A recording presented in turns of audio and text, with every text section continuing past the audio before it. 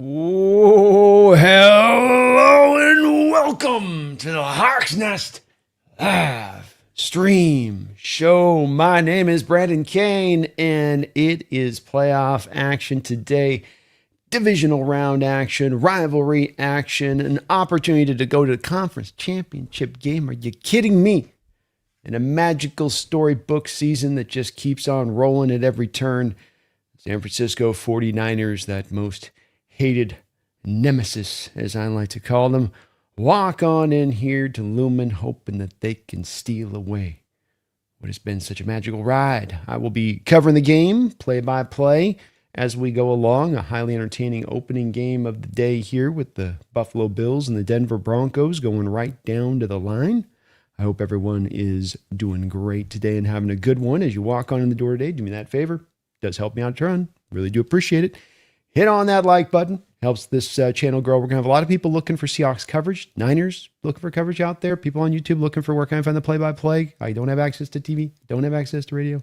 You hitting that like button today helps show my way, on top helping us get a little bit closer to our mark, trying to get up over in that 30,000 subs. That's the next new mark we're going to be shooting for here. I know we're a little ways away, but we're making progress. You guys are doing great with that.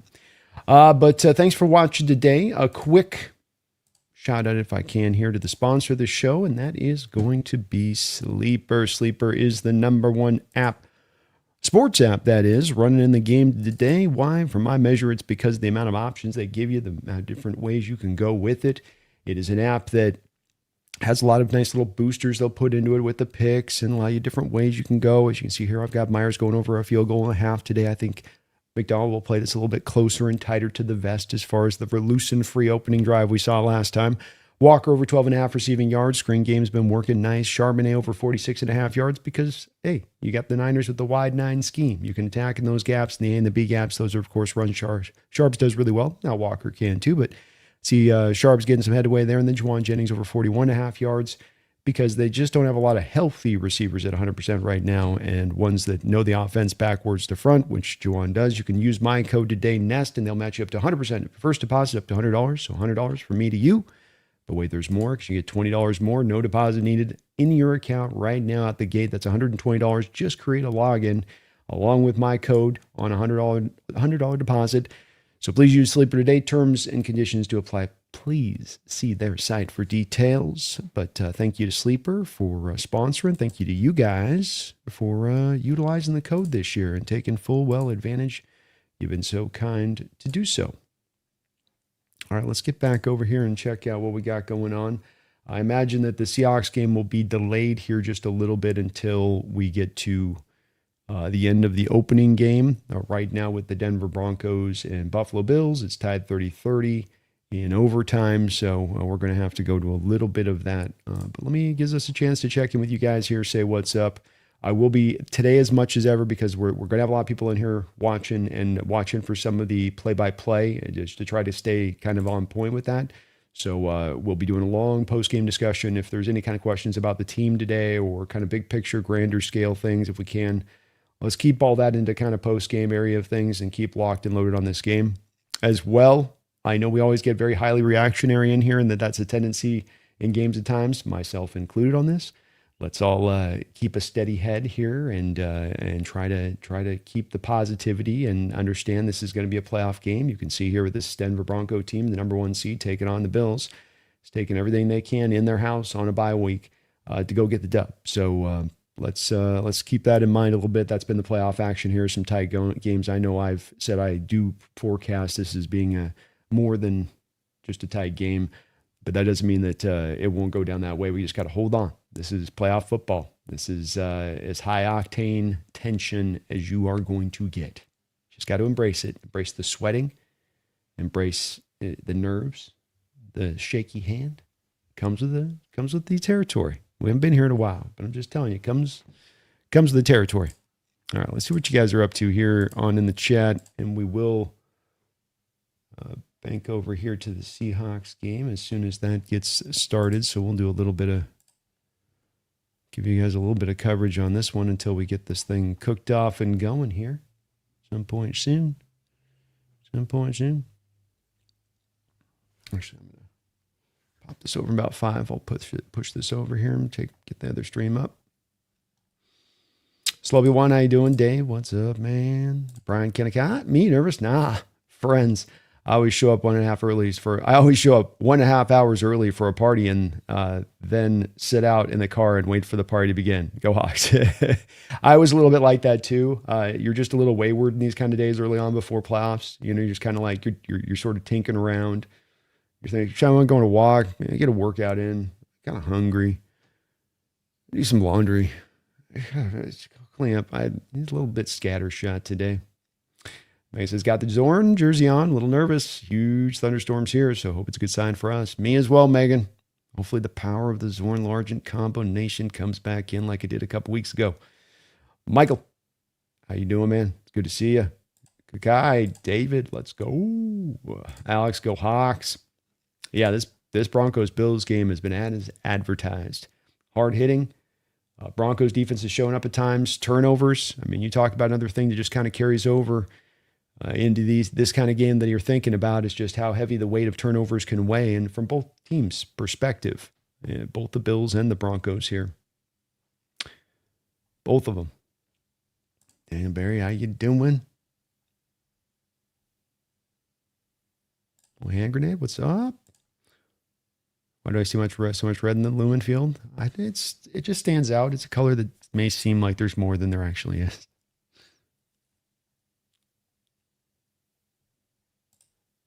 Birdo Ghetto. Let's have it go Hawks Nest. Let's go.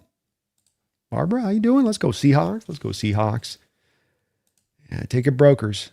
Teams trying to take their steps as they can. As they can. Oh, Hawk, run. Run the ball today. Tell you what, there's been a lot of passing in this opening game here with the Bills and the Broncos, and just kind of at times you're going, especially in the Broncos case, felt like they were really just going to lean into Nick's throwing a lot in this game versus, trying to go a little bit more to the run, even surprisingly so, in my opinion, when they lost a receiver early on in this game who was just kind of getting cooking. It seemed like maybe it was going to be a focal point of their attack a little bit. Megan, thank you for the $5 donation. Starting us off very kind, as she does. It says, B, I just realized this time next week I'll be in Sydney having my ride in the DeLorean. I'm wearing the Zorn jersey. Should I pack it also? You probably should, Megan, because you got to keep the good times rolling with the jersey at that point, And quite frankly, if these jerseys get us to a Super Bowl win, we might have to retire them. Might have to retire it. But yeah. I think you're going to need to. I'm hoping you're going to need to. But congrats on the trip next weekend. A little bit of good and good. You get to go on a trip and you got the Hawks rolling, hopefully. Got to get the win today. But I do think if we get the win today, it'll be probably, I think it would be Sunday. Hard to say with the NFL and how they'll do the timing of that. But I think it'd be Sunday night if it's the Rams and Seahawks. Hard to tell, but thank you, Megan. I do think you should. I'd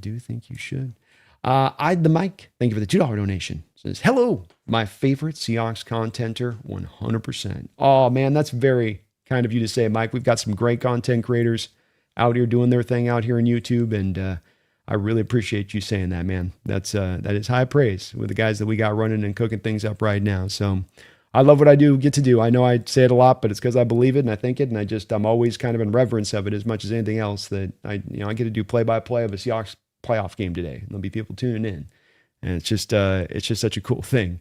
I'll never kind of get over that aspect of things. But thank you, man. I appreciate you for that. That is kind of you, and thanks for the support as well.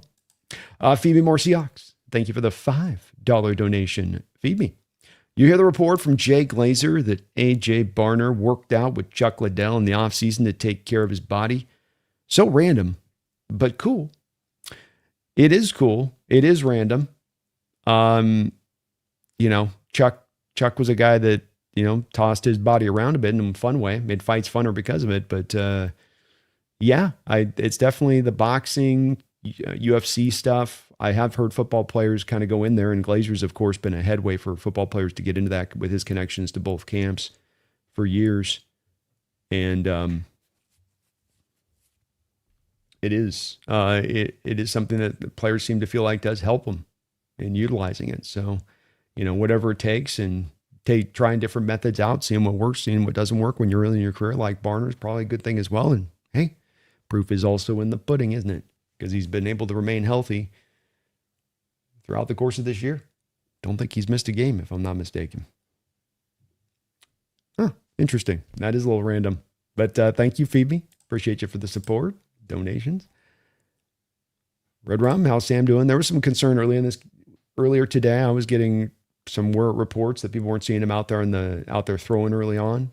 So that had some people a little worried, I guess, and concerned. But everything looks like it's good to go. And he said there's near 0% chance that he doesn't play. Wow, what a punt by the Broncos. O'Dwyer says, I'm not nervous at all. We're about to embarrass the Niners for the second time in a row. Ooh, O'Dwyer's confident. I like it. A1 Crashy, does Seattle's game delay since Denver OT? It would. Yeah. I believe they would. I believe so.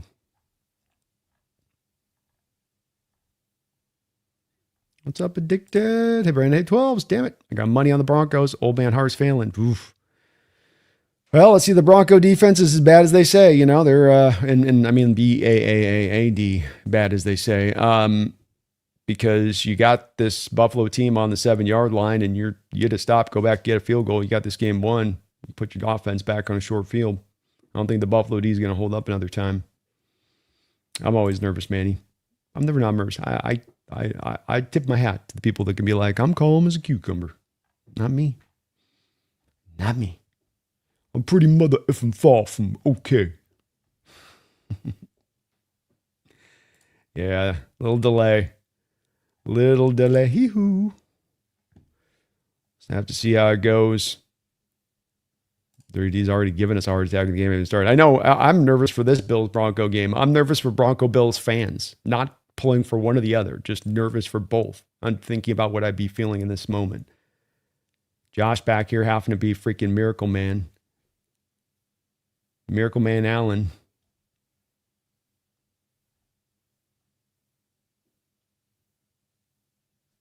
What's up, Alberto? Yeah, the Broncos defense hasn't been able to hold up as well. And it's tough. You got Josh Allen at the height of his powers.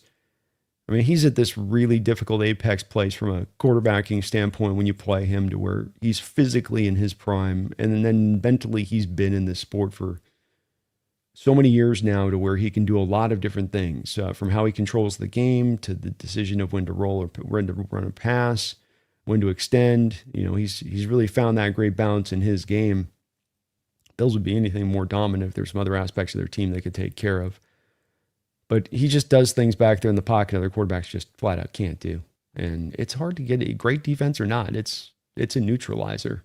That's why people so chase it, you know, and then look for that kind of, as I call it, Superman quarterback. I hate the thought process trying to chase it. You know, it's great to have one, but it's hard to go chase it.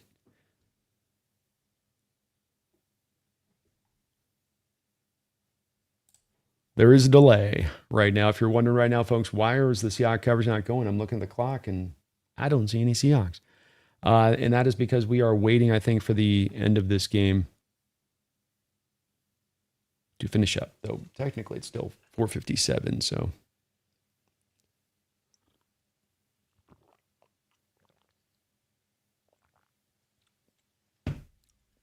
Yeah, this does feel like a drive where even with you putting them on the long field, you really want to come down there and score in that first drive from a Bronco perspective, because if you especially don't like dealing with Josh on day, game-ending drives, this kind of quarterback just one thing that helps him is receiving core is not there right now.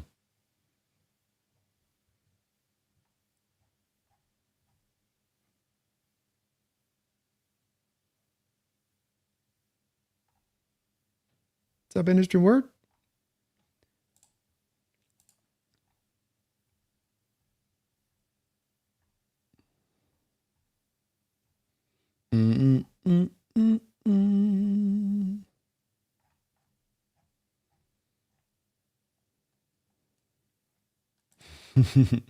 Yeah, my anxiety's through the roof too. Oh, it's gonna be a nervous night. It has been a great game, Mick. It's a nervous inducing kind of game. Oh, you sent me a super chat for the live stream? Oh goodness. So sometimes it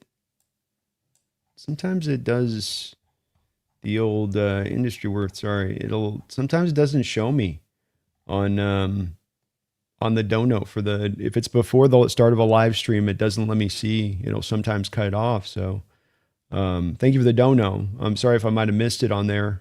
Really thank you for it. It doesn't, but sometimes when it's going live like that, it doesn't always show it up for me on the pre ones when we go live. I don't know why it works that way with StreamYard where it doesn't show up.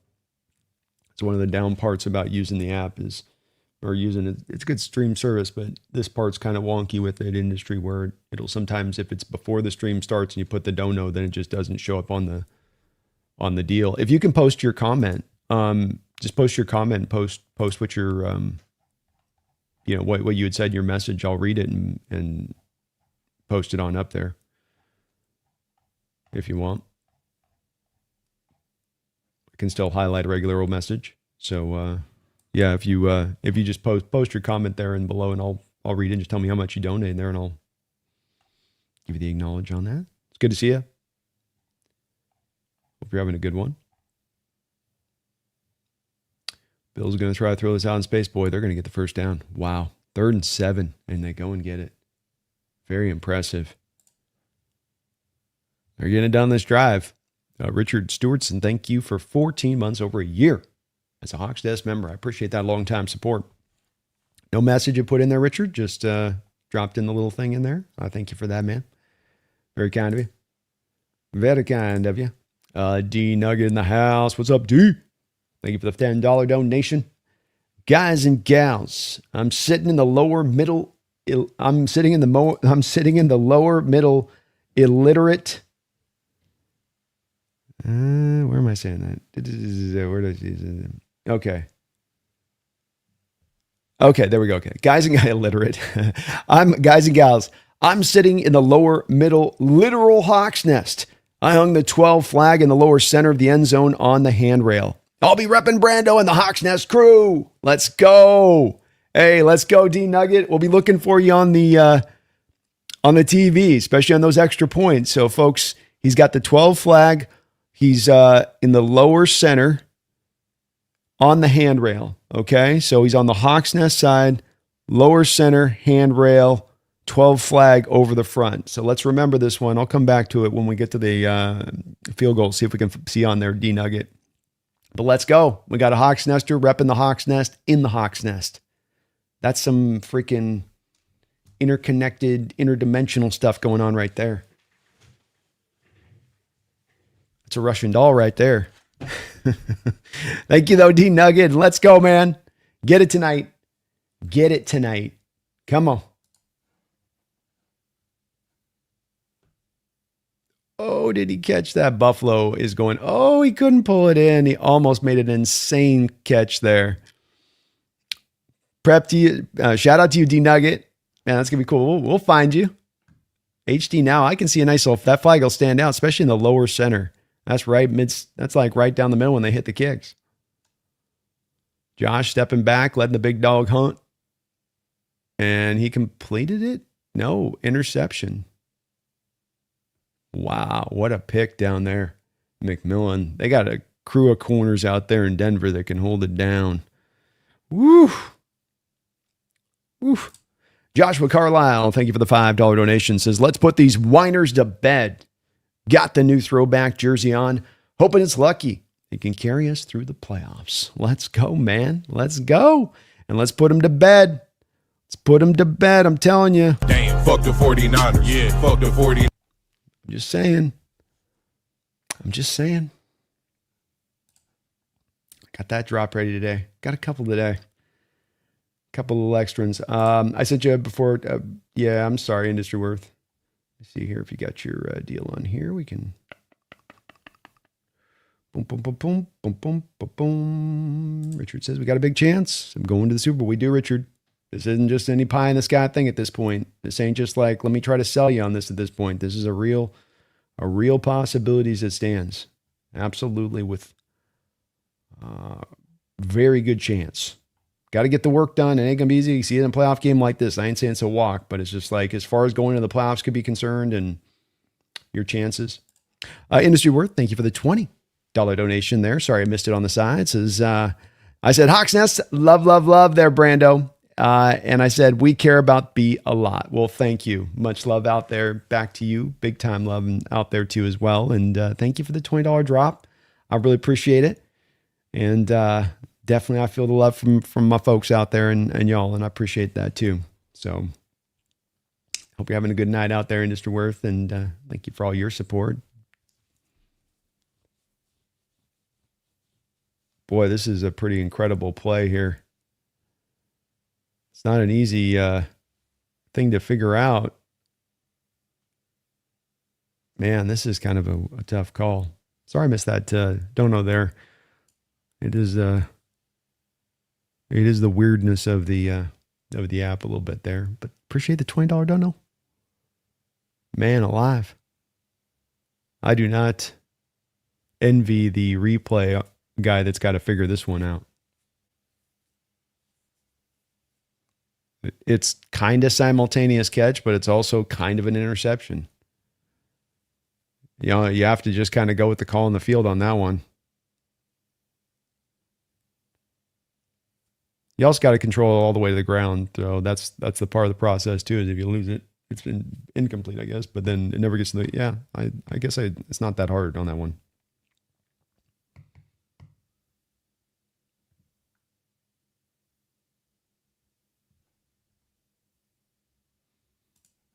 I suppose so.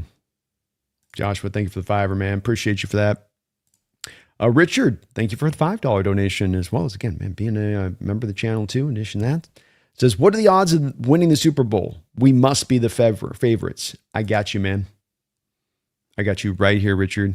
See, this is why you follow this channel, because I got this stuff, bam, right on hand. Just boom, bam, bam. Where's my super dramatic sound effect? Oh, Broncos look like they might be about ready to win this. So Seahawks to make the Super Bowl, 47% chance right now is the odds stand. This is off. Now, this isn't Vegas odds necessarily, Richard. We are, I think, the Vegas betting favorites, tied with, I think, the Bills. But this is also The Athletic run a bunch of simulations and a lot of science. And, you know, they got into like nanobytes and coding, and like they had to get into some deep stuff. I don't know how it works. I just know it's science. So looks like we are, according to the statisticians and the scientists and the great thinkers of our time, the Seahawks are indeed due to be a Super Bowl winning team here. Ooh-wee. That's gonna be hard to get a call like that in this game. Hard to be. Thank you though, Richard. Appreciate that donation. That's why I say it's one where it's not me just being a homer, as I am definitely a homer, but it's also one where this is what, when people look at this playoffs, is as wide open as it's been in recent years, of missing as many, maybe Titans as have existed in the past, that it just feels then more open to the team that's going to be more of the complete team, the team that's in the best position with where they may stand from record and having things like a bye week and home field advantage, and then the strength of their home field advantage. I think there's a lot of little things that go into this a little bit, but the math's for me. JSB 937, thank you for the $10 donation, JSB. We all appreciate your YouTube in the Hawksnet.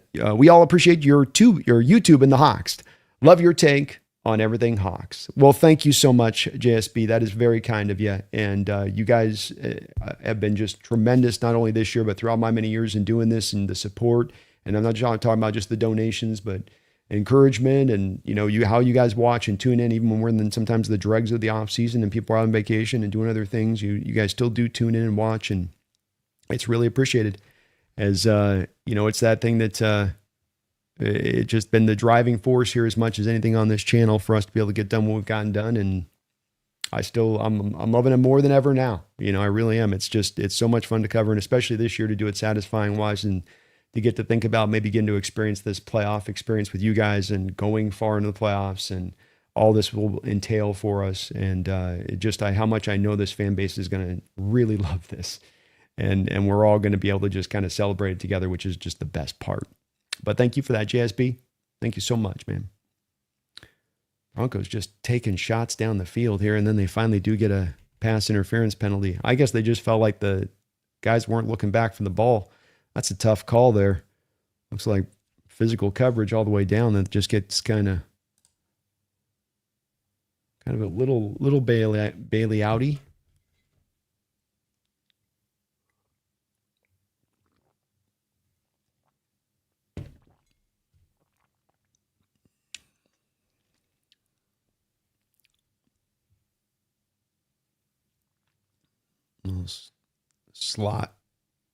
Slot fade, skinny fade there. That's a tough call.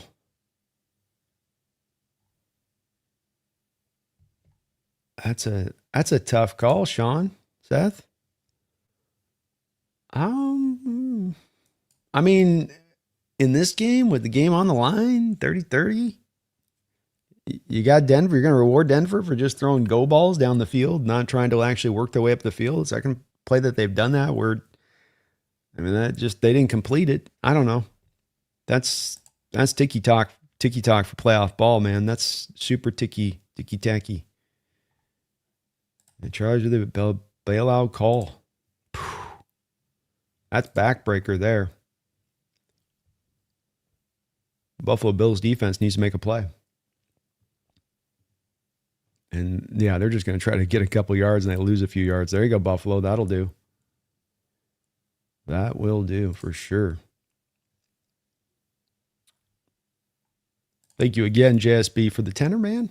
Very, very kind of you as well for saying that. Mark, thanks for the $2 donation. It says, no more talk. It's here. Now go get it. Hey, no more talk. Both these teams hate each other. We know they hate each other. This ain't artificial. This ain't created. This ain't two boxers before a bout trying to generate excitement for the bout. It is true. It is real. And these teams are going to get after it today in that fashion. And it's going to make it all the funner for us to get to watch. Broncos are going for it too down the field. Jeez. Does no one want to execute any offense here? They're just going to throw it down the field and hope they get a flag and they get one? Man, I don't like the flags here, man. I'm not a real big fan on this. I need to see. Am I off on this chat?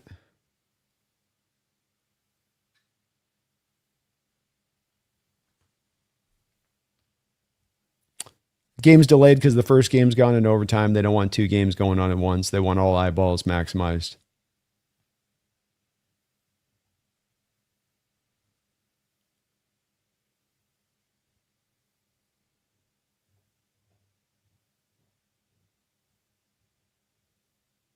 I don't.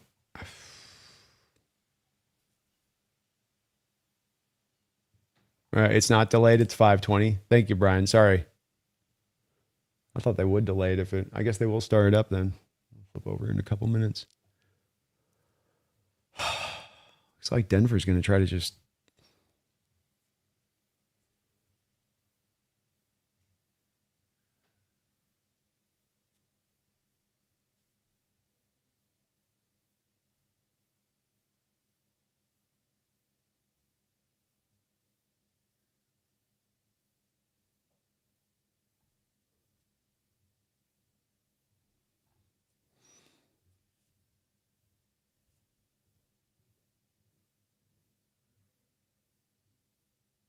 Dude, how are you going to lose your mind on the field? Oh my God, dude.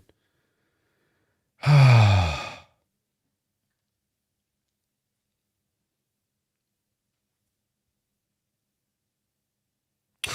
jeez.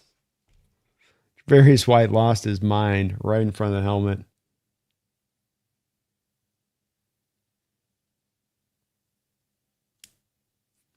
All right. Tough events there for the Bills.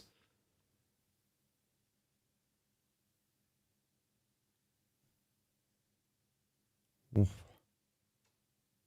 Oof. Oh, buddy. What a wild game. T-Mac, thank you for the $5 donation. Says, go Hawks, baby. Let's put the belt to the 49ers. It's belt to ass day. Let's go. I would take one of those days. I'd happy revel in one of those days if we get a T-Mac. I likes the sound of that. Shadowbot, 30 months. Thank you for that as a Hawks Nest member. Prime time playoff football at Lumen. The 12s needed this. Oh, did we need this? Oh, do I know the people in that stadium are loving life right now and all the potential of what could go down here. You know it. You know it. It's going to be, like as somebody else said, electrifying environment out there. Electrifying. 24-yard attempt here for the Broncos to see if they can continue on to the next round. Take down the Bills, snap down, kick up, kick through, kick good. And that will be that. Let me get this switched over to our game.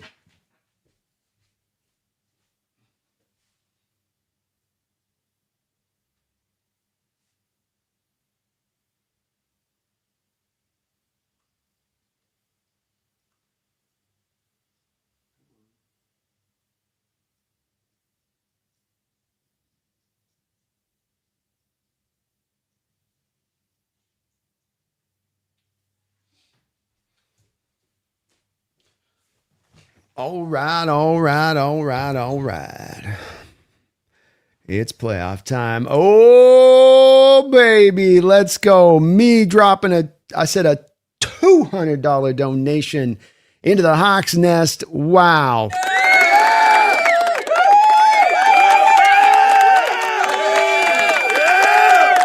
Let's go, me. You are very kind, as so many times before, dropping these huge donations into the Hawks Nest. Thank you so much for that. Absolutely salute you for your kindness and support and dedication to this channel in that way. He says, quote unquote, we're gonna go inside of them. We're gonna go outside of them, inside of them, outside of them, and when we're gonna get them on the run once, we're gonna keep them on the run. We're going to go,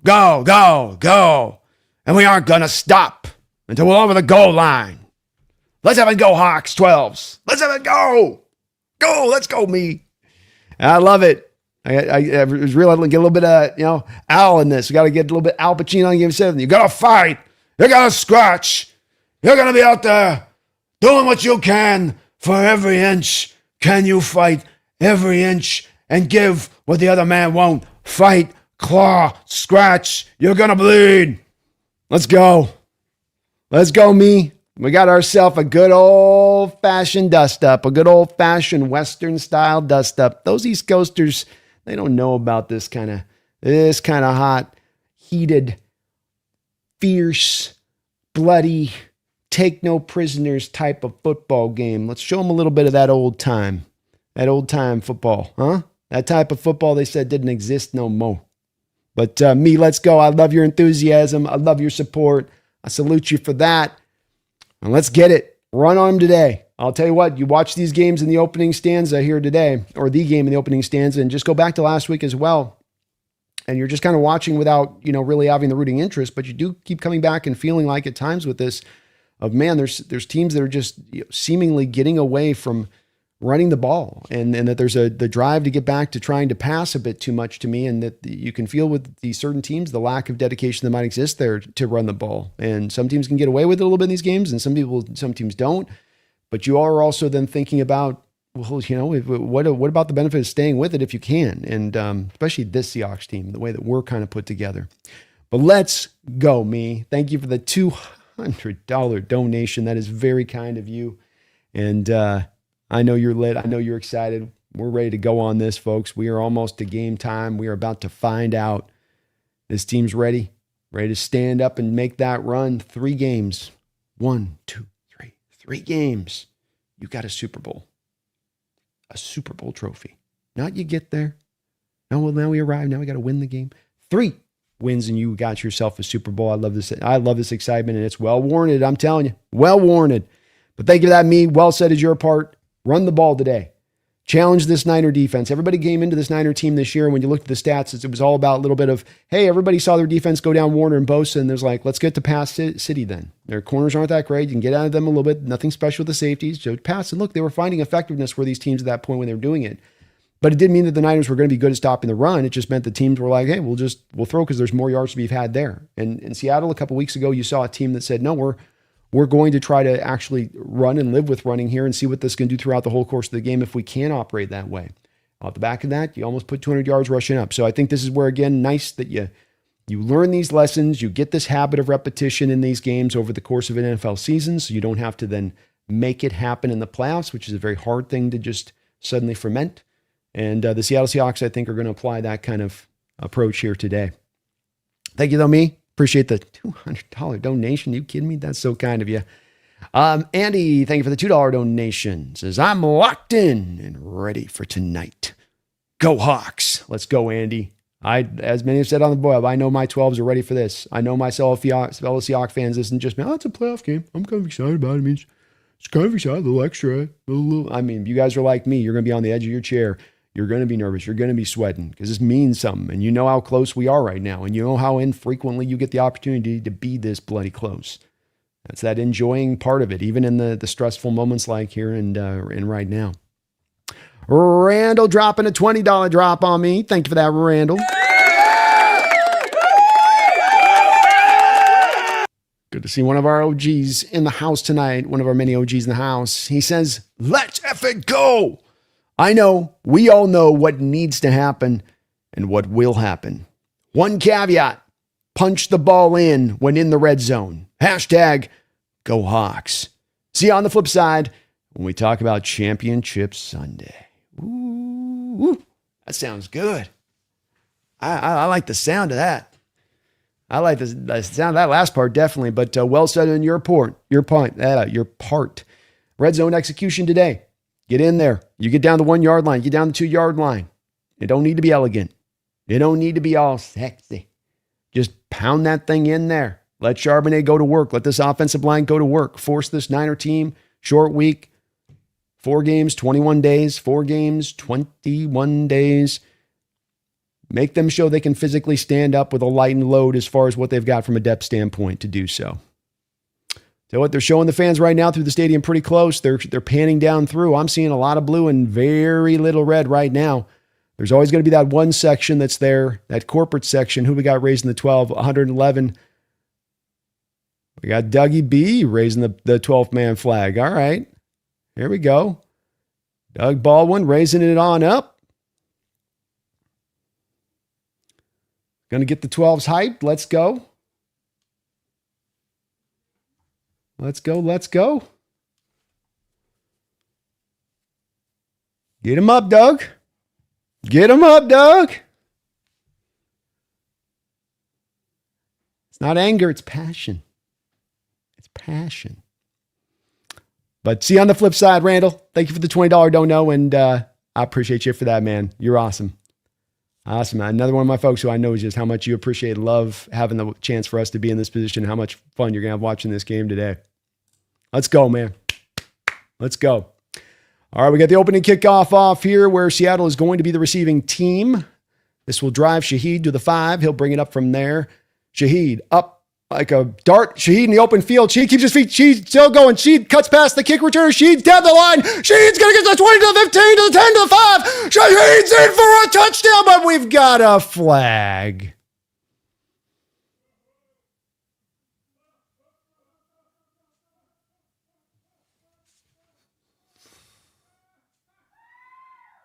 My parents are over, so you're going to hear them in the other side of this today, by the way. Is it in? Wait, we got him going.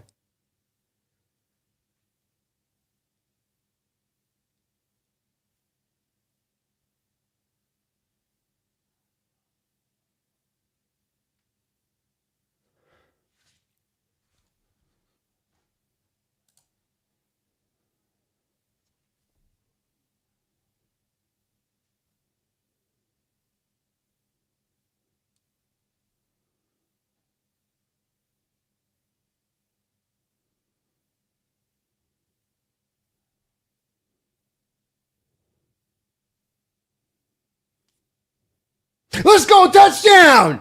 Let's go! Touchdown, Seahawks! Play's gonna stand. Shaheed absolutely just shot out of a cannon on this play. Beautiful lane created by the Seattle Seahawks, blocking, stumbles. The Niner kicker tries to trip him.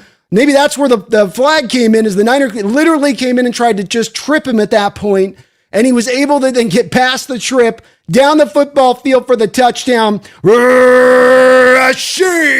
Shaheed. Let's go!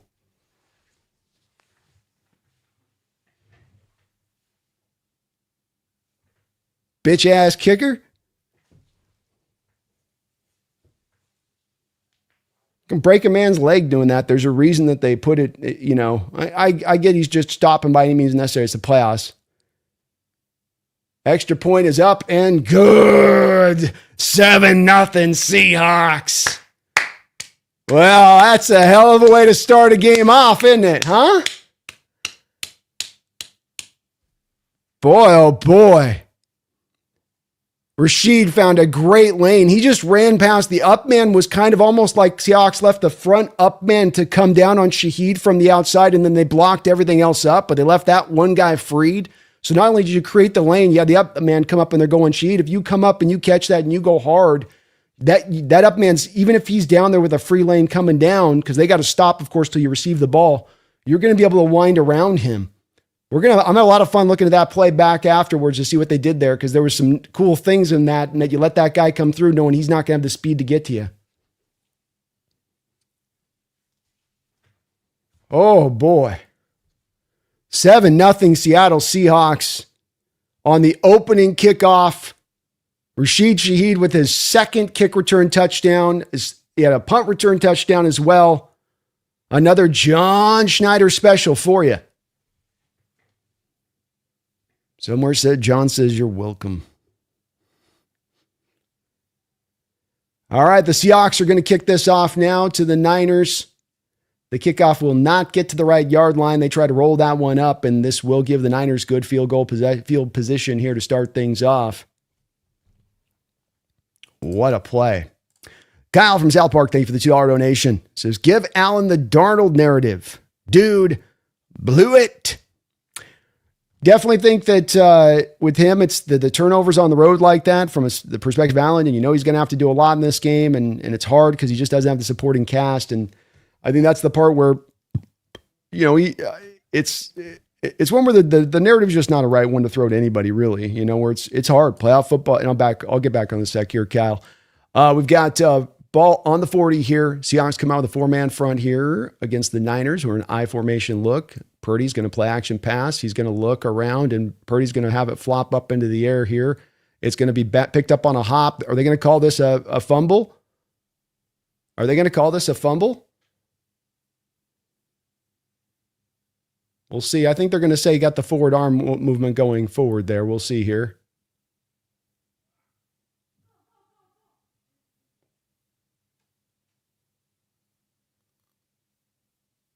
Huh.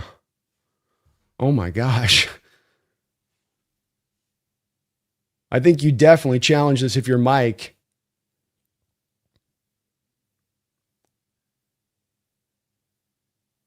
I don't look like he's going to.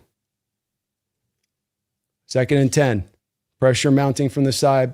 Ball tipped up in the air by the pass catcher. Jennings able to catch it. It took him a second to kind of get it reeled in there, a little bit of a bobble. And this will bring up a 3rd and long for the Niners.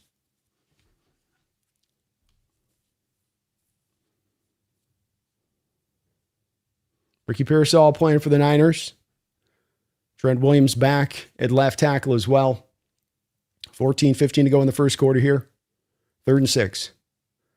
Ball at the 38-yard line, 43-yard line of Niner territory.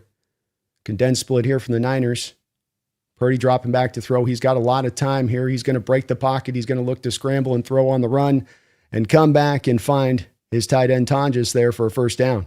A lot of time there in the pocket. Seahawks deciding not to bring any pressure there or stack boxes, just to run the 4-man front. Probably a little bit of feeling out what you're going to do here early on with the Niners and what they're maybe looking to do as well.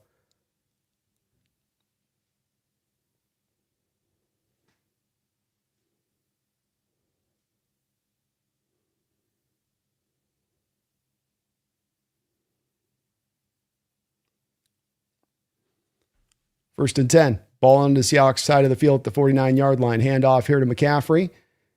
He's able to sidestep his way to finding a hole and getting downhill for a nice 6-7 yard gain on first down. Yeah, I'm going to guess on the challenge flag thing, if there's some questions in the chat with that, I think it's a close play. Are they going to overturn the call in the field with something as close as that this early in the game? Perhaps not. It's a big play, but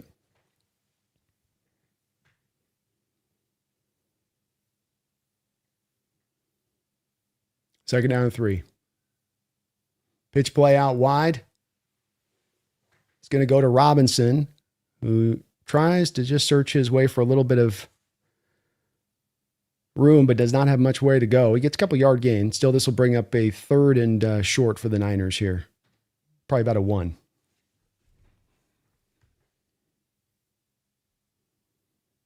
Purdy hands over his helmet, trying to hear. Crowd getting loud, as they should. 3rd and 1, 12:22 to go here. Ball in about the 41-yard line of Seahawks territory. One wide receiver look here for the Niners. Heavy front from the Hawks. Coming up here now and stuffed in the hole there. Uchenna Nwosu and Byron Murphy combined on that one to cut him down. 4th down and 1, and decision time here for the Niners. Are we going to get Shanahan getting aggro early on here?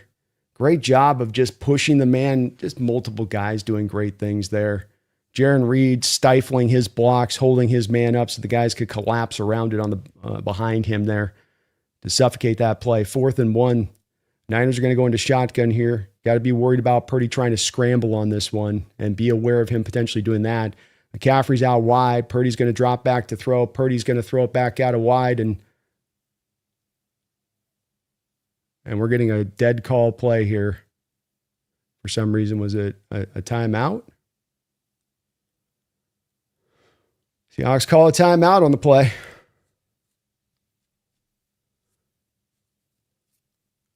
Shanahan's pissed off.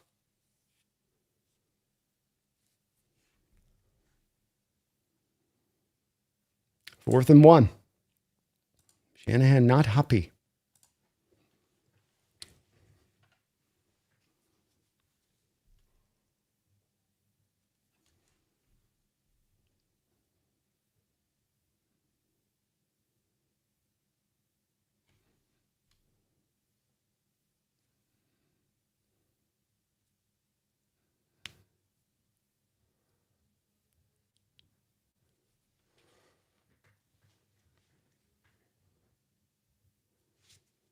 Okay. First time out used here by Seattle. Niners come back out. Big play here. 4th and 1. Again with one wide receiver here. Tonjes goes in motion. Use check. Goes back into fullback look here. They're going to do it the fullback handoff here to use check. He's going to try to throw it late, and that's fumble out of bounds. Niners going wishbone. It's a bold strategy, Cotton. Let's see if it pays off for them. Niners decided to go wishbone. Okay, well, that's a choice.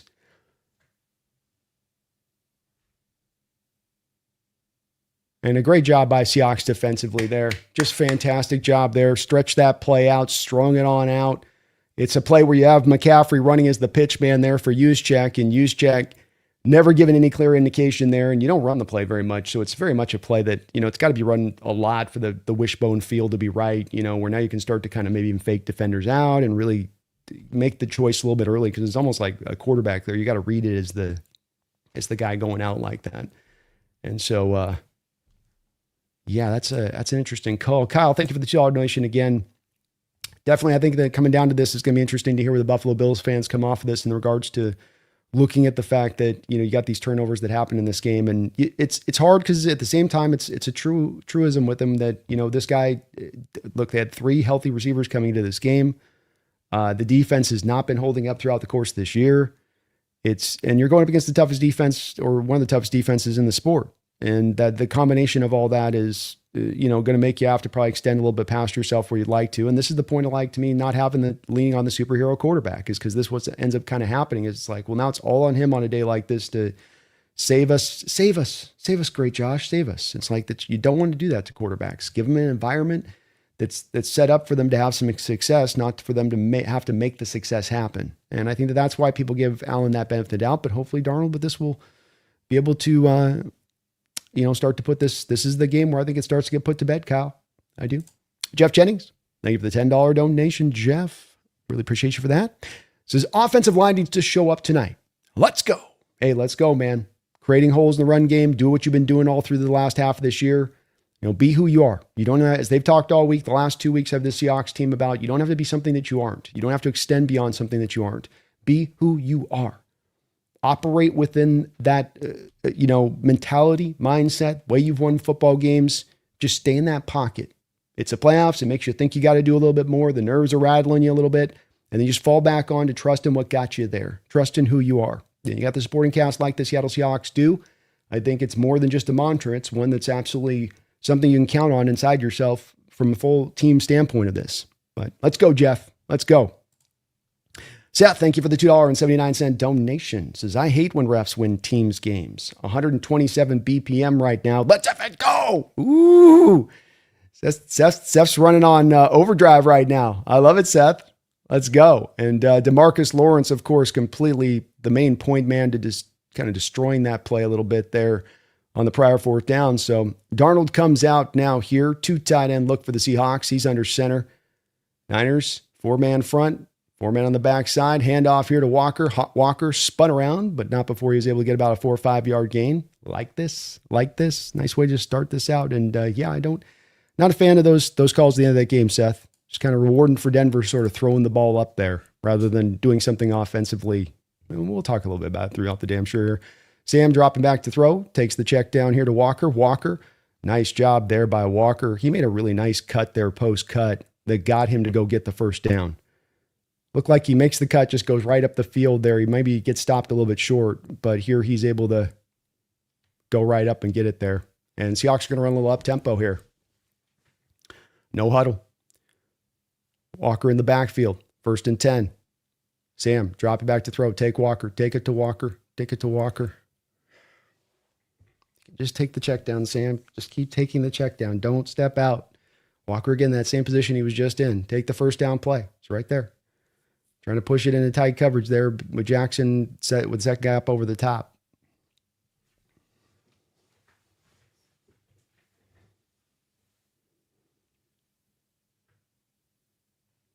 Second down, 10.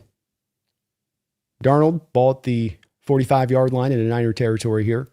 I formation look with a condensed package of 2 wide receivers. Charbonnet in the backfield. Charbonnet gets it on the outside pitch play here. He's got blockers out in front. Charbonnet working his way through, putting his head down. Charbonnet rolling. Big wheel, keep on rolling. Nice job by Sharp. Tucked himself right in behind a big old fullback. Robbie Oots leading the way out in front there. Oots, Oots, Oots, Oots, Oots, Oots, Oots, Oots, Oots, Oots. Just tucked his way in for a nice little 12-yard gain. Beautiful block. Don't get away from the running game, Sharbs, or for Kubiak. Stay with it, brother. 9:48 to go here in the first quarter. Sam adjusting traffic here with an I formation look, and again, the condensed split out of an I formation look here. Hand off to Charbonnet again here. He's going to sidestep one and then trip himself up on his feet there as he was trying to make a little bit of a stutter step, but still a nice little 3 or 4 yard gain there.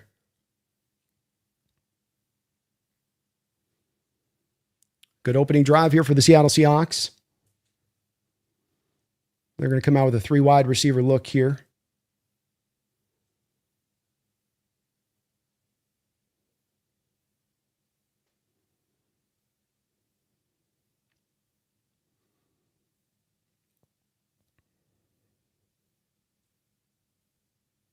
Weird look here. Okay. Sam gets it out to Cooper Kupp on an out route there. Cooper's going to be pulled up just short of the first down. He'll be ran out of bounds. But we are getting ourselves into what would be, I believe, here barnyard mode. You are probably close enough to pull this off here.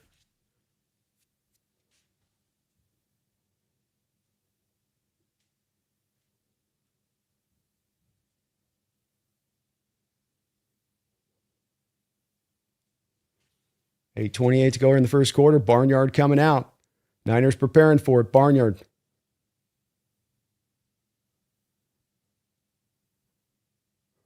Barnyard pushing forward. Barnyard pushing forward.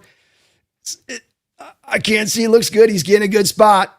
And I believe he's going to get a first down here. We'll see how it stands. Did we get it? Looks like. There we go. Barnyard in business. Goes and gets the first down. 1st and 10 Seahawks. Back to the run. Back to the run. Back to the run, Coops. Back to the run. 1st and 10. JSN goes in motion. Oh, we got a false start there by Abraham Lucas. Abe got it going a little bit fast there.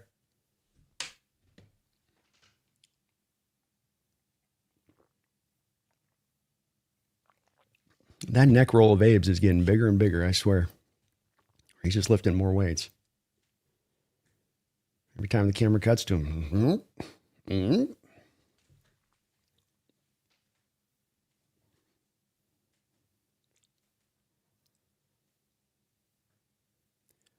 $7:19 to go here in the first quarter. Ball at the 25-yard line in Niner territory here.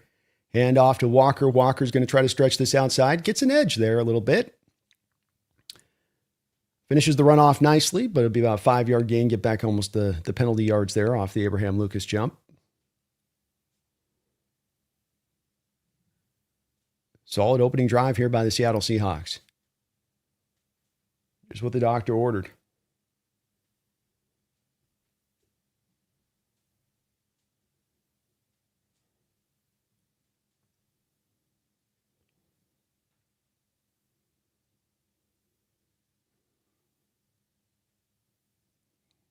Two receivers to one side here. Play action pass by Sam. He's going to roll out to his right.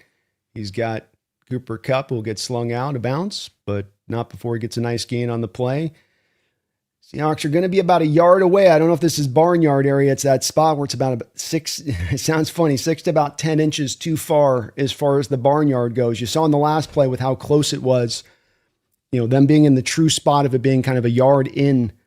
This is about the spot where it gets a little bit tougher to run at this. Now, you can come out and say, hey, we'll just run it twice, and you ain't going to stop, but we'll get a half yard each time. But Seattle doesn't look like they're going to do that here. It's more traditional here. It's about a yard and a half. Ooh-wee. That Charbonnet just got swallowed up in the backfield on a quick snap there. The Niners were completely ready for that. And this will bring up 4th down. Take the points here. Take the points.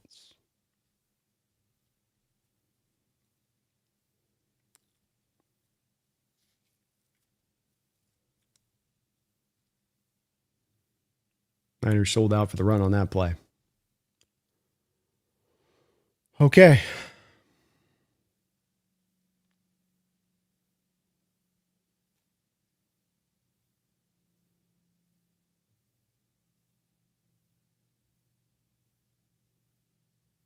Snap is down. Kick is up. Kick is good. Seahawks take a 10-0 lead. Okay. Yep, take the points today. Glad to see him take the points. Shanahan's working the ref like... My goodness, he's working the ref like a lobbyist does a politician. My goodness. Let the ref the game, coach. You can complain about everything? Again, back to you, Seth, on that don't know, man. Those two calls to me, it's, you got man coverage from the Bills on the outside, and so it is on, the guy in coverage is going to try to be, but it's like, look, that's the physical coverage in the playoffs you're going to tend to allow. Be very interested to see if they were allowing a lot of that through the early part of the game, and then you started to get tight there at the end on that with those two calls, and it's unfortunate, but it's going to be a bit of the narrative, not full narrative coming out of this game, but it'll be a bit of the narrative, and It's one where it's like that's why you want to really kind of those moments try to swallow your whistle if all else is necessary and not necessarily be a letter of the law kind of guy in that moment. Let the players truly kind of decide it a bit. But we'll see how it goes with that. Ooh, Simogen, thank you for the $20 donation, Simogen. Appreciate you for that. And folks, if we do, we're going to have a lot of donos today. I'll be doing really locked in on the play-by-play to try to make sure we're giving people game coverage today of what's going on with the action, especially being the playoffs. So if I happen to be a little late on getting your donos today, this might be one of those days where I might be a bit late on them because especially trying to make sure we concentrate on what's going on with the action at hand. Not that I won't definitely get to your donations. Simogen, thank you for that $20 drop. Says, Brandon, the bot is being a bit overzealous in deleting comments. I made a couple of comments about the Bills and they got deleted. It's you got to give him some space on this one. You know what I mean? Like I can only imagine what he's going through and you know, this is that thing about pressure and you know, which teams who have pressure and who don't. And yeah, the Bills organization has pressure on the back of it. And it does so because of the fact that they know this Josh Allen in his prime, height of his powers thing is not going to last forever. And we're not putting a good enough team around him to quite get him to the Super Bowl with what he can do. And that's a failure of organization at that point. And that's one of the biggest failures of organization, in fact. And when you put that on top of the fact that a guy in Z-Bot's case, you know, he hasn't ever been to the promised land in his lifetime. You know, he hasn't been even around when the Bills were losing Super Bowls in the early 90s. And that's a long time of suffering for a fan to go through and be facing down. And so, yeah, they like this. You got to give them a little bit of headway on his image. And they're going to be a bit, you know what I mean? But he's such a nice guy. I'm sure, you know, like I'll probably be a little moody too if my team lost today. I'd be, you know, I'd be in my emotions as well. It's the part about being that fan, you know, where it comes with it. We got a short kick here at the 5 up to Sky Moore, who can be very dangerous with the ball, but he's going to be pulled down at the 27. We got a little bit of fight and go on. Come on, get your hands off each other. Get your hands off each other. Come on, let's chill out. A little feisty down there. Getting a little feisty down there. Good job on the coverage unit there. But Simogen, thank you for the $20 donation. It's those Bills fans, they've been through a lot, man. My heart goes out to them. They've been through 4 straight Super Bowl losses, and then you got to wait maybe 30 more years before you even get back to the dance. That's tough. That's tough. But thank you for the dono, man. Appreciate you. Very kind of you. Niners come out now here on 1st and 10 in shotgun look, 2 wide.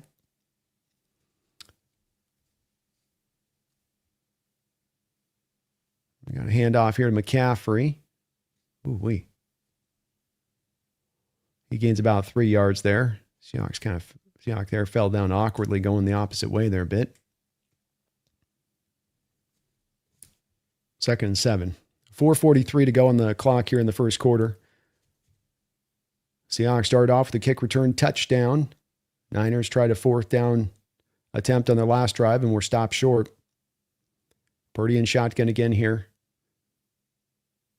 Same personnel grouping here, 12 personnel. Juszczyk aligned as a fullback, sometimes aligned as a tight end. Pressure mounting here onto Brock Purdy, and he is able to complete it. We got a fumble. Fumble! Ball's picked up by Julian Love. Julian Love puts 2 hands on it smartly, and he will be pulled down. Ernest Jones rips it on out. Great job by Ernest. The catch was made, and he came up the whole way with the meat hook. The meat hook. He brought that thing out of a cooler somewhere. Just pried that thing open. Just pried it on open there. Oh, that's a live ball, baby. That's a live ball. And the Seattle Seahawks have a chance to put a quick dagger in the Niners' heart. Woo! Let's go, baby. Let's go. Best defense in the NFL. What? Oh, baby. Oh, baby.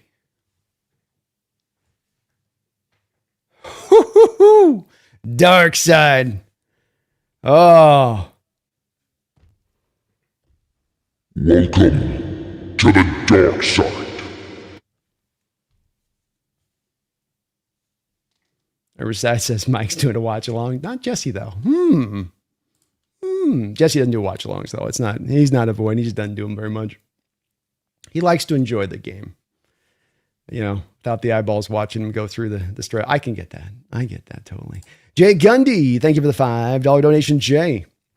What's a thing you'd like to see tonight that would make you feel better about the future? I'd love to see Mills solidify his role. Oh, well, I think it's an easy answer, but I think it's one where I get so tired of hearing it so often, not as much as that I have any worry about it being the truth and that I don't give much measure to it. But of course, the Darnold narratives that continues to be blasted out, and you guys saw it again this week in the lead up to the game. Many of you, hit me up on DMs on Twitter going, look what this guy's saying. Look what this guy's saying. And it's like, yeah, I get it. It's one where you look at these guys and you go, this narrative is just so hard lined out there on him. And, one that I'd love to see him be able to upend with even simply this win and just getting that and taking it down that line to starting to do that to where this can quiet down and it just becomes about this football team and how good or good not we're not, rather than people playing psychologist out there, as so many people are doing with them. I've never seen another player who so many people want to put on the bespectacled glasses and grab a notepad and pen and be like, show me where he touched you, Sam. It's like the guys, what is this whole, like, he's got some mental and attitude. So a lot of quarterbacks fail or don't succeed in their first stops, but with this guy, it's like, holy crap with that, it's so kind of out of pocket to me where it's like, really? You're going to question guys' mentals? We're going to that point. And if you're going to do that, have some true proof of it, right? Don't just be, I just kind of look at him and think that sort of when I see him, I just think that's got to be the case, But that'd be mine, Jay Gundy. Thank you for the $5, man. Seattle taking back over here with a 2 tight end look. Walker in the backfield. You got a little Bobo Cooper Cup action going here. This would be a little bit of an indicator you're going to run the ball maybe. Play action pass. They do not. They're going to throw it here. Throw it. Oh, Sam is going to get sacked there. Niners bringing a blitz with Mustafa, the safety. They don't bring a lot of blitzes. Sam coming up a little bit limping after that. Hopefully he's okay. 10-yard loss on the play. Coobs was looking for the shot down the field there, and there just was nobody there. Love to see Sam try to throw it away there, but I don't think that's where Walker completely blows the blitz pickup on Mustafa. 2nd down and 20. Sam dropping back to throw here. He's going to let it rip over the top, and he's going to get it to Cooper Kupp for a nice completion. It looks like a first down. Cooper took a nice little dive forward out of bounds there at a great angle to go get the first. He was a little short, and a beautiful throw by Sam. Talk about letting it rip. He's throwing it from this near hash to the far hash, and he's got to throw it to the corner. So that's not just a 15-yard throw. That's a 25-yard throw to put that in where he layered that into. It's in between the coverage. That's a very high-level throw right there from Sam Darnold. 20 yards on the play for a first down. Cooper Kupp, 3 catches, 3 targets, 34 yards. Seahawks back in shotgun with Sam here. 3 wide receiver look. Sam dropping back to throw. He's got to just dirt this one up, as that play was just defunct from the jump. Almost looked like Walker wasn't running a screenplay there. Getting a little cutesy here with Clint on the pass happy stuff. Back to the run, big guy. Back to the run, big guy. Come on. You know what I mean? Like, you did such a good job. I know you want to go headhunting on the passes here, but like, it's okay to take the 5-yard runs. We could do that. Ball on the 32-ish yard line. Sam again back in shotgun here. 3 wide plus a tight end. Out of line wide. Sam dropping back to throw. Sam stepping up in the pocket. Sam. And he goes for Shaheed. Shaheed's going to be run over by the defensive back out there, and there's going to be a flag. Sam climbed the pocket and was looking to get back to Shaheed on a comeback route, and the Niner player was on the back. Siegel, the rookie, got on the back there of Shaheed and kind of ran right through Shaheed instead of making a play on the ball. That's a big call there, but that's the right call. You can't. And oh my God, Shanahan's giving Ricardo Green an earful on the sideline right now. Oh my God, that's not a good look at all. Ricardo Green's walking away from Shanahan, who's in his ear. First down and goal. Ball goes down to the 9-yard line after the penalty for the Seattle Seahawks. Walker in the backfield here. Handoff inside. He dances up through. He's going to be pulled down to the ground. Green was looking like he was not listening to anything Shanahan had to say. And there we go, Clint. Thank you.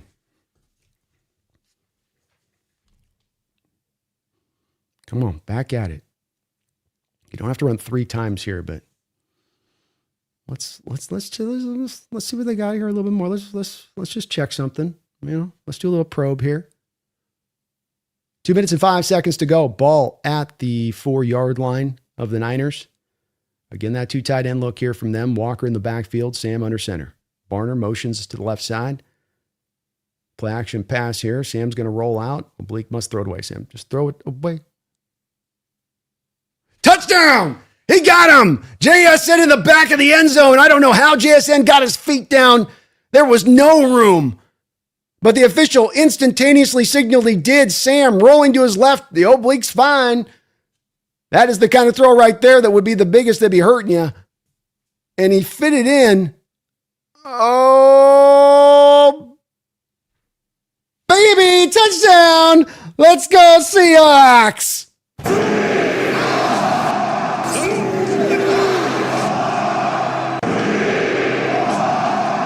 Come on.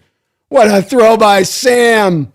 Rolling to his left, back across his body. He's got to throw that in a little cupboard-sized hole right there. And the kick is up and through, and JSN, your offensive player of the year. Just my opinion. Gets the feet down. Sam, man in his face. Puts it in. Woo!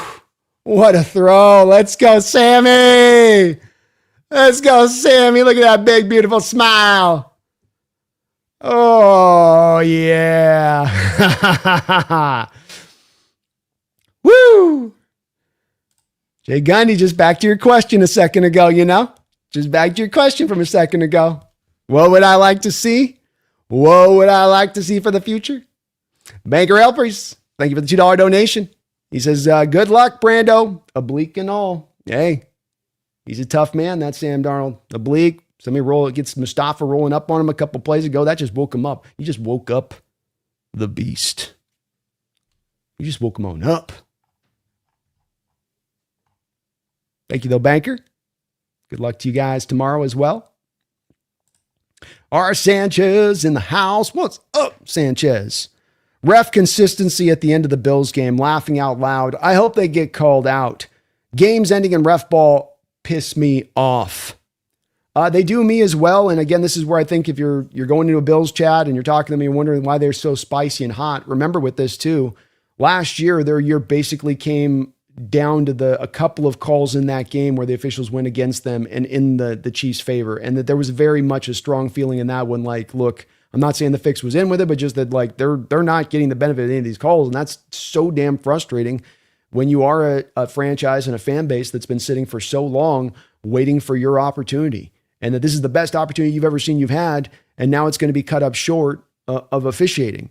And we've talked about in the NFC Roundtable a couple times as he bought on this when I said it last year. I'm like, if you guys lose, then you lose. But I don't want you guys losing with officials having it on the back of their calls. And they're just such 2 calls to me that, again, all you're doing is bailing out offenses that are basically just trying to throw it down and hope that they can bait the official into a call. That's almost as much as anything they're hoping in that moment from a Broncos standpoint. I don't think they're attacking this a mismatch or anything else there. It's just like, well, we've got one-on-one coverage. Let's just throw it down there and see if the guy gets grabby. Don't reward him for that. Make him complete the ball. I mean, the Cortland Sutton one, you could almost say potentially is not even a catchable ball when it's all said and done. But yeah, I was frustrated by that one too. I feel for the Bill fans on that one. Little old snowboarding lady, thank you for the $5 donation. Just watch Perna lose his mind on an epic game. I love my Broncos and Seahawks. On to the Hawks game. Go Hawks. And thank you for streaming. Hey, thank you for that, snowboarder lady. Appreciate you. Kickoff will drive back here. Nice kick there by Myers. He really kind of seemed like he surprised Sky Moore there, where Moore was thinking he's going to get it to 1. He just drove him back into the end zone there. They're replaying here the touchdown from a second ago. You got JSN coming all the way back across the field on a crossing route. He gives Sam the hand. Says, "Give it to me, Sam. Come on. Go ahead and give it to me."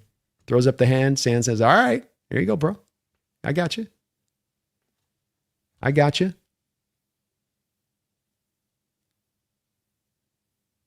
My goodness. Okay. I don't know what's going on with Shanahan and Ricardo Green right now, but not the kind of conversation you want to be having in a divisional round game.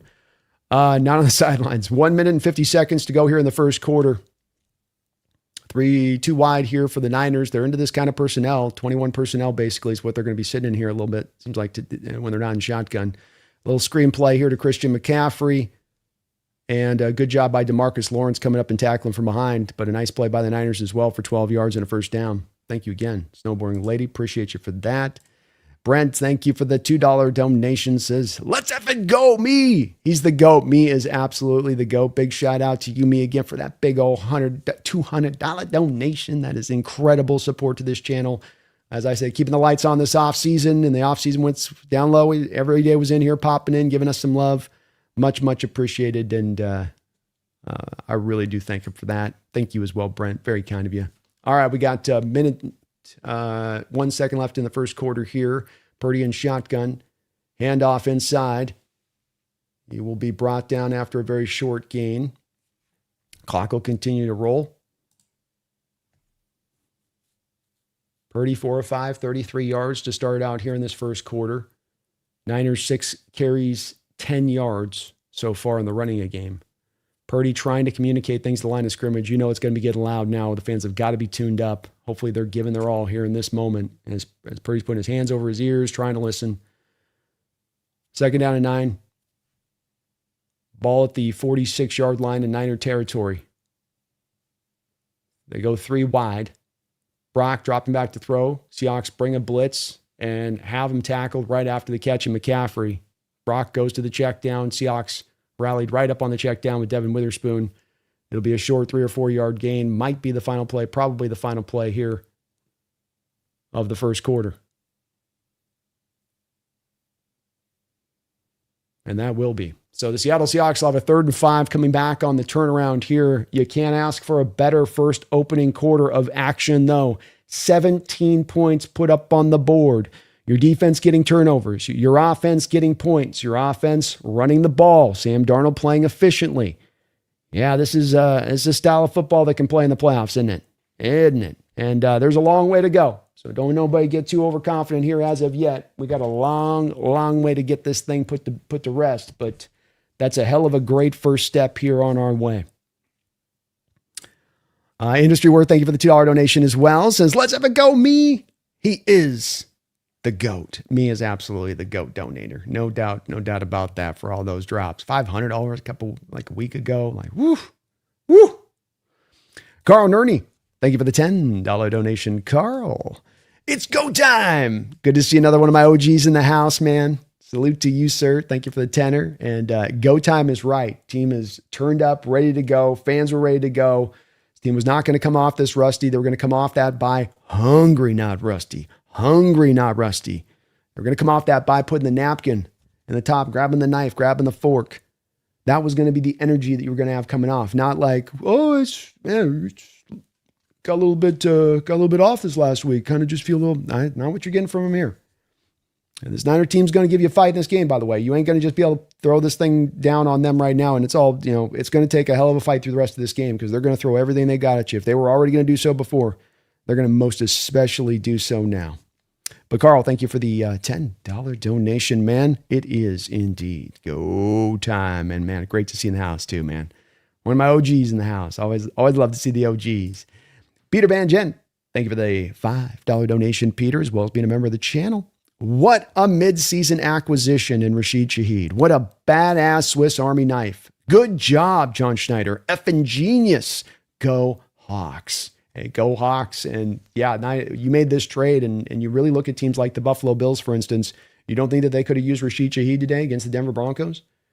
Now, there's playoff teams that could have made that kind of move that he absolutely would have helped. who just kind of stood on their hands on that one. And they're like, well, I mean, we'll just hang. And Seahawks were aggressive. And you gave up 4th and 5th round draft capital, which is not significant. But John knew what he was going to be able to add into the mix here, which is a guy that pass catching, kick returning, punt returning. He gives you a lot of those things. And as far as I'm concerned, maybe the most elite kick returner in the game rolling right now, especially when you pair him with Jay Harbaugh. Guys looking like Devin Hester back there. 2 kick return touchdowns, and a punt return touchdown since he's arrived midseason. That's phenomenal. Absolutely phenomenal. All right, 3rd and 5 now here. Thank you, Peter, for the $5. Appreciate you for that. Brock's trying to change the play at the line of scrimmage here. He's got a condensed split, 3 wide receivers. McCaffrey to his left. He's going to drop back to pass. He's looking. He's going to step up in the pocket. He's going to try to break the pocket. He's going to flip it back across the field. Man, that looked like he got past the line of scrimmage to me. They're going to say he was not past the line of scrimmage. That's a hell of a throw on his part. He must have been right at the line. You're at the 49-yard line there. Seahawks got some pressure. They didn't have anybody there really. Yeah, he got it off behind the line. Wow, great job. Brock can do some off-script stuff, man. That was nice. Gets Tongas there. I don't know how he even found him over there. 1st and 10. Ball on the 39. Pitch play here to McCaffrey. McCaffrey's going to get swallowed up by Derek Hall. Great play by him. Sets the edge and then finds McCaffrey for a very short gain. Industry word, thank you for the donos. Appreciate you for that. Very kind of you. 2, 3, a 3, a 3, 5. You're super kind for all those donos. Thank you for that. Appreciate you. Appreciate you. Please do, folks, hit that like button today. Well over 1,000 people in the house. Hit that like button. Maybe sub on up if you get a chance here to the Hawks Nest. It's free. Doesn't cost you anything. Helps out channels like me tremendously. They're going to give him 2 yards on the last play. 13:45 to go in the second quarter. Seahawks have 17-0 here. Ball on the 38-yard line in Seahawks territory. Shotgun look here for Brock. He's going to drop back to pass. He's got some pressure. McCaffrey makes a beautiful cut there after the catch. Made a very nice cut there to get past the first tackler and go and extend the play and go get himself a first down. Seahawks able to get some pressure there. Murphy trying to fight off the hold there, and it looked like he got ripped upon there a little bit, but they're going to let them play that way here in this game. Drake Thomas coming up trying to peanut Pillman punch that thing out. You love to see that. Especially with McCaffrey just with one arm on that thing. Niners' best drive of the day, working their way deep into Seahawks territory here now. 1st and 10, ball at the 29. Again, a shotgun look here. It looks like we're going to just get a timeout from the 49ers here. Their first time out of the game. And Shanahan's, again, working the officials in this game like nothing else. I don't know if I've ever seen him work the officials this hard in a game before. All right, he almost just took that timeout so he could just go talk to the official. Okay. All righty. Peter, thank you for another $5 donation. Peter. Wishbone on 4th and 1. You underestimate the power of the dark side.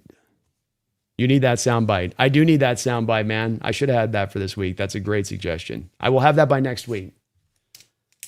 Let me get that in my notes here.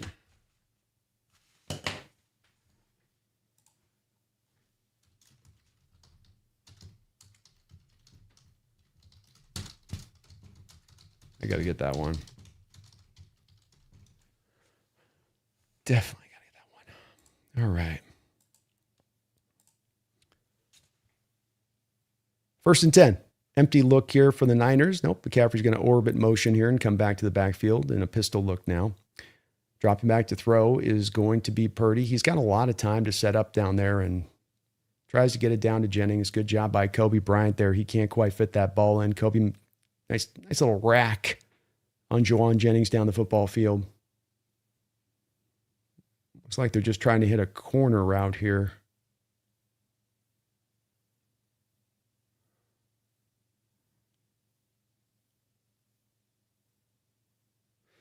It's a tough throw. That's not an easy throw.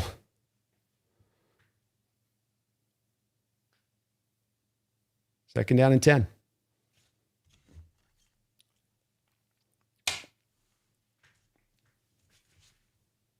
Shotgun look again here, 3 wide. Purdy dropped back to throw. He's going to flick this out into no man's land there.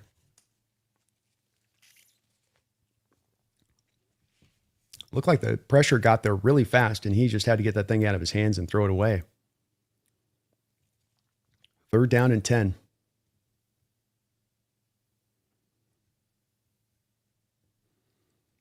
See if Mike dials up a little bit of some sauciness here. Get a little bit of that Louisiana gumbo in here.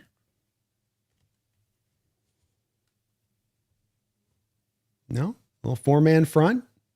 They're going to stay off. Show a little soft coverage look here. Drop back with a 4-man pressure look. Purdy's dropping around, trying to look all over the place. And good job by Reek Woolen. Devin Witherspoon holds up McCaffrey after the catch. He's not going to be able to bring him down. And Woolen comes up and really comes up with some force to knock McCaffrey back. This is going to bring the Niners into a 4th and very, very short. And I can't think that he's going to go for it on this. You're going to hold them here to a field goal attempt, I would think. As you got to tell you, Niners need to start putting some points on the board more than anything else. You want the touchdown, but Shanahan's perspective here, you just want to go and get some points here. The snap is down. The kick is up. The kick will be good. So 17-3 Seahawks here. We've got 11:58 to go in the second quarter. And thank you, Beater, again, man. We'll get that soundbite for next week. Great suggestion. Shaymon Truckin'. Thank you for the $5 donation, Shaymon. Appreciate you. Didn't have any note in your donation, just the dono itself, but thank you for that. Very kind of you. Kyle from South Park, thank you for the $2 donation. Says, Shaheed needs to be a Seahawk lifer. John's got to be smiling wide. Hey, man, it's been a good year for John, you know. Been a very, very good year for John. He's having a Frank Sinatra kind of year.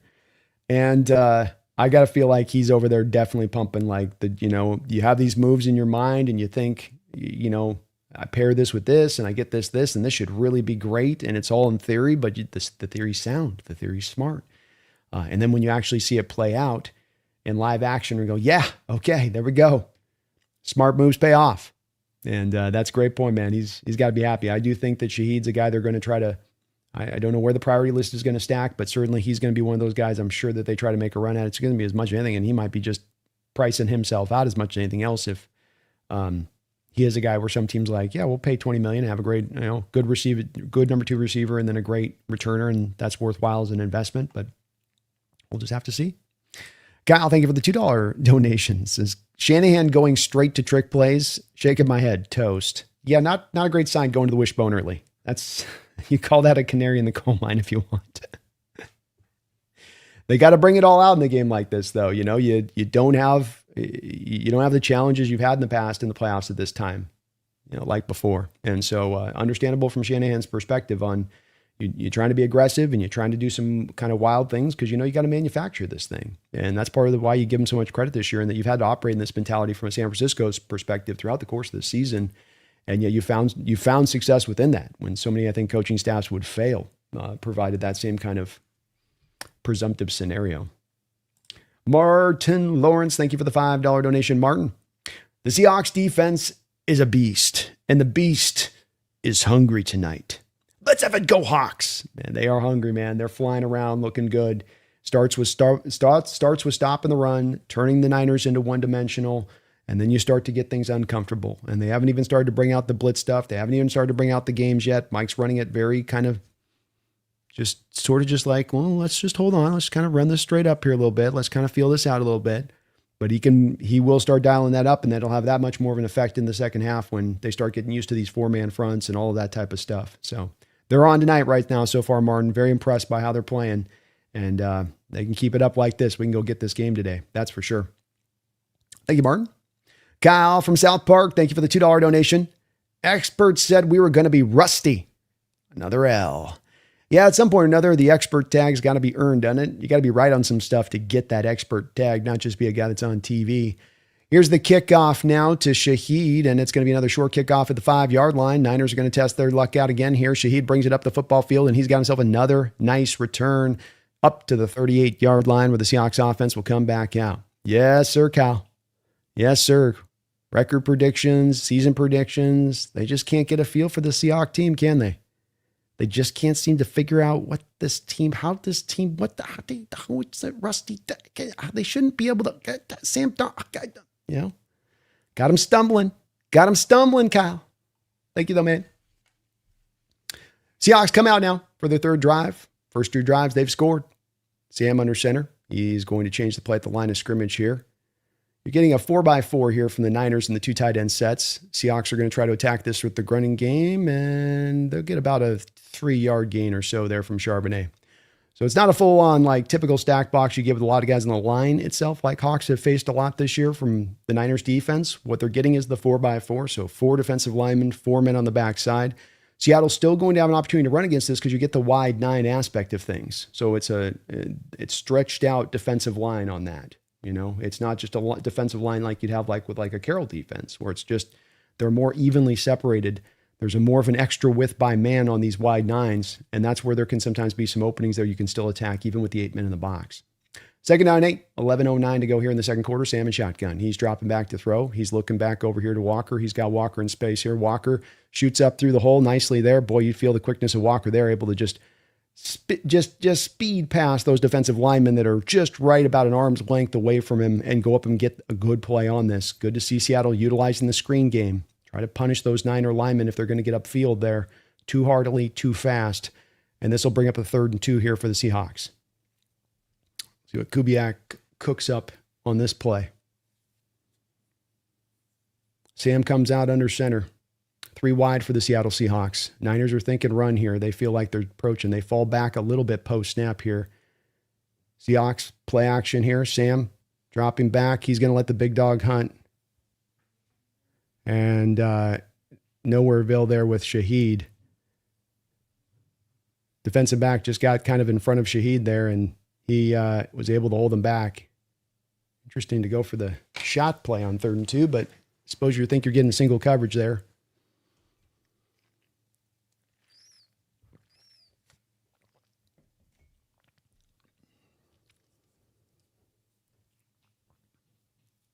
I wonder if Sam's expecting him to maybe be more floating, getting a little more to the middle of the field there.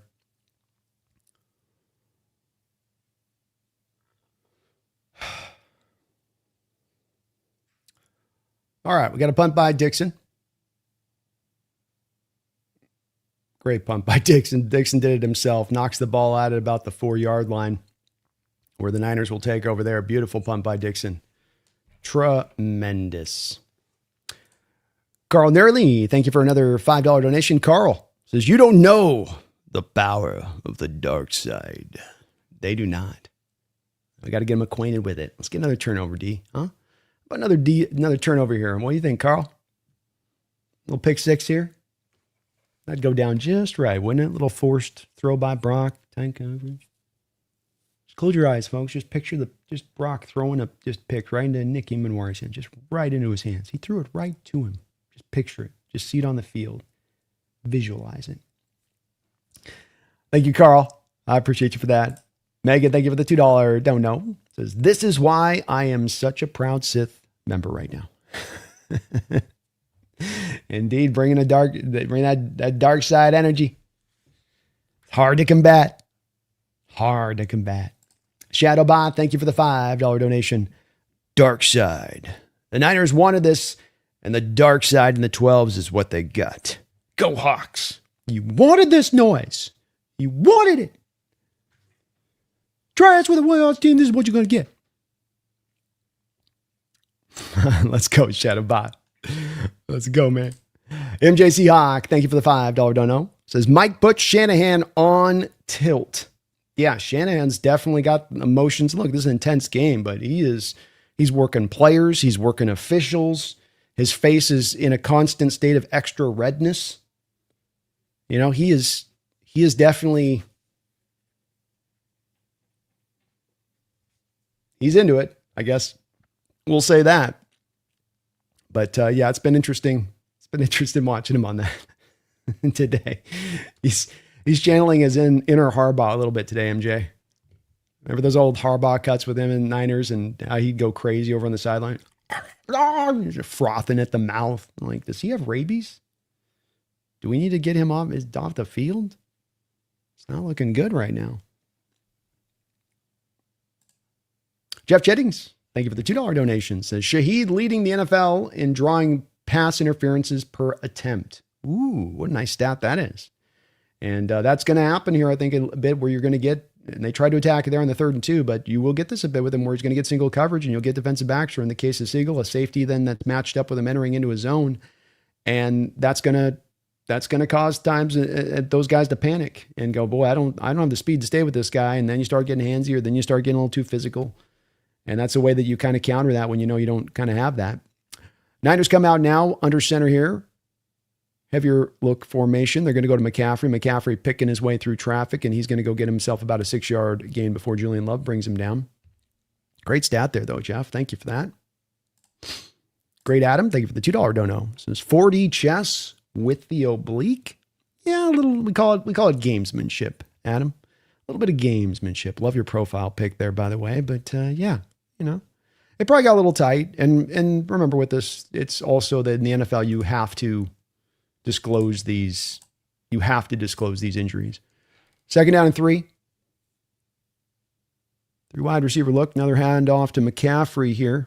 Seahawks staying in their 4-man fronts. They're not really trying to bring a lot extra up to the line of scrimmage here on this Niner team so far. Keeping just things very vanilla as far as the looks on the front side go here. Made them feel like they don't have to get anything really too complicated, I suppose. But it's Adam too. It's also you can get penalized very much if you're play with the injury report situation and you're not legitimate about it. They'll definitely give the NFL gets very touchy about that type of stuff. McCaffrey 7 carries, 24 yards here. Brian Robinson in the backfield now offset. McCaffrey dropping back to throw. Again, a lot of time here in the pocket for him to work here. And where maybe McDonald's going to have to start thinking a little bit about not being so predictable on this, because Niners you're trying to get your front 4 home on that, understood. But Niners it's allowing Brock over the last 2 drives here to have a lot of time in the pocket to set up and really just look on field. And you're not really forcing him to play on time now. Now he gets to do the off-script stuff when you're not getting the pressure here. So certainly Mike wants to be careful about blitzing and causing things to get exposed on the back end and not making that. He wants to make the Niners earn their way up the field here. Understand on that, but they're going to. It seems like the Niners are starting to key into a little bit of Seahawks', and now they're bringing a little bit of heat down here. Pressure comes, pressure gets there and completed over the top for a 1st down. Good throw by Brock. You got the pressure home, and I think you were able to hit Brock, but he made a nice throw to Tonjes.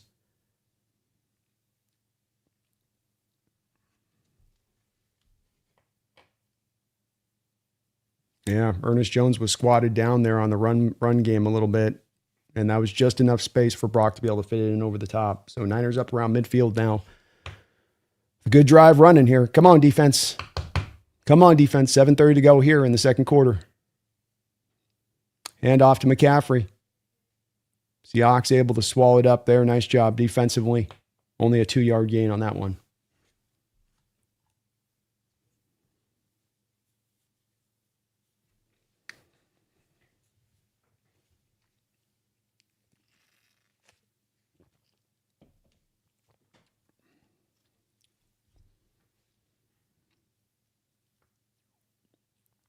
Clock rolls below 7 minutes to go here in the 2nd quarter. Niners starting to get some momentum going back here offensively. 21 personnel here. McCaffrey going in motion all over the place prior to the snap. Dropping back here to throw. Seahawks leave McCaffrey open out in the flat. He's going to go get 11 yards. That's a choice. Shanahan starting to find some answers for this defense. Come on, Mike. Let's dial something up, buddy. Come on. Like sitting in the front 4 ain't working here now. You're not getting pressure. You got to do something a little bit more here. I'm going to do you're dropping 7 in coverage and you have McCaffrey going out in the flat and nobody's going to pick up McCaffrey in the flat. Or we protect, it just leads me to believe we're protecting against the deep ball a little bit here on this drive, a little bit too much because we want them to earn their way. Come on. 1st and 10. And the Niners are going to call a timeout here with 6:03 to go. Frustrating kind of thing here where it's like Mike dialed up a lot more stuff in that first minor matchup here, and I get you got the lead here on this, but this is where you start to worry a little bit about, like, is the lead impacting the play calling a little bit more than you just running your defense here? If you drop 7 men into coverage, there should be somebody designated to McCaffrey. Let's not let that get exposed out on a throw like that's a silly kind of play to allow there. Megan, thank you for the $2 donation. Says, love my USC boy. Let's have it go, Sam. Addis, thank you for the $2 dono. Says, let's go, Hawks. Keep going. Keep it going, Hawks. Dom, thank you for the $2 donation. Says, lock practice this week because he'll be in by the 3rd. Ooh, I love the confidence, man. Love the confidence. I hope you're right. Well, we gotta put the brakes on this Niner offense right now because Will Valdez, thank you for the $2 donation, says, cue the Ghostbusters theme music for the postgame. I'm afraid of no ghosts. Let's go, Will. Let's go. Shadowbot, thank you for the $2 donation, says, pedal to the metal. 17-0 first quarter. Baby. Let's go, Shadowbot. Not a bad little first quarter, huh? Megan, thank you for the $2 donation as well. I'll also take back what I said about having the bye. Hey. Certain teams that can get rusty. Certain teams with the mentality that's not wired right, that can come into play. But not this team. Not this particular team, that's for sure. Ski Nation, thank you for the $5 donation. It says, bro, Doug Baldwin, JS, my favorite Seahawk. I think you're saying Doug Baldwin's your favorite Seahawk. I have his jersey on. He did the flag. Run it up 100-0. F the Niners. They've been too loud all week. Yes, sir. Yes, sir. Thank you, that Ski Nation. And you got to feel proud. Doug Baldwin raising the flag tonight. How about that, huh? How about that, Ski? Not too bad. Not too shabby, huh? Thank you, though, man. Appreciate the donation. Jim, thank you for the $10 donation. I'm looking for a Grateful Dead outro before the halftime. Ooh, there we go. There we go. A little Grateful Dead outro. Folks are feeling it. They're feeling it. Thank you, Jim, for the $10 dono. Looking for a little Grateful Dead of this Niner team. I've been calling them zombies. I'm just saying, Jim. I've been calling them zombies. It fits. All right, we got back to the action here. Niners have 1 timeout remaining in this half. 70 yards this quarter to Seahawks just 8. They have really been able to move the ball here slow but surely on the Seahawks defense. And defense has gone very vanilla in this first half. 3 points on the board. It's working. 1st and 10. Shotgun look here. They're going to go with a flea flicker play, throw back to Brock Purdy. He's going to throw it back over on a screen play. And that's a lot of action for not a lot of stuff going on. It's you had a reverse to a flea flicker to then a screen play to Christian McCaffrey, and he was brought down for a 1-yard gain. Niners bringing a lot of the flavoring in the offense today. Wishbone packages, reverse flea flickers. You're getting the full measure. Nice sound defense there by the Seahawks from a discipline standpoint. 5:25 to go to the second quarter. Shotgun look. 2nd down and 9 for the Niners. Handoff inside to McCaffrey. McCaffrey bounces off one, runs into Leonard Big Cat Williams, who was able to hold him up there with Jaron Reed, bring him down for a short gain. So bringing it up to a 3rd down now. And this might be a place where Shanahan's thinking potentially 2-down territory here in his play calling. Purdy, 12 of 15 for 103 yards. He's been efficient and accurate in what he's done.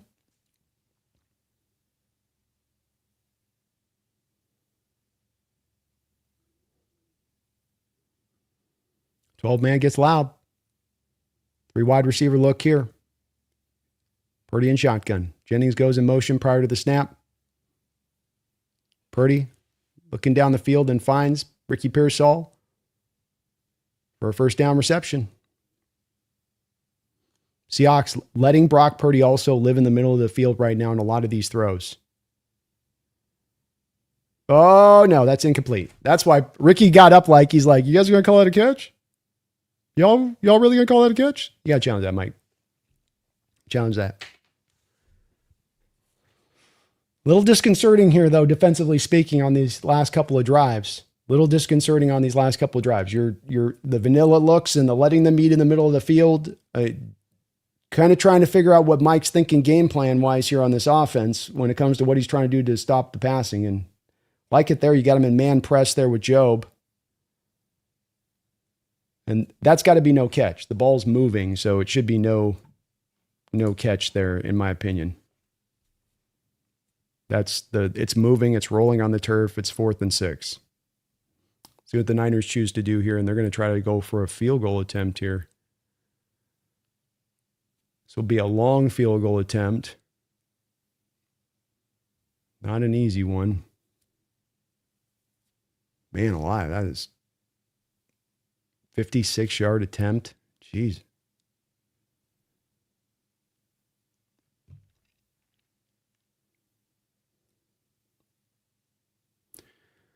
Kick is up. Gosh, he hit it like no problem. Jeez. These field goal kickers today, man, they are good. He hit it like it was no thing at all. 56 yards, just bang, right through. All right, Seahawks keep 17-6 lead, 4:32 to go. They got 2 timeouts. Ideally, like your last drive going here this half and at least get some more points on the board, put them behind, and eat the clock up if you can. Rest the defense up into the second half. Nicole, thank you for the thank you for the $5 donation. Says 3 a.m. here in Germany, and I'm fired up like hell. Let's go Hawks. Hey, let's go Hawks, Nicole. Giving you a hell of a start here in this football game. Got to finish it. We've watched in all these playoff games that these things can slide back and forth, and you got to hold the line, and you got to remain strong, and you got to just keep fighting it out. You can't just think, well, I got to win the first quarter. It's won. But this has been a great start, and rewarding y'all out there on the other side of the globe for being able to get up early and watch these games. That's a hell of a commitment for you guys on your part to have to do so. You know, it's usually sleeping and you got to get up and be ready, but they're probably waking you up pretty good right now. No coffee needed, perhaps. Kyle, thank you for the $2 donation. What will Jesse's excuse to bash Darnold be if Seattle wins the game? Well, I don't think that there's going to be as much on that aside from, look, Darnold goes out and throws a couple picks and you still get the win and it's other stuff, if it's like that, he's not going to give it to you, and that's because he doesn't, let's face it, it's not where he wants to go be. But he has said, to give him credit on this, that if Sam goes and wins this game in the playoffs, this whole thing is even before playing the Niners, to just go prove that you can go win a game in the playoffs.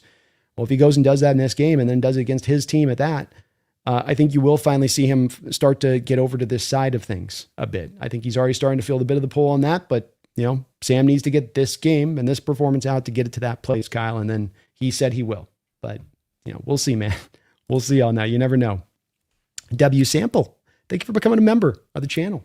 Welcome aboard. Thank you for that. We'll be getting off the Monday morning PFF scores and getting off some bonus coverage and content to you guys here this off season over on the membership program. And also if you're a patron, of course, getting both those benefits out to each, but thank you for that W Sample. Really appreciate you for that. Welcome aboard. Gut Wrench, thank you for the $2 donation. It's my 19th birthday, y'all. I want a Hawks win, man. Well, happy birthday, Gut Wrench. And let's see if they can get you a nice, beautiful victory on your birthday. Boy, no better present, huh? That would be just the best one, wouldn't it? Let's get it. But happy birthday to you, man. And thank you for the donation. MJC Hawk, thank you for the $5 dono. Come to the dark side. We have cookies. Yes, we do. Come on inside. We got some cookies. No, come on in. Come on in. No, it's all good. Come on inside. Let's go.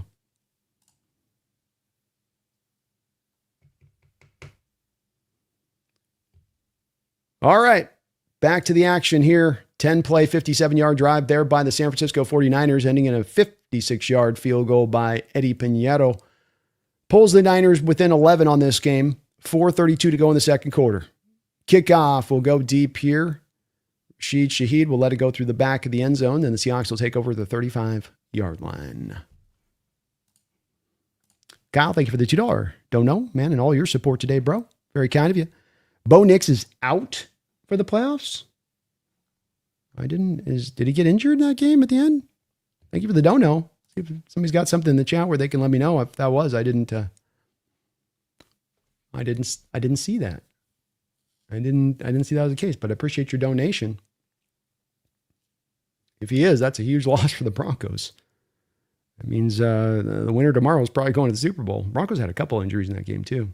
1st and 10 for Sam and company. Got 21 personnel look here for the Hawks. I formation with a condensed split. A lot of that in this game. Pitch out wide here to Walker. Walker gets out in space here. He'll get spun around here after he captures the edge for a nice little 4-yard gain on first down. Good to see Kubiak getting back to the run game here. 9 passing attempts, 9 rushes in this first half.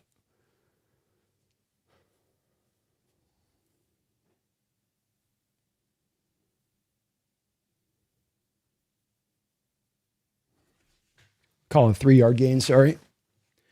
4 minutes to go in the second quarter. Oh, sorry. I thought they had the 35-yard line. I guess they got the 23. So that ball landed just in front of the end zone line before it went out. Handoff here to Walker. He's looking through, trying to find a way. Wow, Walker gets free there. I can't believe he got through that tackle. Nice job by Kenneth. Looked like he was going to get corralled in the backfield there and just sort of split the defenders, and was able to punch through there and get himself a nice gain and make this into a third and makeable.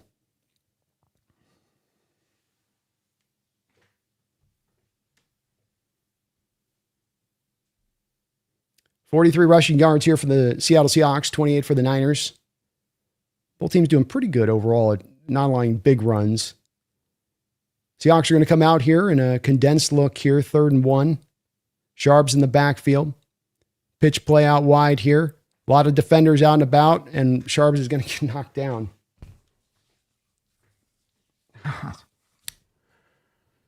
Flag here. Probably going to be hold on the Hawks, I'm guessing. And Sharps is still down on the ground.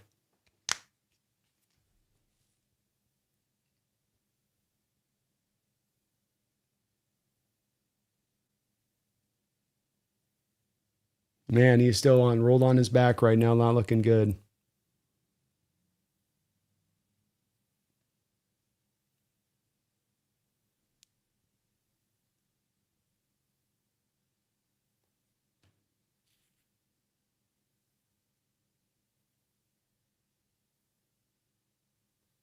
Holding on defense, by the way. So Jalen Sundell could not get free because the defensive lineman held Jalen Sundell. That's one of the reasons that Winders was able to get free on that play and get over and make the tackle. So it absolutely affected the play. And boy, you just hope Charbonnet's okay. They're tending to his knee. This will be an automatic first down, which is a big call. It was a good call.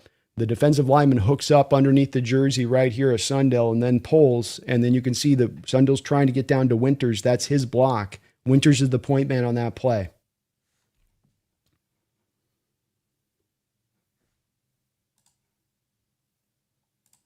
Peter Van Gent, thank you for the $5 donation and all of your support today. Peter, you, Kyle, man, thank you for all the multiple donos. You guys are just awesome. Appreciate you for that. Peter says a defense with a well-earned nickname. It's back. It's effing back, man. Go Hawks. Hey, go Hawks, Peter. And they are definitely back. They've earned this nickname. They had one of the great defensive seasons in Seattle Seahawks history. It ain't just us trying to apply a nickname to a new defense. It's that they were just that good. What do you want? Number 1 in DVOA. Number 1 in points per game. Number 1 against the run. You know, the turnovers, pressures, sacks. They got the full meal deal all the way down the line. All of it. Yeah. Go Hawks, man. Richard, thank you for the $5.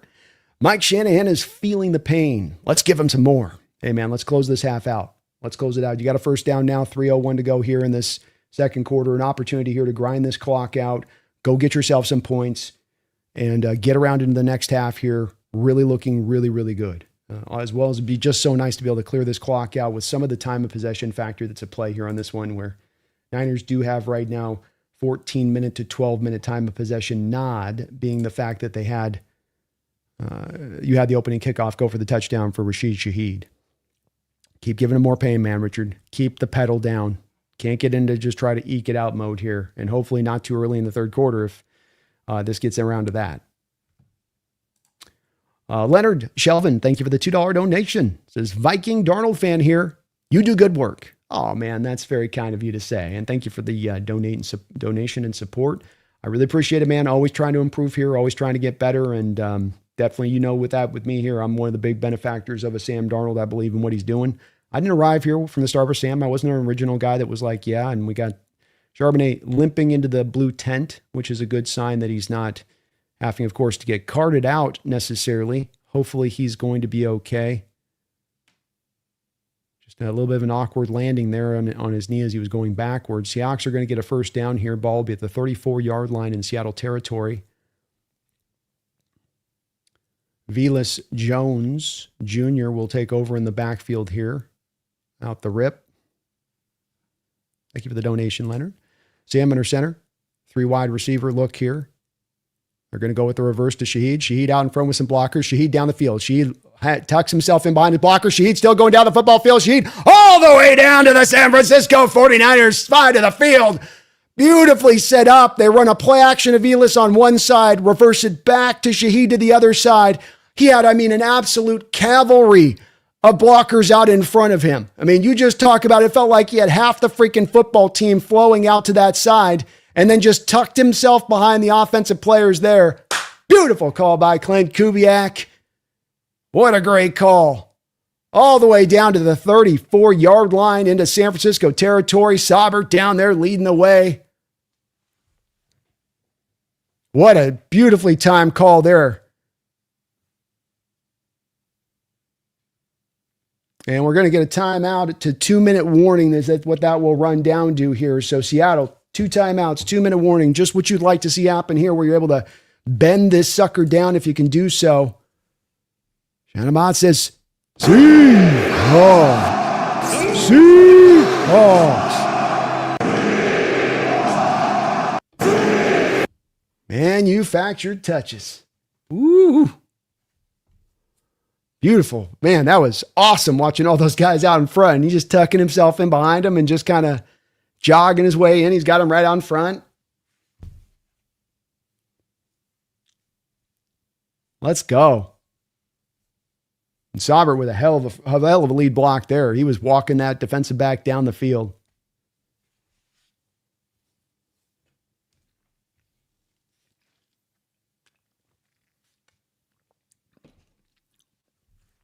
Percy Harvin 2.0 is right. I don't think he's fighting anybody in the locker room.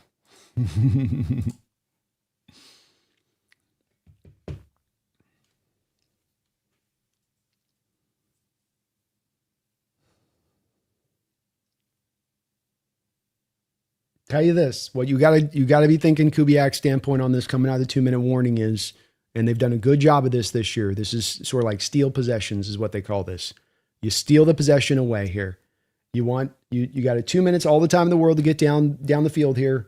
You want to make sure you're pulling this clock down. The Niners have 1 timeout.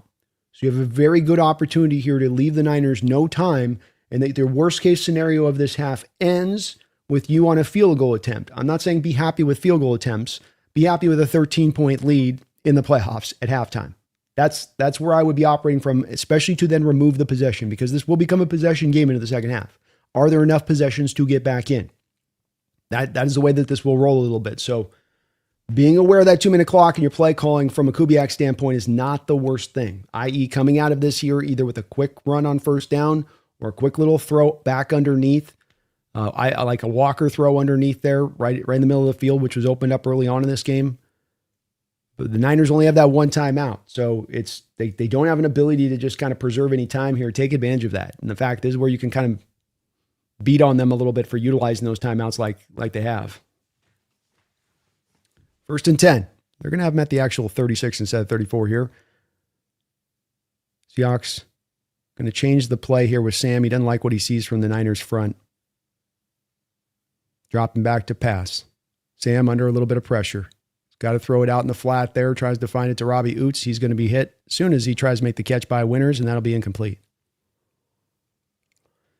It's where, again, run the ball. Golly, man. And I think Sam checked out of the run play there, which is where you just tell Kubiak, you just tell him in the air, you go, look, don't check out the play. Just run the run here. We need to, Sam, on this, we need to get the time running more than we need anything else, buddy. If you leave the Niners time back on the clock on this one, you've messed up. And they're just going to call a timeout if you try to run the ball now. So it's like, this is why situational awareness, man. Come on. Sam dropping back to throw. Man, that wasn't a good throw at all by Sam. That was nowhere close. Boy, oh boy.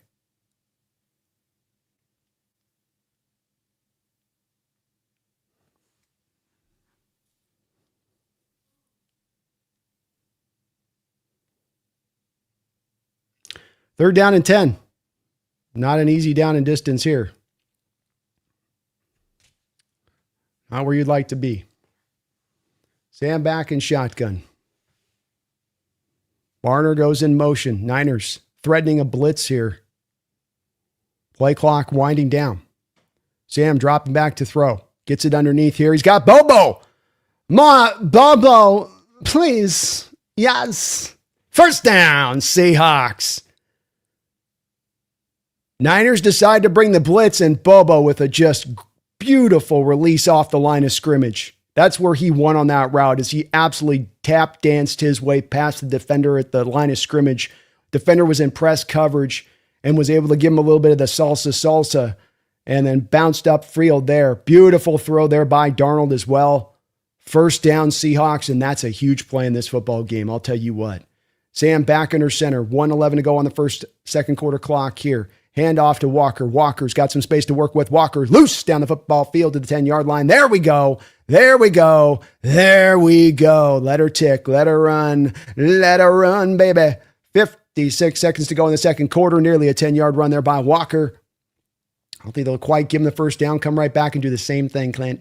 Same. Come on. 2nd and 1. Same thing.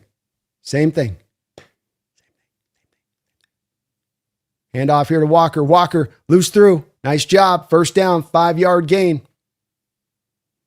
Seahawks will call their second time out of the half. Perfectly operated there by Clint Kubiak. There we go. Manage that time. Utilize the running game. I'm banging it for a reason, because it's there. It's absolutely there.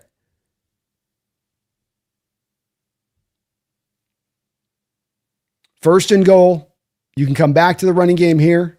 This is where I would like almost to where, if you can, you come into it now where you got, 36 seconds, but we got to play this time right. So you come out of the timeout. I come back with a rushing attempt here. Bam, come back with a rushing attempt. And I might even have 2 called back to back, depending on what happens with the second rushing attempt, right? So come right back into it with that second rushing attempt if I can there. Charbonnet is walking back to the locker room, not looking like a good sign there for him.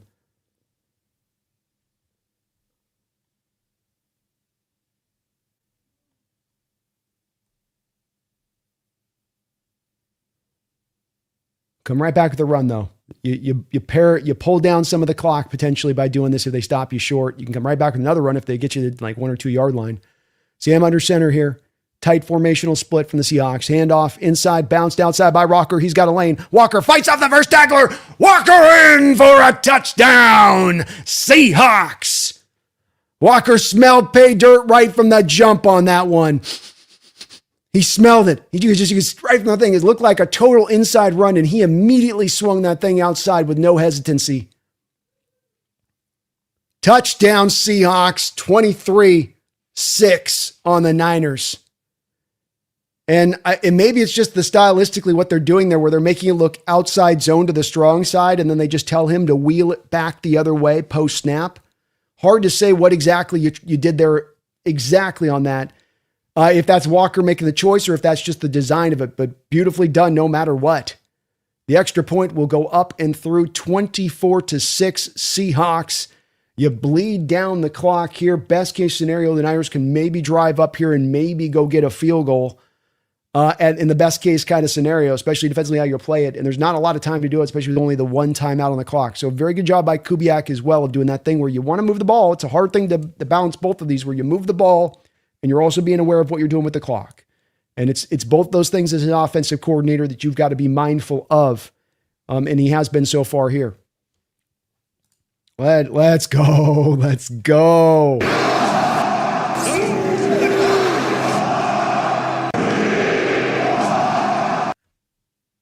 And Alfred Collins for the 49ers is holding on to his arm over on their sideline.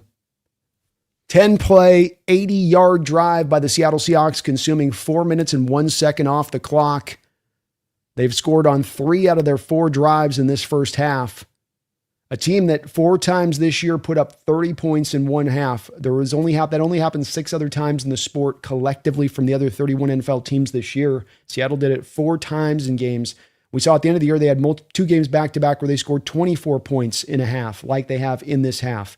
It is a hyper-explosive style of offense. It may not always be the one that's going to consistently just keep getting points and points and points, but will absolutely, when it starts to ignite, go off. And Mike Morris flying down the field, sends himself airborne to catch the returner up around the shoulders and rips him down.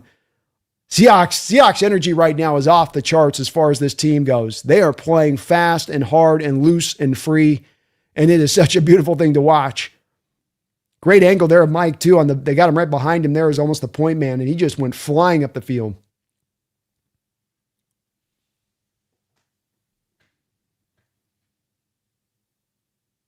"28 seconds to go for the San Francisco 49ers. Brock in shotgun. He's got some condensed splits here as well with his 3 wide receivers. Everything tight.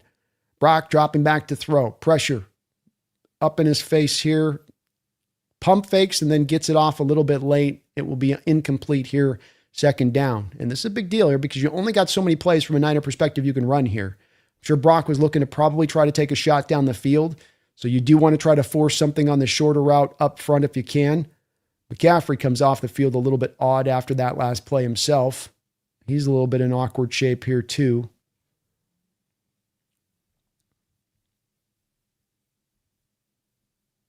"23 seconds to go. Ball in the 30-yard line in San Francisco territory. Quick snap here.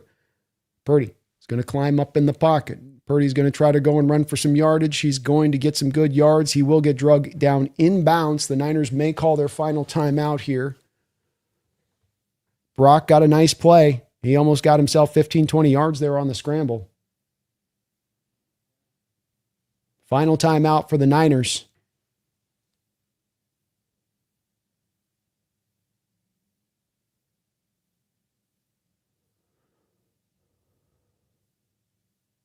Yeah, 17 yards, but one completed pass here. They can get this into field goal range.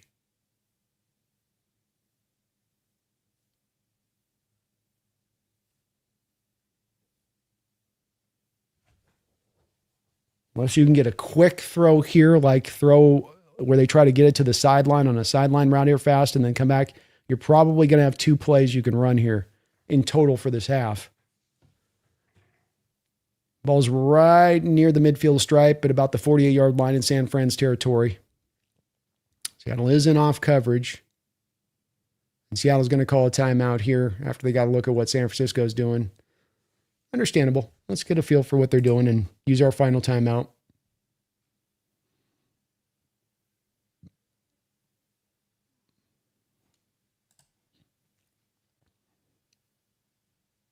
Piñeiro's already got a 56-yarder here, so 15, 20 yards-ish is all you're away from needing to get him in within range.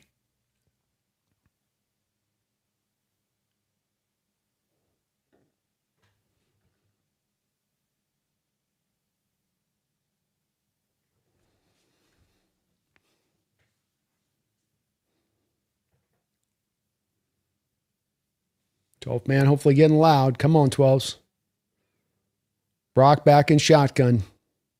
Empty look here for the Niners. Trips to the far side, the short side of the field. Pressure, pressure, pressure, pressure, pressure.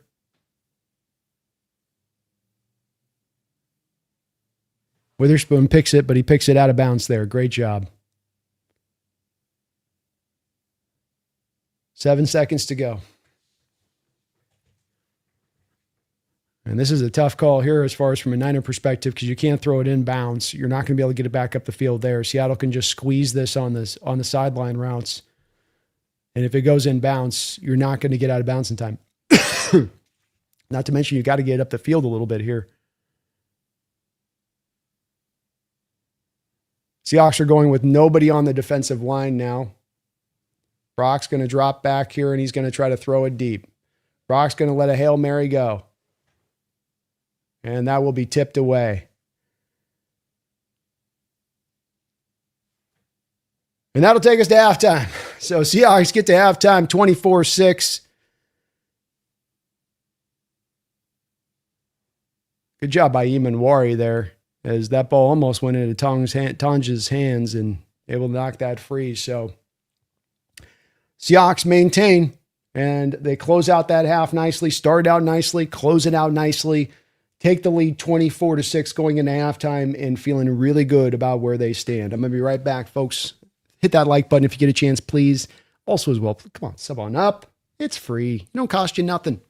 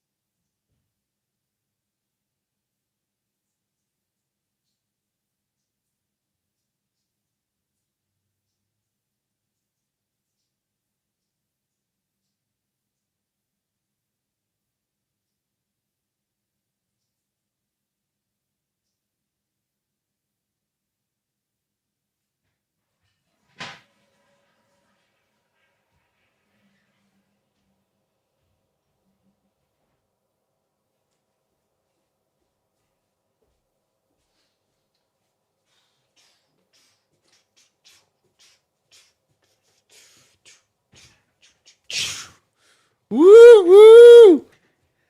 Woo, woo. Get out the way of the train, baby. Get out the way of the train. Oh, yeah. Niners. Damn, fuck the 49ers. Oh, baby. That was a nice half. I got to say, I kind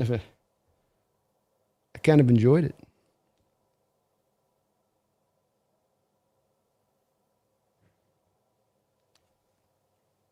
Kind of enjoyed that half. Whew.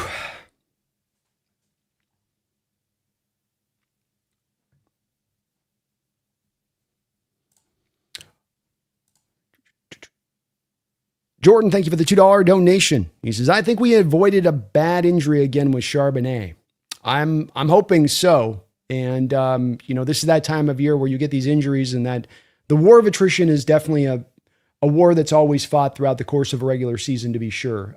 But like all things within the playoffs that become magnified, it becomes even more so of a case because everything is even more dire than it is in the regular season. There is no trade to make. There is no guy to sign off the street. There is no pliable options when you lose guys at this time of the year, even if it's not for a season-ending injury.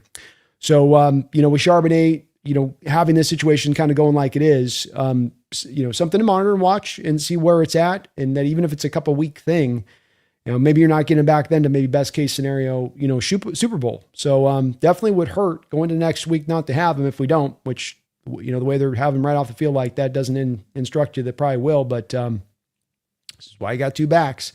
One goes down, you got another one you can call upon and rely upon, as Walker did in that first half, both running well in that first half. Walker, the tune of 8 carries, 41 yards, and Charbonnet, 5 carries, 20 yards. Seahawks finding a little bit of headway there. Mom in the house. Thank you, Mom, for the $2 donation. Gives us the update. Bo Nix has a broken leg, broken ankle.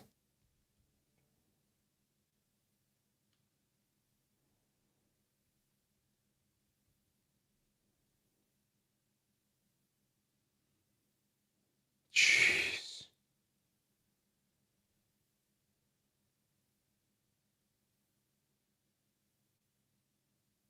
Wow.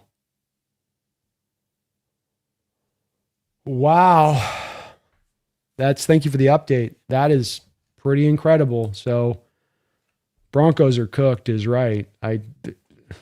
Who's their backup? Who's their backup quarterback? Who is the Broncos' backup quarterback?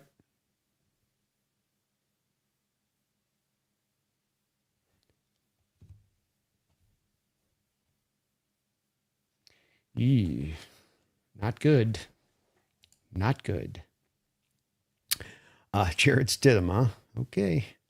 Joshua Carlisle, thank you for the $2 donation, Joshua. Shanahan throwing a fit like a toddler, laughing my ass off. Yeah, you want to make sure you don't go into this game too amped up from a player perspective, right? Because you then try to do too much and you go outside yourself and you make the game bigger than how you normally would. And I don't normally see Shanahan this animated. And boy, and the moment there with him, Ricardo Green on the sideline, where he's got a tough love moment there with him, and Ricardo seems to be checking out and listening to him at all, and it's like, it's not a great look. Maybe it's nothing. And look, stuff happens on the sideline. I'm not trying to make it more than what it was, but it's not what you want to have going on in a divisional round game like this. Absolutely, it's not. Kyle from South Park says Shaheed's way better than Harvin. Not even close. IMO. Yeah, with Harvin, he was always, I think he was a really good player. I think with Harvin, there was always a little bit of it's just as when you drafted him, it was a little bit more of what you thought, he could be. And I think the Vikings got as close to what you were going to get as far as the upside to him in his game. But he was as freakishly talented as probably any guy that's come in this sport, just all the way around and how Harvin was built. But Shaheed's going to end up probably having a better, longer career, to your point, Kyle. True enough there, man. And thank you, bro. Appreciate all your support today. You've been so kind as ever in here, Kyle. Shadowbot. Thank you for the $2 donation, Shadowbot. Touchdown, K9. Hey, how about that, huh? How about that? Hell of a cut there by, I hope somebody reporter-wise asks Kubiak in the post-game presser, was that a play that's a run to the outside that Walker's winding back on his own, or is that one where you're trying to set up the window dressing and eye candy to make it look like outside zone to one side of the field, and then he just takes the cut and takes advantage of the defense overflowing at that point? Because what you're trying to do is attack a defense getting over aggressive on that kind of run. Is that Kubiak telling him to do that? Is him just feeling to do that? And how about the Jake Bobo 16-yard 3rd and 10 completion on that drive? How about that? And boy, you feel bad for Josh Allen. He's got tears in his eyes, and that guy's going through it. But boy, you didn't need to have necessarily Darnold do a lot in that first half with only 12 passing attempts, but he made a few nice, really good high-level throws in there on a few of those attempts. And K9 looking good, man. K9 looking real good. Thank you, Shadowbot. Appreciate you, man. Love your energy today too, brother. Hawks Punk 502. Thank you for 16 months as a Hawks Nest member. That long-time support and dedication. Really appreciate you for that. K9 doing it for the Z26. Go Hawks. Hey, go Hawks, man. K9's getting it done, and we're going to have to be, if we don't got Char back for the next game through the Super Bowl, we're going to be relying on Walker quite a bit here to get it done. It's going to be a lot's going to be on his shoulders here now going forward with this. So come on, Walk. Come on, Walker. Go Hawks, though, man. Thank you for that long-time support. K9 getting it done. Mark Sanchez, thank you for the $2 donation. He says, B, I thought we had so much pressure to play. Yeah, exactly. You feeling the pressure on our team today? No, you're not. And this is a little bit that feeling of it is like the pressure and this stuff that mounts, it doesn't come up in just a game where it suddenly rears its ugly head. Pressure like this mounts over a period of time and it builds up to something on it. And pressure in football really comes down to me, and I don't think anybody in the roundtable was listening to this when they were trying to sell me on how much pressure we're under here. But I was trying to present to them that pressure is where you know that if you fail this year, this time, this moment, that there are going to be horrible cascading effects off the back of it, none of which really look good on the surface of you looking particularly successful going into the future. And that's not what's going on here with this team, being the third youngest team in the NFL, being in a position that no one thought they would be in. And in a lot of ways, it's like a lot of even former players have talked about with this Hawk team. And this was definitely a helpful effect to the team that won the Super Bowl 10 years ago. They're too young to know what they don't know. They're too young to know that they're supposed to be under this pressure. They're too young to know that this is all just such a precious thing and that, they're just out there going fast, going free, going hard, and letting the chips fall where they may. And that's the team in the opposite of an area of being under pressure. And that's why I push this so much back against them as they try to present this week, is that the number one team don't make a lick a difference on this. This isn't about that. It really isn't. And I think back to the words, process over results. And this ain't about the results of us having the number one seed. It's about the process of us getting there. And it's not us being under the pressure of the number one seed, because it's your process that you stayed within that brought you here and has brought us here in this game. And it sounds, colloquial, I'm sure a little bit, or a little bit corny, but it's also really works when you can get yourself in that mentality of thinking.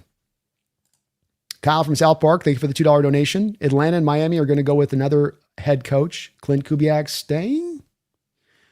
Well, it was interesting as we were hearing some rumors coming out from this last couple of days, and certain people that I've talked to who've got sources. I don't have sources. People have some sources in what they're hearing, and that there's some talk of Clint being kind of looked at heavily in Atlanta if they didn't go with Stefanski. But of course, Stefanski's looking like he's going to go to Atlanta. And so it would seem like if Kubiak was in the perspective of wanting to go to a job that might be a little bit advantageous or have some attractive parts, maybe that's a little bit more removed now at this point. And if Atlanta job had remained open at this point, I would have been like, well, he's probably likely going there. But this potentially closes the door a little bit, Kyle, though there are still so many teams out there looking for head coaches. It is a little bit hard to say on this one. It's a good sign. How about that? It is an encouraging sign to him staying. I'd go from like me saying a week ago, Kyle, 75% he leaves. It's 60, 68, 67% now. I'll tell you what, you hung 24 points on the board he scored in your first 3 or 4 possessions. Teams that are looking at Clint for this game and what's going on, and they're going to go,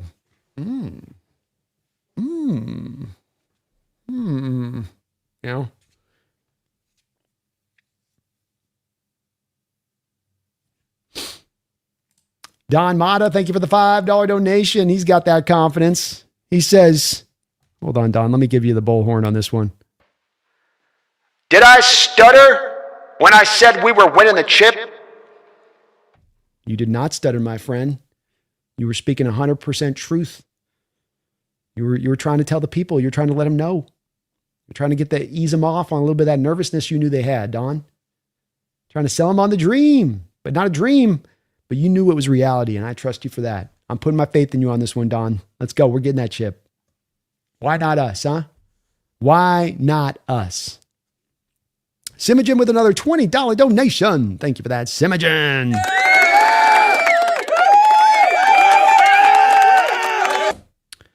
Says the fact that the Sharp hit pulled him out but didn't get a flag is criminal. I hope the refs get ripped for it for the week.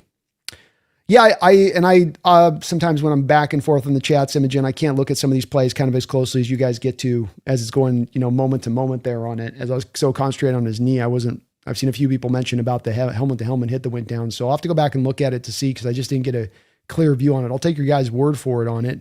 And that's what kind of went down. The guy, basically spearing him with his helmet a little bit. And it does suck to lose Sharps on a play where that goes down, where you get what looks like an illegal hit on him. If a guy goes down in playoffs, make it at least be something that's clean. But yeah, I'm sure it'll only put salt in the wound here, Simogen, when the fine comes down to the player and he's fined like 20 G's or something for the hit this week. Where it's like, yeah, the flag would have been nice. At least they got the defensive holding on that penalty too.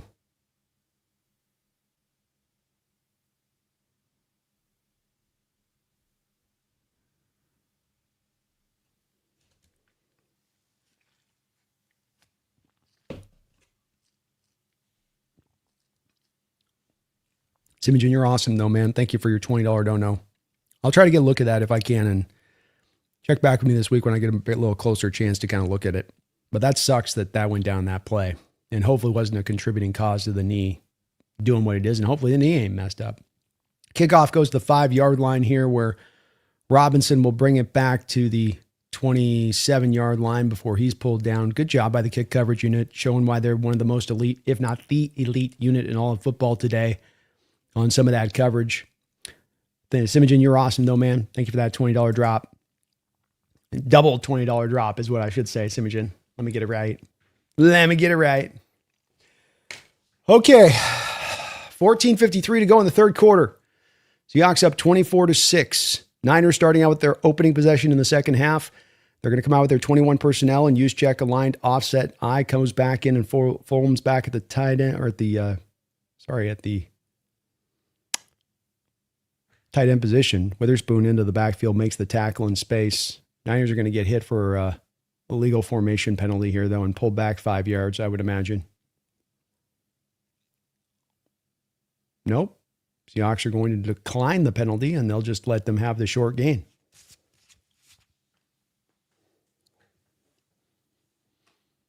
Almost a no gain there on that play, so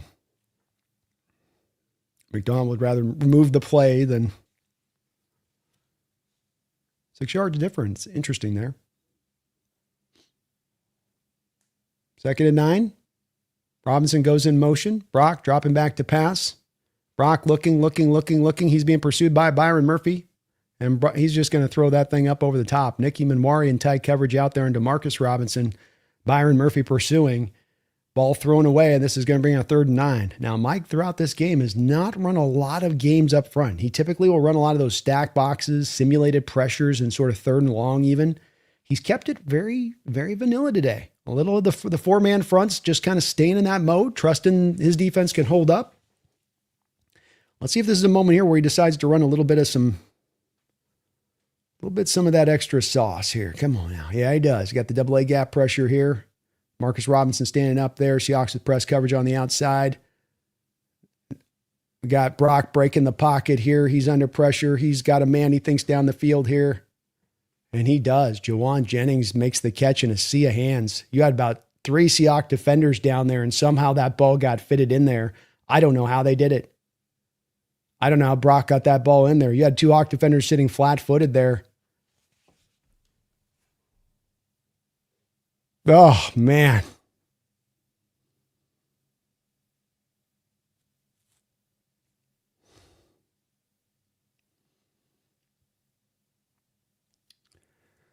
Big play. Ball up to the 49-yard line in San Francisco territory. Purdy makes some nice throws in this game. Got to give him credit. Play action pass, dropping back to throw again. Pressure again, breaking the pocket again. He's looking. He's going to flip it off his back foot out of bounds. 2nd down and 10. Tonjes is limping now as he goes off the football field. He's favoring his foot heavily there. Oh boy, he does not look in good shape there.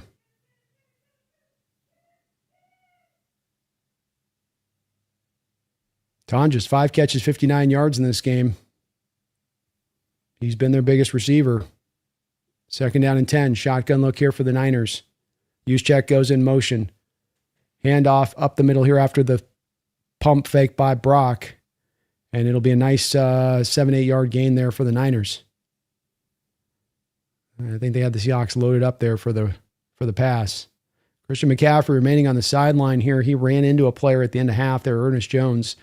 And it just looked like an awkward kind of hit. It wasn't like a big, it just hit him awkwardly, it looked like. And he's remaining over on the sideline. We got a 3rd and 3 here. This has got to be 2-down territory, I would say, for the Niners. Brock and shotgun. 4-man front from the Seahawks. They're going to hand this off inside. Seattle looked like they were on it, and they were all over that play. Beautifully well done. Beautifully well done. Jaron Reed there just to swallow that play wholly up. Come on, Jaron, get up. You're running two basically one techs in there with Jaron Reed and Byron Murphy aligned in 2 1-tech positions. So no true 3-tech on that position. Just 2 1-techs stacking up that A gap, just stuffing that A gap off the lift. 12-20 here. 4th and 2, 12th man getting loud. Niners got to go for it. You might have almost game here potentially. Brock sending Bricky Pearsall in motion prior to the snap. Play clock winding down. Brock dropping back to throw. He's under pressure. He's brought down. Leonard Williams is there to swallow him whole. The big cat pounces and the mouse is out. He's been supplying pressure all game long. Just completely destroys Pooney, runs through McKivitz, and then takes down Brock. And the Seattle Seahawks offense will take over from there. Let's go to the dark side. You don't know the power of the dark side. Woo! Are you not entertained? Are you not entertained? Stimpies, thank you for the 29 months as a Hawks Nest member. I find it crazy all these quote-unquote analysts were picking the upset and all these Niner fans were so seemingly confident. Let's send them home crying, boys. Oh, let's send them home crying. We ain't just here to beat you today. We're here to send a message to you. Take it back to the NFC West. Go check in on Los Angeles. Let them know. It's back to being our division now. This is now our house again. Get your shit out of here. We're bringing in the new furniture. We're bringing what we want. Yeah, a lot of these analysts, they said it 2 weeks ago. It'd be fun to find the analysts that had both the Niners winning in both the two games, by the way. There's got to be a few of those out there, right, Stimpy?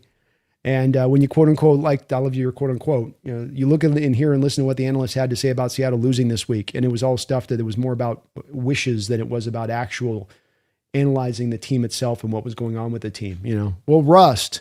Well, Sam Darnold's mind.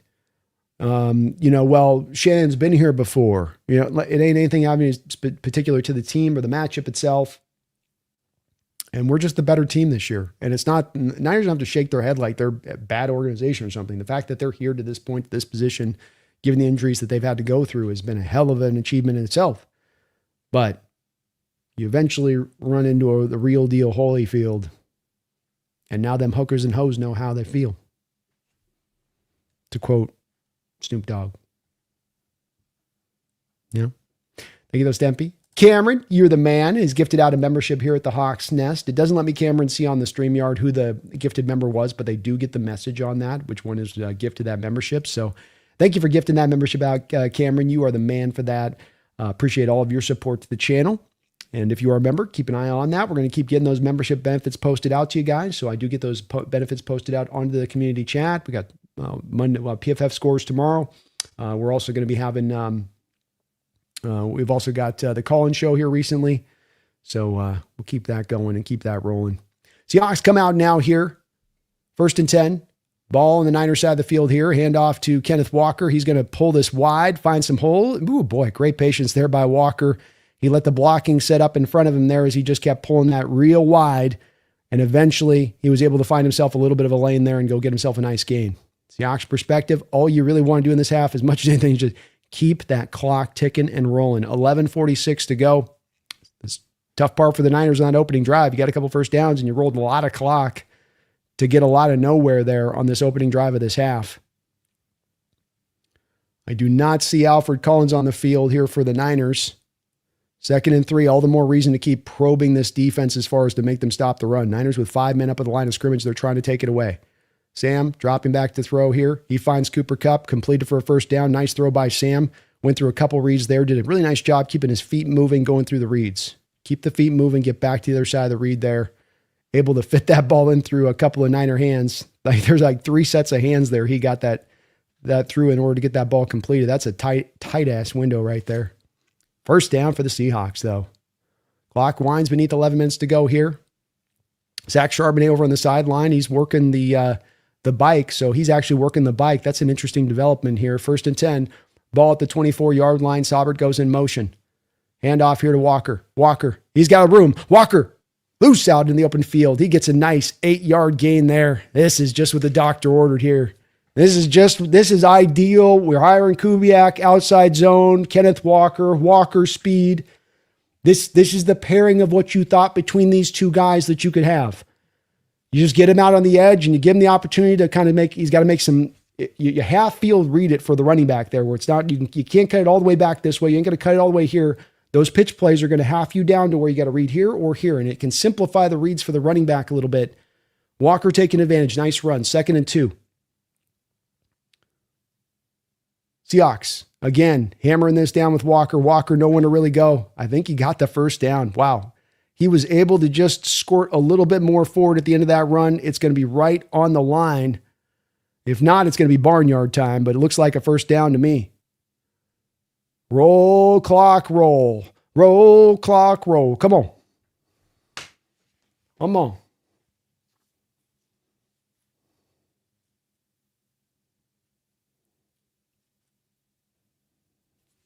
First and 10.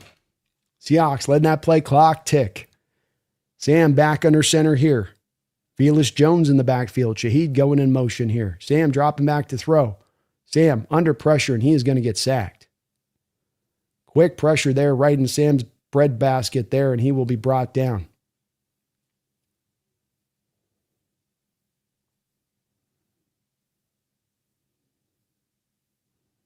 Jalen Sundle just got whooped quick there.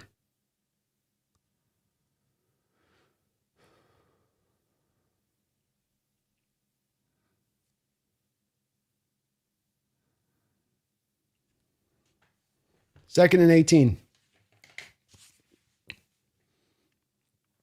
Seahawks, a lot of contention of the splits here against this Niner team again with the receivers. Sam changing it. Timeout. No, okay. They get the play off. Good job. They're just barely getting the play off. Walker will get ran out of bounds after a gain of about 5 yards. A little bit of talking after the play between him and Lenore.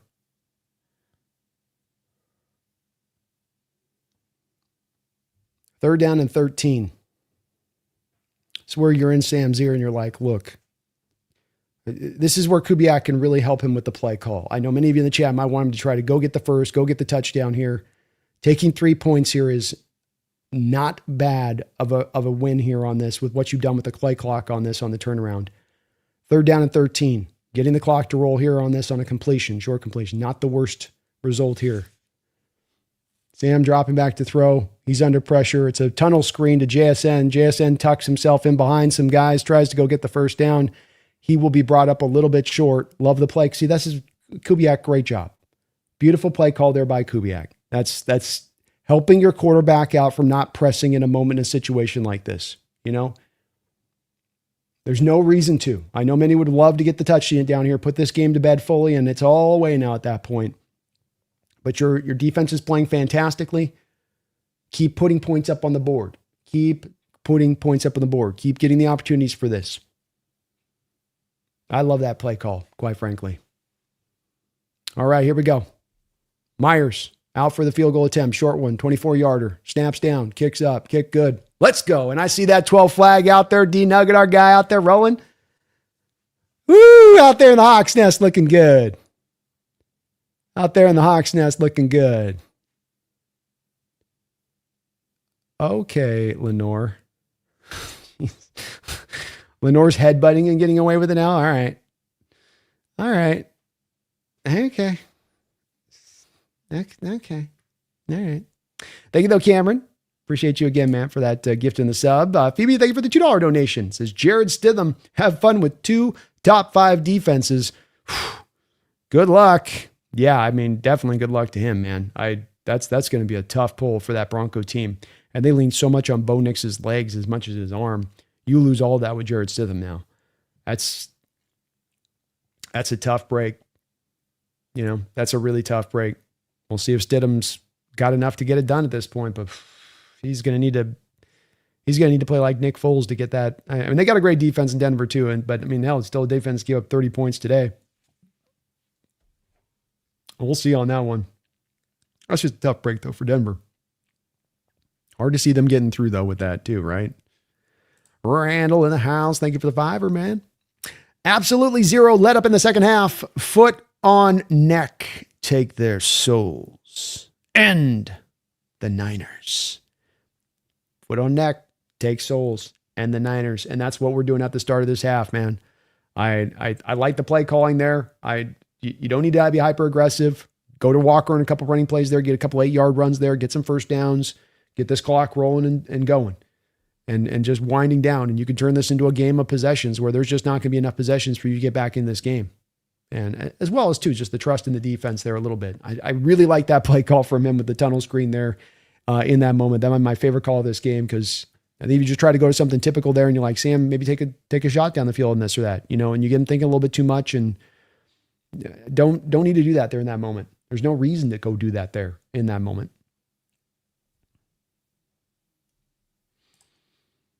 John Naylor, thank you for the $2 donation, says, what's Jake's hat size?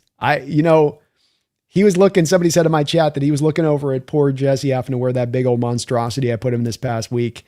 And they were saying he was looking at it kind of like a little bit fearfully, I could barely get him to get the beanie bet, John. I could barely get him to take the beanie bet. There's no way he's going to let me,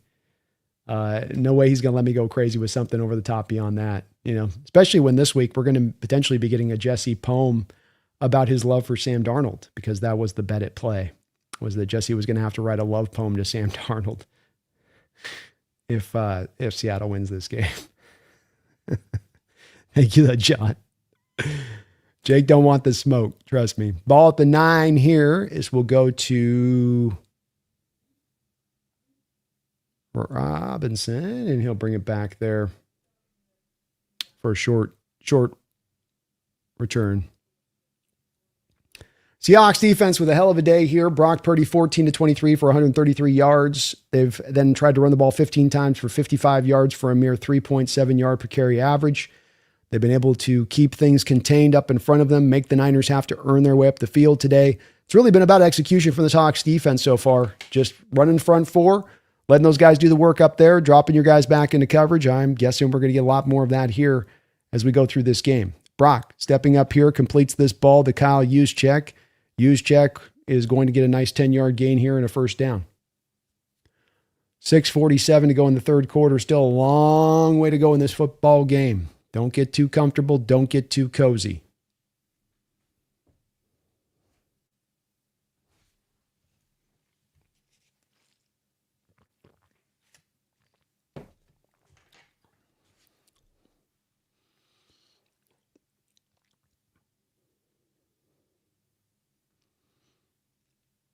Brock back in shotgun. 21 personnel look for them. Play action pass. Dropping back to throw. Garrett Hall in pursuit. Ball's going to be picked. Ernest Jones with the interception. Ernest took it away. Number 6 of the year for him. Let's go for the All-Pro. And they're going to march down to the end zone and let the fans know. First half, a lot of living up in the middle of the field for the Niner team. Second half, trying to go back there, but you wonder if there's a little bit of a point of emphasis coming back in the second half for Mike McDonald and company, where this Niner passing attack has really tried to live in that middle of that field. Last time we played them last couple weeks ago, you were able to take that away. In this game, early on in the first half, you left it a little bit more open. You come back now, maybe starting to close that door here in the second half, saying, no, you're going to have to throw outside the numbers, big guy. You want to throw out there. But Ernest Jones all over that route in the middle of the football field for the pick. This Seahawks defense is playing absolutely grade A defense. It does not get better than this. It does not get, just about not more dominant this the first, keeping them down to 0 points. They are on fire right now. On fire. Whew. Fundamentally sound, not allowing big plays. Everything for the Niners today has felt hard in every direction. There's no easy outs. There's no simple plays. If it's completed, if it's a play that's made to happen, it's being done so. Just a lot of times Brock offensively having to improvise and make stuff up and hope that he can just kind of find it in there. And again, being done in large part. And the benefit of that with Ernest there is you're doing all of this on that front four. You drop those 7 guys into coverage and you can legitimately squeeze down those windows so very tight. And you have a quarterback like Brock with not the strongest of arms. Squeezed windows are not the most beneficial thing for a guy like that. That's not where he's going to feel comfortable. Board Skyler, thank you for the $5 donation board. Really appreciate you for that. Says, glad Shaheed said his plan is to come back to Seattle, even prior to playing a single game. Thank you for the content, B. My pleasure. And you've got to feel like he's going to be one of the big priority free agents for this team to bring back. And it's all going to come down to cost and how you can make the numbers work with all the wide receivers. You got to put JSN on a big old monster contract.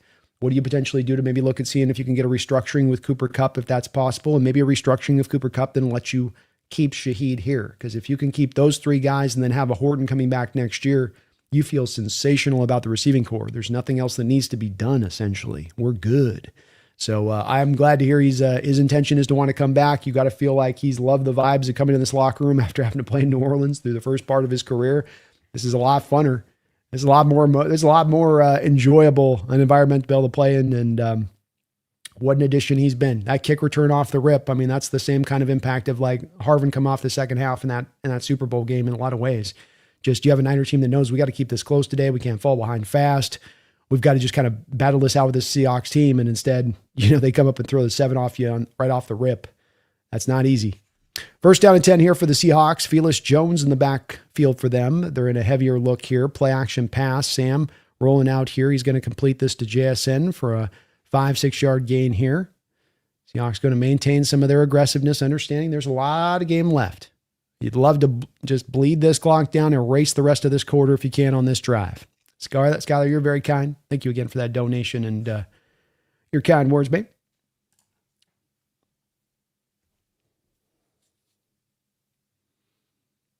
Great play by Ernest Jones. He just wanted that ball more. Trent Williams trying to...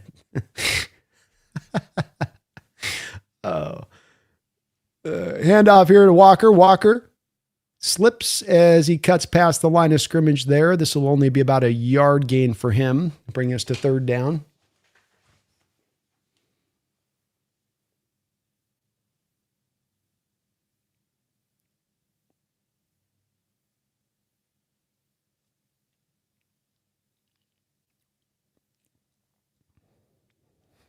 Clock rolls down to 5 minutes to go here in the third quarter.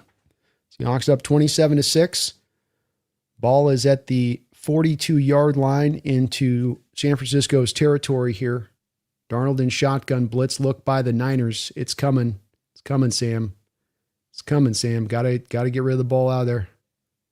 And he gets it out there to Walker. Nice play out there to Walker for a first down.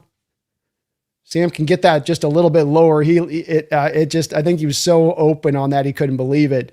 Sam almost let that thing float a little bit over Walker's head. Walker had to really reach up to go get it. Able to reel the ball in nicely was Walker there. Just a great, they had a great rub route there with Cooper Kupp. Cooper did a great job of rubbing that. Rubbing is racing, folks. Rubbing is racing. And Walker with the first down. Great execution there by Darnold. Just get the completion there no matter what. 4:07 to go here, third quarter. Sam back in shotgun on first down. Shaheed in the backfield next to him. Velus Jones goes in motion. Handoff to Shaheed. Shaheed is going to be widened out on this play, and he's going to go nowhere. Good play out there by Winters. Nice tackle out in space there. Niners were all over that play.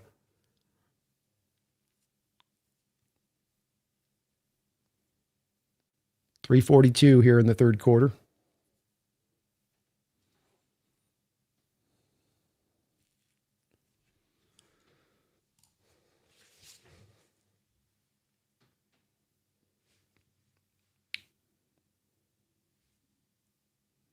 Ball at the 30-yard line. Sam in shotgun.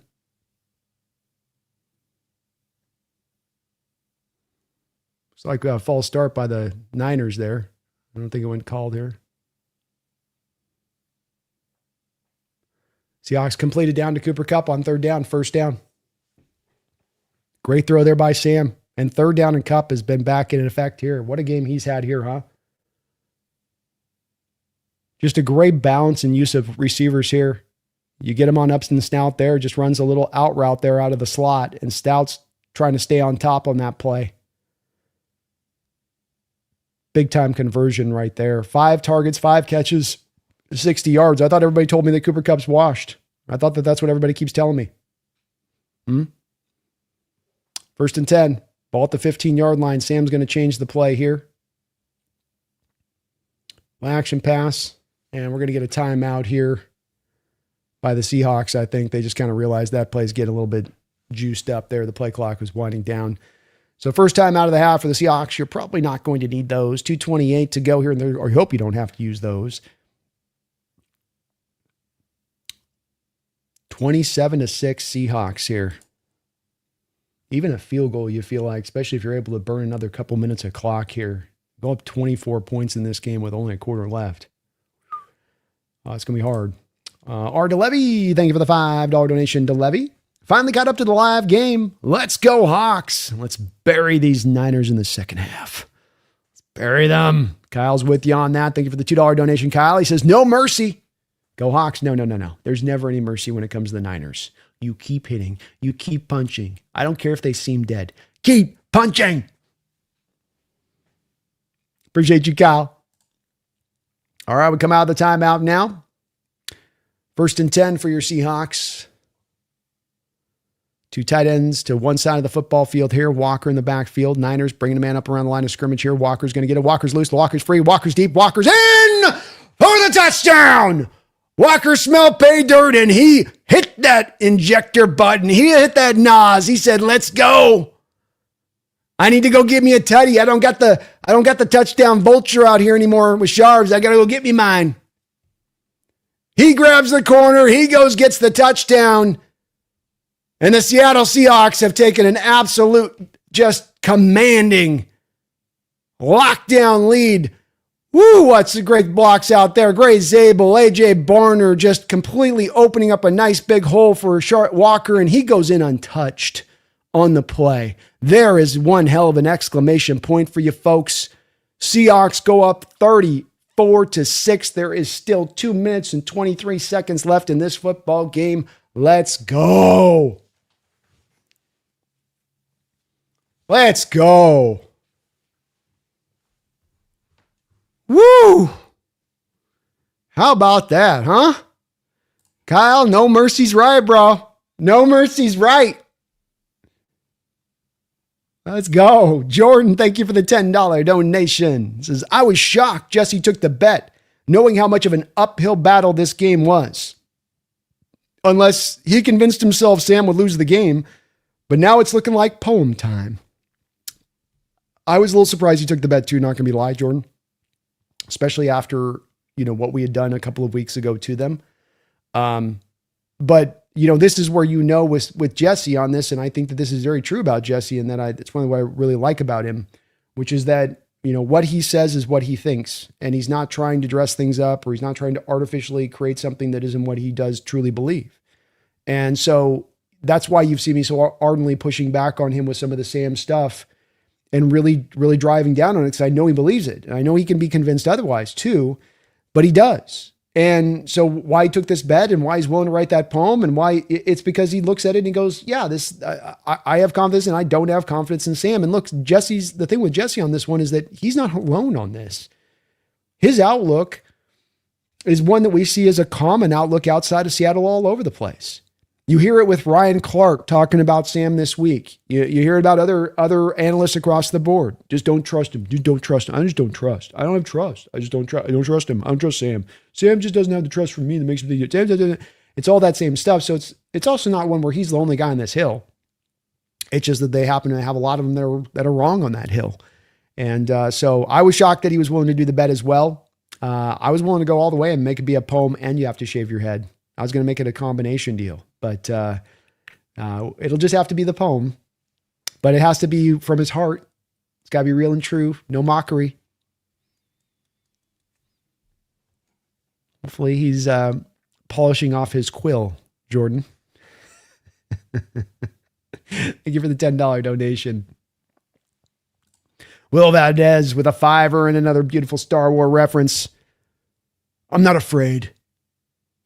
You will be. It's my best Yoda. Fear, you will feel. The dark side is coming. It's kind of becoming more Kermit than it is. I guess Kermit and Yoda are pretty close, though, if you think about it. There's just a little bit about an inch of difference there. Ball down to the 4-yard line on the kickoff here for the 49ers. They'll bring it back out here, and very nice tackle out in space by Takata.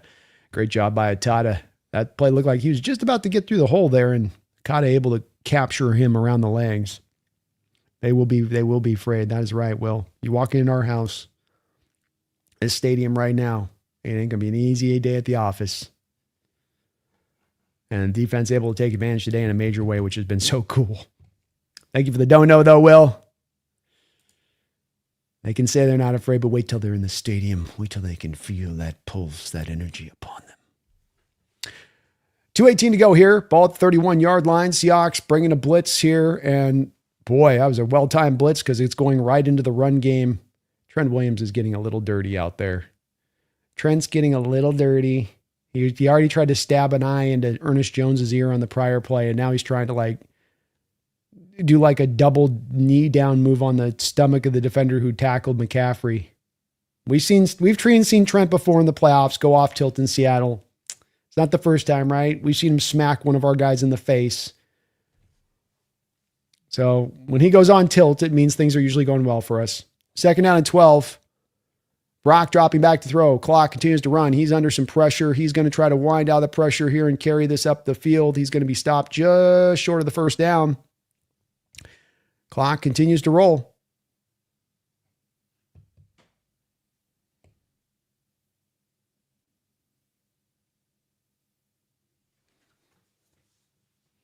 Brock, 14 to 24, 133 yards and an interception in this one. 12th man on their feet. Great job of showing out in the crowd, by the way. I see very little red in the crowd here on these shots they're showing. Trips to one side, the far side of the field here for the Niners. Seahawks. Oh, what a play by Woolen. Woolen used the go-go gadget arms. Looked like that Purdy was going to be able to get that throw completed in there to Juwan Jennings. And Woolen looked like he just snapped his head around at the last second. He got caught on a rub route, so he was playing catch-up the whole way. Nice fast hands there by Woolen, as that looked like he was going to get that completed in there. 4th down and 3. This is game for sure here. Purdy back in shotgun. Seahawks going with a 4-man front. Let's call a timeout, Mike. That's all right. Yeah, call another timeout. It's all right. Seahawks a little late to get the personnel on the football field. They'll call their 2nd timeout. Thank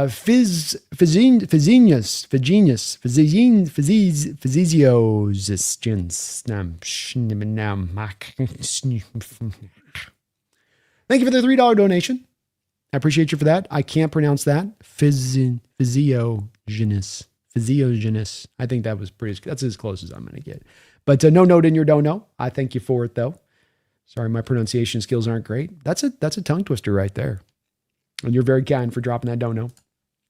Jordan, thank you for another $2 donation. Says, Lenore really thinks he's that guy. Yes, he does. Kind of like he's probably a big fan of The Secret. Like if I can talk it into being, I'll make it my reality thing. Yeah, a little bit of that. All right, Brock back in shotgun, 4th and 3. Game time.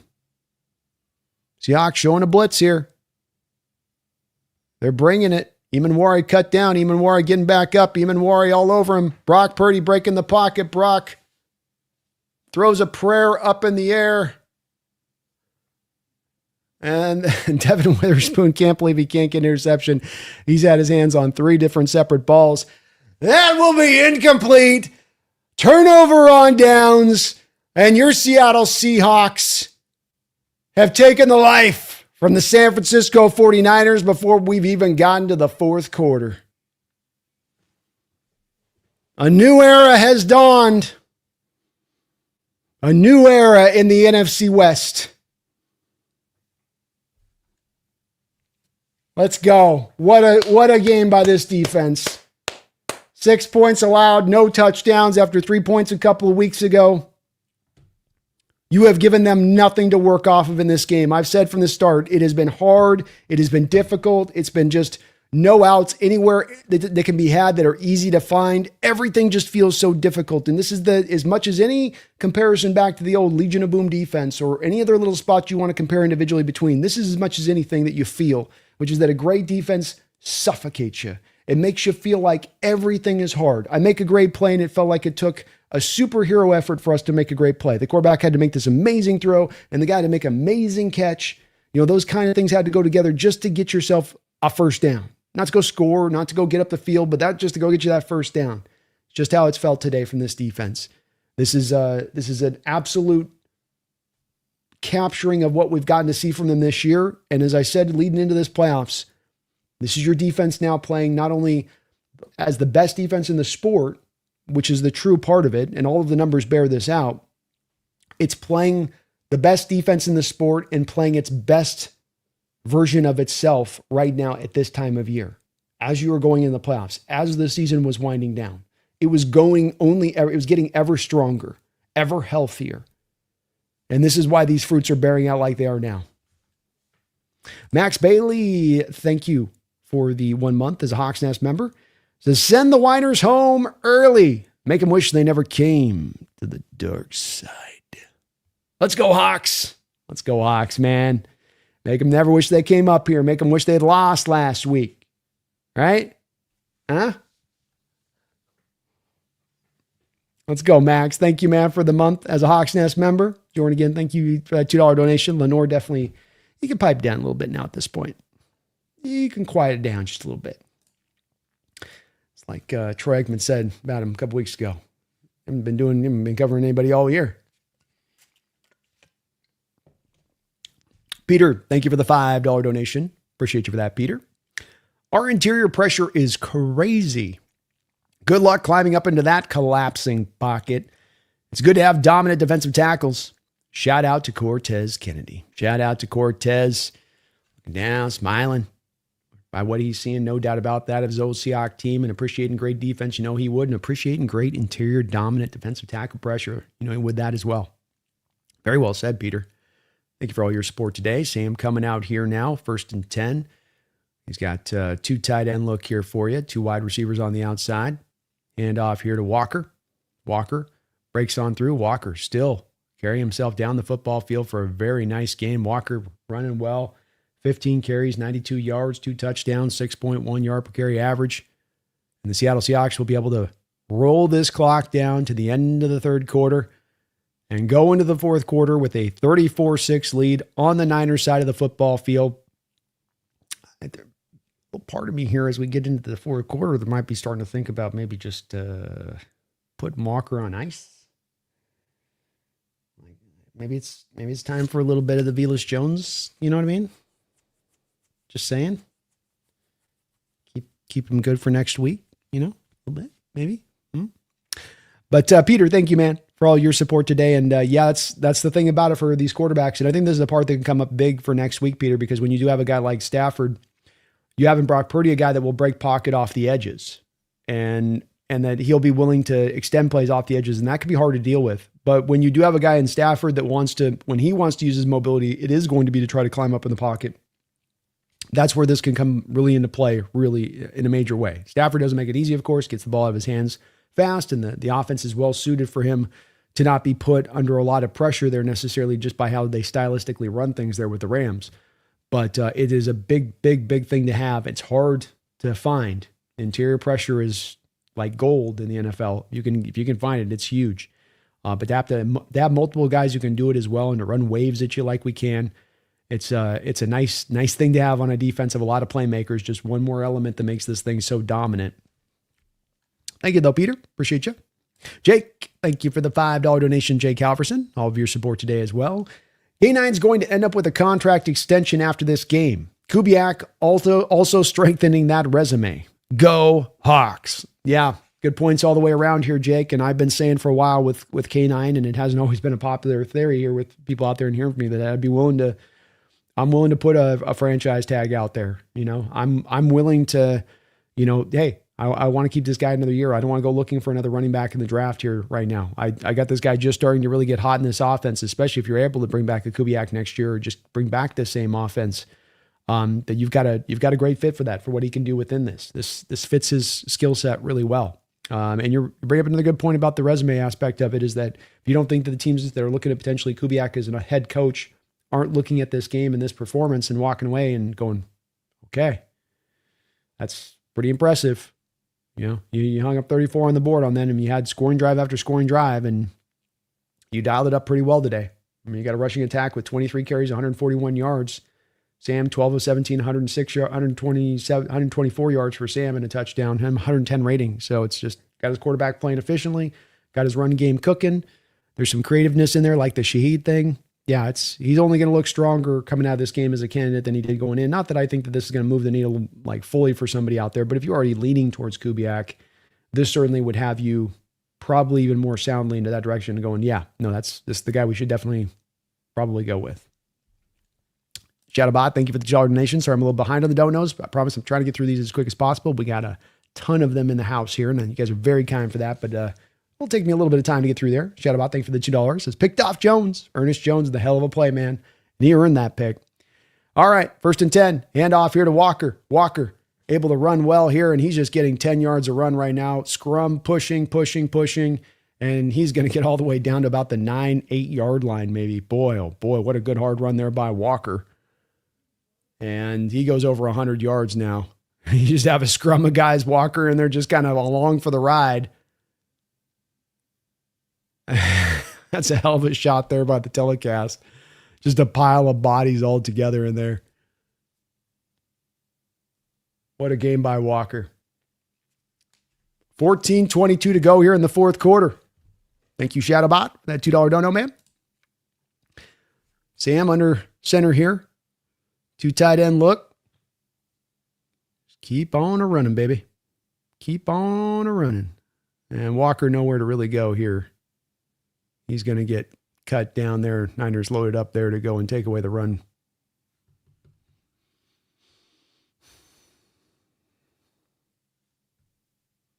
Very nicely done by the offense in this half. Just really love the execution here.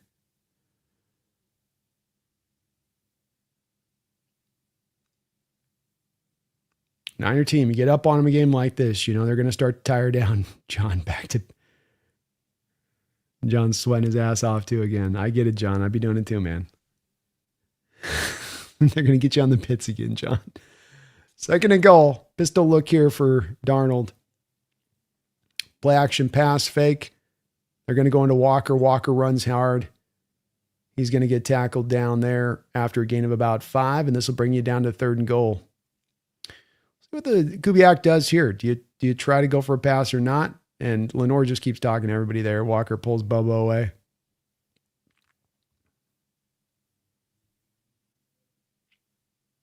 Did the Niners just call a timeout?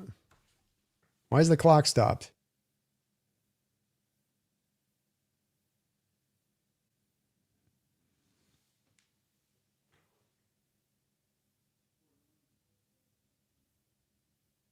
Oh, D. Winters was injured, so he's getting walked off the field there.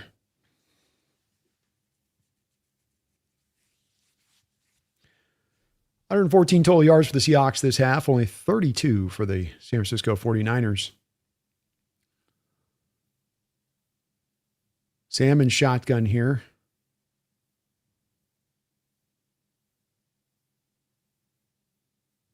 They're going to hand this off to Walker. Walker loose. Walker free. Walker in. Touchdown. One more exclamation point on top of an exclamation point on top of an exclamation point. And ladies and gentlemen,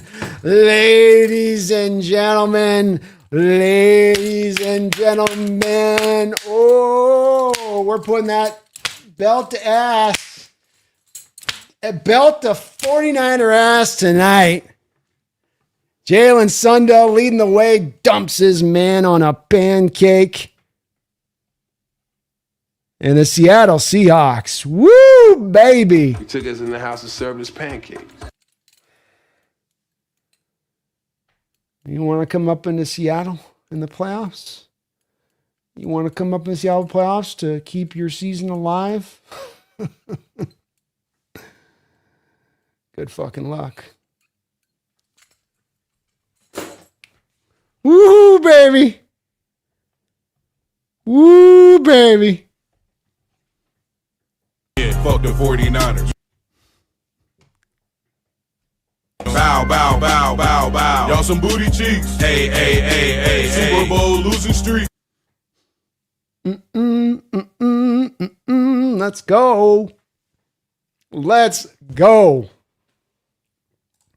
O'Dwyer, thank you for the $10 donation. O'Dwyer says, bang, bang, Cancun gang.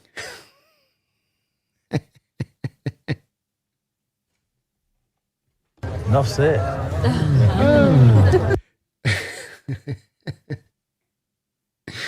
Enjoy your tan, boys. Enjoy your tan. Ooh-wee. 41-6 Seahawks. Good night, sweet prince. Woo! What a game. What a season. I mean, a year where no one thought we would be here. 7.5 wins for Vegas. Get the number 1 seed. Get the first round bye. Everyone keeps waiting on this team nationally to sort of fail and become what we thought they were going to be at the start of the year, and not looking at what they've been and where they've been at and what they've built up to with this performance and and where they're driving to. And we take on the Rams potentially next week. That's going to be a wholly different kind of battle, and you're not going to be able to put, necessarily this got to beat down up. And the Niners don't have anything to, in my opinion, feel bad about in this game, losing this way. This is just them coming up like they did 2 weeks ago into a buzzsaw, and you're broken and battered. I mean, that's the reality of this. You don't have to like it. You can get mad at it because we're your rival and that's the way it is, but that's the way it is. And you did what you should be as a buzzsaw, and running up against a team like that, which is completely take them apart. And so many great aspects to this game that you can look at and feel great about, from the commitment to running the ball, to how you play defensively, to how you stop the run, to Sam's decision-making and some of the really nice throws he made in the 12 of 17 attempts he has. He's not going to have a high-level amount of attempts in this game, but he made some really nice throws in there, got you some really nice conversions on third down to keep drives moving and motoring. Bang, bang, Cancun gang. Have fun down there in South. San Fran, heal up. Heal up, or as Stephen Smith once said, ice up, baby. Better go ice up. Nicole, thank you for the $2 donation. Says, best all-nighter ever. Sam's first playoff win incoming. Yes, sir. Yeah, rewarding you on the other side of the globe. Get up at 3 a.m, folks. We got our Seahawks fans out there on the other side, be it Germany, out there in anywhere in Europe, out there Asia, down there in Australia. Got to get up the buck crack. Not even dawn. Dawn even didn't come about yet. It's just purely night as you're getting up to watch the game. Rewarding you for it in one like this, Nicole. Rewarding you for it. This is a hell of an effort from this team. Just a complete encapsulation of the energy that we've gotten to see from them this year, coming to full form and bloom. And this team's going to be a tough team to stop in this playoffs. Hand off here to McCaffrey. He runs up inside here. Niners are running the ball. There's a signal in that, one could say. And how about Sam? Potentially getting his first playoff win ever, and hopefully this will maybe calm down some of it. I think some still won't. They'll look at it and they'll go, well, you only threw the ball 17 times. What do you do? What do you really do? What do you really do? Right? There'll still be those folks saying that, but he didn't have to throw that many times. You ran for 165 yards in this game so far. Wasn't needed. 2nd and 2 here for the Niners. They're going to go back to running the football. Brandon Peely makes the tackle. And maybe a benefit here to the Hawks defense for next week is that you can start to, boy, McCaffrey took a hell of a shot there, and I think he's done. Man, he is just, boy, oh boy. Hawks have gotten him a couple times tonight. They got him on the prior run pretty rough as well. He got kind of knocked back a little bit in an odd direction there. 3rd down and 1 for the Niners. Nothing easy. Even when they're trying to run the ball, they can't go get a first down here with us playing prevent just about. And Brock's going to take the sneak here, and he'll get a first down. Clock winding down to 11:25 to go in the 4th quarter. See what San Fran does here. I mean, 3 straight runs here in this drive. I mean, you're just almost all but signaling here. And not that it's not understandable so. There's probably just not enough time here. Blitz look by the Seahawks. Purdy's going to break the pocket, and he's going to scramble for a couple of yards. I mean, you're fine. From Seahawks perspective, you're perfectly fine with this. Thank you again, Nicole. And appreciate you getting up early in the morning like that, all of you folks. Hanging out there too, getting up early in the morning across the globe, showing your support and love for the team.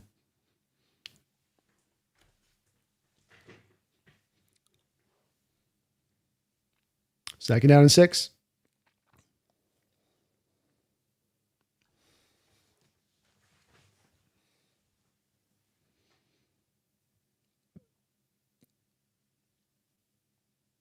First down reception. Clock rolls down to 2:19 here. Keep rolling, clock. Just keep rolling. Keep on ticking, baby.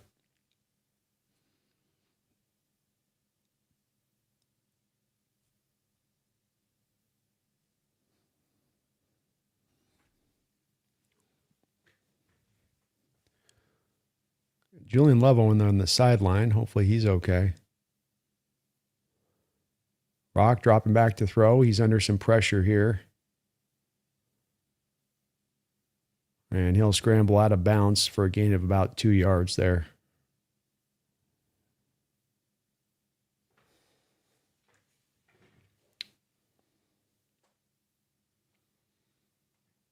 Well over 1,200 people in the chat tonight, folks. Please, if you can, get a chance for me, hit that like button. Maybe sub on up.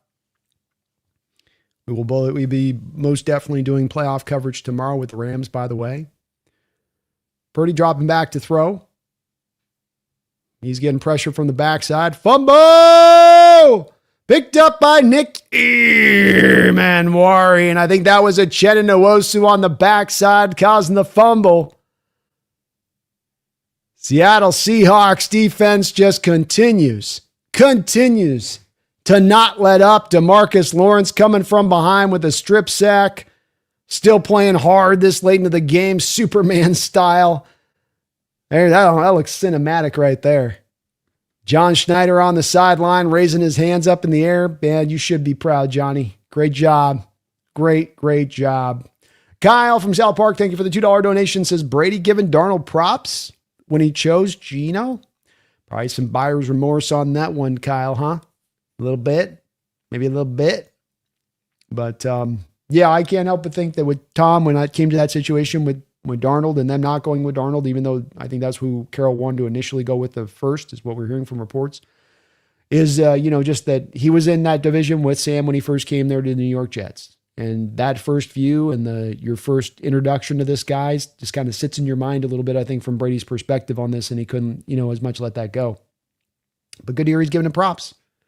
Sam's played a really good game here today. Yeah, this is a team effort. The whole point of this, though, this was always a team effort. The whole point of this is that this is not a quarterback-centric team. This is a team-centric team. How we get to wins is by this team, not by an individual player, not by a quarterback playing like a superhuman, but by everybody doing their end, holding up their end of the bargain, including Sam within that. And he most certainly did today. Played a very, very steady, strong game there. But you were a buzzsaw today. Nobody was beating you today. Physio, thank you for another $2 donation. Physio says, we beat the dead horse. They'd been limping. The zombie had been limping, man.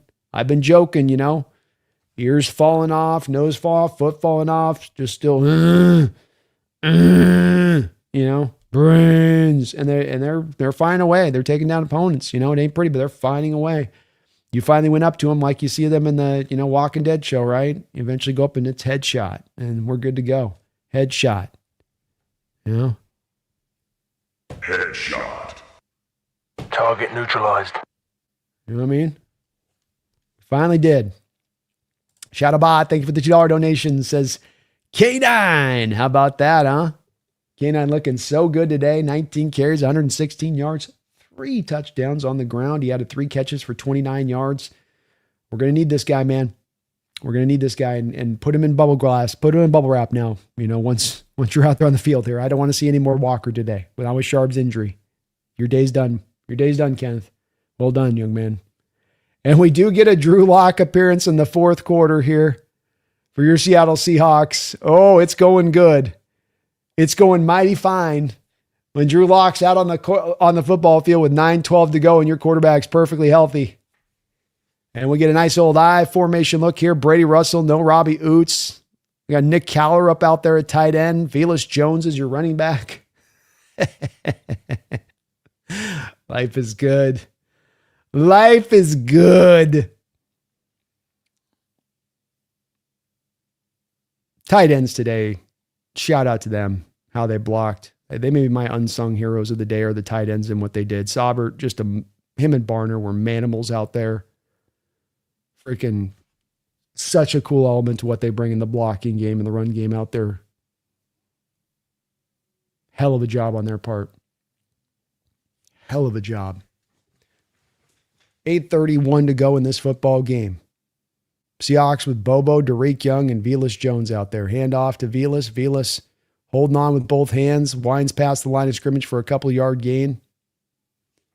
Clock keeps it rolling. Kyle from South Park, thanks for the $2 dono. Niners fans told us we could only score 13 on them. They did. Like, Sam can't score more than 13. He doesn't know what to do. You guys can't do more. That's all you've done. That's all you've done. That's all you could ever do. That's what they did say. They thought the defense was going to hold it down for him today. Good luck. Good luck. Similar to last game, where it's you run the ball this well, you don't have to throw a million times. And you don't throw as much, maybe you're going to score as much, but don't mean the offense ain't being effective. Today, the points came. Last game they didn't, but the offense was still effective. And the Niners loading up the box here for the run. Seattle's just going to run this 3 times and take you to 4th down here, but able to burn a little bit more time off the clock. Oh, with Teamy's out there. You got backup linemen out there across the board. It's turned into a preseason game, folks. Thank you for the donation, though. Appreciate you for that, Kyle. Very kind of you. Very kind of you. Jay Gundy, thank you for another $5 donation. Imagine having to write a poem and admit the quarterback is good, then possibly that team wins the Super Bowl on your turf. And I know I've mentioned it so many times, but I wouldn't be mentioning it if there weren't just so many elements of this that are like a storybook, where it's, this is like if you were writing down like your hopeful way the season goes, and this is a nice job on the punt return coverage unit by the Seahawks. They're a very short return by Sky Moore, if anything, and the Niners will take over there.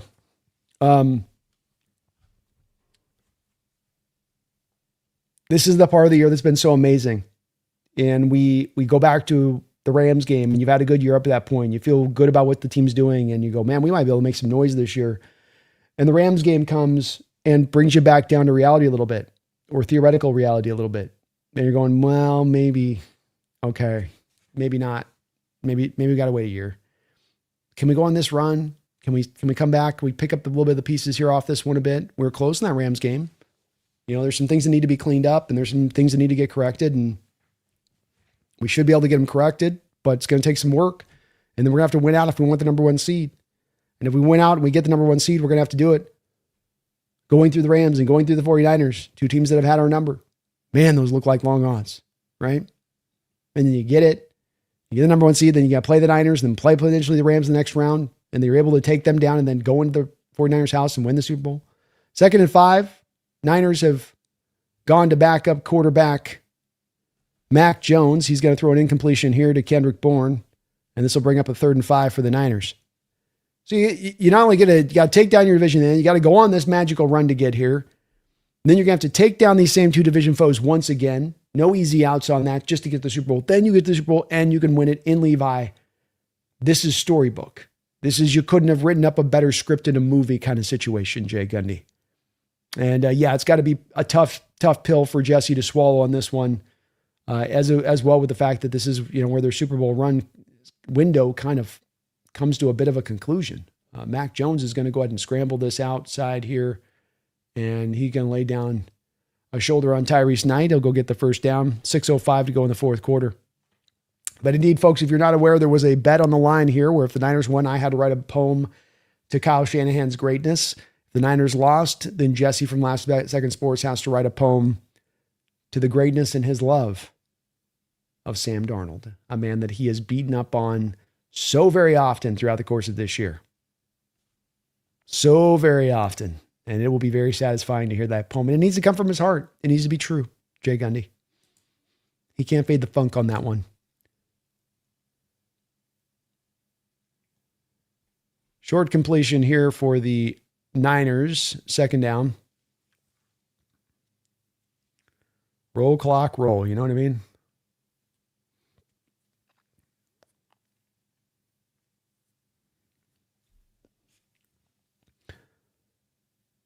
Mac Jones dropping back to throw here. He's going to complete this out in the flat, and Tyrese Knight slings down the tight end there for a short gain. Another 3rd down here for the Niners. Clock keeps rolling, 5 minutes to go.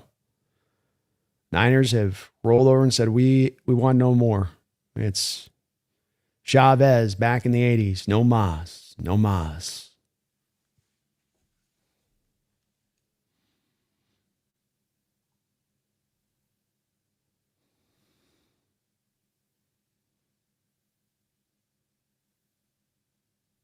Is that a Connor O'Toole we're rushing off the edge over there? O'Toole is rushing off the edge. And back shoulder throw to Juwan Jennings here. Drake Thomas covering Juwan Jennings 30 yards down the field in man coverage. Tight. No big deal. No big deal. Just a linebacker doing that. Just what they do. You know what I mean? It's what they do. Niners down 41-6 will bring out their punter with 4 minutes and 30 seconds to go. And I don't know about you guys, but this is very satisfying to watch this right now. Just them punting 4th and 6, 4 minutes and 30 seconds. This is all just very satisfying.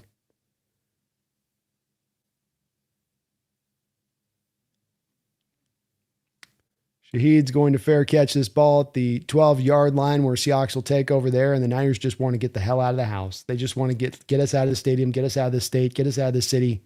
No more.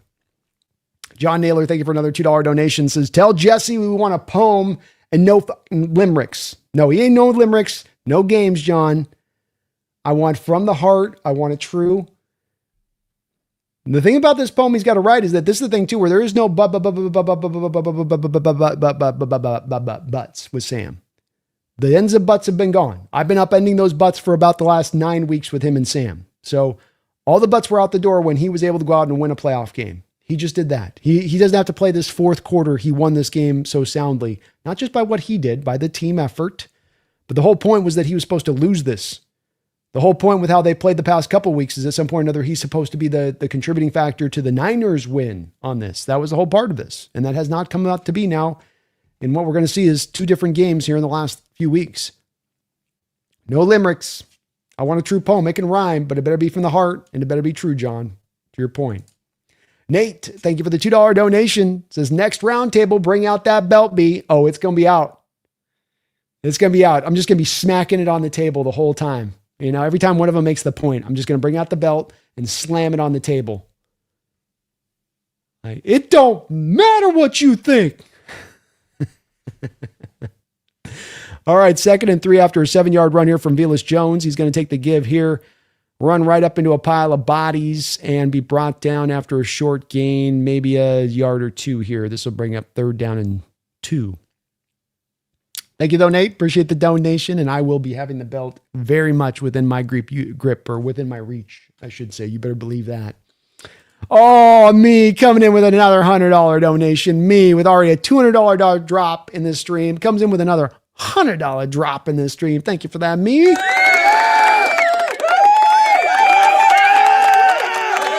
Let's go. Let's go. Thank you for that. It says F Ryan Clark. Fuck Ryan Clark. Go Hawks.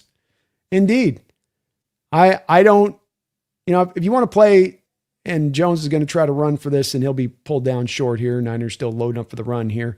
If you're going to play psychologist on a player in this sport, which you're free to do so, and everyone's going to want to see what they want to, everyone's going to see their own individual thing, right? So I get that part of this in this sport, but the amount of people that play psychologist when it comes to Sam that would never feel comfortable doing so with any other kind of player in this way and talking in this manner with any other kind of player in this way.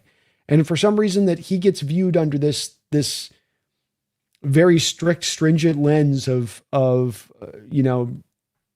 lack of belief because of that. Not anything to do with physically, not anything with the physical limitations or the way he throws the ball. Or anything. It's this mental thing. There's a mental thing there. And I just feel like that's always like, and this punt's going to drive back Sky Moore very far. Good job by Derek Young there. He just stretched that play out, Moore trying to make something happen and nowhere to go. Great job by Derek there on the coverage unit.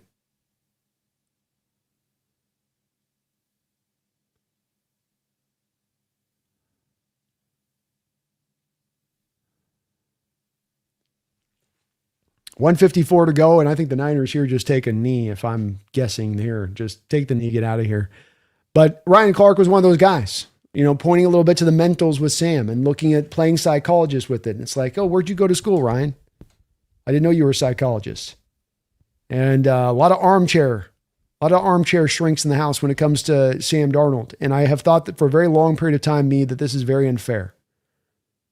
And, if you wanted to say it before the last 2 years of what he's put up production-wise with the Vikings and the Seahawks, okay, maybe even then I don't like it because I think I'd be hesitant of really, if you're going to make that call, you can be in a position to make it about a player saying mentally they have something deficient in them, but you better be sure at that point. You don't just sort of like, I just got a general feeling, just kind of just a feeling thing in there that I kind of feel. Kind of surprised the Niners are even running a play here. Like, you're running the ball. What's the point of this? Just down the ball and get out of the stadium. All right. You do you, San Fran. This makes no sense. But Ryan Clark, one of those guys at the forefront of this, me, and why you should be careful about being in that, because if you're an analyst and some of these people are going to rely upon your opinion in this way, then, hard to rely on you when that doesn't prove out to be the case. You took the stand on the guy with limitations mentally, and it's not the truth. So, what's what at that point, right? Like, what else should I listen to you about? What should I take into what you say to be anything at that point of being true? And not just you pulling stuff from your rear end, essentially, which is what Clark was doing, which is what a lot of people have done with Sam. I can understand you don't get sold on a quarterback. Like, there's just something about him that doesn't sell me. That metamorphosing into he's got mental limitations. No, it's just you just don't have a general like for the guy. And you can't really pinpoint it and you can't really articulate it. So you're kind of grasping for the mental a little bit. 40 seconds to go here. The final play of the football game about to go down. They're going to hand it off again for some reason. Okay. And that will be that. No better spot to end on with your donation of $100. F. Ryan Clark. Go Seahawks.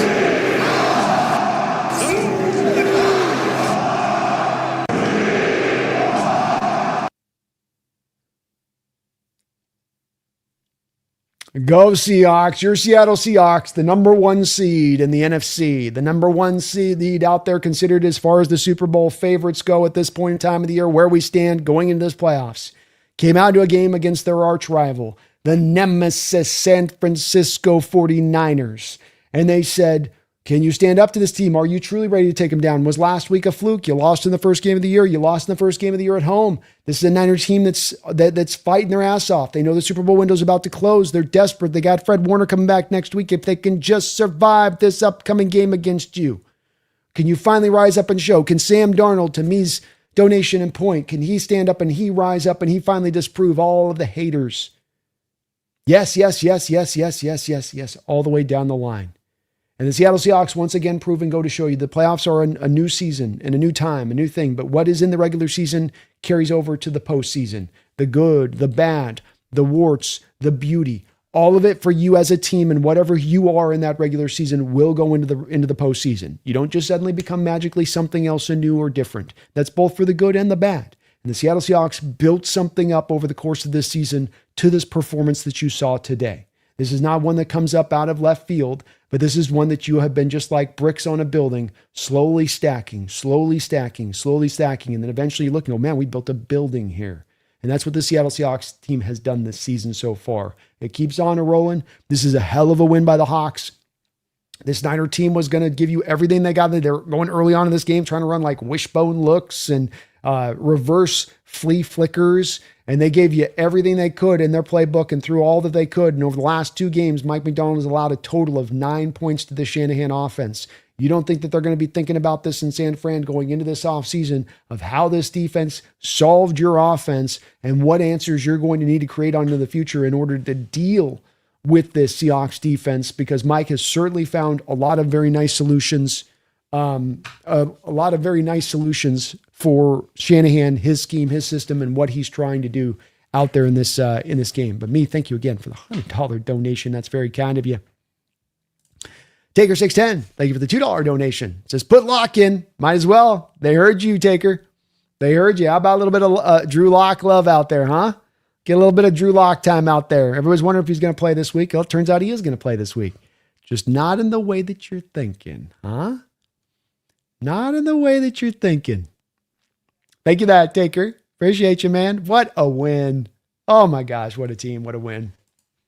Jordan, thank you for the $2 donation. It says, Sam, Ghost Hunter. Darnold. He is the Ghost Hunter, man. Maybe I'll have to Maybe what I'll do with the thumbnail tonight, Jordan, on the post-game wrap-up video I do, maybe I'll do Sam Darnold in a Ghostbusters outfit. You know, I'll put that on my backdrop a little bit. I think that would be right, wouldn't it? That'd be apropos. PGZ in the house. What's up, PGZ? Been celebrating almost a year as a Hawks Nest member for that. It says belt to ass. My 49er friends have disappeared. Where'd you go, Niners? Where'd you go? Where's all the Niner fans at? You're so loud throughout the course of the week, aren't you? So freaking loud. Where y'all at now, huh? Where are you all at now? Oh, is your rear end a little red? Huh? Did we just keep swinging? Did you find yourself sitting there in the third quarter? Well, they've got to stop now swinging. It's hurting. It's really hurting now. Don't swing the belt anymore, please. Please, Seattle, stop. Stop hitting us. We got the point. You're better than us. Stop. Not again. Not another Walker touchdown. Please stop. Stop, God. Please stop. No. That is the power of the dark side. We do not quit. Let's go. I'm going to feel myself tonight, folks. I'm going to have fun tonight. Mr. Kane celebrating 52 months, my brother from another mother. Thank you for the 52 months as a Hawks Nest. Remember, you're awesome. Says, Brando, can I get a funny microphone voice saying belt ass? Oh, yeah, I got you. Belt to ass. Huh? Or maybe we go like Mr. Roboto style. Belt to ass. Give 'em it all. Don't stop. Won't stop. Can't stop. Harder, bigger, stronger, better. I don't use the funny voices enough on this thing. Thank you, Mr. Kane. Gut Wrench, thank you for the $2 donation. Atomic bomb versus coughing baby. Yeah, I like it, man. This was definitely one where two teams in two different states organizationally, franchise-wise, Super Bowl windows cracking open versus Super Bowl windows slamming shut. And I think the San Francisco 49ers, I'm not trying to put the headstone out there right now. I think that there is a real way, though. This is one where they might have to turn this over in a little bit more of a major way than they were probably hoping coming off this season, even with the success they've had this season. What happens with McCaffrey? I mean, he looked battered and bruised and beaten up out there on the field today, and you had the guy with like 500 touches this year, damn near. Trent Williams, you know, where's he at? They got some decisions to make about certain players on the personnel wise. Bosa, how fast he can come back. George Kittle in that injury. But might have put that window fully now at this point to where we're more talking about a couple years out when it comes to that team into the future. Swift Gotti, thank you for the $2 donation. Says, good season, Niners, bang, bang. Hey, look, Niners, you can't feel bad about the year and what you got out of this as far as end result, considering the injuries that you had to deal with for your Niner fan trying to turn this one over. At the same point in time, one could say that if you're going to build up a roster where you're still trying to go for it and you're going to lean on aging stars and just a collection of those guys to really carry the rest forward, that's not a way that, if you're gambling on that, not a high chance of success on that route. And I'm consistent on this one, being that when I talked about the Niners this year, I said exactly kind of what we've seen happen here at the end with them, which is that they'll start out strong and they're going to have some of these aging stars probably get injured. And then they're going to be much weaker by the end of the year than they start, and they're going to kind of run out of gas. And that's where, to me, it would have been smarter just to fully, from their perspective on the grand scheme of this, embrace last year what they started with the $100 million of dead money and eating all that dead money away, which is that time move a George Kittle for draft capital, right? Start to make a little bit of that sea change there. And they kind of quasi did, but it's going to be chopped up into 2 years a little bit here, especially if they end up with a couple of different retirements, from the other side of this. Say nothing of Kittle probably taking a lot of next year to get to a position of being able to be back on the field. But the Niners don't have to apologize for anything they did this year. They don't have to feel bad for anything this year. They don't feel like this was a failure for them as a year. They coached their ass off out there. They overcame. Resiliency of spirit for an NFL team is not an easy one to always find. And that locker room showed you why they've been so good for so long and what they were able to do to overcome that. MJ Seahawk, thank you for the $5 donation, MJ. Says, let's have it go. Big Cat money. Hashtag lock time. We got a little lock love out there, huh? Little Velas Jones lock love out there, huh? Not too bad. Not too bad. Mike in there congratulating everybody coming to the locker room, giving some love to everybody, giving some hugs. Hyped up through the moon, no doubt about that. What a win for this team. What a win, MJ. Let's effing go.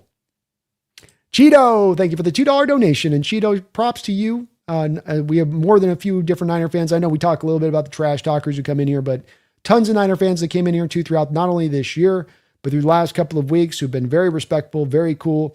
We're going to be feeling ourselves a little bit tonight, Cheeto, but props to you if we get lost in this, in being a cool part and coming on the community here, being a part of this community and talking with us as a Niner fan on the outside in. Always welcome here. We'll always have our trash talk. This is always going to be a heated rivalry. In fact, I think it's the most heated rivalry in all of football, but tip of the cap to Niner fans who've come in here and been super respectful, kind. You've donated the channel too in addition to that. Love this rivalry. I do. And again, I know we're going to be feeling ourselves coming out of this, but if I'm a Niner fan, you don't have anything to feel necessarily bad about with this team. There's going to be hard decisions to be made going into the future on this one, but two different teams in two different states a little bit. And, we found ourselves in the same kind of position at the end there with the Legion of Boom time. And you get to the end and this is the life cycle of the NFL. And it's one that is Father Time undefeated, but undefeated, especially with life cycles of the NFL of great teams in their Super Bowl kind of window runs. But Niners did a great job this year just to get to this point, considering those injuries. And had a great time topping up with you here over the past couple weeks, Cheeto. And thank you, man. Let's go get that win. Let's go get it now. Addis, thank you for the $2 donation. They thought they had us. Fuck me out of here. Go Hawks. Let's go, Addis. Let's go, man. I know the 12s were ready today. You guys were locked in. I could feel you before the show. The energy was right. It was nervous, yeah, but it was also like, hey, no, we know we have every right to be here. We've earned our way to being here. And everyone's going to find out on a national stage tonight. Let's go, man. Gut Wrenched, thank you for becoming a new member of the channel. Members of the channel, we will be getting out the community post. Keep an eye on that. I'll get out the Sunday PFF scores for you tomorrow. So we'll get that posted out probably just before the game tomorrow. We'll be doing a long post-game stream tonight, folks, of course, but we will be, of course, going 100% live for that Rams game tomorrow to find out who's coming on in, who's going to come to our house, try to take us down. You're going to walk into my house and try to kill me in my house. No. Physio, thank you for the $3 donation, Physio, and all of your support today. Didn't have any note on this one, man, but thanks for all the donos. You're very kind for that. Very kind. Hayden Lyons, thank you for the $5. How many so-called experts had us in 4th place in the NFC West? Clueless. This team is legit. 49ers humbled. Love your work, Brando. Big love from the UK. Well, thank you for that, Aiden. Much love out there to all my folks out there in the UK. And we got a multitude of Seahawks fans out there, Hawks nesters. Very kind of you for saying, man, big love out to you on that. And yeah, this is a team that you talk about that satisfying element to this team, that just one more extra sort of layer of satisfaction, which is just that no one saw you here. No one counted on you being here. You are that team that everyone sort of dismissed and said that maybe they're a year away. Maybe it's a couple years away. They seem to be kind of resetting all things through. They don't, it's not there. It's this. I don't get it. I don't see the vision. I don't understand what they're doing. Right. Like it was a lot of that. But it was also layered within there. You could sense and feel was a lot of lazy kind of evaluation of the situation and what was happening. And certainly some of this is the lack of faith in Sam and that you felt. That was a big part of the measure of it. But this team has been building to this for a couple of years. It started with the Russell Wilson situation and the trade there and getting the draft capital and embracing that, eating away dead money when you needed to get yourself freed up so you could add on the players you need to add on and not be weighted down by bad cap, by bad situations with that. But hell of a season here, Hayden. Thank you for watching and tuning in throughout the course of this year. And wild that this year that you've gotten to where you've gotten, because if you look at it from a historical standpoint, 2005, you built up to 2005. You know, you'd been in the playoffs a couple times. You had the Matt Hasselbeck year of being in Green Bay, and we want the ball and we're going to score that moment, right? You had this building up to now, okay, this team's been building up to this. It makes sense they're the number one seed. You know, 13, you had 2012 where you went out on the road and you won in Washington and you had Atlanta up to the brink, and you came in that next year and you went, okay, if this team, adding Michael Bennett as they have, adding Percy Harvin as they had, adding Cliff Averill as they have, this absolutely is a team that should be able to make some noise this year. And this is a team that no one saw in that similar kind of manner this year coming into it, or very few did. And you're right, man. The so-called experts are having to eat a lot of crow now. A lot of crow about the Seahawks team, a lot of crow about Sam Darnold. And yeah, it makes it more satisfying, all the more satisfying that they counted us out, that no one thought we had the possibility of being here. And why not us now? This team with this spirit, this energy, this defense playing like they are, special teams unit. Oh my God. It was all coming out to be. Everything from the regular season just bears out into this game. The dominant defensive level of effort, the dominant special teams, the efficiency of the offense, all carrying over from that regular season. It's the model. It's the blueprint. It's not one you have to create week to week. It's one that's been created every week. And I've pointed to it time and time again. And today you got the explosion of points with it. The explosion of points won't always be there with it, but the wins will be. That is a manner of play that can win in any era of football. I don't care if it's 1955. I don't care if it's 2025. Any era, this brand of football can win. Three phases working together like they do. It's just awesome.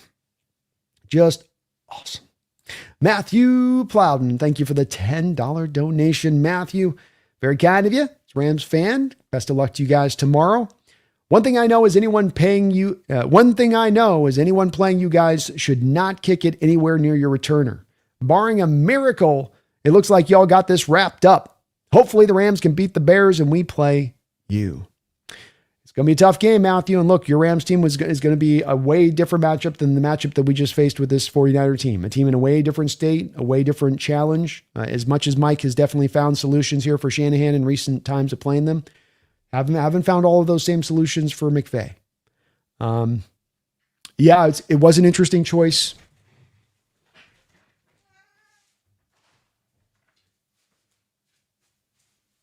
It was an interesting choice from the Niners' perspective in this game a couple of different times to just knowingly kick it down there to Shaheed. That was their game plan the whole way through, is we're going to kick at him. And, you know, this is strength on strength where the Niners have one of the better special teams unit in football. And you're going to operate from a point of pride. And you're going to be like, why should we have to kick away from him? We've got one of the best units in covering kicks in the sport. But I think that at this point, if you're kicking to him, you're being pretty silly at this point. 2 kickoff returns, a punt return touchdown, all of this just in the back half of the schedule. A big part of this is just not only Shaheed's ability in doing it, but it's also how well Jay Harbaugh has constructed some of this kick return game. I mean, this one today, Matthew, you let the front man come through on the up man. You basically leave him on block so you can get more of a better double team at the point you're trying to hit and clear out the lane for him. And you know within that on the kick return that Shaheed's going to be able to run around him and get past that up man essentially. You know, it's just brilliant design in there by Jay Harbaugh, on top of, you know, obviously Shaheed just being an absolute burner at the kick return position. You know, that part's very much true as well. So we're going to be a tough matchup, Matthew. You know, we're playing some of our best football of the year right now, and I think your Rams team isn't playing bad football.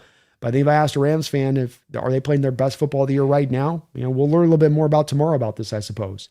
But I feel like there's some certain vulnerabilities there on that Rams team that haven't been there throughout the whole course of this year. But it's going to be a hell of a matchup. You guys got to still take down that Bears team tomorrow night. And that's not going to be any easy win for you in that cold environment. Anything in these games can kind of happen. But if I'm making a bet, I'm going to guess it's going to be us and the Rams when this comes down to it. Just the way that this season is rolled out. Why would it change for them at this point, Matthew, you know? Thank you, though, man. I appreciate you for that dono. And no, I wouldn't be kicking it to Sheed either if I'm playing us going through the rest of this playoffs. That's not a good recipe for success. DeLevy, thank you for the $5 donation, DeLevy. Says, turns out Bo Nix broke his ankle in today's game. Sucks for the poor guy. I'm super excited for the upcoming avenging of Super Bowl 49. Oh, DeLevy intimating he's thinking it's going to be the Patriots. So you do have the Patriots, you do have the Texans going head to head, and you got to figure that, yeah, it's going to be hard for the Broncos to get that win after that game. So going to be interesting to see how that all plays out. But no matter what, whoever's going to the Super Bowl, whoever you're playing out of the AFC is going to have a hell of a defense. You do know that. You ain't playing anybody with a bad, porous defense at all. It's going to be top-notch D across the board, and it goes to show you here with the last few teams in the playoffs, really of the 5 teams remaining here, only 4 of them have real top-end defenses. Only one of them is really trying to just get by on the super offense approach. Maybe a bit of a lesson within that, but yeah, sad to see with Bo Nix that he had the injury like he did, broken ankle at the end of the game after you get the win. Bronco fan, that just breaks your heart a little bit, where you're like, man, it's going to be hard. Jared Stidham. Hard to talk yourself into that one. Addis the Gamer, thank you for the $2 donation. Says, they want BDA. You get BDA. Don't worry. Hashtag mismatch. You guys thought this was a matchup? Mismatch. Let's go, Addis. Let's go. Huh? Yes, sir. Yes, sir. Belt to ass, baby. Woo! I am the key. Thank you for the $5 donation. He says, here's a tutty dono. Well, thank you for that. I am key. Sorry, a little late to acknowledge this. I know I'm a little bit behind, but we got a ton of donations here in the chat tonight, so I'm a little behind. We'll catch up on my promise. We're going to be going late on into the evening with this post-game wrap-up. But thank you, I am key, for the tutty dono, man. 41-6 Seahawks, huh? One of the greatest beatdowns in Seahawks playoff history. Shadowbot, thank you for the $2 donation. It says, wearing my K9 jersey with pride, baby. Belt to ass. Hey, got that belt out. Took it out today. Said, no. This is a special occasion. Let's get it out. And how about K9? He's been building up in these performances, building up and understanding this outside zone. And the damage he did today was outside those tackles and getting out into space.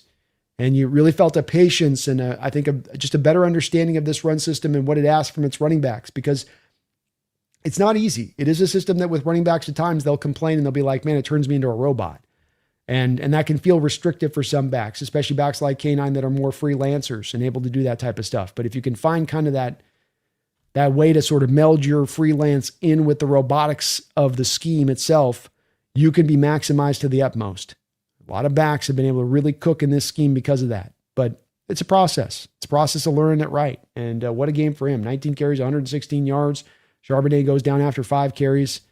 And boy, he was just awesome today. I can't say another word with a K9. He was just great. I just got you those runs, was patient, smart with running the ball, finishing runs, extending runs, making smart cuts all over the place. It was Walker at his best today, Shadowbot. Physio, thank you for another $2 super sticker. Appreciate you that for Physio. You're awesome for all those donos. Very, very, very, very kind of you. Devin, thank you for the $5 donation. Says, pleasure as always, Jess. Thanks for your good Seahawk karma. There we go. There we go. Amen. Helping us along the way, a little bit of that karma there, Devin. And yeah, always a good time with Jesse. Always a good time with Jesse. It double dipped you on the dono there, Devin. So thank you for the double dip dono. Appreciate you for that. Oh, Jesse's not going to be a happy man on Tuesday. That's going to be a tough, bitter little pill to swallow. He's got to write a poem. He's got to deal with the fact that season's over. Seahawks progressing past. I know. I've been in that position. It ain't fun. Mark Sanchez, thank you for the $2 donation, says BGA. BGA. Let's go.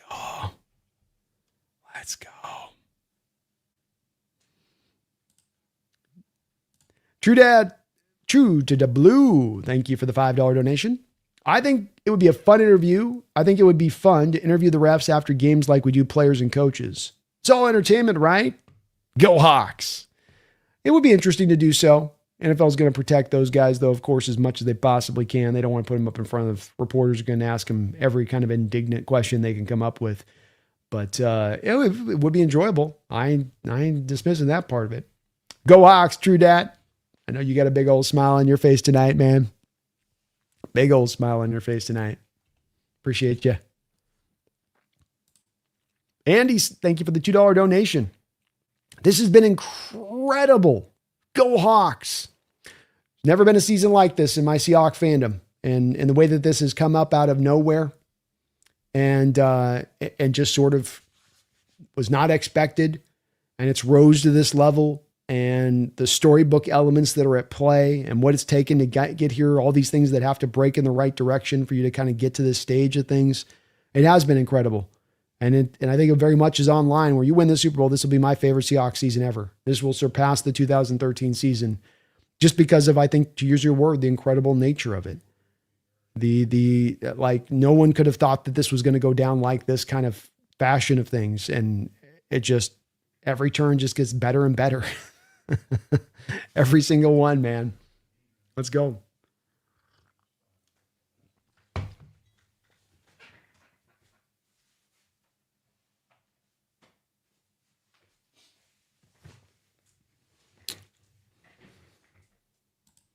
Mark Sanchez, thank you for the $5 donation. Mark B, I'll buy 50 in super chats with that soundbite in the next roundtable. I'll simply say Niners and you play the soundbite.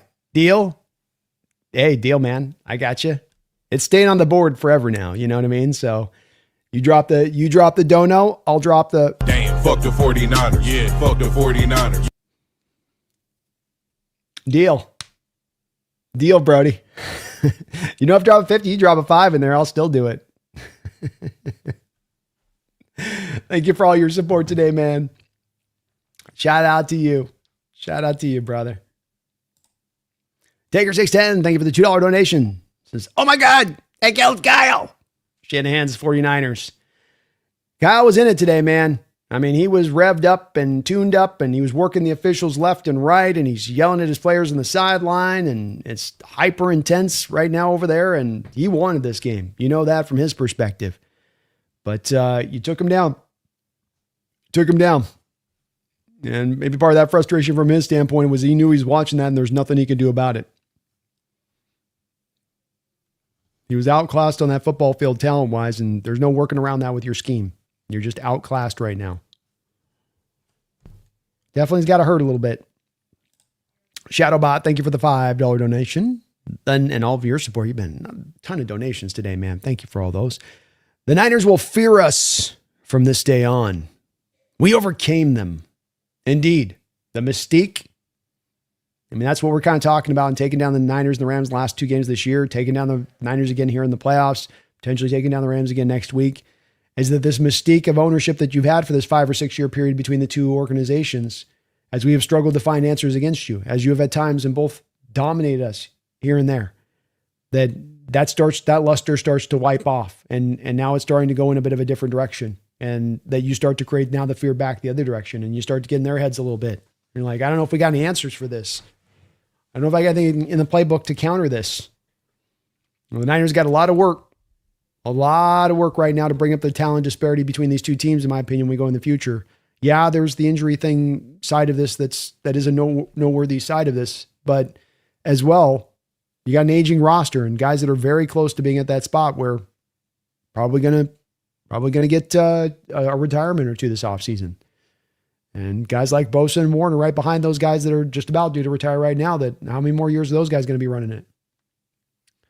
Niners are in a weird kind of middle ground right now. They're in a weird place, and a place that very much could find themselves landing in sort of not maybe full on purgatory, but not quite able to capture greatness as closely as they have been in recent years past because of where the roster is and in that weird in-between position, not quite rebuilding, not quite in an ascension mode. Like I say, teams find themselves in 4 different states. You're ascending, you're rebuilding, you're in purgatory, or you're elite. And the Niners are in dangerous place of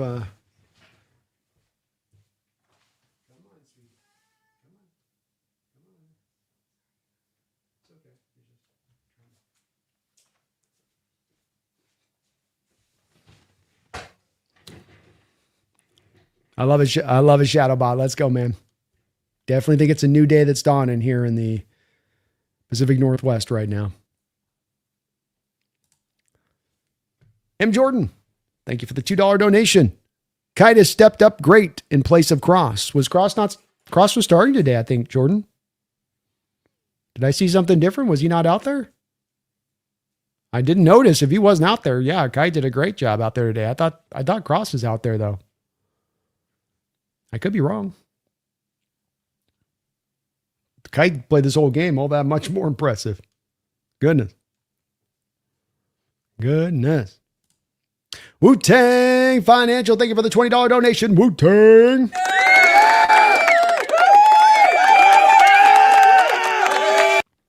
Really appreciate you for that. He says, this is belt ass. This is the notorious Mac with a week of prep. Niner fans, what that muff do?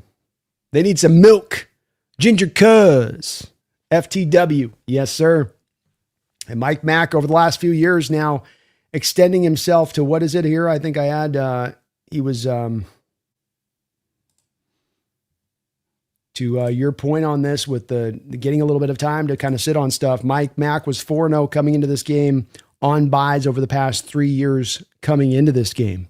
And now he will be 5-0 in the last 3 years coming off of a bye. And this is certainly an important thing to consider and think about a little bit, not just from the perspective of Mike being good off of buys, but also because of the fact that if you do happen to find yourself able to get to a Super Bowl, that he's going to get a week of prep for that Super Bowl, because you have the bye week till you get to it. So this could be something that's not only important for right now to think about in the key to this game, but also thinking about, hey, this might also come up here in the next couple of weeks as well, and be another thing that works as an advantage to the Seattle Seahawks as they potentially are playing for that Super Bowl and who can go and get it. So yeah.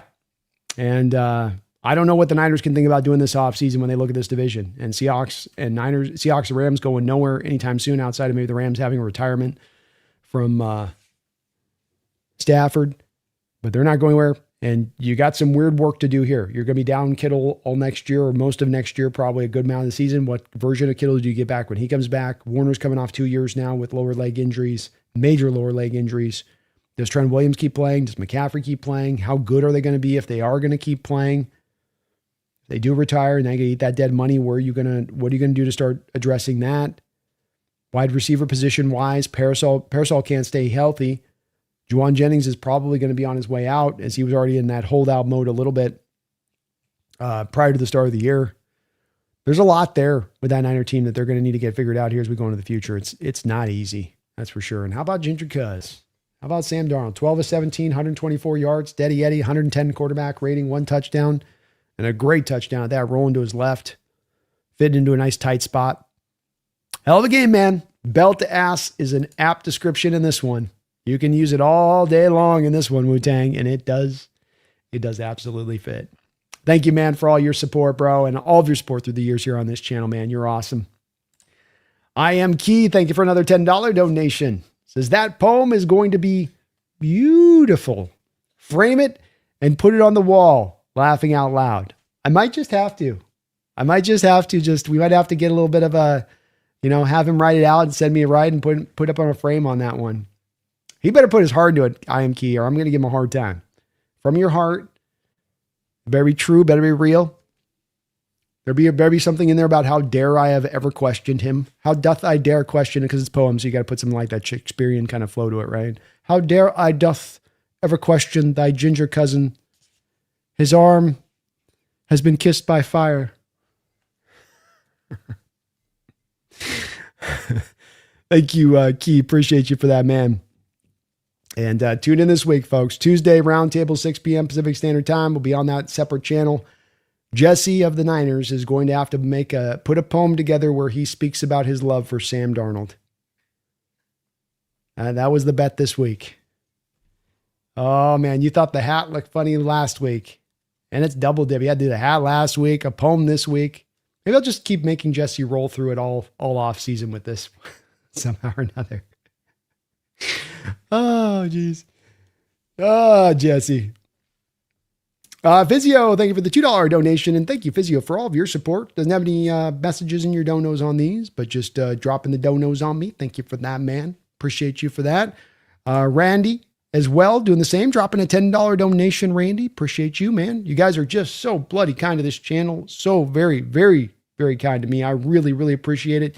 You guys allow me to get to do what I get to do with all this support to this channel, which is just celebrate this team, talk about Seahawks football 24/7, 365, doing what I get to do, doing what I'd love to do.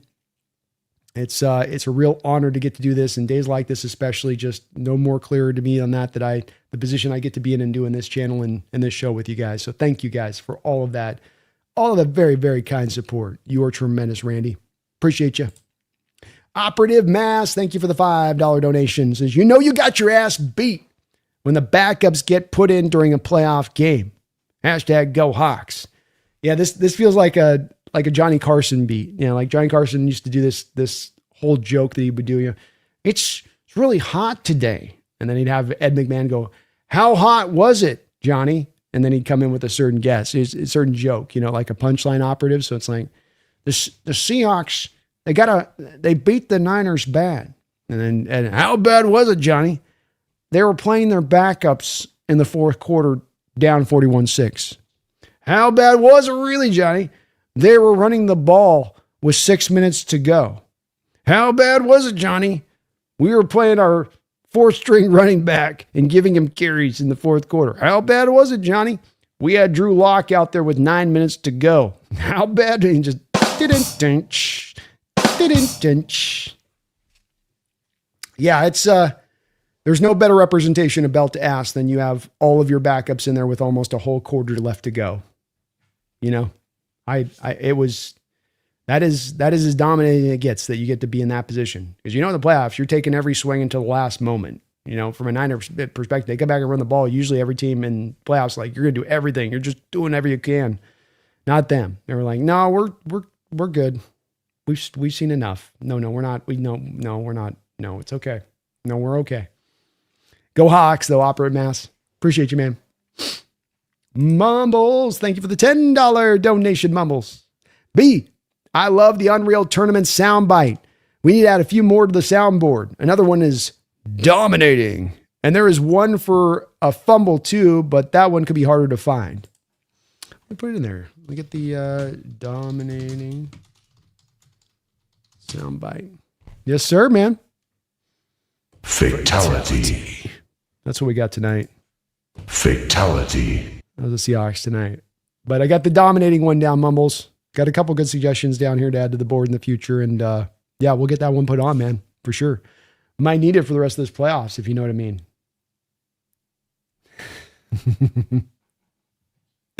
Appreciate you, Mumbles. Great suggestion there. Got it down. Bo show. Bobby in the house. What's up, detail-oriented Bobby? Thank you for the $5. Anyone who doubts Sam now needs to shut the F up. Seriously. I love you guys, but no more doubt. Amen. You know, with me, Bobby, I've been banging this drum since day one when Sam came aboard here. And a big part of it was not just to do some sort of blind embrace your quarterback, support your quarterback thing. It's that you go back and you know, I wasn't watching a ton of Viking tape last year. I watched a little bit of it, but then you go back, you sign Sam, and you go back and you really go back and watch closer what he'd done with Minnesota last year. And you start to realize how much of what he was doing was high-level quarterbacking. And not him just having it sort of the easy button being turned on, and that him able to then find success off of that. Hardly. And so, yeah, I think at this point, if he's got some vestiges left of Seahawks fandom that's not signed up for this, or it's still like, well, but maybe Burrow on the, you sign up at this point. That you look at what this guy's done this year with the 14 wins, with getting the first round bye, with helping to guide this team into getting this win now. Obviously, he's not a centerpiece for why you win this game necessarily, but he's a big part of this win. And executing and being efficient and getting you points and getting the first downs and getting you up the field. He did so today. Yeah, the running game was cooking. Yeah, you got the kick return. Yeah, you got the great defensive performance. But this is what makes a dominant game, is all of these facets working so well together, but also working on their own and doing a good job on their own. So I agree. I think, Bobby, as much as anything, this is more, I think it's 12th man. It hasn't been complete yet, where you've been able to feel like they've been, fully bought into that process up until this point, where there's still, like I say, last few vestiges there of the fandom that isn't bought in. But I think it's become more a thing that the fans have, even before this game, gotten a little bit more into the flow of this and signed up and understood what they had in Sam. It is more of that national perspective from this one to me. It is more of that Niner fans are going to say this, or Ram fans are going to say this, and that they're the ones that are going to, draw to this doubt. So, and I don't know if this is going to convince them quite yet of it. And, should it? Probably, yeah, it should. But will it? knowing how people are so dug in on Sam? No, probably not, Bobby, but should it? Yeah, it should. Kyle from South Park, thank you for the $2 donation. Says Purdy at $54 million for this. Give me Sam Darnold at $33 million. It's an important part of this whole situation, and one of the beauties of what John Schneider has done is that he has carved out the kind of contract that really doesn't by and large exist in the NFL. The blue collar contract for quarterbacks. It's that if you're due to be up to be the next be paid, you're going to be paid this incredible amount of money. And it doesn't matter whether or not you really fully deserve that money or not. If you're just due to be up the next guy to be paid and you put some good film out there on the field, then you're going to be paid. You're going to make that high water mark. And you can see how restrictive that can become. And it's a good point on your part. Just one more spot of this team that I talked about with the Niners, guys that could be retiring soon, aging players that are coming off major injury, certain positional groups that are kind of thin and lean that need to be reinvigorated. And then you have on top of it, Brock Purdy now going into sort of that year 2 of that contract where you start to feel more of the full weight of the $53 million per year deal hitting the books. And then how much that then restricts you when you start comboing it, right? In itself, it doesn't mean a death knell, but when it's got the $53 million on the books, and then I've got a Trent Williams retire, and now I got to eat the dead money from his contract extension from last year, and now I get McCaffrey retiring, and now I got to eat the dead money from his extension last year. And then I've got a Kittle that's technically going to keep playing, but I'm not going to get him until late November of next season, maybe December. So it basically sits like dead money on our books on top of the rest of the guys throughout the course of the year. And now how I got to work around that. It's not an easy situation for the Niners as it currently stands, I'll tell you what. Jay Gundy says, thank you for the $2 donation. Says, did we cover? We did just barely. Just barely got that 7-point line in. Addis the Gamer, thank you for the $5 donation. Addis says, F the media, F the doubters, fuck the haters. Can Sam win a playoff game? Yes, he can. This team can. This team is for real and not done yet. Keep going. Much love. Well, thank you for that love, Addis. Thank you for that donation. Love your words. Keep this spirit and keep this energy, Seahawks. Keep this energy from the fandom. Bring it back into next week. Stay right in the pocket here. Don't extend out of this. Just stay right here in this moment, so to speak. Let the haters hate. Let the doubters doubt. Just keep going out every week disproving them. Don't matter what they think. Don't matter what they say. Like when it comes to Sam, you can keep saying it multiple times over. You can have many people trying to say it. Don't make it fact. Don't make it true. Back when you actually listen to what they say, you go, it's kind of BS what they're saying. Doesn't add up. Doesn't track with what I've seen from Sam. Just keep going, man. Keep chipping away. Keep living in that moment game to game like you are. Mike's got this team so locked in, so prepared. Keep it going into next week, man. Let's go, Addis. I love the confidence, man, and F the media. We all we got, we all we need. We all we got, we all we need. Me in the house, dropping another $50 donation.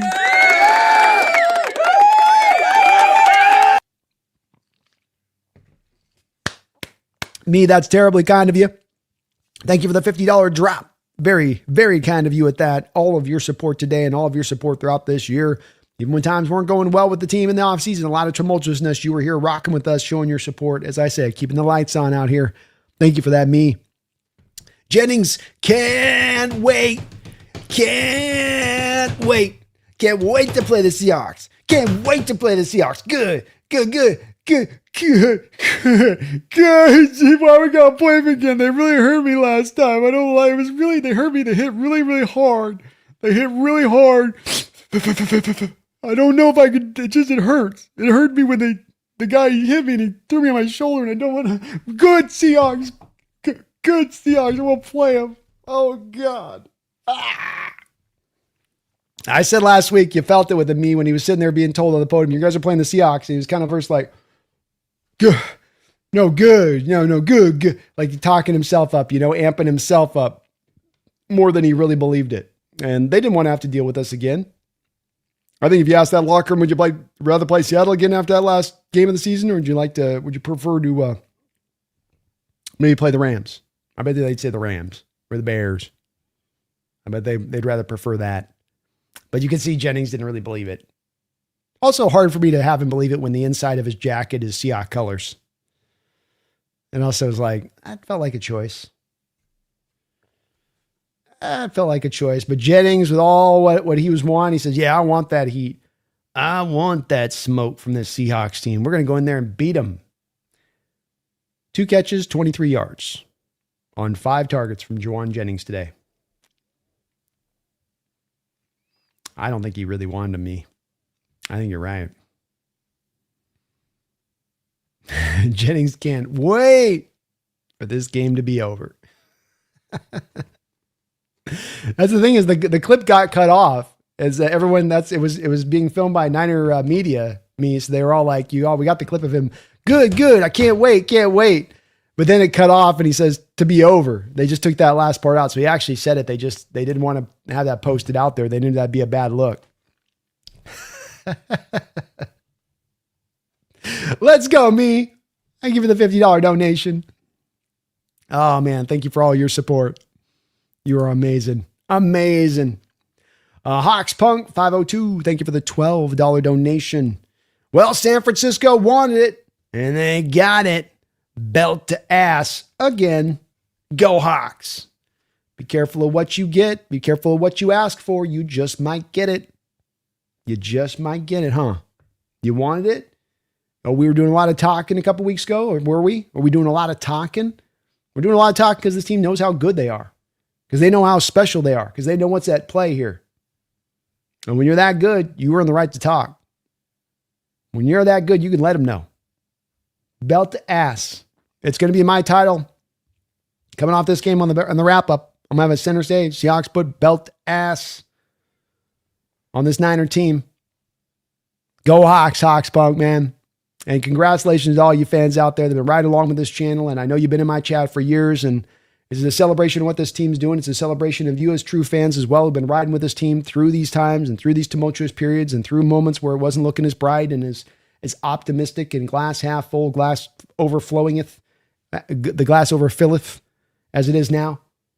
And I know you guys are enjoying that all the much more because you get to be in this place right now, feeling like, man, we had to go through those tough times to get to this good. And boy, how sweet it is to be to the good now. But thank you, Hawks Punk. Let's go, man. Let's go. They wanted it. They got it. Amazing Disgrace. Thank you for the $5 donation. Says it's hard not to gloat, so I won't resist the gloating.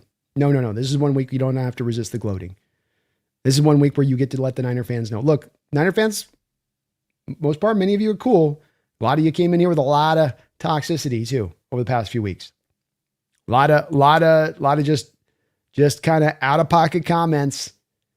And that's fine. I'm not knocking you for it. This is rivalry stuff. This is what you get. You don't get niceties in heated rivalries. You don't get niceties in the most heated rivalry in the NFL. You're going to get hate. You're going to get some tough back and forth. But then that means that when you lose, when you get that belt placed to your ass for 4 straight quarters, when all I can see is red ribbons on that ass because of how many times that belt's hit it over the course of a game, just red ribbons. You're going to have to hear it now. And there ain't nothing you can do but just take it. That's all you can do. And that's the beautiful benefit of being in this position. And look, the Niners have been over the top of us in this before too. So I get that normal games I'd be like, can't gloat too much, but this is one where, look, this is just a nature of the beast situation. The nature of this particular beast is one where you win, you're going to let them know. You're going to let them know. It wouldn't be a heated rivalry otherwise. Anthony Sandoval, thank you for the $2 donation. Says, bring on the Bears. I'm already calling it. Ooh, Anthony feeling the Bears tomorrow. Possible. It's a dangerous team for that Rams team to take because it's an offense that can match them step for step scoring wise. Caleb playing off script like he does. The Rams running the front 4 like they do, which can open up more of the door for the guy to get free of the pocket and be able to improvise. I think we saw this with Brock Purdy today. I think they flashed the stat at the end of the game with Brock where like the Niners had a season long of like 4.24 seconds on time to throw in the game, with Brock just kind of breaking that pocket and Seahawks running a lot of the front 4 pressure looks in this game. That type of stuff is what the Rams are going to do too against the Bears. And that's where Caleb now gets to work off script. And that's where you can see he can be his most dangerous, more dangerous than he is on script. And that does make it in an environment where it's going to be cold and on the road. Anything can happen. It's definitely a position the Rams don't want to be in. That's part of why they knew it was such a big cost losing the number 1 seed and having to go out there on the road. Colby, thank you for the $5 donation, Colby. Brady called this a coming out party and put the league on notice. How many statement wins do we need to make? I can name at least 3 to 4. Yeah, it's a good point on your part, Colby, and one that I do think that this is going to put teams in league on notice. Doing this in the playoffs, we've watched every playoff game this year so far, and what have we seen? Game after game after game. Tight, close games, low scoring in most of these. Points hard to come by, right? You're not seeing blowouts like this. And that is going to make people kind of stand up and go, oh. And a big part of this, to your point, it's inherently within your statement there, but has been that people across the board nationally, analysts, pundits, writers, have been slow on this team. Slow to recognize what this team's building. Slow to recognize how talented it is. Slow to recognize how good Mike McDonald is a head coach. Slow to recognize that Sam Darnold is not going to turn into a pumpkin. Just because his hair is colored like a pumpkin doesn't mean he's turning into a pumpkin. I think that they've not been able to make that connection. Well, he's got orange hair, so it's just a matter of time. No. But if this doesn't put the final stamp on, I don't know. To waken teams across the league up, what we're doing, or not teams, but just these analysts that are so looking for every out they can to sort of, disinclude us as being this team that we are, as being as good as we absolutely are. It'll be harder to do this now. It'll be harder to do this. You're running out of excuses. You're running out of empty, shallow reasons for why this team isn't as good as they are, right? No more legs to stand on, right, Colby? Well said on your part. Thank you for the $5, man. DeLevy, thank you for the $10 donation, DeLevy. I appreciate you for that. Tell those Niner fans we're the best in the NFC. When you try us with a sorry quarterback like Purdy, that's the result you're going to get. Don't you ever talk about Darnold.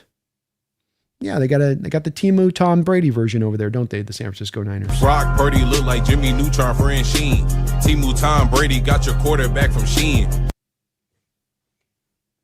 Huh? Honda Levy? A little bit like that. Little Timu Tom. Little $53 million a year Timu Tom. Don't try us with your sorry quarterback. Get us a full-size quarterback when you're going to try us. Out here having us play against midgets. Appreciate you, DeLevy. Let's go, man. Thank you for the $10 drop. Oh, Jake Conrad coming in with a $20 donation. Thank you for that, Jake. Very, very, very kind of you for all this support, and you as well, Jake. Thank you for that $20 drop. First stream, can't stand the Rams, but kind of want to see them next week. Like you said, could be a storybook. I mean, it's a thing where you don't get it in the NFL much, right, Jake? So, you go back to like the Eagles last year and you think about the run that they had. It's kind of dirty. It's kind of like offense is ugly. You just got to kind of like get into third and shorts and just kind of keep converting first downs, and everything's just kind of grinded on up, and a defense that just sort of sits back and sort of kind of looking for the mistake to be made. They play pretty hard. They stop the run. They force you to pass. They play sound. They're fundamentally correct. Not like exciting stuff to them. Not a lot of, and there's nothing storybook in the year they had last year being the Eagles. They won it. They got the job done. They earned the victory. They had a hell of a performance in the Super Bowl itself, running away with that particular game. But was it a storybook for them? It was like something that you would dream up if you're trying to write the story of that team having some magical year. No, it's not. And I think there's a lot of recent Super Bowl winners, Jake, that you would point to and you could say that with. They got the win. They got hot the time of year. But this year has been that way where it's just this, written book of everybody got us in fourth place coming into the year. People going, we don't understand the vision with Sam Darnold and bringing in Cooper Kupp and then letting go. They're trying to make this thing like you flip out DK for Cooper Kupp and then you flip out Geno for Sam. And, what are you doing there? And you let Tyler Lockett go and you signed DeMarcus Lawrence at 33-2. He's an older player. What is this? what is this thing? We don't even get this. To starting out the year hot like you did, you lose the Niners in week 1, and it looks like it's confirming a lot of what those people had thought, Jake, on their outlook coming into the year at home, losing like them to that. Like, oh, still don't have the Niners number. They still got you. And that feeling coming back into play as you even got the confidence at the Rams game, where once again you're like, yeah, we're making progress, but we still just don't have the ability to strength to stand up with these two teams that have owned us in this division and have owned a lot of the NFL over the last few years. And then you start coming around. And it's been a good year, but then you're starting to come around to building up. It's like you're going back into the gym to work out or something, and you're taking down those opponents to build back up to face those teams. And prove then when you face them on that next matchup that you can take them down, and the wins that you've gotten, and the fourth quarter comebacks from Sam that have gone down, and just all that they've kind of dealt with to make this happen. It has been really truly a storybook, and I can't stand the Rams either. I would have no problem taking the Bears, and like I said with this 49er game, you give me the easiest path to the Super Bowl, you give me the easiest opponent in the Super Bowl, and we go get the Super Bowl win. I love storybooks as much as anybody else. I love Super Bowls more. So with storybook ending me great, yeah. If I can go get the Super Bowl on the back of an easier Super Bowl-like run because the opponents are easier set up or situated for us, I'm fine with that. I got no worries and no concerns with that whatsoever. I'll cherish that Super Bowl win as much as the 2013 one, if not even more so, like I said, because even however this finishes up, this season has been amazing in the way that it's come about to be. But yeah, the Rams look like the likely opponent. No guarantee of it. Like you say, I can't stand them either. I'd prefer not to have to face them a third time here. I'd rather take on a Bears team that I think Mike is going to have some really good answers here for Caleb in dealing with him next week. But I imagine we probably are going to take on the Rams when it's all said and done. Bears don't have their left tackle. Their defense has got no real answers out there. Niners walked up and down the field on them a couple of weeks ago. I just can't see how the Rams don't do the same offensively against them, especially at basically full strength. But Jake, thank you for tuning in on your first stream here, man. Thank you for the $20 donation. That's really kind of you for that. Really appreciated. You guys are just unbelievable in your support to this channel. I say it once, I'll say it a million times because it just always blows me away. We've had almost into the 200 range of donos into the stream tonight. Thank you guys for all of your support. And also is well said on all of your guys' part. These are not only just great donations with the support, but I love a lot of where your guys are at mentally wise on this one and kind of what you're looking at and what you're thinking about. Addis the Gamer, thank you for the $2 donation. Addis, whoever we got to play, bring it on. I can't wait. Let's go, Addis. Whoever it is, right? Anybody, anywhere, anytime, any place. It don't matter. It don't matter when we're playing like this. It's a thing that I know a lot of fans like to say, like, well, it doesn't matter. You're playing like this. You're playing this complete of a team football. It don't matter who. I have not seen teams in the playoffs so far that I'm watching here across the board who are playing collectively, all intrinsically together in this way. Special teams, defense, offense, efficient, running the ball.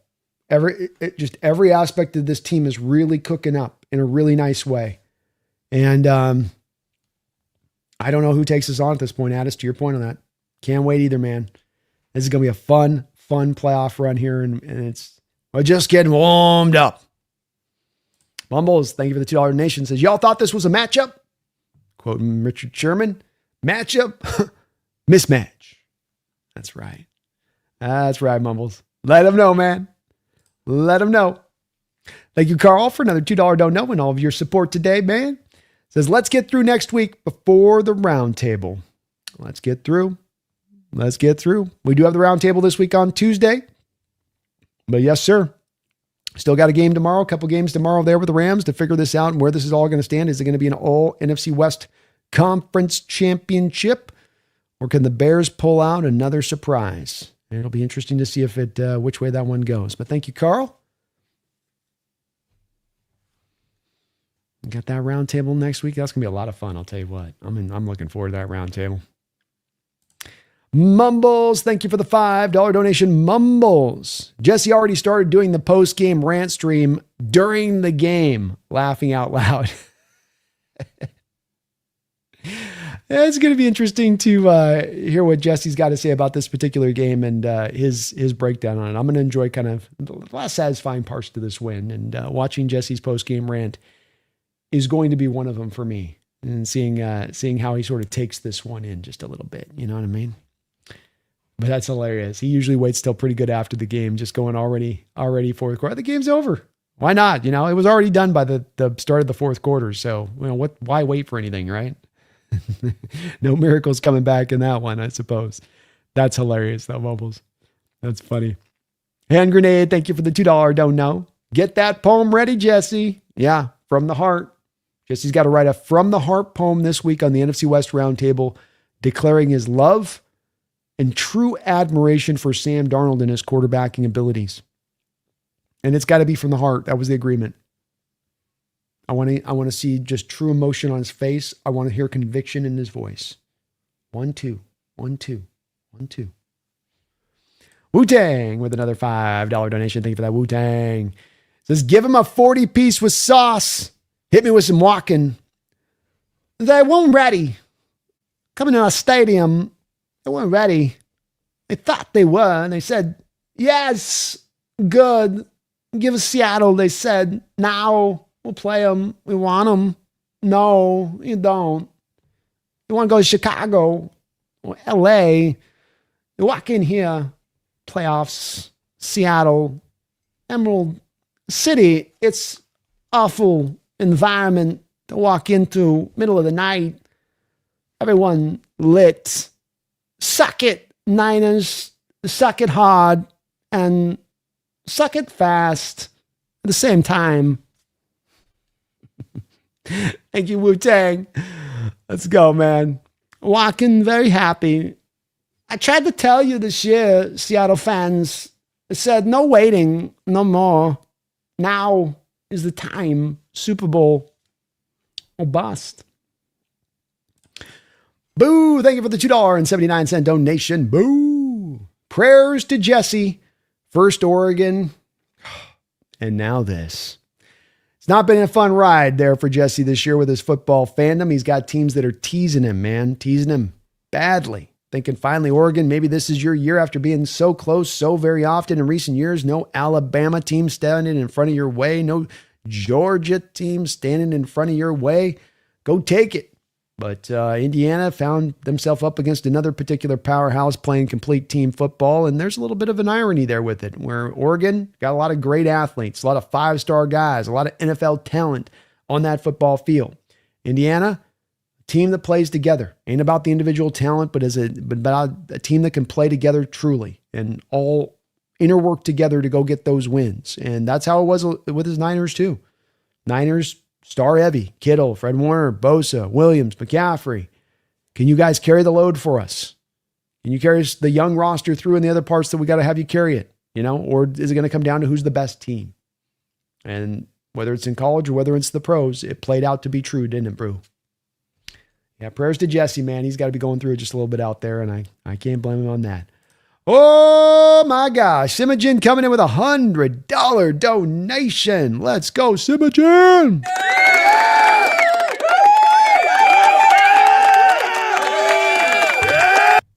Very kind of you. Very, very kind of you, Simogen. Congrats to everyone. I hope you cover the Mariners season as well.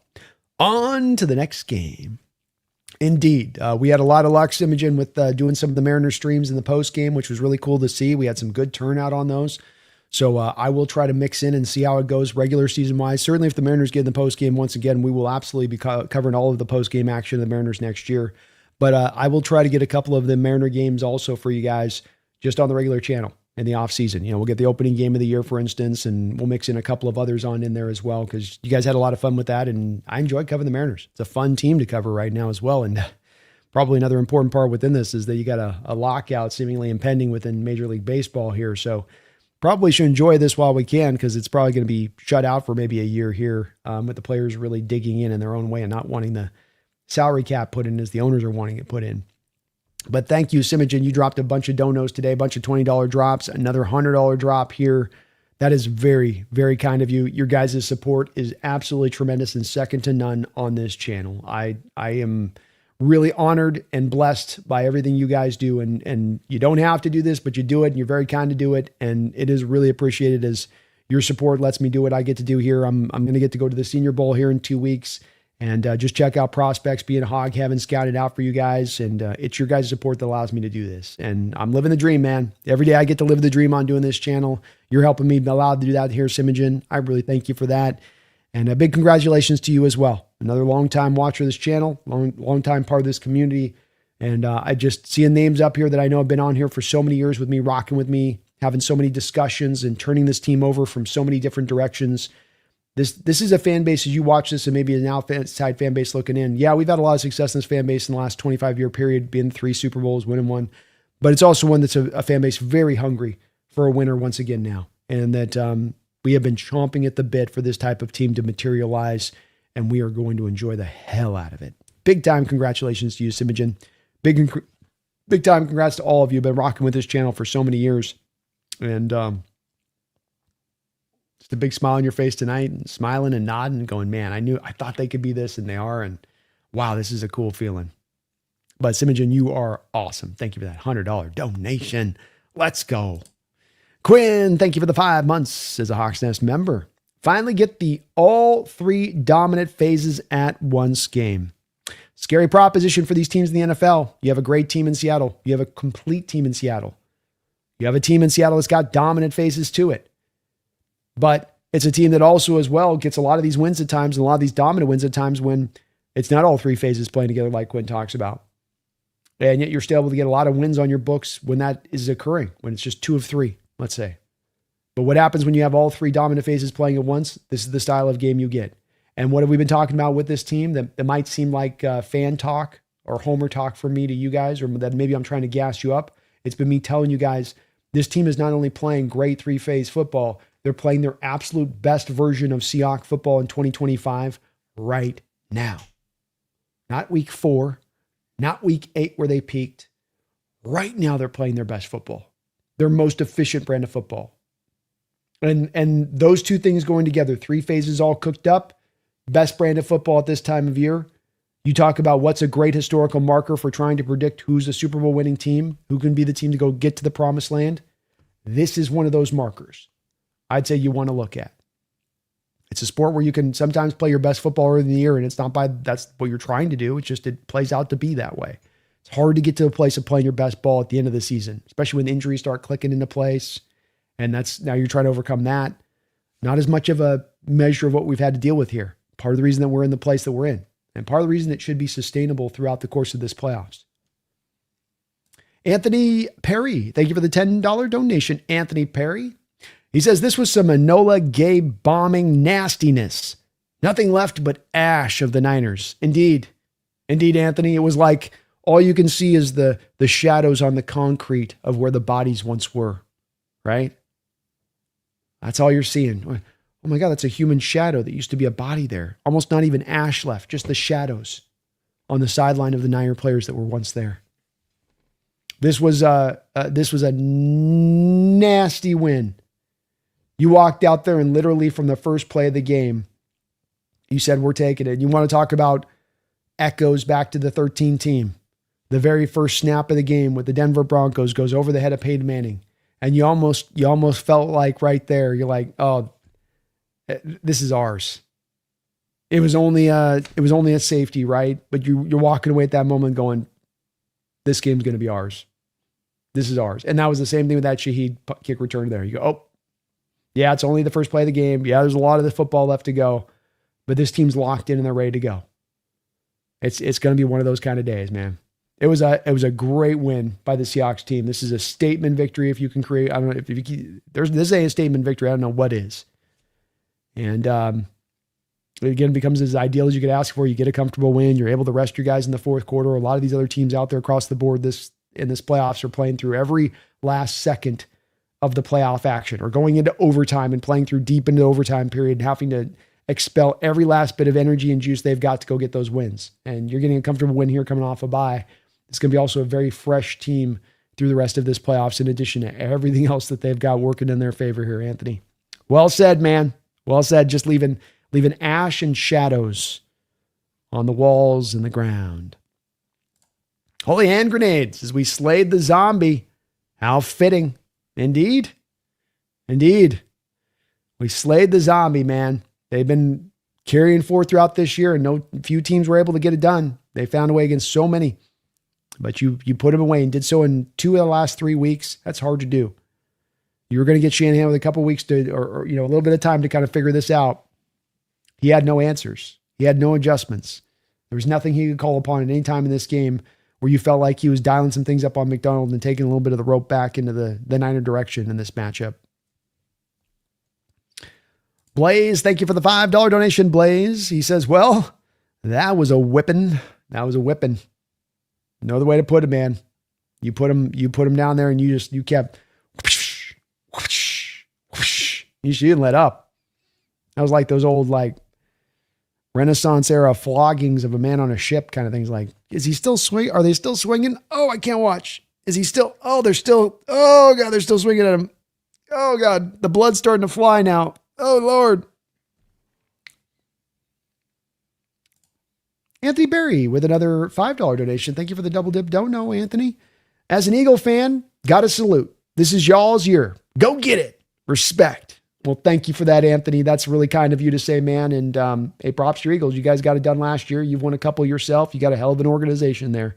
Weren't able to quite get their back in there this year. You got some resetting to do, but Roseman's a great GM. And I expect that the Eagles are going to reload themselves up this offseason to be one hell of a problem as we move forward. But thank you for the respect, man. Respect back to you on that as well. And we've had a really great year. Big time salute to you as well. But we're definitely enjoying it. You know that about us, Anthony. We're not gonna have a hard time just enjoying it and just living in every day on this and just like, man, this is nice. It's a good feeling. But appreciate you, Anthony. Thank you for your donations and much respect and love out to you guys on the Eagles. As you guys always gotta have a lot of respect for those organizations that run things so smartly as you guys do. Matthew Plowden, thank you for the $5 donation, Matthew. He says, I ain't no 49er fan, but hopefully we can come take them ass belts and wrap them on some hawk heads. Ha ha ha. Seriously, impressive win. Great call, Brandon. Well, thank you for that, Matthew. I appreciate you on that. And hey, Rams come in here next week. It's going to be a dogfight. I'm not expecting anything as far as a replication of the results we saw today. I think it's going to be a fight. It's going to be a battle. It's probably going to come down to the end of the line. It's going to take a lot of fortitude in that game for both teams to stay strong and go at each other. A lot of ways, it could be the true Super Bowl in certain respects of things next week if the Rams do win this game. But thank you for that, Matthew. Appreciate all your support this year as a Rams fan. And best of luck to you guys tomorrow, man. Best of luck to you guys tomorrow on that. Definitely a belt to ass kind of game for us this year. And then no more game this year, more so than this one, even beyond the Saints game, maybe. O'Dwyer, thank you for the $5 donation. He says, 4:25 a.m. here, and I can't sleep after that absolute beating. I'm not scared of playing any team. I trust Mike McDonald to have everyone ready. I'm not either. I'm not scared of anybody. Come on in our house. Come on in here, Chicago, LA. Go beat this team in this environment with this juice, with that fans lit up like they were, with this team playing like they're playing. I'll take my chances. I'll take my chances and feel real good about it. And you shouldn't. I'm not going to sleep till it'll be buck crack of the dawn before I go to bed tonight. I'm going to be amped up beyond all belief. Luckily, I got some videos to make later and all that good stuff. But I'm going to be just completely on cloud nine here because you're getting so much confirmation to what you hoped. Like, I hope this team can be this. I think I'm seeing this. I do think they can be that. Man, this really does look like the team's getting this and this. And boy, that just feels true. It doesn't feel like I'm manufacturing this. You always question yourself a little bit with this because you have your bias and you have your part of being a fan in this where you're like, I'm always going to want to look at it positive. I'm always going to, that's the pull of being a fan, right? But you're seeing something that goes beyond that pull of your fandom. You're seeing the pull of greatness and that teams in the past have shown the signs of what this team's showing right now to get into the show, to get into the dance, to go in and get it done in the dance. Appreciate you, Dwyer. And it's going to be a late night for all of us, I think, on that note. Shadowbot, thank you for another $5 donation. All your support, Shadowbot. You've been awesome, bro. Seattle, Washington, the host of the NFC Championship game. Let's go. Has a nice ring to it, doesn't it? Welcome, folks, to Seattle, Washington, the host of the NFC Championship. Goes through us, man. Back here again. Many years ago, conference championship was the Packer game. That was the last one. What a classic that was. Russ throwing the casino blitz post route over the top to Jermaine Kearse for game. Yes, sir. Yes, sir. It's been a while. Man, it's gonna be great next week. And great job by the 12s tonight. Felt like the energy was turned up in that building. So cool to see. Man, that's got a good ring to it, doesn't it? Shadowbot. Boy, that sounds nice.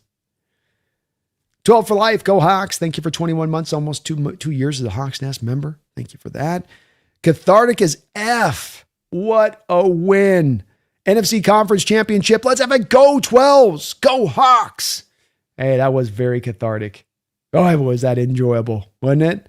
You're nervous walking into it. You spent all day like me, pacing through your house, trying to do some laundry, trying to do a little bit of this, going back over here, thinking about this, turning this on, trying to think about that. You know, you're like, oh, this boy's going to probably be tight, but we should have this, but it could be tight. But boy, Shannon's going to come up with something. He's had a little bit of time to think about that last one. He's not going to let you just get him the same way. And weather's not a factor. And boy, you never know. And how's this thing going to go? And then you get that. You're like, oh, okay. I had no reason to be nervous. Oh, all right. Yeah, that works too. It's a great word to use. Cathartic is a great word to use about that game. Boy, that was cathartic for a team that's had our number for so many years. Putting them down like that. Putting them away like that. Closing the window up like that. Yeah, cathartic is right. Jake Waldman, thank you for the $5 donation, Jake. Says, I thought Purdy doesn't lose in Seattle. Ha ha ha. Yeah, this is the great thing they wanted to present, right?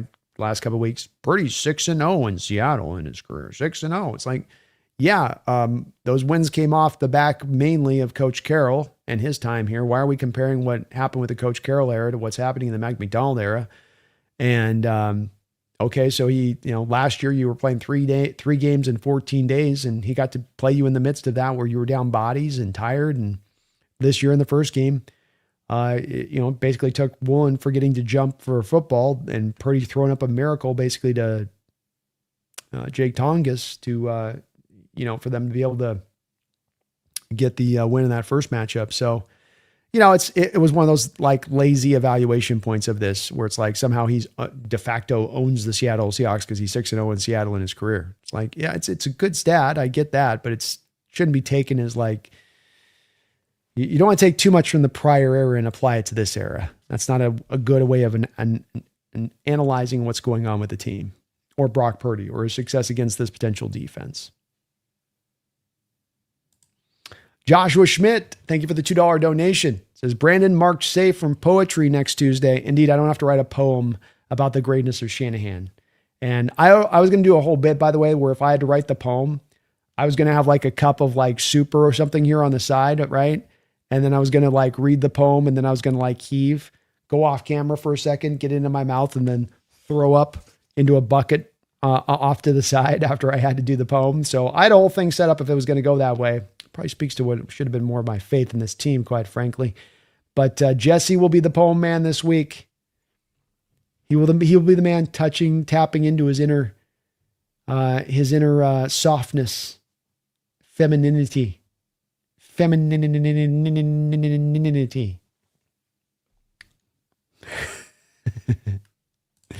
Anthony Perry, thank you for the $2 donation. Says Grant Cohn going nuts is priceless. Laughing out loud. He's one of those folks that was playing armchair psychologist to Sam Darnold yesterday. Like he went on the local San Francisco radio and he's saying that Sam like basically was faking the oblique injury. And then it was more speaking to the fact that Sam was too nervous and in his head and that it was a soft benching actually of Seattle to go to Drew Lock. Like he was saying a whole bunch of stuff. I was like, really, Grant? But again, we come back to what's this thing with Sam that we see over and over again? People that are anti-Sam without really a lot of always valid reason, but then they're also anti-Sam at almost an indignant level. At almost a just, almost an emotional level. And I don't know, maybe it's the Niners, it's a little bit of part of this from them, be it Grant or Jesse, just comes from the fact that they had Sam in their house and he's moved on. And now you have, you're paying your guy twice the money we're paying Sam, but we probably have the better quarterback. Maybe it's all of that that's internally spinning through, your Super Bowl window closing up. It's kind of all of that mixed up a bit, I bet. Just a bit. Dan Vader, thank you for the $5 donation, Dan. I think it's safe to say that we just watched Kyle Shanahan's last game as coach of the 49ers. Ooh-wee.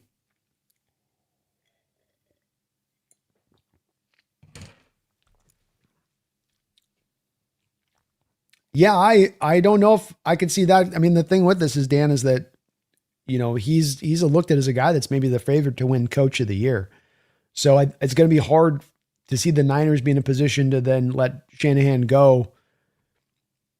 If he goes and wins that award, you know, it's just like, it'd be a weird look a little bit. It's as well going to be tough for the Niners perspective to let him go right now, considering all of the coaches that are available out there. I think that there's very little chance that Shanahan's not head coach moving into next year, especially from an ownership standpoint where, you know, you gave Shanahan this year, Dan, you said, okay, we're going to need $100 million in dead money. We're going to tighten the belt strap on how much we're spending. And that means we're going to have to eat $100 million of dead money.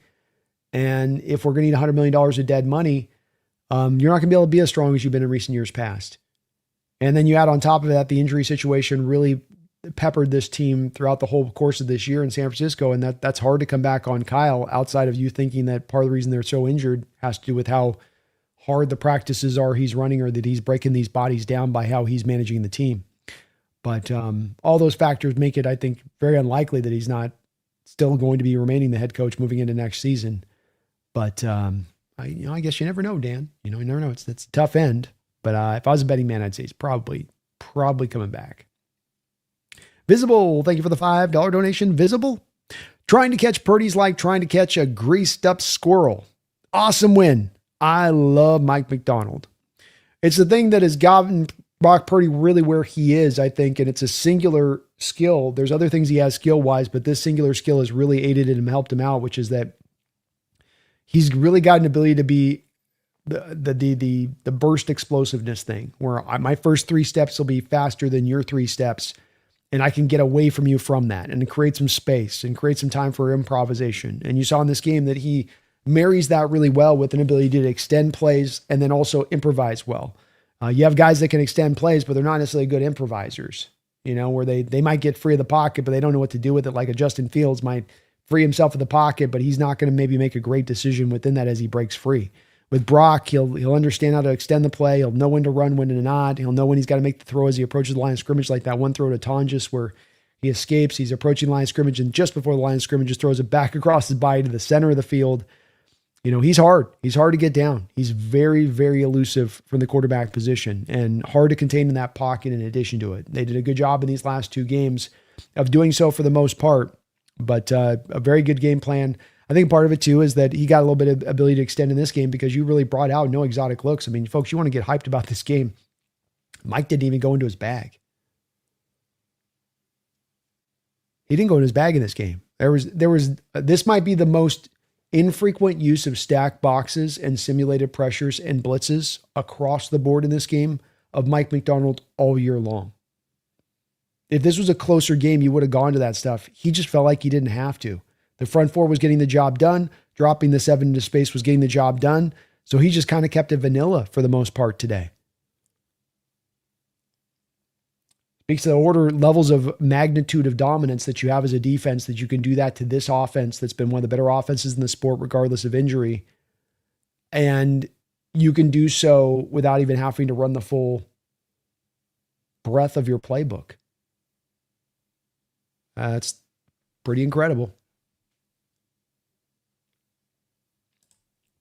David, thank you for the $2 donation. David says Cooper Kupp appreciation thread. Indeed, Cooper Kupp, big time props to him today, leading the way for your Seattle Seahawks with 5 catches and 60 yards on 5 targets. So 5 targets, 5 catches, 60 yards. He had a couple of plays down the field on receptions. The 21-yarder there on that kind of corner route that Sam threw on 3rd down and 10, which was just unbelievable. 3rd down and Kupp, as he's been at times here down the back end of the schedule. I've said for a while with this, that with Cooper Kupp, this is again that narrative thing that exists out there, right? And it's not just really as much within this fan, but just exists in general of Cooper Kupp's washed. I mean, he's kind of at the end. There's nothing here because they're looking at stats. They're looking at how many receptions he has. They're looking at how many yards he has. It's stat box watching more than it's actually watching the tape of him. And when you watch the tape of him, is he prime Kupp? Well, maybe he's not prime Kupp, but he's not washed Kupp either. And we always got to go to, it seems like sometimes extremes on this first, kind of finding where really the truth lies. We're somewhere in between a bit. And he is absolutely still effective. He's still a very smart route runner. He understands coverages and how to sit down in the right spaces and coverages. He's still a very good slot receiver, especially with getting you those conversions when you need it and finding the right places to sit down. And he's going to see it the same way. Sam's going to see it in those moments. And boy, he was really good today. Yeah, he was really good. And also in addition to that, David, the blocking, also a keynote guy for some of those run blocks in there and what he was laying down on that side of it too. So not just as what he did in pass catching element, but what you were able to do as far as run blocker too. It's his leadership. The guy's been a fine addition. And I'll say,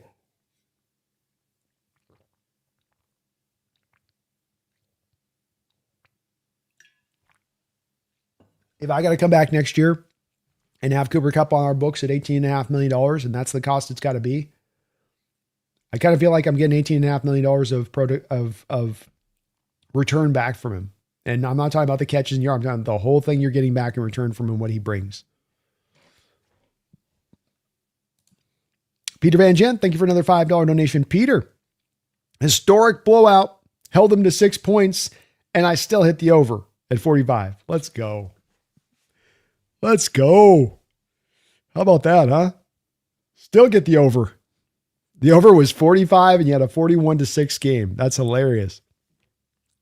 Nicely done, Peter. Nicely done. Hell yeah. Banker Elfries, thank you for the $2 donation. Says, good game, Brando. Win or loss, the NFC West is winning the Super Bowl. Well, I would agree with you there, especially once we learned, once Josh Allen's out of it, once you got Bo Nix going down with the broken, I mean, you're going to go, yeah, that's why I say next week, if you guys win tomorrow, next week kind of does become a bit of a de facto Super Bowl at that point. It just does. Yep. I agree, man. I think it's going to go through the NFC West. Best division in football for a reason. I'm pretty sure you guys are going to show the Bears tomorrow, Banker. Then the two titans of this sport this year go head to head. And it's shades of 10 years ago with us playing the Niners, where that game was essentially the Super Bowl. We come back and play the Broncos 2 weeks from then and we beat the brakes off the Broncos. I could see something very similar go down with this Seahawks-Rams game.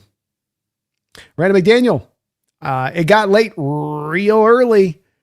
Sam's still not a pumpkin. Still waiting, right? They keep telling us. Hold on, let me check my phone watch. No, I don't see it on the phone watch either. I don't know. They keep telling me it's supposed to happen soon, Randall. They told me playoff time. They said playoff time is supposed to click in. Did you guys see a pumpkin out there on the field today? I was looking. I couldn't find it though, man. Randall, thank you for the $2 donation. Is giving up 9 points in 2 games good for defense? It usually works in their benefit pretty well. Yeah. It's usually a helpful thing if you can keep down the teams to 9 points. Hell of a performance, and not against a bad offense either. Against one of the better offenses in the sport this year. Mac Jones, Brock Purdy, doesn't matter who started out there for them. They were able to put up points on people. Maybe they're down offensive players at certain times, able to put points up on people. You put up the 2 most dominant efforts against this Niner offense they've had to face all year long. Randall with another $2 donation. Thank you for that, Randall. He says, we assume Cross just got early rest up 21 in the third. I would think it's probably that. But we'll hear maybe an update here from the chat and what they're maybe going to hear from Mike McDonald. I would expect that he's going to get asked about it. He had the knee thing that got tweaked. You had this game pretty well won. So I could understand if they were wanting to be a little bit careful. And certainly they were very careful as you got into the fourth quarter with bringing a lot of backups at that point, Randall. So we'll have to see what's going on with Cross, to be honest with you. I'm a little unsure with the timing because it was a little early, right, Randall? But maybe they were just being careful. Randall, thank you for the $2 donation. He says, in a street fight, Leo versus Trent Williams, who you got? I would go with Leonard Williams. Trent Williams is freakish and he's strong and he's big and he's a badass too. And it's two badasses that would be going head to head. But I think Lawrence is the kind of guy nobody wants to fight on the football field. You know, there's some of those guys on the football field like, I don't want to tangle with that dude. I'm good there. And Trent's been that guy at times in the past too. But Trent Williams is also the guy that before he walked over to Richard Sherman, knowing he was going to slap Richard Sherman in the face, knowing he was going to do that, that he decided to wear his helmet when Richard had his helmet off. I think that tells me a little bit of something about the toughness of a guy that's the approach you're going to take with that. You know, it's kind of a bitch move to me. If you go over and swing, have your helmet off then too, if he's got his helmet off, especially if he's dabbing up other guys on your team and is not expecting you to come over and punch him in the face. Space, thank you for the $10 donation, Space. Really appreciate you for that, man. Says, what does Christopher Walken think about today's game and our chances in winning the Super Bowl? Complete and utter dominance, Space. No doubt about that. One of the greatest playoff games I've ever seen in my life. And it shows you where this team's going, who they are, what they're going to be. They're getting ready to shock the NFL world. No one saw it coming this year. No one, I'm telling you now, except us. We knew maybe it could happen. I knew. Now, no doubt about it. Walking, telling you true. Listen to me. When they hear you in the past, just listen to me now. Super Bowl's ours. Complete the process, Seahawks. 3 phases, full win, dominant effort. No doubt about it. We're going to the Super Bowl. Rams, no chance. Patriots, less a chance. And then Houston, we already beat them once. Why not twice? Walking struggle a little bit here. We're 5 hours in, Space, so the voice definitely ain't on Walking, but he's excited. Walken's feeling good about this. I knew, I told you all this was going to happen. I did. I predicted it. Walken's always confident though, Space, you know. He's always feeling good on that. Thank you for the $10 don't know, Space. I think you said you had the flag in earlier up there. I think we did catch the 12 on the Hawks Nest out there in the game, by the way. So good on you, man. Well, very good on you. And thank you for the support, man. I know you're smiling out there. Mumbles, thank you for the $2 donation, Mumbles. He says, Cross stepped out at some point. Uh-oh. Well, that's not good. Thank you for the donation. And Jordan following up with us with an update. Cross went out with a foot injury per Hawk blogger. Yeesh. Okay. Well, that's a little scary there. Hopefully Cross is going to be okay because we are going to need him. So that's tough. That is tough. Maybe they're being precautionary, hopefully there, but oof, come on, Charles. We need you, buddy. Boy, he's going through it, isn't he? A hamstring to a knee to a foot. We're going to have to tape him together on that side, Jordan. Thank you for the update, you guys, on that. Appreciate that. Thugs, thank you for the $2 donation. Says, we did it, man. Nick Guzman here. K9 showed out. Nick, we did it, brother. And another long time OG on the channel here.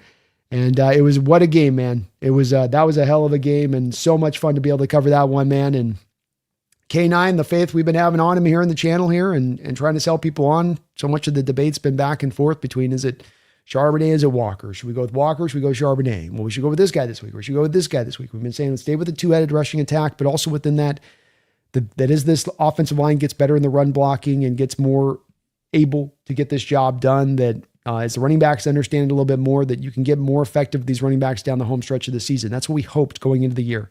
That's what's happened. And K9's running his best right now at this time of the year, partly, I think, because it's really clicked into place how to operate within this scheme. And I think it's also helped mightily that you've had that balance at place in order to have K9 get to this point of the season. And unlike a guy like Christian McCaffrey, who looked like he was tapped out in this game, you know, who looked like he was in a position where his body's being held together just barely at this point in time, that you put too many touches on his own back, on his own legs. And so that he can't be his best when playoff time comes. And that you can see why this plan was put in place so mightily with K9 and Charbonnet And now maybe you're going to get the benefit of it, where K9 can be fresh for these next 2 games. And you can, if you need to go give him 25 touches, you can do so and not feel the least bit worried about it. Thank you, though, Thugs. Jet Hawk, thank you for the $5 donation, Jet Hawk. Appreciate you for that. He says, M-O-B, mission over bullshit. There we go. Mob 'em. Let's go, man. Thank you for the $5. And that dark side defense is earning that nickname. We might be having the most rarest thing in NFL history, folks. We might be having the one thing you've never seen in NFL history ever before. Never once. I can show you the purple people eaters in the 70s. I can show you the steel curtain in the late 70s. I can show you the 85 Bears with Buddy Ryan in the 80s. I can show you the Tampa Bay Buccaneers in the late 90s. I can show you the Baltimore Ravens. I can show you the Legion of Boom. What I can't show you is a single team in NFL history that's had 2 legendary defenses. Show you one here. Show you one over there. One over here. 2 legendary defenses. And this team is creating just that right now. Got to complete the process, Jose. Got to complete the process. But you're 2 games away from fulfilling that, to where we're talking about the Legion of Boom and the dark side, and we're talking about them in equal terms. And we're talking about the fact that these are 2 defenses that no team in the NFL can put defenses up like that dominant. Nobody's got that back they can fall back on. John says, Jesse said he started to write the poem after kickoff.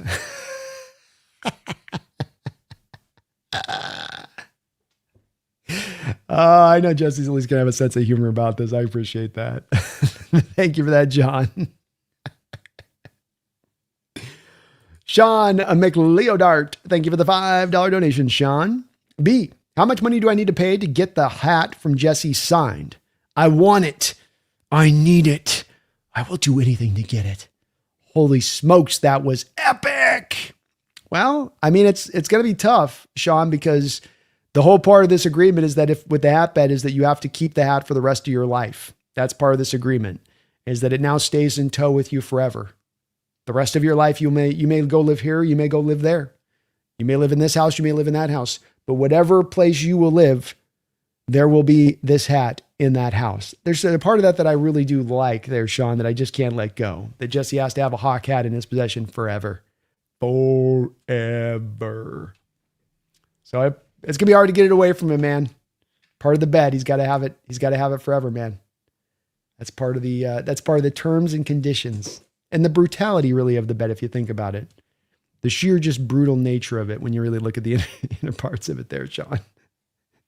Thank you for the $5, man. That was epic, bro. That hat was hell epic. You're looking good in that hat too, didn't he? It's all flopping around there. Kale Vineyard, thank you for the $2 donation, Kale. Keep telling everyone this team is special. #Bull. They're special, man. And you watch football for so many decades, you recognize the fact that you don't get a lot of special teams, but also when you do sense and get a feel for a team rising up in that way, you're feeling it. And that ain't you just being the fan to the team and that's what you wanted to be, but that you start to go, no, I'm seeing all the tendrils and DNA and attributes of teams that are like that type of team, that can be that type of team. And this is the hard part about being a Super Bowl team, is it's not on the back of a singular decision. It's not on the back of a superhero quarterback. It's not just on the back of a brilliant head coach. It's on the back of so many smart decisions being made to build you up to that circumstance, to give you that opportunity. And it's things coming together, and it's the team taking on the responsibility of wanting greatness, that the leaders in the locker room drive that as much as it is the coaches. It's the leaders in the locker room. It's the players taking on ultimate responsibility to be great, and that it's a rare thing to be able to foster. And this is building up these kind of environments in this way is to team building and culture building and getting that atmosphere right. And they have the special sauce, man, Kale. They do. And it doesn't guarantee now just having this that you get the Super Bowl, but it's a big part of making this kind of run in this fashion. Wu-Tang Financial says statement win. They physically handled San Francisco again. You dominated the line of scrimmage. There's no two ways about it in this football game. You dominated the line of scrimmage. Brock Purdy was their most effective runner with the ball in the day. They weren't running the ball. McCaffrey, 11 carries, 35 yards, 3.2 yards per carry. 27 rushes, only over just a little over 100 yards, 4-yard a carry average. Seattle on the other side of it, 33 carries, 175 yards with a 5.3 yard per carry and 3 touchdowns rushing on a day where they knew you were running the ball through a lot of this day, where they knew a run was coming, and yet you were still able to put your will on them, basically. Saying, yeah, you may know it's coming. We're still bringing it. Good luck. Good luck. Yeah, you dominated the line of scrimmage. You kept them off you. You pass protected well. They were not able to necessarily pass protect well against you. You were able to create pressure with the front four, by and large. Yeah, good point. You physically absolutely handled them. We won the line of scrimmage battle today in every way, shape, and form. Randall McDaniel, thank you for another $2 donation. 4 starting quarterbacks today, and only 1 didn't have a turnover. How about that? Huh? You watched that first game of the day today, and you watched last week, and it stood out to me that there was a lot of quarterbacks being very flippant and being very wayward with the football. Even Brock last week with a couple of interceptions. And maybe he had to do that in order to go get the win, but you usually see in playoff action, and you know this, Randall, too, and all the years you've watched the playoffs, is that it tends to be more of a safe approach by quarterbacks, that you can feel them operating from a willful approach of making sure you're careful today. Don't have those bad interceptions on the books. Play a clean brand of football. That Sam seemed to have a little bit more of an understanding in how he's operating with that at the forefront. This offense and how they called this game was operating with a little bit more of that at the forefront. I think that there's been teams that have come into this playoffs that are trying to operate a little bit more like this is just another regular season game. And when you operate like that in these kind of playoffs in that fashion, that's what's going to lead to those turnovers. You got to be a little bit more careful. It's a great point, Randall. 1 second here. I'll be right back.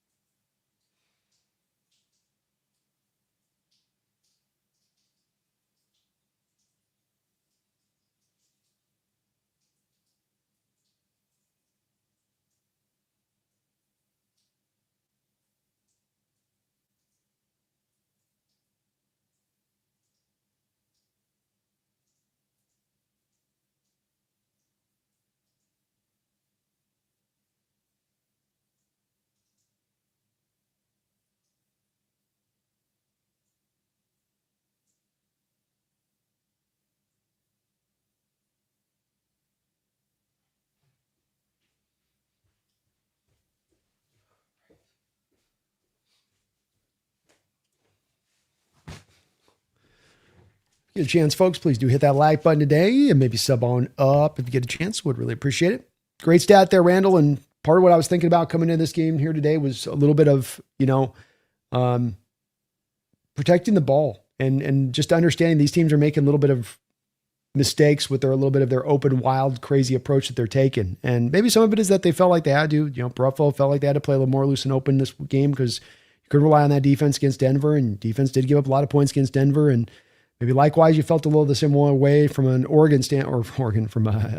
Denver standpoint, offensively speaking. But it does stand out to me that the playoffs are a lot about sometimes avoiding the bad mistake as much as they are about making the great play. And that's not always a fun brand of football to always watch or experience, but this is another point of this is playoff football, though. And this is how playoff football can kind of change from regular season football. And it will punish those that try to operate as though it's differently than that.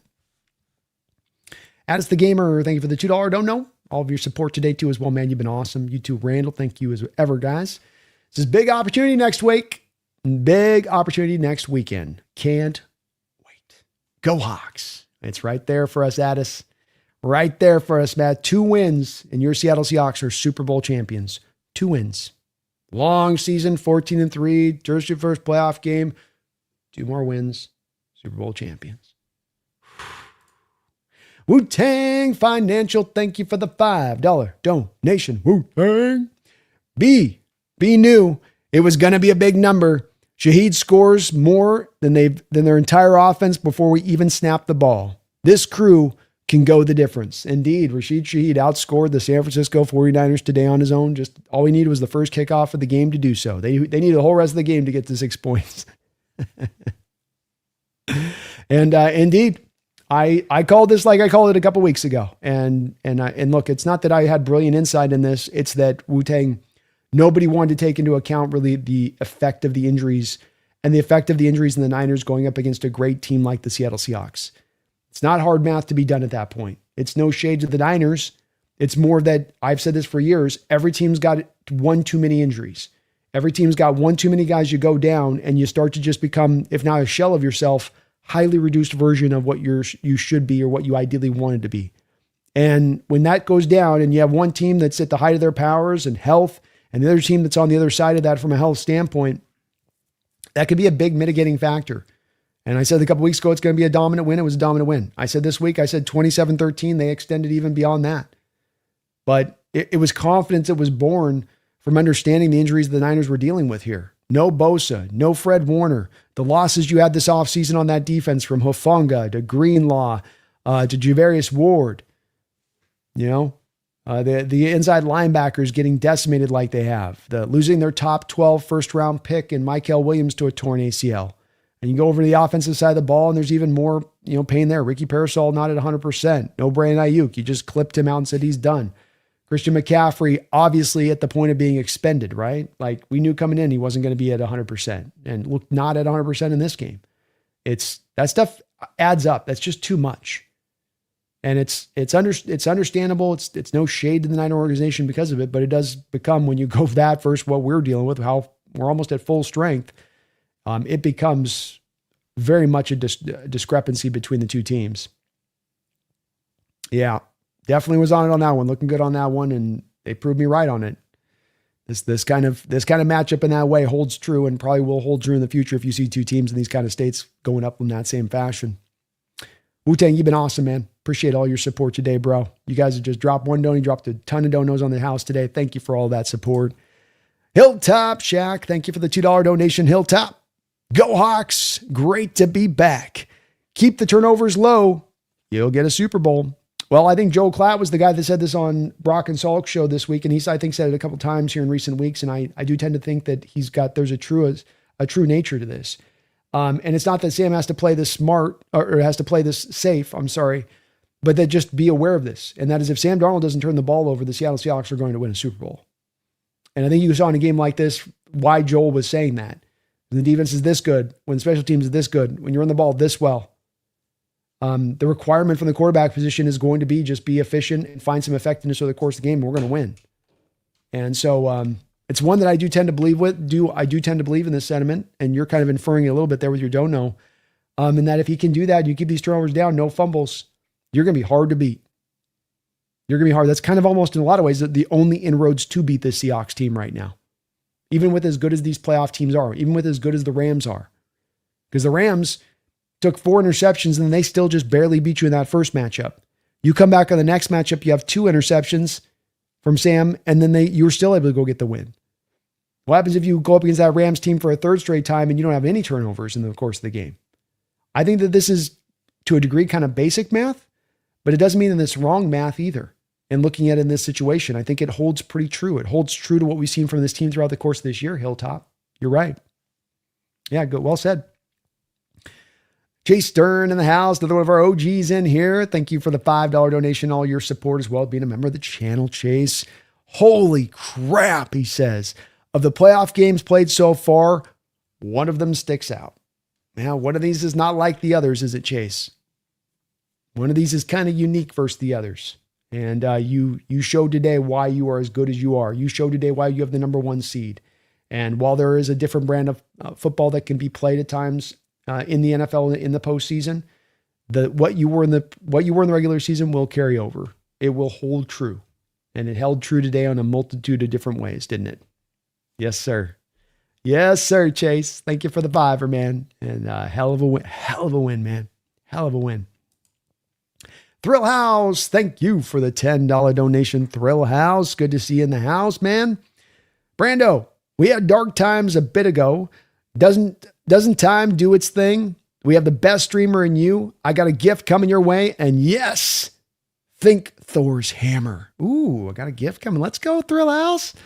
Well, thank you for the $10 donation, man, and very kind of you to say as well. We got great guys that have been doing such great content this year across the board. I got nothing but praise that I would throw at all of the Hawk streamers out there that we have, content creator-wise. These guys do just great work.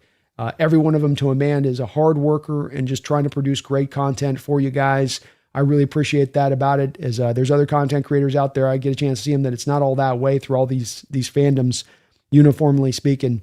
And yeah, it was a while ago that there was a lot of dark times. You know, we're looking at Coach Carroll, we're looking at that team, and things are topped out, and we're riding on the fumes of past glory. And there's things that were positive about the team, but you never felt like everything was kind of fully stitched up, and that there was always these loose sort of ends sort of flapping in the breeze as you came in and year out. And less than it being anything as a representation on Carroll, it was just a representation of where the team happened to find itself and needing a shakeup, needing to be brought anew, so to speak. And you made the hard choice at that time. Ownership did so, and they made the smart choice at that time. And it's a lot of these smart decisions that have gotten you here.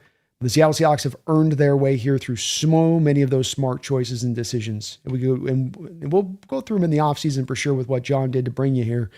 But yeah, a while ago, we were definitely in some dark times and going, man, I don't know how we're going to get out of this. I don't know what the answer is on this. I don't know, we've got to kind of pull this down potentially and kind of start a little bit of, again, from not a 0 point, but close to a 0 point. And we got it turned around. But thank you for the gift, man. I appreciate that. I'll be on the lookout for it on that. Thor's hammer. Okay. I could go for that. Oh, Thor's hammer. Oh, Milnorn. I can't say the name. I can't pronounce it, but I can swing it. I'll tell you that, Thrill House. Yeah, I do remember, man. That's where I say, for all my people that are OGs in this house that have been rocking with me for years on this now, with me here when we're rocking through, and all the times that we've turned over that have been such difficult topics to turn over. Is it trade Russ or not? Is the end of Coach Carroll's era or not? How aggressive or not aggressive we get. Do we spend money? Do we punt this into next year? How long is it going to take us to get back to right? So many, if not tough times, just difficult discussions to try to get around what it would take to get to being back to being a contender. And now we're back here and we're ripping and we're roaring. And it's a beautiful thing to see. And I know, Thrill House, you're enjoying it to the utmost, just like me, man. Carl Nerney, thank you for the $2 donation. Carl, this is any update on Cross or Sharps? Hopefully they're able to provide some there in the chat. I am trying to catch up here on the donos, so I haven't been able to a chance to really look into anything that we've gotten from Mike as far as an update from him on those injury situations. But we should have an update tonight at some point on those two as to what's going on with them. So Sharps is back there on the bike. It looked like to me, Sharps, if you needed him to come out and play, that he was ready to get out there and play, kept the pads on. He looked like he was still ready to go. They were probably being a little precautionary with him. And Walker was running well, so you just go, let's just rest him for the week on that one. But hopefully Cross is okay and can come back into that on that side of it. We'll try to get an update here, though, at some point tonight on that. See what Mike said. Boo! Thank you for the $7 donation. Boo! Says, to my beloved Darnold, your hurt oblique caused quite a freak, but when push came to shove, wait, hold on. Your hurt oblique caused quite a freak, but when push came, you shoved. So when it comes to 12s, you will forever be loved. Ooh, I like that, man. Very, very well done. Very well done. And Sam's getting loved up by the 12s. If there's any last little inklings that were left out there, any last little bits and pieces of fandom out here I don't still know about Sam. I mean, hopefully he's convinced you over at this point. Hopefully he's done enough at this point. It's, what a year he's had. And that's a great performance today. Yeah, he didn't have to carry the burden and the load, but he's not going to have to with this team. That's not the team that you built. That's always been the point of this discussion. It's not about Sam being, Josh Allen's over, he's a burn. That's not the discussion. Never was. Top 10 quarterback on this team with what you've assembled, with what you put together. Can that win a Super Bowl championship? The answer is hell yes. Hell yes. I love your poem, man. And forever he will be loved if he can get this dub in these next two games, man. Goodness. You talk about a man turning around his maybe no bigger story in the NFL history of turning around a nature that has been fitted to you like the scarlet letter A from that novel way back in the day, you know. And he'll upend it if he can go get these 2 wins. Ethan Tech World, thank you for the $5 donation, Ethan. All respect to Shanahan, but cover their eyes. It's ugly. We took a belt and we whooped the 49ers zombie fairy tale season all over the field. Now just,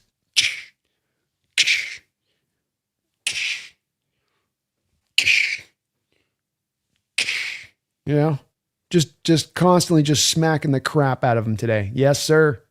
And yeah, ton of respect to Shanahan. Certainly as deserving as any coach in this sport this year of that Coach of the Year award. He maybe did some of his best work this year in coaching this Niner team. But you're running up against a buzzsaw. And a zombie up against a buzzsaw just ends up with a zombie cut in half. And that's what you got today. It's done.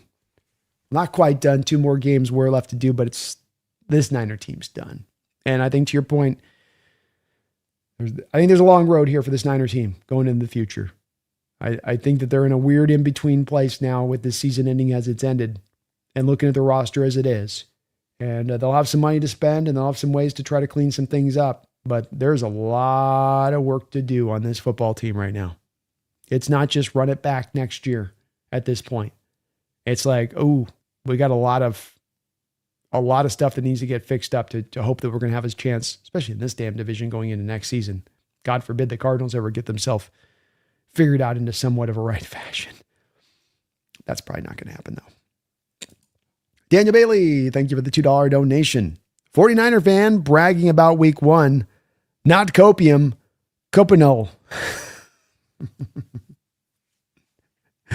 Thank you for another $2 donation. Daniel says, I called the first touchdown and filmed the entire return. Ooh, baby. Let's go. Well called on your part. I know the faith has been in here on this fandom. This team's won you guys over. You're not just waking up today going right now, I didn't know they had this in them. You guys knew this was here.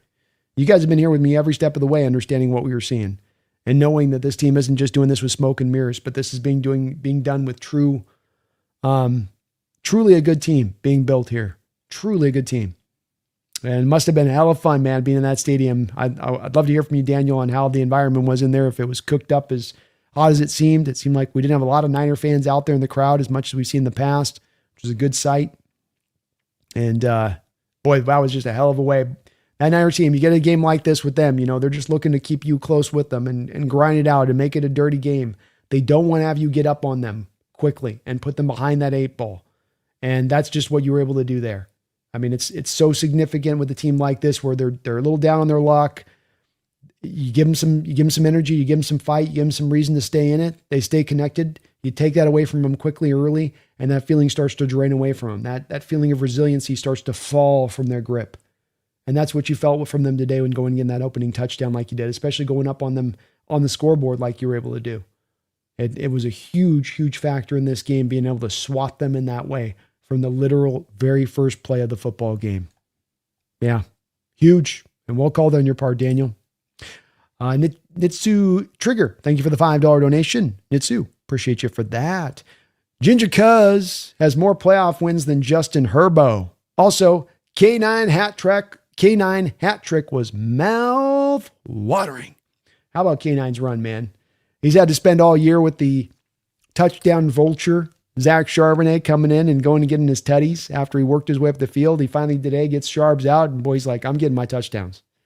I am going to score. I'm scoring. I'm getting my opportunities here. This, and boy, he was great today. One of his best games as a Seattle Seahawks, quite frankly, because not only was he getting the big runs and you're opening some nice holes, but he was making some great cuts and some efficient cuts in what he was doing. Not dancing and sitting behind the line, but being patient when the patience was required, and showing urgency on the runs when urgency was required, and knowing when to bring in the right move at the right time at that point. Finishing runs, running hard, running strong. Love what we saw from Walker, and he showed you he can be a difference maker at the running back position in a game like today. Keep carrying it through. And not on the back, 19 carries, 116 yards for 6.1 yard per carry average. Not on the back of some 40-yard run to push those stats up. 15 yards was his longest run of the day. It was literally just much more of the 7, 8 yard runs he was carving out, or 4-yard runs. Didn't feel like we had one negative run with him on the day. Maybe one at most, if. Red Corn, thank you for the $5 donation, Red Corn. This team is special, and the Niners are who we thought they were. Might as well go win the whole effing thing. Enough said. Enough said, man. Enough said. This team is special. And you build a team up specially, first by roster building, and by coaching, then by having the talent meld at just the right time, getting the veteran leadership on point, being able to hopefully be able to keep your health throughout the course of the season, being able to hopefully set things up from a coaching perspective where you're able to keep getting the team playing better and better and better. And then you can get them to the end of the season, you have them playing their best brand of football on both sides of the ball. That is the ideal, along with special teams. And it's a hard ideal to hit. It's presumptively where every team wants to try to go angle for at the start of every given season. Easier said than done type of situation. But you've gotten here. You've gotten all of that hard work done. The health, done. The playing your best football, all three phases of this team right now, done. Well-rounded roster, a complete roster, three phases of a football team, home field advantage through the playoffs. You've done so much stuff to put this thing in position, which is not just you sort of catching fire at the right time of year, but you building from the start of the season, from the start of training camp, from the start of OTAs to this point. You've earned the arrival at this point by the responsibility this team took in the beginning stages of the summer, in those OTAs, and saying, look, we got a chance to do something special, but it's going to take an interconnected process between us. It's going to take the leaders, being the vets in this locker room, all stepping forward and holding the younger players to account, holding them to the standard that you're trying to achieve. And then you maintaining that day after day after day through the long days of training camp when the body's tired and the sun is hot. Through the long NFL season where there's a tendency from the mind to kind of check out week in and week out here and there as you start to get fatigued. They stayed connected. They stayed locked in. They have built this spirit up. It is one that has been carved, not that one is that they just sort of magically happened. And that's an important part to this because it speaks to me to the sustainability of this, both through the end of this year and on into the future. Daniel, thank you for another $2 donation, Daniel. Sam's playoff record about to be 3-1 by February 9th. Let's go. Let's go. I hope you're right. I hope you're right. I love the confidence, man. Anthony Perry with another $5 donation. Anthony, man, thank you for all of your support today, man. Dropping a bunch of dollars. Really appreciate you for that. He says D-Law's going to the Super Bowl before the Dallas team he said he'd never go to a Super Bowl with has to be the most satisfying feeling. Pray that it happens. Indeed, coming from an Eagle fan too. I know you find that especially hilarious. And D-Law got some, pushback from people out there going, what do you, Seattle? Really? Seattle? Really? It's like, but look, he seems to be a guy that kind of knew what he was talking about when he spoke that in that moment, right? And, players are smart on this stuff. You're a player playing the moment. You've been in this league for 7-8 years. You've talked to a lot of different players. You've heard about this and that. You got stuff that you're access to and understanding about teams that average fans are not going to have. And I think a big part of D-Law coming to Seattle is the understanding that, I've said this a couple weeks ago on this, Anthony, and that is that not every NFL team is trying to go win the Super Bowl. And that's not a hard fact of life for all NFL fans to hear in some of these places, but it's a fact of life nonetheless. And what I mean by that is that teams are not, it's not that they're not trying to win the Super Bowl, that they're trying to sabotage themselves. It's that they have stuff that they do in operational wise, organizationally wise, that prevents them from ever really getting to a place of true contention.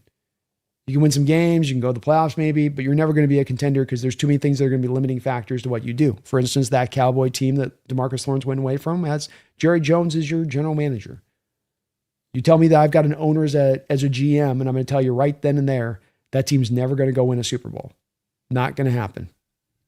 And there's a reason Dallas hasn't even been close for multiple decades over while Jerry Jones has assumed that general managership. So DeMarcus knew what he's talking about. He took a lot of heat from that from a lot of people for that, but these players know, man. They're intricately aware about which organizations are doing everything they can. Who's on the cutting edge as far as medical treatment. Who tries to take care of their players as much as absolutely possible when it comes down. I'm not talking about what you give them contract-wise, but how you take care of them off the field.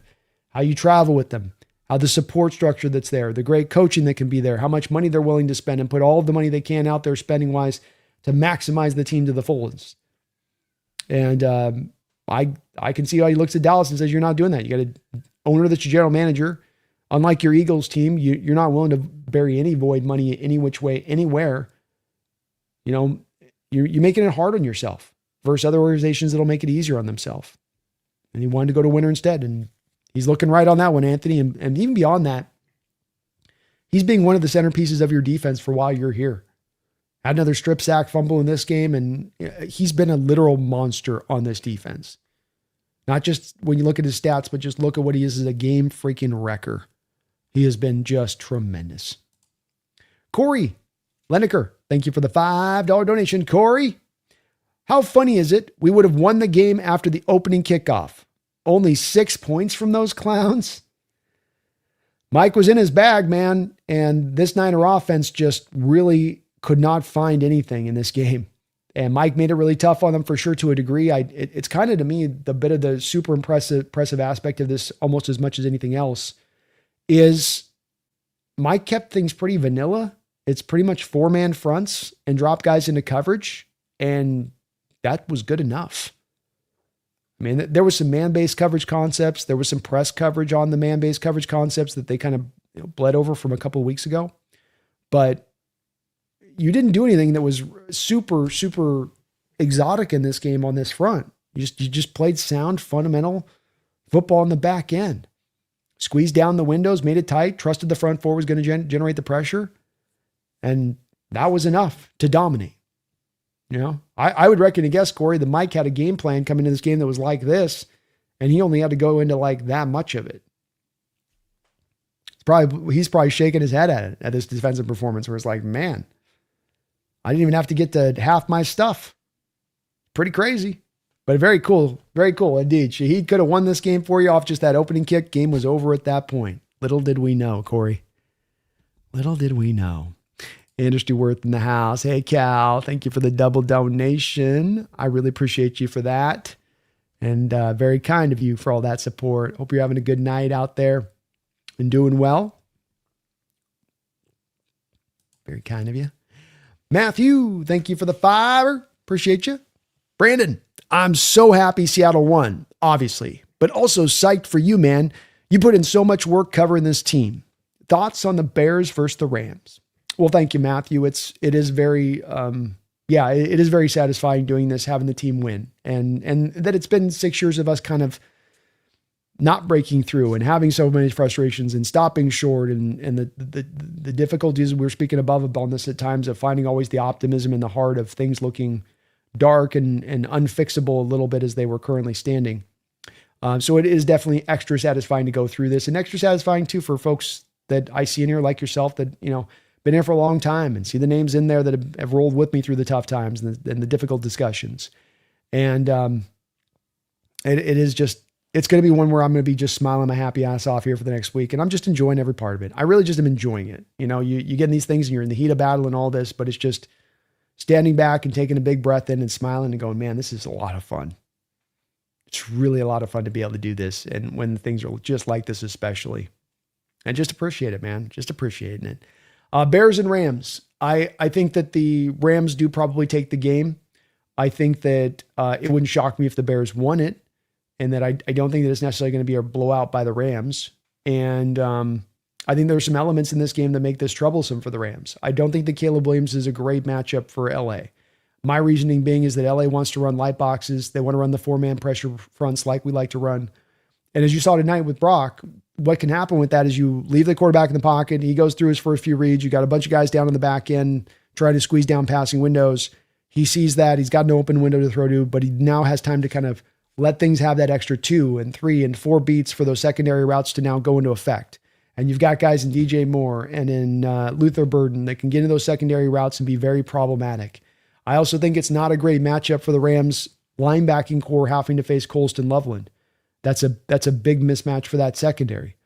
You don't know where Stafford's finger is exactly at. He banged that finger a couple times last week. Is he able to get a full grip after a week with that injury? I'm sure it'll be fine enough, but is he at 100%? Is he able to grab the ball at like 92%, 92% control of what he normally have?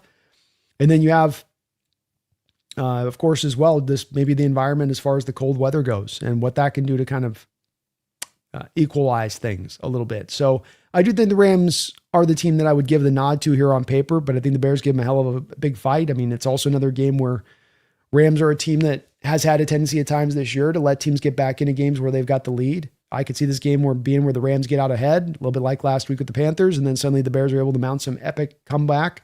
Rams offense goes cold, Rams defense goes cold, Bears light it up, Bears get a little bit of that momentum going, and they take the win. So it's one that is a bit of not a coin flip to me, but it's just one I can see kind of either way, even though I would give the Rams the nod there. But I think there's a lot of those factors. This is making a really good matchup for the Rams in that way. This is, you're getting the more improved, bigger version of basically Bryce Young that you faced last week, and Bryce Young had you to the brink. So definitely could go either way, man. Definitely could go either way. Thank you for your kind words there, Matthew. And yeah, man, I'm loving this. I'm McDonald's on this. I'm loving this. It's awesome. Mark, thank you for the $5 donation, Mark. He says, B, I left earlier to talk to my brother about this belt-ass win. Did you accept my offer for the next roundtable? I did. You don't have to put $100. You don't have to put a $50 drop if you don't want to. Just put a $5 drop in there, and I will make sure I play the soundbite for you on that. The F the Niners soundbite, 100%. I'll play that. I got to play that a couple times over the course of the roundtable just because. Just because. You know what I mean? Just because it feels good. Yes, sir. Yes, sir. Eden Tackwell, thank you for the $2 donation. Roundtable entrance.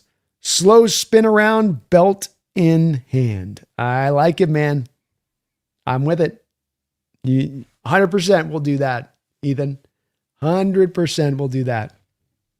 That's a great suggestion. A little slow spin, just.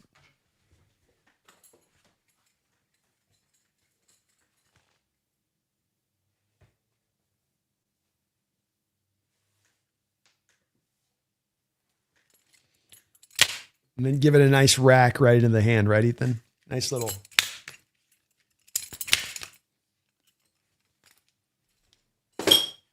Cat's looking at me like, what are you doing?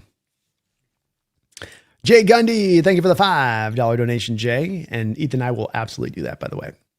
He says it doesn't get mentioned, but since the running back coach change has favored this running back production. Indeed, we did have Kennedy Polamalu leave on the personal leave, and the running backs have been a little bit more effective. I don't know if there's anything going on with it being that, he was coaching things wrongly or badly, if we're kind of inferring that a little bit.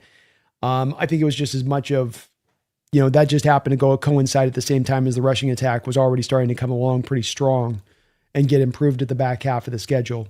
But odd situation out there with Kennedy. That was just a strange one, strange timing. Don't know a lot about it. I think we'll probably get a little more information in the offseason as to what was kind of going on there a little bit. But yeah, it has been what's happened since then, is that you've had the improvement there.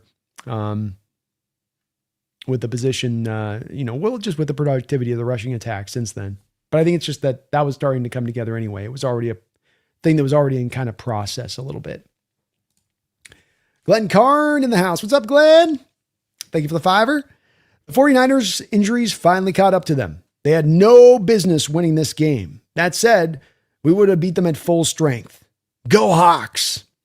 Would have been interesting in this presumptive season if you got to this time of year and they had Bosa and they had Fred Warner and they had Kittle out there. They had more of the full assembly of their talent and what kind of way that this game would have played out at that point. But I do agree with you. I think you're still better this year. I still think you're the team that you've built. It's just better. It's still a team at this point. Those guys are healthy. That's still very much star driven by what they do. Not as much collectively team driven as much as what we do. And maybe their star power would have been enough at that point, but I don't think so. And yeah, the injuries caught up to the Niners here. I know the Niner fans didn't want to hear it. They didn't want to hear it a couple of weeks ago. They didn't want to hear it after they got the Eagles win last week. And that's just that there's too many injuries across the board for you guys. There's a reason that you guys are hoping and praying in your hearts that Fred Warner can come out there at 75% and play, because you know how weakened you are by your injury situation. It's no fun as a fan to have to contemplate that. It's the part about this game that sucks a lot of times, because you can see your team put smart moves together and do the tough thing, which is assemble really good amount of great talent across the board to be a Super Bowl contending team. And then it's injuries come up in the freakish way they can that knocks you off your path. That's tough.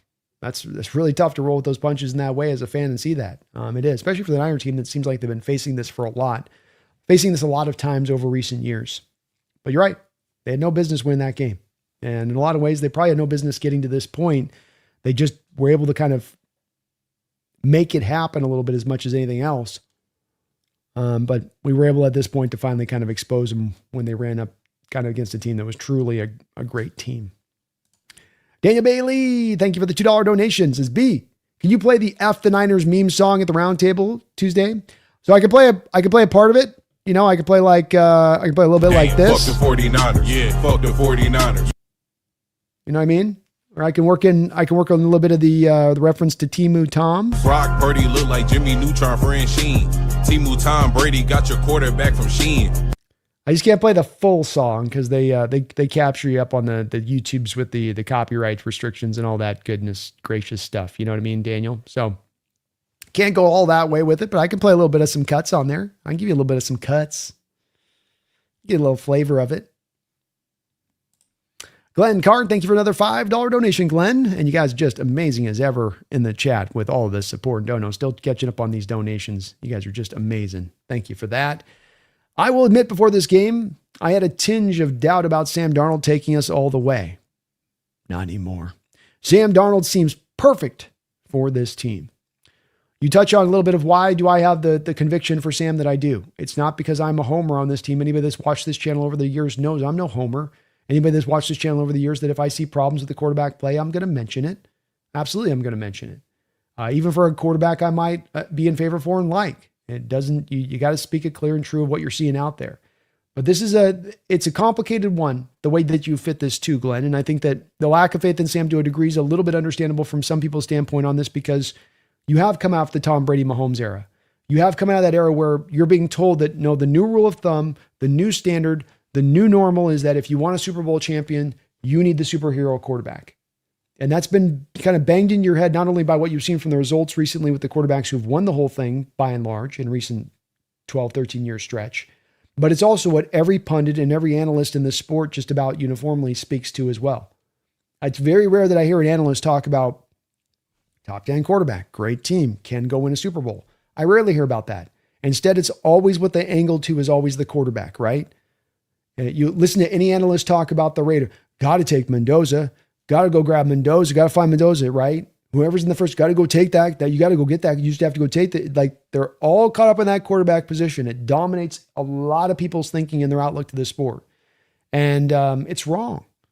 It's wrong for where the game's at, where the game's going, for what we saw from the NFL this season, teams across the sport, the proliferation of cover two shells, the driving away from spread concepts as that's forced teams to do, the playing back under center, the progression read basis of operating offenses now and how that's changed, like Kirk Cousins talked about earlier this year in a great presser about how that used to be able to get to half field reads prior to the snap because you could read what the defense was doing, and now you're back to full on progression reading post snap, which is not easy as to do as when you can cut off half the field and simplify down the reads.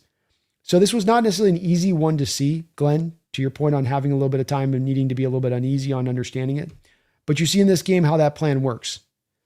I have a quarterback who can play top 10 level play, and he's going to play that pretty much game in and game out. He's going to give you right around that area of things. I have a top end rushing attack. I got a grade A defense that can both stop the run and create pressure with just the front four. I got pass catchers all over the place that can provide a variety of things. I got a Cooper Kupp that can be a third down demon.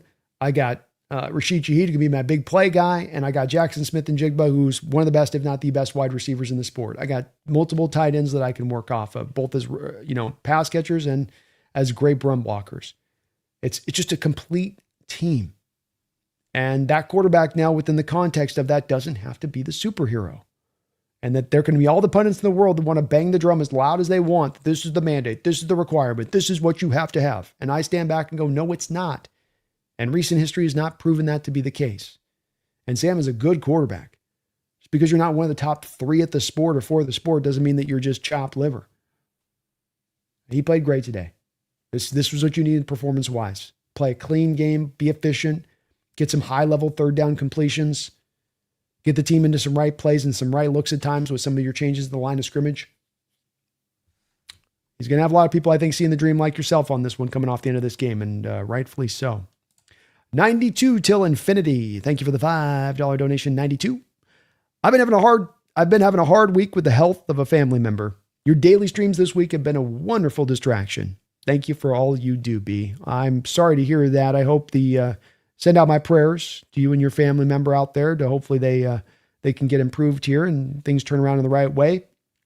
Thank you for tuning in. Thank you for your kind words. Thank you for your support. I love what I get to do, man. And hopefully it can be that outlet for your folks out there when there are some tough times, be it maybe you're at work or maybe you're going like you are through a tough medical condition with a family member, to be able to have places you can tune out to and check out to and get away from. I love the thought of that being this place for you guys. So thank you for that, 92. I'm having a great time, man. And my community and my people and you folks out here with the support you throw at my back, I've got a gale force wind at my back every time I get to go live. And it is utterly amazing. This support today, James, you guys are here every time I go live in this way. You guys are right there with me every step of this way. And it's I've got an army at my back every time I get to go live. And it's just unbelievable the type of support we get here from you guys. Much love out to you. I hope the family member is able to turn the corner on that one, but happy to be that location and place for you, man. Love what I get to do, and really appreciate you tuning in and listening. Thank you for your support as well, man. Ethan, thank you for the $2 donation. Says, so the part when Sam folded. Oh, wait, he didn't. Yeah, it's going to be the hard part for Jesse with this, because Jesse told me it was going to happen 2 weeks ago, and then it's supposed to happen sometime in this game. And it comes down to a point on this where, much like Sam over the last 2 years, you can't be like a guy's going to turn into a pumpkin and he gives you a top-level performance for 2 straight years and he doesn't really get you the pumpkin. And I think that in retrospect, everybody wants to glom onto the Rams game last year with the Vikings in the playoffs and go, well, that was the pumpkin. And it's like, in retrospect, was that really the pumpkin? Or was that what I've been talking about for a long period of time, which is that defense didn't play particularly well. You had not much of a rushing attack. Your offensive line completely collapsed under the weight of injuries. So the same thing I'm consistency-wise talking about the Niners in this particular game. That's big part of what sunk them in this game, at least sunk them to the degree that they got down in the Mariana Trench as far as this game goes, was the injury situation. And likewise with Sam, back to last year in that offensive line, it can't be undersold that you're going up against, at that time in the Rams, one of the best pass rushing units in the sport at that time, at their hottest at that time, and your line's collapsed, and your play calling's crap, and you got no running game, and your defense isn't particularly playing a good game. That's not then, well, it's all back down to the quarterback then at that point, isn't it? No, look at all of the parts of what contributed to that loss. But people didn't want to do that. It's much easier just to fit into the simplified and throw it all at Sam's feet, and that makes it nice and straightforward and easy, but not accurate. And that was the whole key to the part about me talking about this throughout this year. That's inaccurate way of looking at that game, an inaccurate way of looking at Sam Darnold. And there's the problem of that you draw in that hard, and then you just double down on it, you triple down on it, and then it keeps being disproven. You get down the line and you start to look pretty silly when you just will not relinquish that bad take. Space, thank you for the $5 donation, Space, and all of your support today. You never work a day in your life when you love what you do. You rock, Brandon. Keep on keeping on. It is the truth.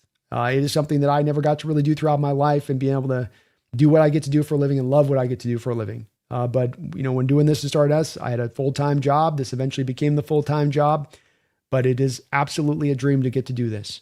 I get to wake up every day and just think about what I can do to provide you guys great coverage. Think about the sport, think about this team, think about football, think about where it's going. It just allows me to kind of be in a constant state of just contemplation a little bit with things, on top of trying to create great content for you guys. And it is the dream, man. It is the dream I'd offer to any of you. It was a truism that was said about people for years. You find something you love, you never work another day in your life. And since I've had to do this channel, there's not been one day that I've had to work my wife. I might put in 80 to 100 hours a week on this channel, but it is not hard work. It's work easily given up, and it's work that I absolutely do love. Taker's going to help me out with the pronunciation. Thank you for the $5 donation. He says Thor's hammer is Mjolnir.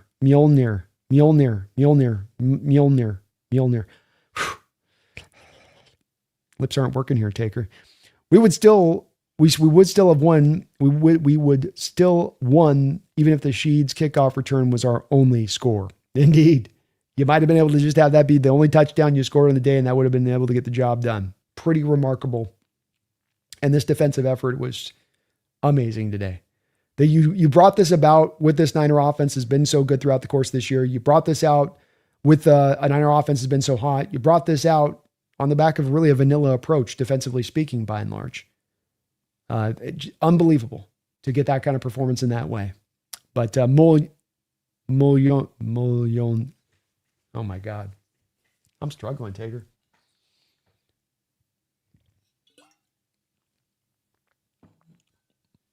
Mollier. I can usually say it. I don't know. Right now I'm struggling with it. I've said it many times before. Molnier. It's a little bit of a tongue tie. 6 hours into the stream. Alan, thank you for the $2 donation and a member of the channel as well for that. Another one of the OGs in the house. What's up, Alan? Know you're feeling good out there. No note on your don't know, just a no there. So appreciate you for that. Thrill House, thank you for the $2 donation. Can you talk about how much Julian Love has been? How good he's been? He's been great. He's been absolutely awesome.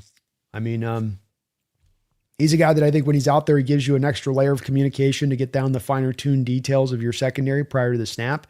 I think he sees things back there in a lot of ways as kind of that, center fielder there that can kind of call some things out that other players are always going to catch back there when he's not on the field.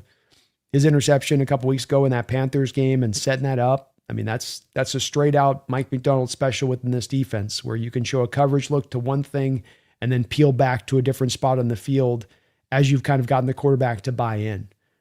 He is a representation on this defense of what you want to look for across the board everywhere on this defense, which is, can you be versatile? Can you be flexible? Can you do a lot of things really good? Can I put you in free safety? Can I put you in strong safety? Can I put you up around the box? Can I put you out there in the slot if I have to? Can I roll you coverage-wise to anywhere in the book? And you're going to be able to pull off your task and your responsibility and not look like a fish out of water. And Julian Love is one of those guys that does supply that on top of being just a grade A leader back there. I talk about those guys that help to take on the responsibility, and it's a part we'll talk about for years to come. If this team can attain greatness, he's one of those guys. Him, DeMarcus Lawrence, Leonard Williams, Ernest Jones. These are your foundational crew of guys that them coming together and getting on that first same page to then get the youngsters on this roster on that same page is as big an impact on this team as anything those guys are supplying on the field itself. So in Julian, you have a guy that just is a captain, a leader in that secondary, a smart player who can see things coming, a complete player across the board, but a guy that's one of these guys in this team that wants greatness. And that when it comes down to that final step, it stands out to me. And it's the old quote from Cam Chancellor talking about Coach Carroll in his year 12 years back. And as the roster had become more fuller and you're going into 2013 and Carroll going into his year and going, okay, look, we've got the roster where it needs to be.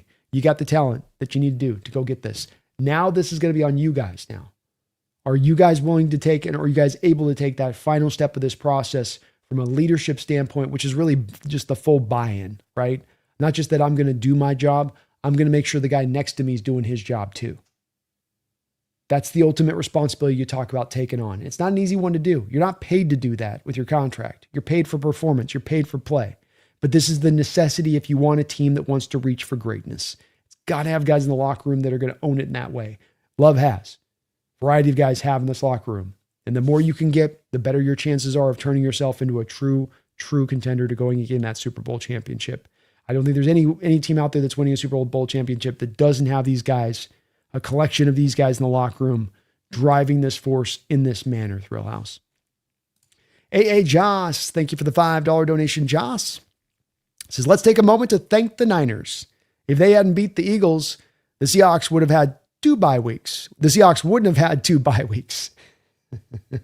Indeed, it was a part of this year that's worked out really well for us, getting the bye, number one, having that rest.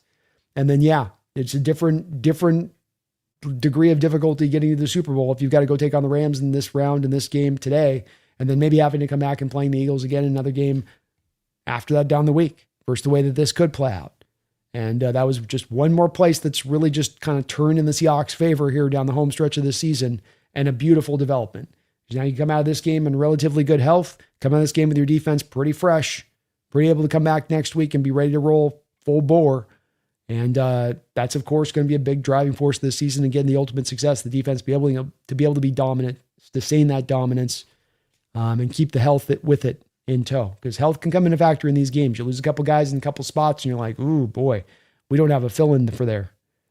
Certainly you see the Broncos with what they're dealing with their quarterback position in this way right now. Or the Chicago tomorrow, and not having anybody there with left tackle, going to the backup left tackle. 2 bye weeks is right, Joss. Let's go. Mark Sanchez, thank you for the $10 donation. Mark B, I wanted this game. I wanted it. Next, the Rams and hopefully the Patriots in the Super Bowl. First leg check. Santa Clara is on the horizon with Sammy D hoisting the Lombardi. Schadenfreude hit me with the Niner bite. Let's go. Schadenfreude hit me with the Niner bite. Well, thank you for thanks for the $10 donation. And yep, Rams probably up next, and then maybe the Patriots. And boy, the storybook, as it could be told here, you take down your 2 mighty rivals in this division. You do so a second time to get yourself to the Super Bowl. Then you get to the Super Bowl and take down the team that beat you in the last Super Bowl. That is as satisfying as they get as far as an NFL season goes. It does not get more savory. It does not get more succulent. It does not get more juicy. It does not get more tender. And you get to raise it in the Lombardi, in Levi Stadium, in the Niners' house. You'd get to raise that trophy. Doesn't get better. There is no pinnacle in football that goes higher. MJC Hawk, thank you for the 36 months. Says, let's go Hawks. Let's go. Let's go. Calm Cal, thank you for the $2 donation. Calm Cal says, DK would have gotten a flag for the headbutt. JSN, I love you. Hey, GSN able to not headbutt him back, and the officials missed that one where Lenore just flat out headbutted him right into his face mask and stood out pretty hard. But good job on JSN to keep his control, calm, composure there, to not freak out there and go, okay, whatever. Okay. That's all you got today. All you got's cheap shots and headbutts. That's all the answers you guys got in your bag. You're out of anything else, and that's why you're doing it. And JSN maybe seemed to kind of realize that a little bit in this game. But he played well as well, too. Didn't have to ask him to do a lot in this game because you didn't throw as much. 4 targets, 3 catches, 19 yards. And you got up on him. You didn't have to do a whole hell of a lot. You just kind of hit it in gear, hit the cruise control button, and you were off. But yeah, one of the places DK had a problem in his career times is keeping his head together and not letting the emotions overcome him and not costing his team with it. And just one of the places that you love about this team is that they play with so much composure, so collected, and usually so smartly in their approach on the field and what they're doing. They don't do bad mistakes. They don't make mistakes that are controllable, right? That's a controllable mistake. You have a hold that happens in a play, or a PI where you might touch the receiver before the ball gets in there. Like, those are bang, bang. Those moments there where you can kind of think about it and I got a decision I can make here. I can retaliate or I can play it smart and not get my team penalized. And with the emotions running, it's an easier said than done thing of keeping your emotions on point, right? Cameron, thank you for the $5 donation. Cameron, what do you think we do with Woolen? Tag and trade? It's a good question, Cameron. It's a great question, quite frankly. And I think that there's a lot of different directions you can go this offseason. When it comes to Woolen, I think first and foremost, John Schneider needs to understand where Mike McDonald, and you will, by the way, there's no question on this, but you need to have a bit of an understanding of where Woolen's mentality really is at, and has the play that's come forward here in the back half of the schedule and the seemingly like the lights turned on and he's fully engaged and he understands what he needs to do and he embraces all of that comes with that, and that's what he's becoming here. And that's what we're getting to see now. And that he's kind of keeping it together here until he can get to the free agency. And Mike's going to have an understanding of that as much as anybody else. and you're due to lose both Job and Woolen. If you can keep one of those guys in-house here, you feel a little bit better about your corner situation so that you're not having to reinvent the wheel there in order to go find replacements at that point. But cost becomes the big thing here. And I think when it comes to tagging, first off, Cameron, John's not a guy that likes to use the tag. He's very hesitant in the past to use it. When he does tend to use it, it's going to be that he's going to have an intention of trading the player like he did with Frank Clark a couple of years ago. So he's not really going to hold the guy on the tag. So I would estimate that if I'm making a guess about who gets tagged here, it's probably more going to be a Walker than I think it would be a Woolen, because it's just the cost isn't tremendous at that point. And, maybe a bigger loss you'd feel for that with him. If you're going to tag Woolen, the cornerback cost is significantly higher than the running back. And in Woolen's case, he might be a guy not super happy about that, because remember, too, when you tag guys, they don't always love that. And you can have some issues that are caused for that. Does that cause him to get disconnected at that point from the connection that you do have? I think when it comes down to it probably comes down to more of John probably just lets him walk pure and simply in free agency and lets the team out there go out there and sign him for the big deal. I don't think you'd use the tag. But this wouldn't shock me as well as if this team made contract extensions to Woolen and Walker, and that they have conviction in their heart by what they've seen. And Mike McDonald is going to be the great guy. This isn't going to be a John call. This will be as much a Mike McDonald call, where John goes to him and says, "All right, what do you think, everybody? Is this a guy that's going to be able to roll? If he wants to come in at this cost, are we willing to spend that cost for him? Is that worth it to you? Would you rather that money go elsewhere?" So hard to answer that question exactly. I don't think tag, though. I think you're probably just going to let him go at that point, because I think John understands the tag can sometimes be great as a theory, but in actual practice, and actually then what you get from the player as far as their attitude on the back of it is not always the greatest of things. And that could be the case there with Woolen. So I'm kind of willing to go any way they want to go with that, but hard to predict exactly there, Cameron, with some of those factors kind of at play there. It makes it a little bit of a muddled situation. You got the money to, you got all the money in the world to sign anybody you want to sign. That's a free agent right now. You can sign Woolen, you can sign Walker, you can still sign JSN to an extension, you can still sign Shaheed to extension, you can still sign Witherspoon to extension. You got plenty of money to do this. You do. But team's probably going to have to make is probably going to want to make some tough calls in certain places to think that they can put the money in other places for better usage, so to speak. Daniel Bailey, thank you for the $2 donation, Daniel, and all of your support today, man. You've been amazing as ever. If Sam is our weakest link, sounds like we are effing strong. Indeed. This is not a team with a lot of weak links, and if you want to point to that as being that case, okay. So our weakest link is a top 10 quarterback, right? Like that's our weakest link. And you're right. That's your weakest link. Then you got a pretty damn good football team. And that's a football team that can go win a Super Bowl at that point. Kind of as enough said sort of situation. So yeah, if that's the case, then all right. As you see today though, when this team's playing like it's playing and defense is heated up like they're heated up, and then you have running game cooking up like it's cooking up, matching the previous 2 weeks performance a couple weeks ago, where almost 200 yards 2 weeks ago, 175 yards today. When a lot of this game, the Niners knew it was coming. Sam doesn't have to do as much there. That's just the reality of it. Doesn't have to do as much.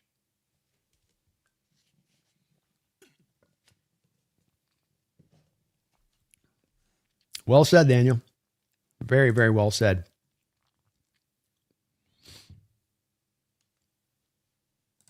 Space says, hell yeah, Brandon, what a day for the 12s. 2 more wins and we're Super Bowl champs, and I feel strongly that's what we're going to do. So let's get it, man. Let's get it. Kieran Woolen's situation is definitely about price. He's done well, but it's more a question of how much consistency do you think you're going to get going forward? Is it 30 million of consistency? I don't know.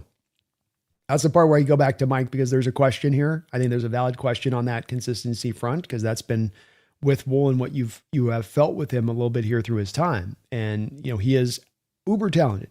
You don't get a more talented corner in this sport, and a more corner that's capable of being a real problem in this defense. But you don't want to pay these guys, and you see a lot of guys that do get paid that do shut it down, and that they can maintain that level of intensity for what it takes to go and earn the contract at the NFL level. And then they're kind of like, okay, I'm good. I've done what I need to do. And that's the part you just want to be careful of. And that's the part where I will fall back to Mike, where if he gives the he gives John that I've got the faith in this kid and I think he can do it, then that's going to be good enough for me, quite frankly. Even with some of my own concerns that you bring up there, Kieran, which are part of my own on this one for sure. Over says we got to draft a stud cornerback to check the Puka and Adams, the Justin Chases. Could be the way they go. Definitely could be the way they go. And you're talking about the end of the first round, the value could be really good for a guy like a cornerback there. By the way, it's looking at least as far as some of the early scouting that I've done. Was this the most points we put up this season? I think so. No, you have a 44-pointer. We put up 44 points twice this year, King Bomber. What a year. No, we got a couple other games we put up 44. Oh, man. Rick Zapata says, went to the game, lost my voice. Good to see a lot of Seahawks colors versus the Niner colors. That was a really cool part, Rick. I saw the same thing out there. Really cool to see we didn't have the Niners taking over as much in the stadium.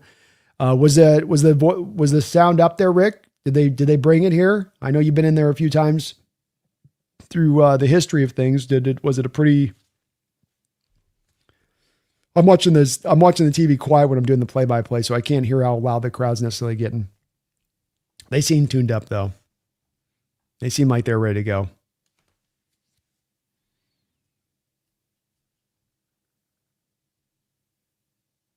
Fro says I was hanging out in the Niners chats, telling them how good they weren't.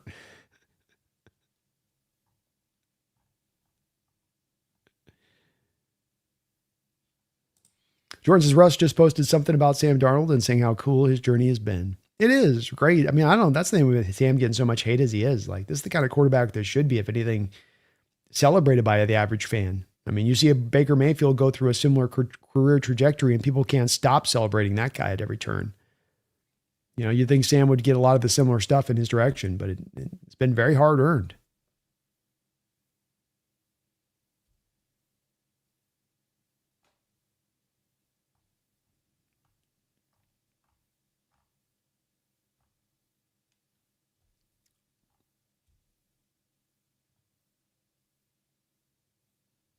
He films says, yeah, injuries.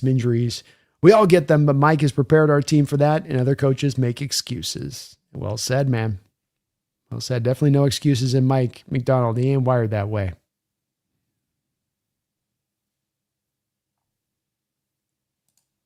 Brothers Trav, new era is awesome, Brando. Hell of a new era, bro. New time. We've earned this. Now is our time here. And you know we're going to enjoy it. Kieran says, I really wanted to build Seahawks Super Bowl because even if we lost, I could be happy for Josh. Now it's all just destroy. Well, made some plays out there tonight, man. And he's been good on the back half of the schedule. I mean, he's legitimately played really good football. Made a great tackle out there today where Witherspoon was kind of holding up a guy. He looked like he might get to the first down, and Woolen just came flying up and knocked him backwards. But he's been good. And now he says Josh didn't deserve those tears. Pass interference shouldn't have been called. Yeah, I didn't like the calls at the end of the game on that, Benelli. I think you're referring to the two PIs that were called on the Buffalo Bills. I don't know why the officials at that moment are going to choose to come out there and affect the game in that way. Two bailout calls to me for the Bronco team. And does put a little bit of a pall over what was a great game. With that said, from a Bills standpoint, you know, you come to him, you can come to me if you're a Bill fan and say those calls were awful and that's horrible and that can't happen at this time of the year and officials can't be deciding these games. And I would say, you know, I get it, valid. I'd be frustrated as hell if I was in your shoes too. At the same point in time, don't put yourself in that position for it to come down to that point in time in the game. You're in overtime. You've had plenty of opportunities in that game to potentially go out there and take it. And there's a lot of other things you can probably point to from a Bills standpoint of this as to why you guys, you know, don't get that win more than it's just the officiating on it. But it was what it was with that, you know. Eric Knupp says, Woolen buying in. I think he may have gotten himself an extension. You never know, man. You never know. Or some ways resign Woolen K9. I could be talked into it for sure, bro. Definitely mile high. Your guys' thin air in the playoffs is a big deal. It's hard to come into that stadium. You just can't even breathe. Kieran says 2 of Josh's turnovers. One was his left tackle absolutely whiffing and either an incredible play by a defensive back or a bad call, depending on your perspective. The other 2 are absolutely on him. Yeah. That's the way I saw it too as well. It's tough with Josh on a game like this with interceptions and turnovers because he's got to be Superman.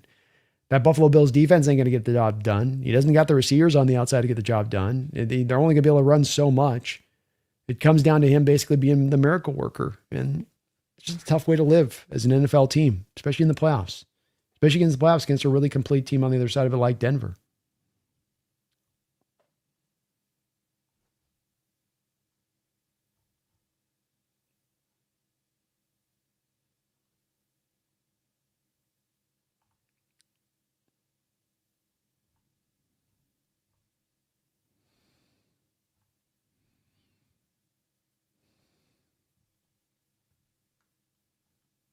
Miles says, nah, bro, those are the right calls.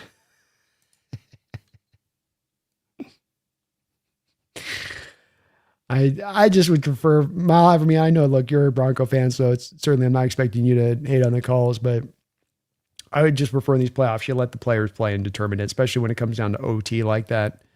It's got to be egregious if you're going to call those PI plays and give them 35 yards of pop down the field like that.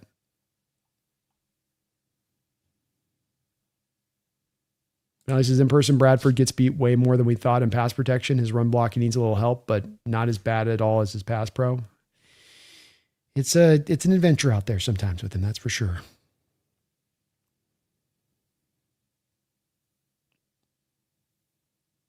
Manny says, I think a lockdown corner you can put on a star receivers and an elite edge would take this defense to another level. Agreed, man. Talk about just about being a damn near unstoppable defense at that point. Like, where's your out? Not back, so Mike McDonald's now 3-2 against Kyle as the Seahawks head coach. In all honesty, it should be 4-1. That's true. King Bomber, was the biggest margin of victory since the Super Bowl against Denver. At least that's what they said on the broadcast. Kind of hard to believe we haven't blown out a team this good since then. I guess that probably fits. Even the games you got wins this year, 44-13 and 44-22. So that maybe seems about right. Pretty incredible, huh? I hadn't thought of it like that, but that's wild.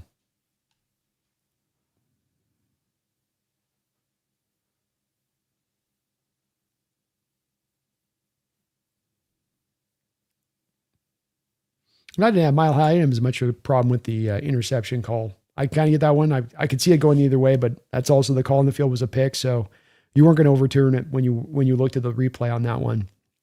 It did have a little bit of a feel of maybe being kind of simultaneous catch, but again, I don't have a hard line stance. I'm more on the PI calls than that play. Yeah, I can certainly be talking to those being an interception there. Now he says, Wollens redeemed himself. I wouldn't be mad if we paid him. I'd understand it. Dead Center says, I've never had so much fun watching the Seahawks. Maybe that was just the alcohol, though. Maybe it's a bit of both, man. This doesn't get more enjoyable. 4-1-6, go back to that Bronco game, 13. That's just fun. That's just no two ways about it. That's just fun watching that. And you don't get to have that. How often do you get to be the number one seed in the playoffs? Often you get to be the number one seed in the playoffs and you're blowing a team out? Look at all of the close games across the board, not just this weekend of action as far as the first game on Saturday today, but go back to last week and all of the games and how close they were. That's playoff football. Tendency is things to get close. It's hard to blow out teams in the playoffs. Hard to do. Kieran says, Mike's scheme is definitely amazing. It seems like he's taken the Vic Fangio kind of thing, but with a few extra wrinkles. Watched a Fangio breakdown of his system on YouTube and barely understood it. It's complicated, man. Kieran, it really is a complicated scheme.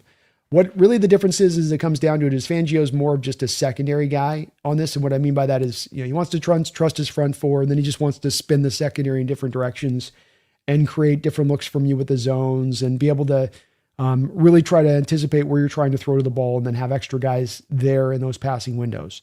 With Mike, I think that there's much more of a willingness to be more heavier on leaning on some of the stack boxes and the simulated pressures. He's going to be more of a blitzer than Fangio is going to be. Not that he's a high end, like he's a high volume blitzer, but just that he's willing to mix that in. he's willing to do a little bit more. The Fangio will stay a little bit more front four throughout the whole course of a game. So he just kind of advances it along. And really what he does is he takes the unpredictability of the secondary that exists in Fangio's scheme, and he says, how can I apply that unpredictability to my linebacking core? How can I provide that unpredictability to my defensive line? How can I, get that across the whole board and not allowing offenses to find any point pre-snap of really certainty in what they're seeing? Where Fangio's just kind of happy to live, I think, in the secondary at that point in that way.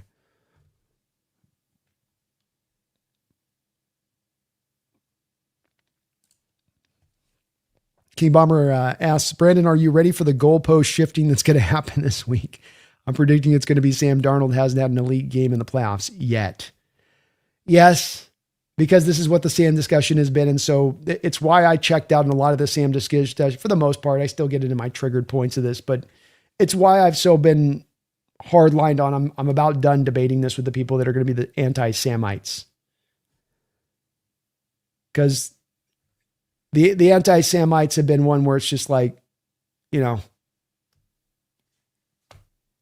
don't have anything new under the sun they're bringing up. They don't have anything that they're going to mention that's going to be something like, oh, that point that hasn't been beaten to death 50,000 times. But then constantly too, we see the goalpost being the move factor of it. You need the Sam to win your game. The game's close to the end. He's going to fall apart. It doesn't happen. You need Sam to win your game at the end of the game against a high quality opponent. That's not going to happen. Well, he's not going to in the playoffs be able to make it happen. Right. So it's just, this is the way the discussion's gone for a long period of time. It's not going to change anytime soon. And, it'll just make it that much more satisfying, King, when he raises the Super Bowl. Because now as you try to come up with all of your excuses of this and that and the other, it is feeling as all the more hollow the more we go on with this. Versus them just owning up to it and just kind of biting down and going, okay, I was wrong. Got to own it for what it is. Cameron says, Paul Allen would be so proud of how Jody's running things. Feels good to be a contender again and have the stadium rocking again. Boy, does it ever. And big shout out to Jody Allen here as being a great steward of this franchise. Was not put in necessarily the easiest of situations. This was Paul's baby, and this was his thing that he really loved, and she inherited it through, and she's had to be that steward. And rather than just, be there as that figurehead and do the bare minimum or not drive it the same manner that Paul drove it, and with the aggressiveness, with the want to be a winner, she embraced that. And she took it on. And it's not necessarily been easy for her. She's had to oversee the trading of Russell Wilson. She's had to oversee the firing of Pete Carroll. Much easier to make those decisions as we forget about it at the time. Much more easier to just sort of fit to serve, to fit to what you've been doing. Much more controversial to go this other way with it. But she went this other way with it because we've known with Jody, and we've gotten a feel from Jody on a multitude of levels of how she spent her money, how there's no impending sale here. But in these fires in the bringing on the right guys, coming in at those key times, because you don't want an owner to be hyperactive. You want an owner to be a sniper. I don't want a Jerry Jones where his hands on every decision. I want you to come in at those real key moments within a franchise for those real hard decisions and come in at those spots. Hey, we need to sign off if we're going to trade Russell Wilson or not. Are you willing to do that? There's going to be a hit here from the standpoint of the fan base, and there's going to be a little bit of kerfuffle on this. But this is what's best for the franchise. Is it what's best for the franchise? It's what's best for the franchise. Make the deal. Hey, Coach Carroll, he's not wanting to give us any ground here. We've had to take the vice presidential duties away. Things are getting a little bit dusty here with the scheme and situation. He's not really adapting or modernizing or evolving. We're going to have to let him go. Can you sign off on us firing him and moving on to a new head coach, embracing all that that's going to entail, continuing to pay Pete Carroll as he moves along, hiring the best new coach that we can. Then you go and hire the new coach, and you don't go for cheapy creepy, right? You don't try to keep everything low cost. You give the $10 million a year contract to him. You give him the 5 years. And I agree, man. Paul would be just beaming with pride right now, seeing what Jody's done to put this on point like this. And she's done an amazing job, man. Amazing job. Manny says, Mike with Max Crosby would actually be so filthy that way he could manipulate the Crosby double teams. Got me dreaming. 100% mean the same way. Crosby goes out there and you have an edge now that demands double teams on a consistent basis. Now you can free up other edge rushers, especially, or not edge rushers, but other defensive linemen, especially when you stack down the box and you get that double over his way. Can you free up a blitzer at that point because the pass pro slides one direction or another? Very possible. Very possible.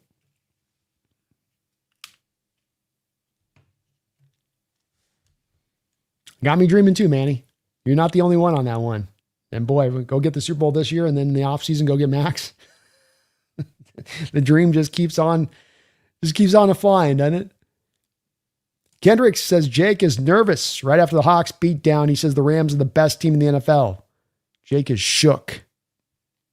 Yeah, okay, Jay. I mean, and that's, again, keep saying something. It's like Jennings this last week, Kendricks, right?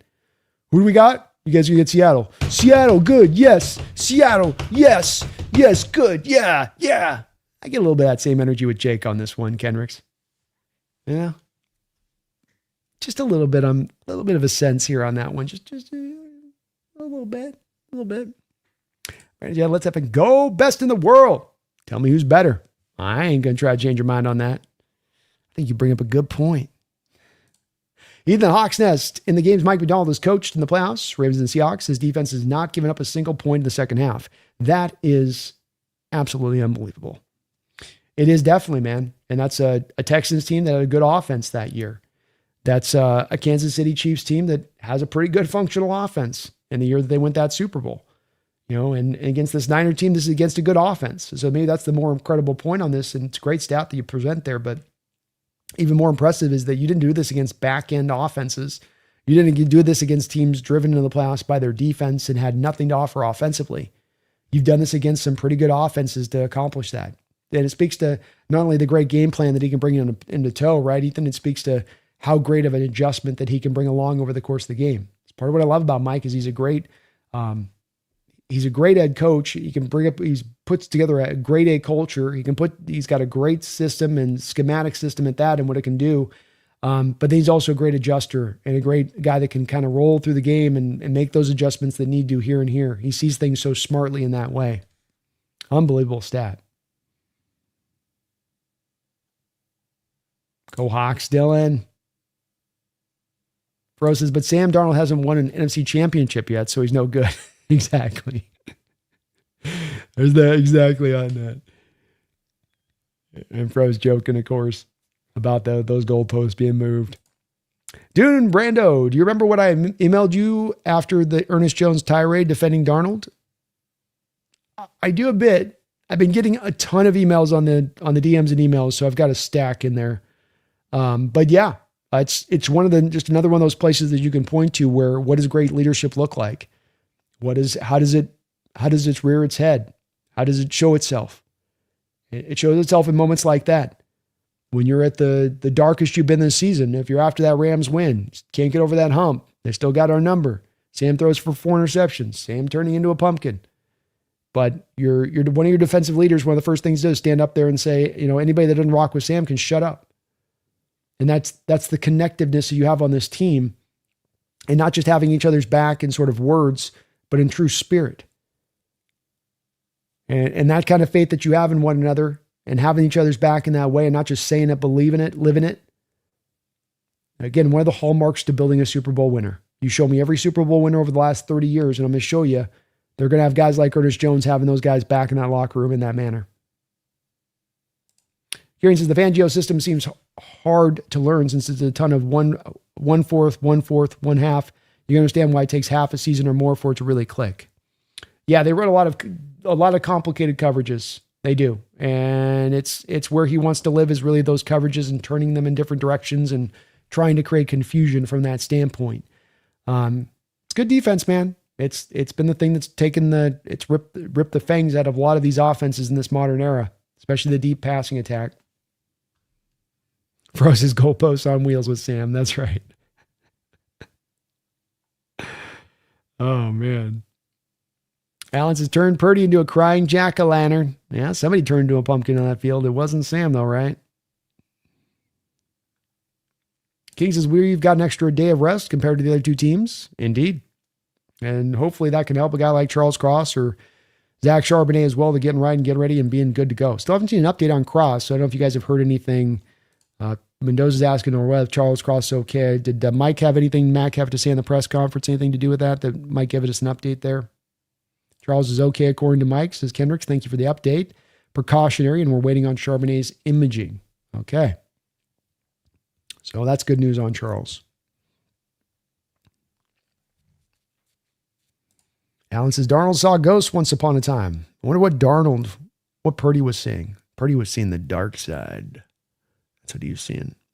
Evan says, we have to re-sign K9 in the offseason. And I think you can see why I mentioned this a couple weeks ago, about 5 or 6 weeks ago. I said, look, I've reached the stage with K9 where I'm ready to franchise him if we can't find a contract extension. Because if you let this guy walk in for agency, it wouldn't shock me in the least if K9 walked in for agency and he got essentially handed the same contract that was given to Saquon Barkley by the Philadelphia Eagles a couple of off seasons ago. I think there's some team out there that's going to watch this performance a little bit, was already getting warmed up on him, and they're going to sign him for that money. So I'd rather put him on at least a franchise deal for a 1-year, $13.5 million signing and lock him in for that. I'm open to doing a contract extension too. He's young enough. I don't think that there's any problem in being willing to go down that road as well. But yeah, so I'm in the same place, man. They're hopeful on Charbonnet too. Expect Holy Line to be added to the 53 roster. Definitely a possibility there. We'll see what's going on with Charbonnet. The imaging will tell a lot about this too a bit. Daniel says, B, not only did the Broncos get bailed out by soft pass interferences, there was a worse one not called. The Broncos committed near the end of the regulation that would have put it on the 1. Oof. That's the problem there too with that calling in that moment like the officials did, is you were letting them kind of do what they were doing throughout the whole course of the game, and then you decide to call it tight at the end of the game. I hate that. And I hate that, Daniel. We've seen that in a couple of Super Bowls recently where they don't call, any defensive holding and no pass interference through a whole game, and then suddenly on the last drive of the game, you're going to bring it out. That's not the standard you've been playing by on that day. Hit the mic. Says that was dominant win, but you didn't expect it, right? This dominant, but you didn't expect it, right? I mean, 27-13, Mike. I pretty dominant. I didn't expect this. I didn't expect this. No, not to this degree. But definitely, I thought we could get him. Riverside says, funny thing, Purdy's expensive. Niners aren't going to be able to replace their old-ass players. No, and they're in a little bit of a tough cycle here where, okay, you ate the $100 million of dead money this season to hopefully clear your cap up a little bit better in the next offseason, but okay, what happens if you get a McCaffrey and a Williams retiring? Well, there's $25, $30 million of dead money right there. And now you got that dead money, and then you got the Purdy contract clicking into full gear, and you're needing to add a lot of resources to reamp this team up. You need edge rushers. You need linebacker depth. You probably need some corner help. I don't know if they love where their safeties are at. If you got to replace Trent Williams, you're going to need to go find a left tackle. The rest of that offensive line is not the greatest. Got to go find a now starting running back at that point.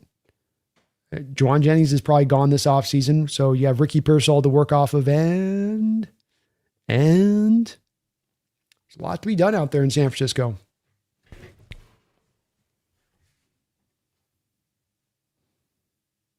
Dude says Josh could have won the game in regulation had he been more accurate to a tight end who would have had a tutty. Indeed, he overthrew him a little bit.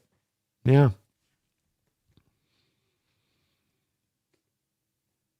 But now he says, Dimebag, Darnold managed that game in complete control. Amen, he did. Amen, he did. Orlando says, Skip Bayless is such a dumbass regarding his tweet about Darnold. All right, let's see what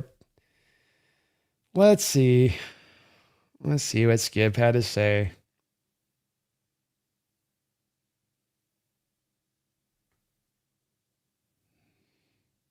I feel like I'm going to be dumber for looking at this tweet, but it's worth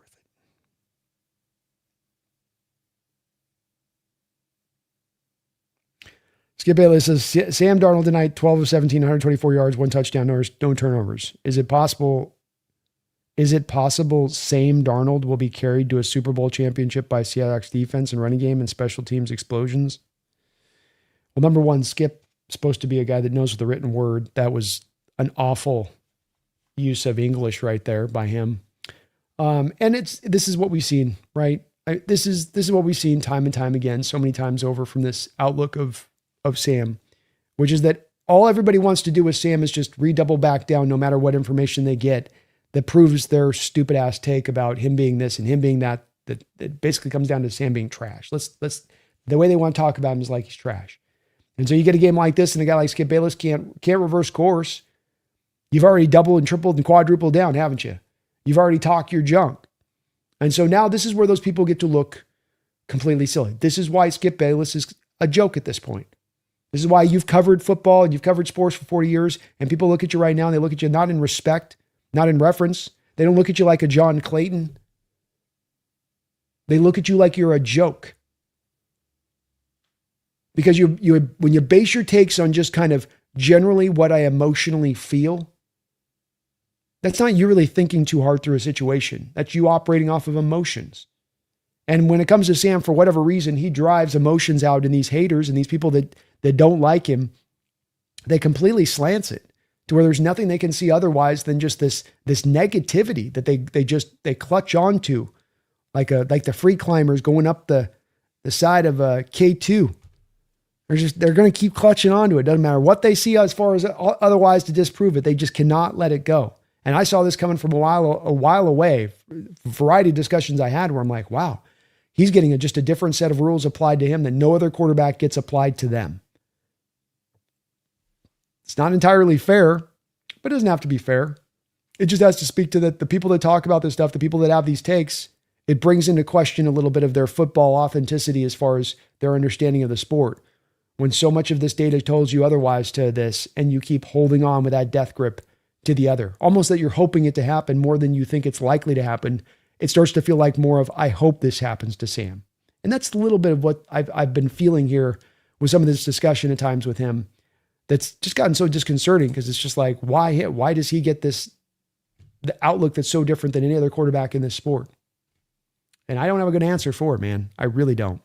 But yeah, a pretty dumb tweet there. I'd expect nothing less from Skip, quite frankly. Megan, thank you for the $10 donation, Megan. Says, what a win. What a win. So worried about the 2-week break, but we came to play. We'll pack the Zorn jersey carefully for the trip.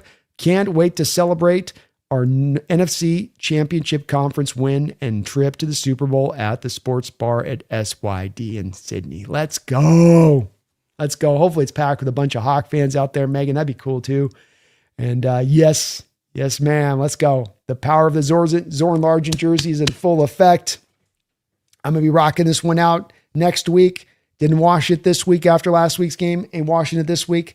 I'm going to be sitting in my own funk if we get to the Super Bowl in this damn thing, but it's going to be worth it. It's going to be worth it. So same's true with you, Megan. Gotta keep that power of that jersey true and real and honest. You know what I mean? But it worked good today, boy. Did it ever? I don't know if the power of the Zorn Largent jersey has ever been more powerful than it was today, Megan. I appreciate you and thank you for all your support and donations and all the modding you doing out here on our long streams.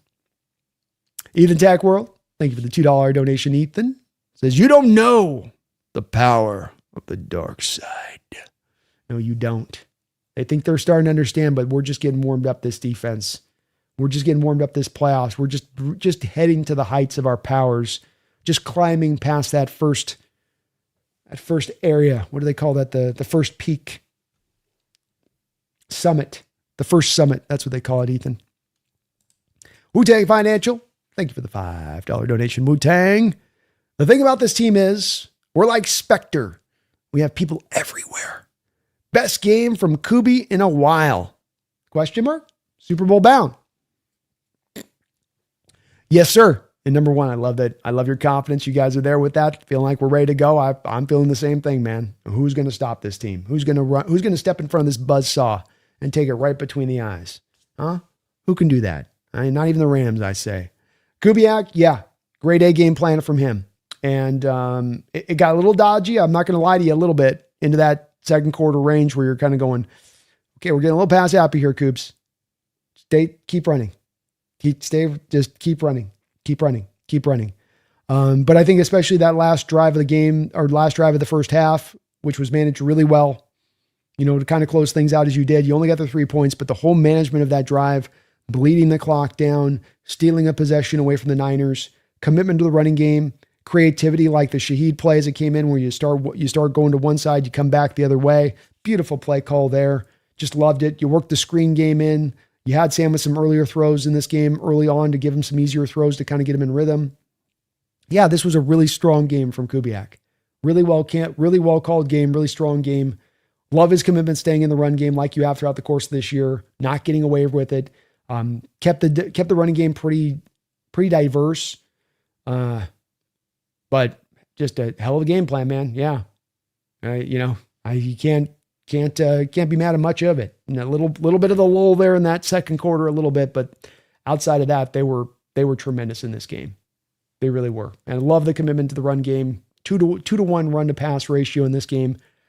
You didn't just don't fall into that trappings as we see sometimes Wu-Tang, where these offensive coordinators can just feel like they have to throw. And I'll tell you what, man, as I said, coming into this game today, I'm watching a lot of these playoff games here this year. I'm seeing a lot of offensive coordinators that are getting a little too pass happy, in my opinion. A little bit too much of just getting away voluntarily from the rushing attack, not making the defense or having the defense stop you in rushing, but just sort of like, well, we have to throw. We have to go get to the passing game. No, you don't. Stay in this pocket. Keep running the ball. Force them to stop it. Keep running the ball. Force them to stop it. 5 yards is good. 6 yards is good. Right back. 1 second, folks.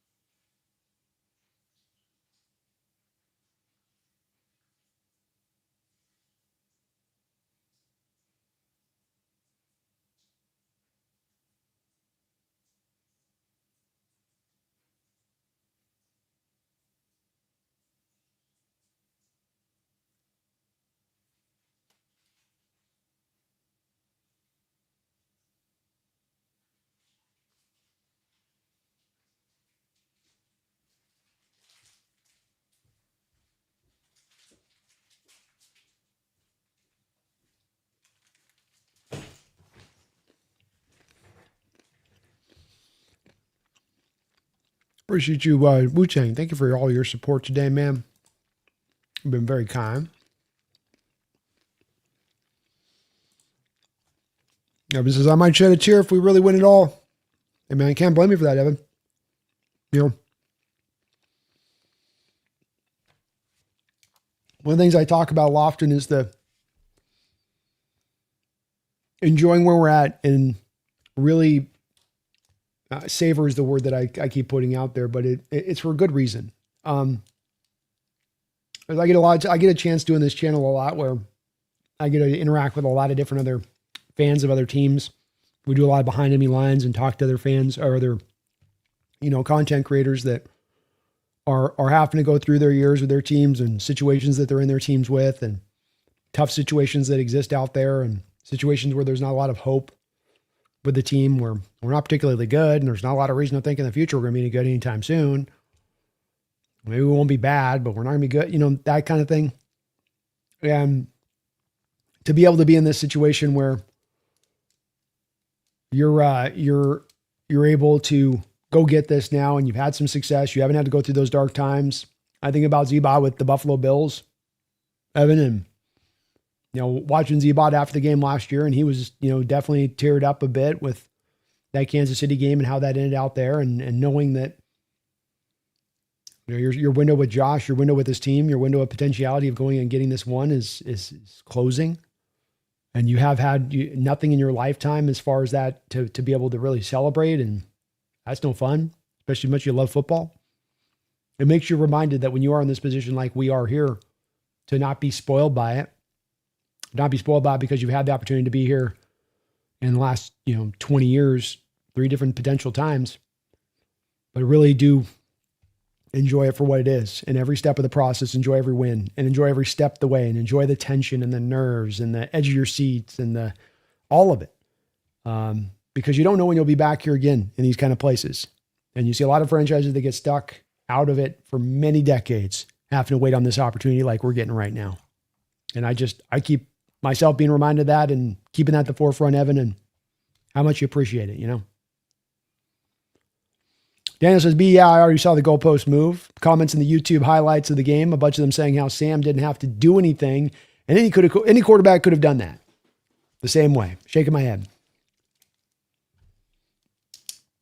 Yeah, it's going to be constant moving at the goalposts on this. And that's why I'll say to you guys is, and I understand the frustration. Look, you guys have seen it with me. You've seen it with me on the round table going back and forth with Jesse on this, right? We get in these wash, rinse, repeat arguments that just never really get anywhere, but we both, make tremendously passionate arguments as to why we feel one way or the other on this. And it's a microcosm of the way you see the debate existing online in regards to Sam.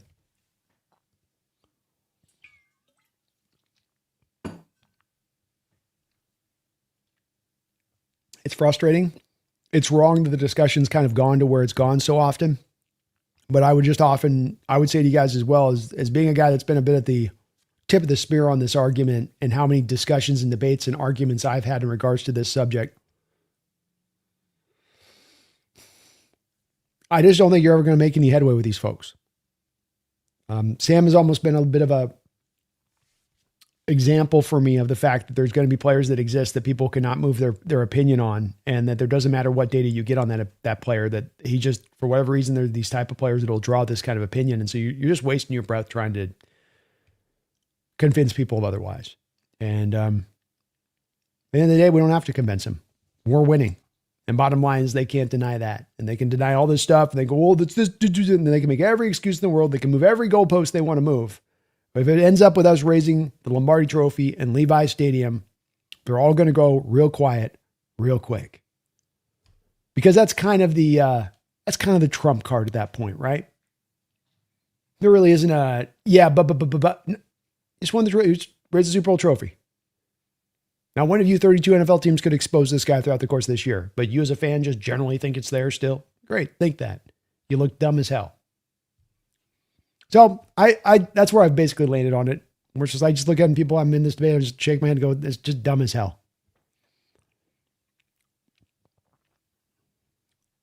Brandon Janis says, Niner fans have been so damn humbled, which is ironic considering I was told stay humble by a Niner fan earlier. Niner fans seem to be on a different level of idiotic fandomhood. They're definitely a unique group out there, Brandon. Yeah, they're a unique group. And this rivalry is heated, and make no mistake about it, you lose to a rival like that and get the door blown off and your Super Bowl window slammed shut. It's going to have you in your feelings a little bit. Just did him on God. Oh, God. That's not confident, Mile High. You might imagine if we had Crosby in this playoff run. Holy shite. That'd be pretty incredible. Talk about unstoppable force. Grandizer Hawks Nest. That is what I have an issue with with some fan bases on. When a player does well and other fans bases see it right in front of their eyes, they can be humble and admit they are wrong. Yep, I agree. Again, there's nothing wrong with being out wrong in outlook. We can go through a variety of players through the years that I thought coming out of college would be this, or I thought would be that, or for instance, Matt Stafford. I didn't think Matt Stafford would be the great messiah for the Rams and help take them over the top like they thought was going to occur when he was there. I was proven wrong on that. You know, I don't dig back in though and go, well, it was really Aaron Donald that won that Super Bowl. And, you know, it was Aaron Donald in a bad officiating call at the end of the game. And if not for that, Stafford wouldn't have won that game. It would have been Burrow, and he's a better quarterback anyway, blah, blah, blah, blah, right? Like I'm not doing that. You know, no, you're proven wrong. And no one's going to get everything right every turn. You're going to see things wrong. You are. But I think that what makes a smart fan or a smart analyst or a smart pundit differentiated from one to the other is the people that can pivot when they are wrong quickly, not double back down, not triple back down, not quadruple down to the point that they look silly for the take, but go, well, I got to recognize the fact that I was off on this one. I miscalibrated the situation a bit. Doesn't mean you don't still have a smart football mind. If you miscalibrate, it's going to happen to everybody. But I think you do start to get some of that in question when you quadruple down. Eric Knupp says, I would love a Dexter Lawrence trade over a Crosby trade. going to cost you less assets probably than the Crosby trade would cost there, Eric. The one thing with that is that you're going to have a little bit of a log jam at, your 3 tech and nose tackle. So you only play 2 of them at one time. You never know. Little Dumper says, we better re-sign K9. Better do it, man. Better do it. Or at least franchise him.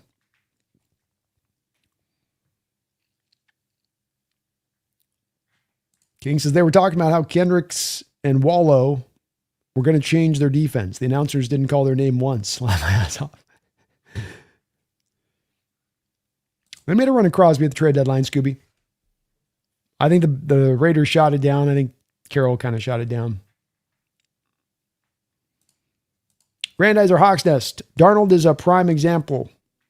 I was of the opinion we had to wait and see. His track record is he's gotten better every year. Just have to see how he fits with the Seahawks. Yeah. You got to just be open-minded a little bit. NFL's one where hard to make hardline predictions about guys. And especially with Sam is that there had been a track record of some improvement on this prior to coming to Seattle. When he got to Carolina, he was improved. He was a better player than he was in the New York Jets. He grew. And when he got to the Vikings, he absolutely showed you tremendous growth. And he's built upon that this season. And like to your point, better every year, better this year, in my opinion, than he was with Minnesota last year. And that just speaks to the work ethic he has and that he just keeps chipping away every offseason trying to get better and better. And that eventually does pay off if you can put that work ethic to bear. Well, Denver says, we don't need Crosby. To save the money, re-sign K9, JSN, and Spoon. Got a lot of money to spend, man. You can afford it all, man. You can do it all. We don't have to make the hard decision on that. We've got so much cap space.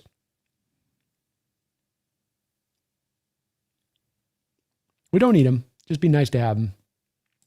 Alan says, Niners got slapped so silly they're going to have to wake up. Niners got slapped so silly they're going to wake up in the morning and think they're going to the Super Bowl. Exactly. They'll be like, that must have been a nightmare. There's no way that could have been true. Hell of a game. Megan, did you get my super? Did I miss it? No, I just got it on that one, didn't I? This one? You might have missed my reaction to it. I was a little bit behind of it. What a win. Worry about the 2-week break. But no, I did on that one. You better have that Zorn jersey packed. We can't break up the Zorn Power Jersey Largent thing right now at this point. We got to ride this hot hand.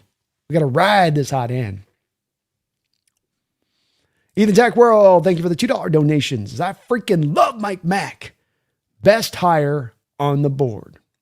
John knocked a lot of decisions out the park in recent years. A lot of decisions out the park in recent years. The trade of Russell Wilson and the contract he signed, the draft picks that he's made in recent years, and being so smart, especially at the top of the draft. But Mike Mack is probably the best, man. That's the best move he made, and one that was not necessarily just a simple, easy one. You're signing the youngest head coach in the entire NFL who's never had head coaching experience. That is not an easy, straightforward, just no-brainer type of decision to be made, even with the way that his star was as bright as it was growing in Mike's case. Yeah, best hire on the board, and 5-tool head coach, as I've liked to call him, and a guy that, is having as great a start as a head coach in his career as any head coach in NFL history, bar none. Bar none. Robert Jimenez, thank you for the $2 donation. Christopher Watkins' reaction on the win, and go Hawks. Well, go Hawks, Robert. I will try as I can on this. 7 hours in, the voice is definitely a little tough with walking on this one, but we'll give it a shot here. No doubt, Robert Jimenez, no doubt. I knew coming in, we had this team, little chance they're going to win. No, not today, not in a stadium, not in this fandom hungry as they are for Super Bowl. Not today, San Francisco, not by the old way, San Francisco. Now you go down, and you go down hard as we close your window up, shut, latch it, Robin. Make sure you latch it so they can't get back in. Just put it down all the way. No letting it back up. I'm telling you this now. Go Hawks. I'm trying, Robert. The voice has definitely struggled 7 hours in, man. It's holding on for dear life. Daniel Bailey, thank you for the $5 donation, Daniel. One thing I noticed about the run game, it's not just us getting more push, it's also better coordination and timing. Blocks looking like puzzle pieces. Great reference, man. And it's what I've called this a little bit as it. Now you could put this on this a little bit in a certain way and say it's a negative, but it's really not negative. It's just kind of the description of the blocking and scheme here. Is that this outside zone scheme, the Shanahan outside zone scheme in particular, is one that is a little bit more of a finesse blocking style system. It is more, to your point on that, the exact words I think that are right is timing. And that it's about you sometimes getting a pin block in the right place just as the running back's going past. Not as much of you driving a guy off the line of scrimmage with force. There's going to be some of that within the scheme, certainly, that's going to be required to get the running game going. But it's also, especially as you get out to the edges and getting your guys on the right shoulder and the right angle and cutting off the defender from having a pathway to the running back and then creating just that crevice, that crack, that hole for him to be able to run through. And you're absolutely right. This is the exact part of it to me that was that when we started out the start of the year and you go, look, I said this at the start, the running game is not going to be cooked up as well as it will be through the back half of the scheme because you're going from old rushing schemes in recent years that have been very rudimentary, that haven't been very complicated, that aren't teaching finer tuned details of the position to the degree this new scheme will. And with that, you are going to get improvement, but you got to wait a little bit of while to get to that improvement because there are so many details. It is so complex that you're not just going to teach this overnight to these players, especially when they're starting from square one in the learning process of this system. And that is what we got to see through the back half of the season is you see, to your point, the coordination and timing more akin to this team as far as the blocking goes. I think you're seeing it with the running backs as well, Daniel, where I think the running backs maybe struggled a little bit on what this scheme was asking for them on making the type of reads there in the running game versus the prior one. Versus now they're getting very comfortable in understanding the mechanics at play, the rules at play in the running attack, where they need to be looking, their in-play indicators to work off of the right kind of leverage concepts. There's just a lot more to this than some of the other rushing schemes you get where it's just sort of, let's just mash them. Let's just push them. Let's just dominate them up front. And so that's why I say this is that it makes sense. This took some time to come to be, but it's also that it's come to be and that we're seeing the fruition on the back half of the schedule where game after game, we're rushing for well over 100 yards. Last couple of weeks, we're pushing up into more of almost down to the 200-yard territory. This is coming about because those fine-tuned details are coming to be. You're getting it all on point.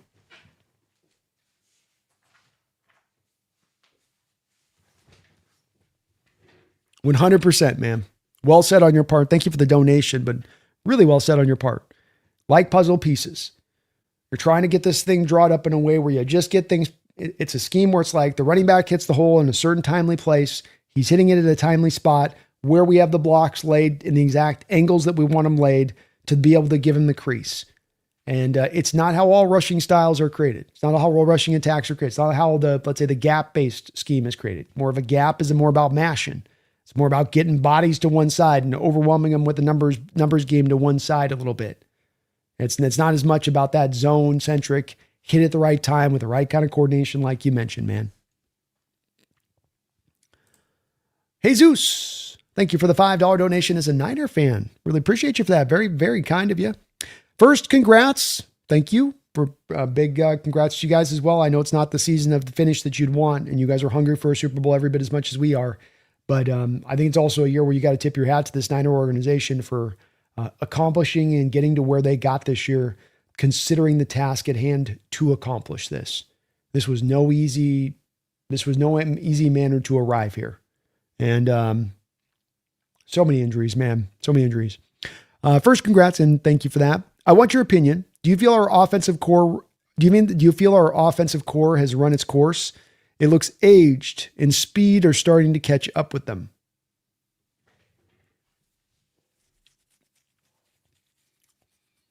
I've been saying for a couple of years that I thought that the Niners needed to more concentrate on hardly building up an offensive line that was really talented. And that what instead they sort of kind of didn't on the other end of that is it just felt like they kind of more doubled down into trying to find the skill position players. You know, it's the drafting of Ricky Pearsall when you already have Brandon Ayuk and Deebo Samuel and Kittle, Juwan Jennings. You know, you've got a good receiving core, and then you're kind of adding on top of that, just adding on top of another. And it felt like it became a little bit more wide receiver centric and less offensive line. And I think Jesus, when you look to the Seahawks team, for instance, into 2019, 2020, 21, you're in the same kind of state where it's Tyler Lockett, it's DK Metcalf, it's drafting then Dwayne Eskridge. I felt like that Ricky Parasol was a lot like the time period of when we drafted D. Eskridge rather than taking Creed Humphrey, who was the center on the board at the time that we should have probably taken. And so I feel like when it comes to it, is the offensive core run its course? A little bit, yes. That's as much to do, though, with the fact that Ayuk's out the door and gone. Christian McCaffrey's really at the end. Really, he's at the end. Trent Williams is the oldest starting left tackle in the sport. Hard to see, him coming back another year at this point. Then you look through the rest of the offense, and it's not that there isn't some stuff that you can build upon there. Maybe Ricky can get a little bit healthier in the future years. When he's healthy, he's on the field, he's been pretty productive for you guys. Certainly you've got in Dominic Pooney, a pretty solid guard option out there. But I just feel like there's a little bit of what needs to be done as a renewing of, where our strength needs to be and where we need to kind of find more than just getting by.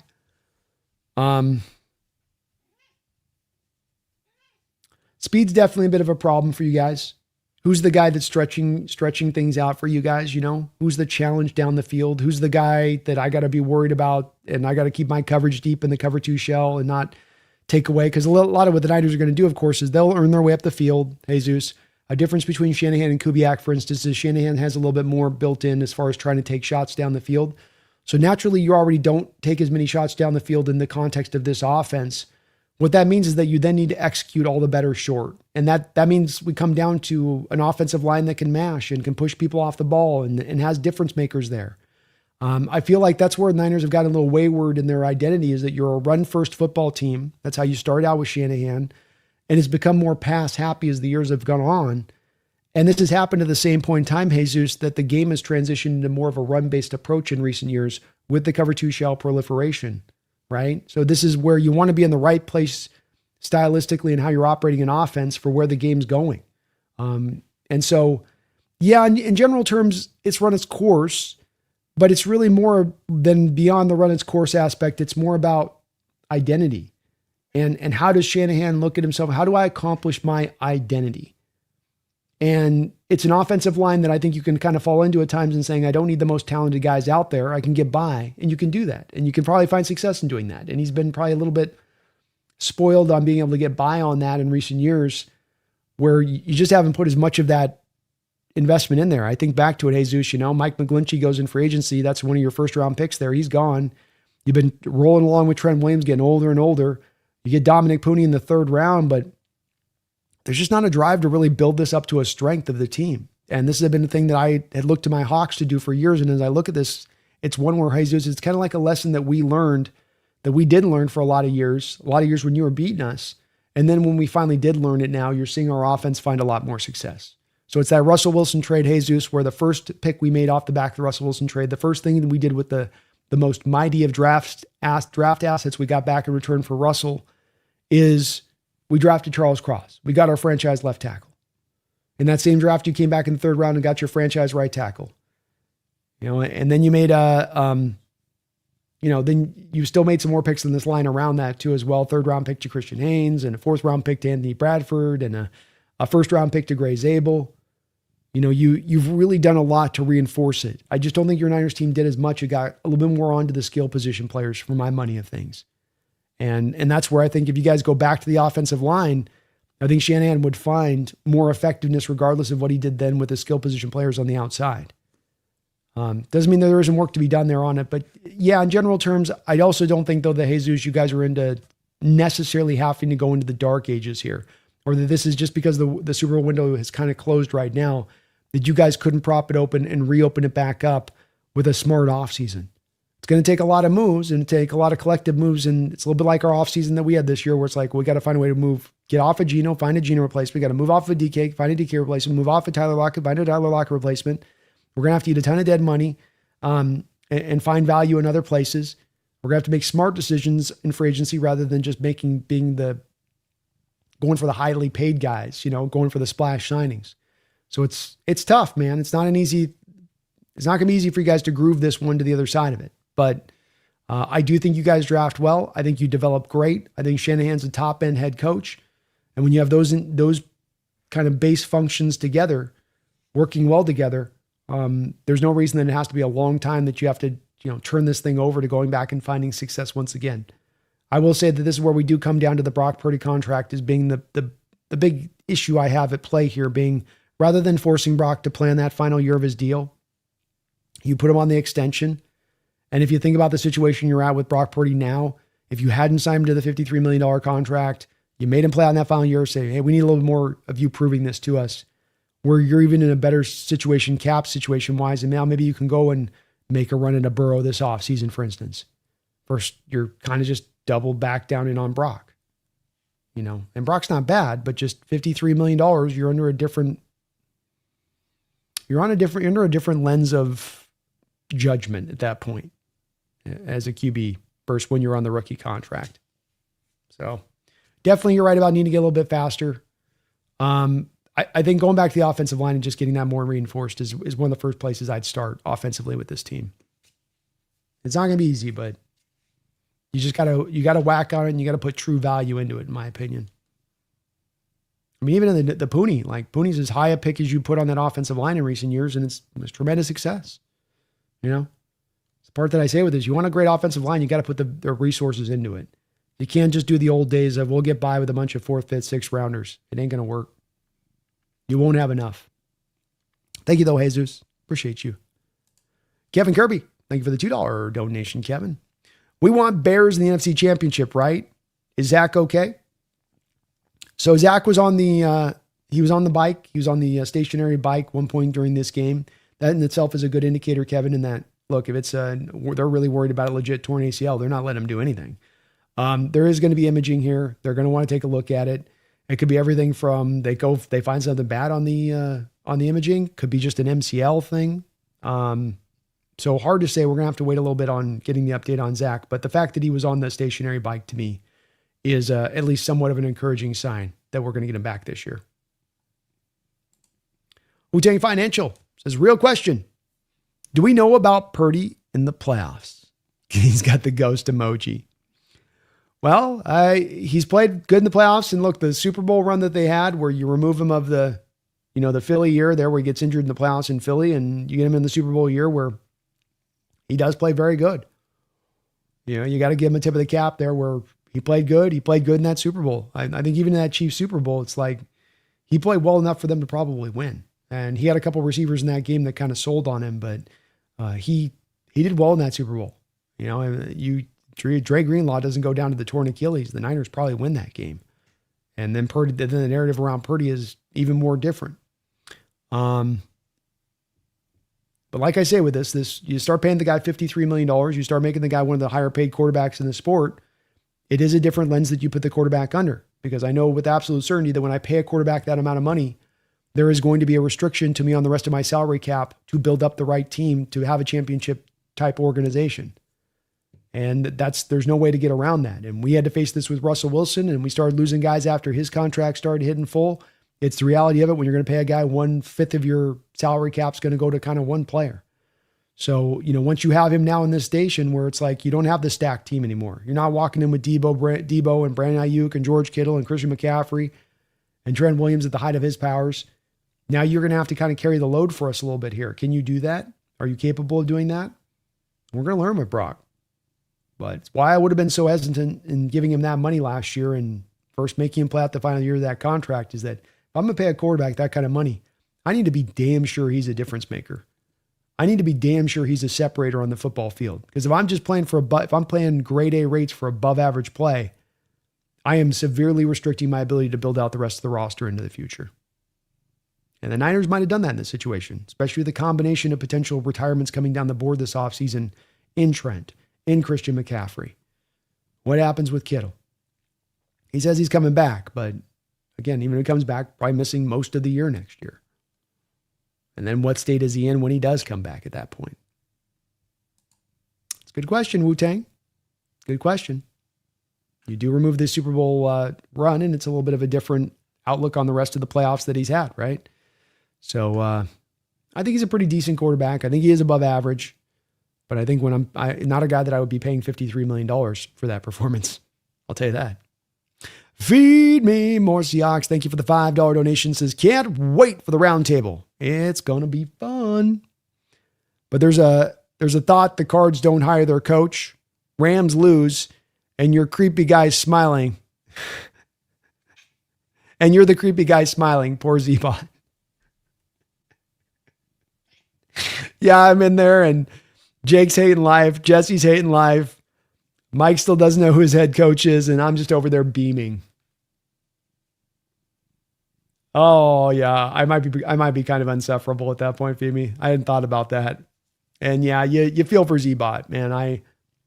It's no easy situation being a fan of a team like that that's had so many years of just difficulty. And you talk about the Niners maybe being at the end of their Super Bowl window here and that closing shut. Is that going to be the case here for this Bills team now? Do their chances and odds get better as we go into future years here for them? Or do they get less? And you feel for Josh because the Bills have really put him in a position where you feel like from him, and it hasn't always been this year going to the playoffs with Josh in recent years. This year it feels this way where it's really was all on his shoulders. We got no receivers. We got no defense. Josh, save us. And even though Josh is that superhero kind of quarterback, and even though Josh is that guy that's capable of doing that, you really would ideally not like to have to force your QB to do that. You'd more like to have a game where it comes up that he has to do it, but not that game in and game out. That's what's going to be required in every single playoff game for us to go to the Super Bowl. It's a hard way to live. And it's not very fair to the quarterback, quite frankly. But roundtable this week's going to be a lot of fun. If you don't, folks, please do get subbed up. I'm on the NFC West roundtable every Tuesday, 6 o'clock Pacific Standard Time. We'll be back over there. Been in there able to celebrate a win every single week for about 9 weeks straight. And we're going to get another one this Tuesday, feed me. Life is pretty good in that way, huh? Not too bad. Not too bad. Appreciate all of your support today, man.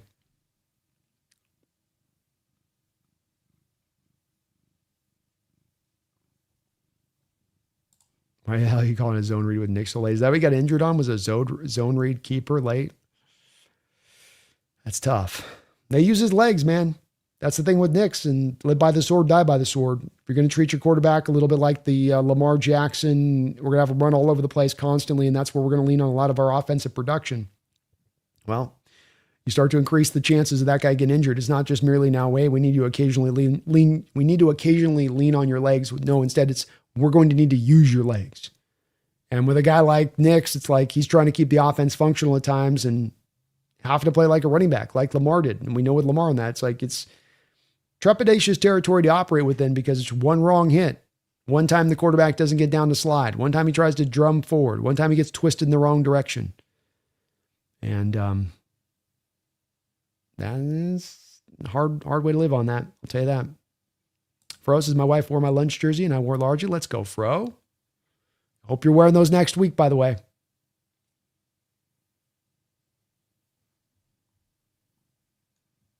Tim says, I don't know why I'm here. I'm a Steelers fan laughing out loud. You appreciate great football and you appreciate great defense, Tim. I wouldn't expect anything different from a Steelers fans who've gotten themselves steel curtains and who knows what great defense looks like, who knows what hard-nosed, violent defense looks like. There's one area of this country that could appreciate it. It's the folks out in Pittsburgh. Addison says an ALCS appearance for the Mariners and now an NFC title game appearance for the Hawks all in the same year. What a time for Seattle. What a time to be alive in Seattle, huh? No greater sports year in our history in Seattle, man. No greater year. It's not as special. Yes, it is.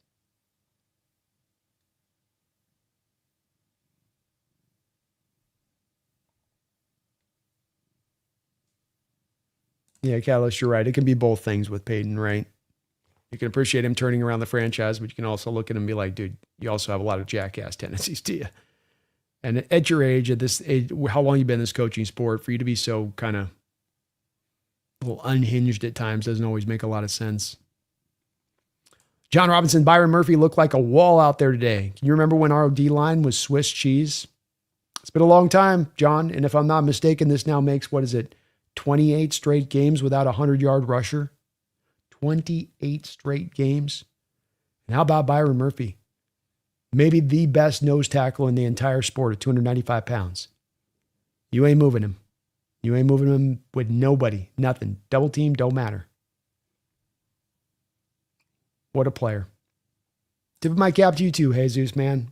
Thank you for coming in respectfully, and shout out to you, Niner team, man. You guys, you have no reason to hang your head on this one. You have no reason to feel like, we failed or that they failed or they didn't. This team showed a lot of perseverance of spirit this year to this Niner team.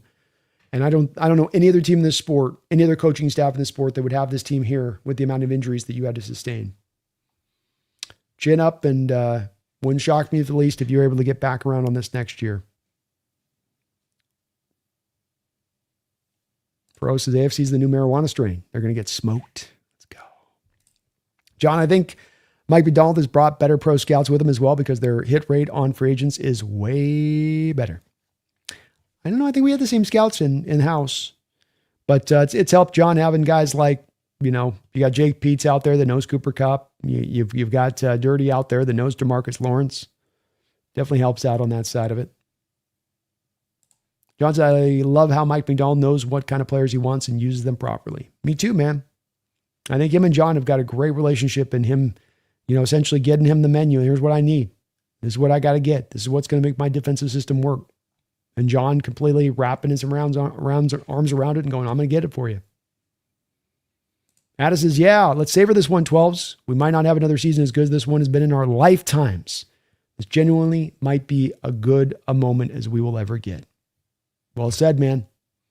And that's where you just got to enjoy it now as you're going through it. You just go, man, this ride's a lot of fun. And you're right, we may never get as dominant a team as this in the future. And just enjoy it, savor it, smile your way through it, but enjoy every day of this week as you got this win. Enjoy every day of building up to this next game. This is what football is when it's at its best.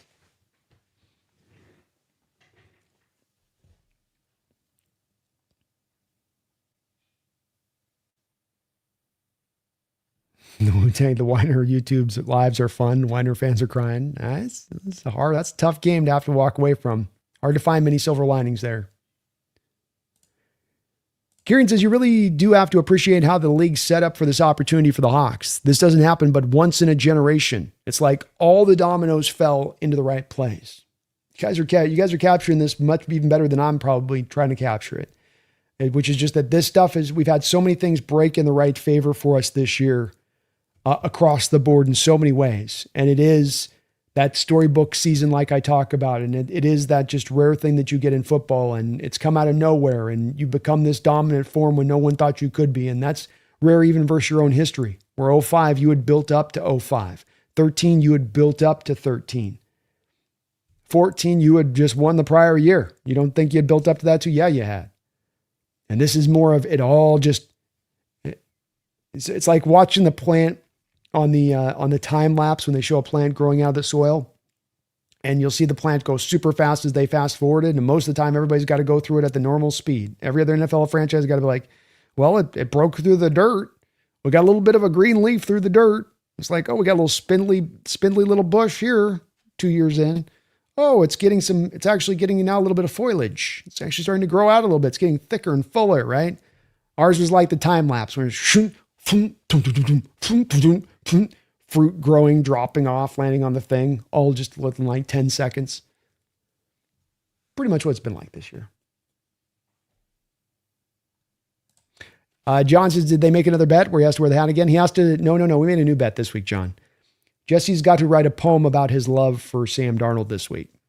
And he's got to mean it. Alan says, what was Purdy's stats? Nothing to glance at.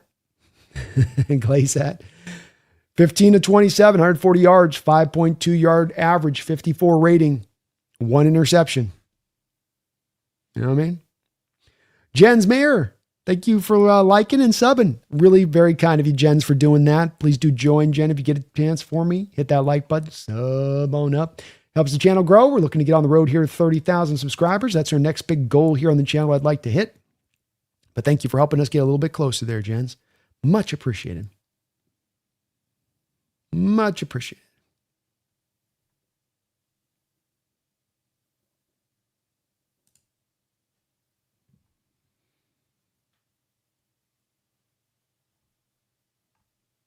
Yeah, Grubb wasn't as much a mistake as he was all that was left available. You just didn't have a lot of great options.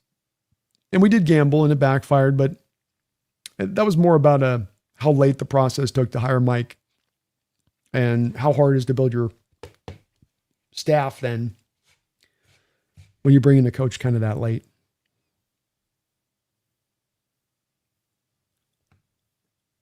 Kieran says, look, I like Sam. I'm still wondering if he can keep it clean when it's Super Bowl or bust, but you can clearly see after the Rams, this defense doesn't need a gunslinger. It needs a steady hand. That's it. That's it. And that's been my point with this as well, Kieran, is that it's not to say Sam's perfect and without any flaw whatsoever. It's that you aren't building the type of team that needs Sam to be exhibit A, as so many people he doesn't do this, he doesn't do that. Like, what do we need from the position? You know, how do we're going out and we're not just winning these games this year, right? We're not getting by on the, just at the last drive at the end of a game, or the defense has made some stop at the end of the game that gets us to win. We're getting these wins dominant fashion. This is the third time this year we put up 40 points. I want to say that this is like the 7th time we put up a 24-point half. And that's always been my point with this, is that it's when you look through the method, is this a team that can go win a Super Bowl? Yes, I know quarterback dominates the discussion. I know it's the centerpiece of a lot of people's imagination when they look at this sport, quarterback. And I get it. I get it all. I understand the reason why that's the case. But it's also one that I think sometimes sends people in the wrong direction for really trying to more look at the team as a whole, make the assessment off the team as a whole, rather than just getting caught up into that quarterback position. And Sam shows you on that here with this team. This team's showing you that with him. That there's a reason that I believe this. As I've said with this, Kieran, it comes down to that I don't only just believe in this team being able to do this and Sam and what he's got supporting cast-wise. It's also the fact that when I look over 13 years of recent NFL history, I can find numerous, not like an outlier, I can find numerous examples of teams that have won by the team, not by the quarterback being magical and on high, but by the team itself collectively coming together to go get that Super Bowl. And to me, it's almost to the point where that's more of the rule of thumb than the needing to find the superhero quarterback thing.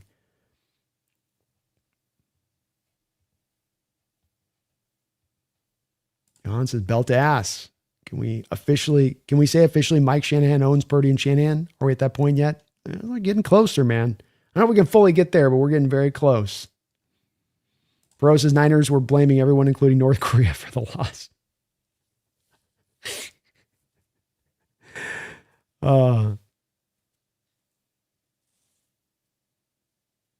It's just attention to all Hawk fans. I can take a loss, man. Do I hate y'all? Yes, but I'm blind. No, you're all a better team, and congrats y'all. Hey, I appreciate that, Jesus. Big shout out to you, man.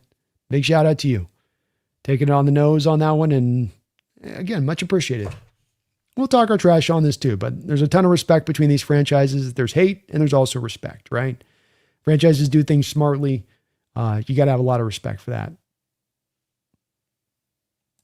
John says, my dad said Pete Carroll was supposed to raise the 12th flag. I thought the prophecy of Brandon of Pete pointing down to Mike from the Hawks Nest to officially pass the torch was going to come to pass. Maybe they're waiting for the conference championship, John. We get Doug this week and maybe we get Pete next week. It'll be too cool if it is Pete. You talk about raising the roof on that stadium if it was Carroll raising the flag. Whoo! Look out. The vision's still alive, John. It's still alive. Daniel says, B, if Jake thinks Eli deserves to be in the Hall of Fame, then once Sam wins his second Super Bowl with us, then you need to constantly tell Jake Sam is a Hall of Fame quarterback. Laugh my house off. I will do so. I will do so 100%.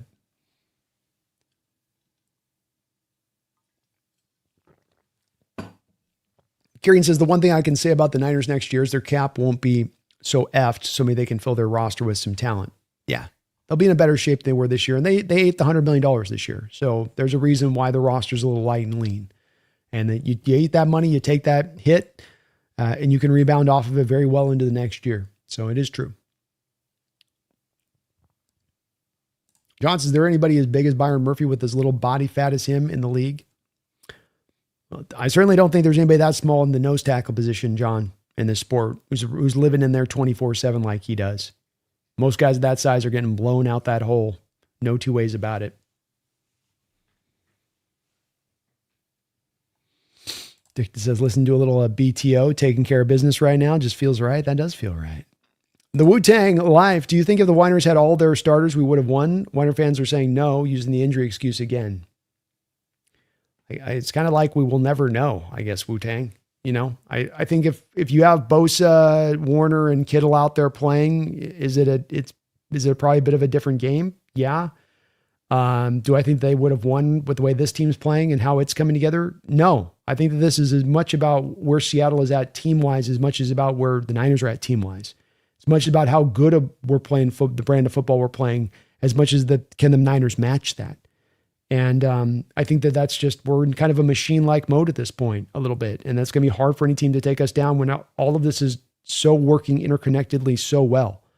But would it have been a bigger challenge? Yeah, sure. And was that a tremendous amount of injuries that they've had to sustain to get to this place? Yeah. I mean, this is a weakened team. It's the singular point I pointed to over and over again the past 2 times we faced them and saying, this is why I think this will be a blowout. It's not because Mike solved Shanahan and Purdy, or it's not because those may be a part of this reasoning, but the main reasoning at the forefront is injuries, injuries, injuries. You just can't sustain this many injuries against this great a football team and think you're going to be able to find a way.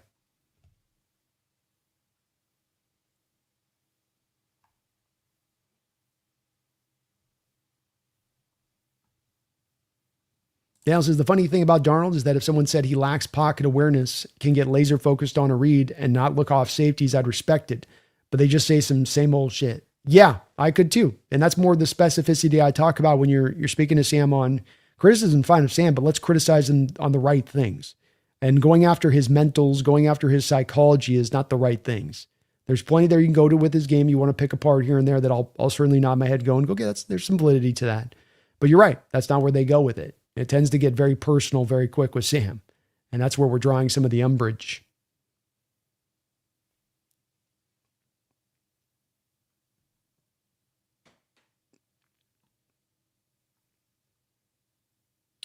La Habra sports fan. All season when Winers won, they said, you let a hospital team beat you. But lose and they say, congrats on beating a hospital team.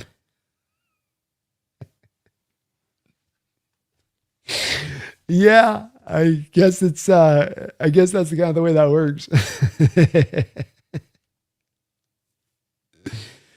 Oh, goodness. Oh.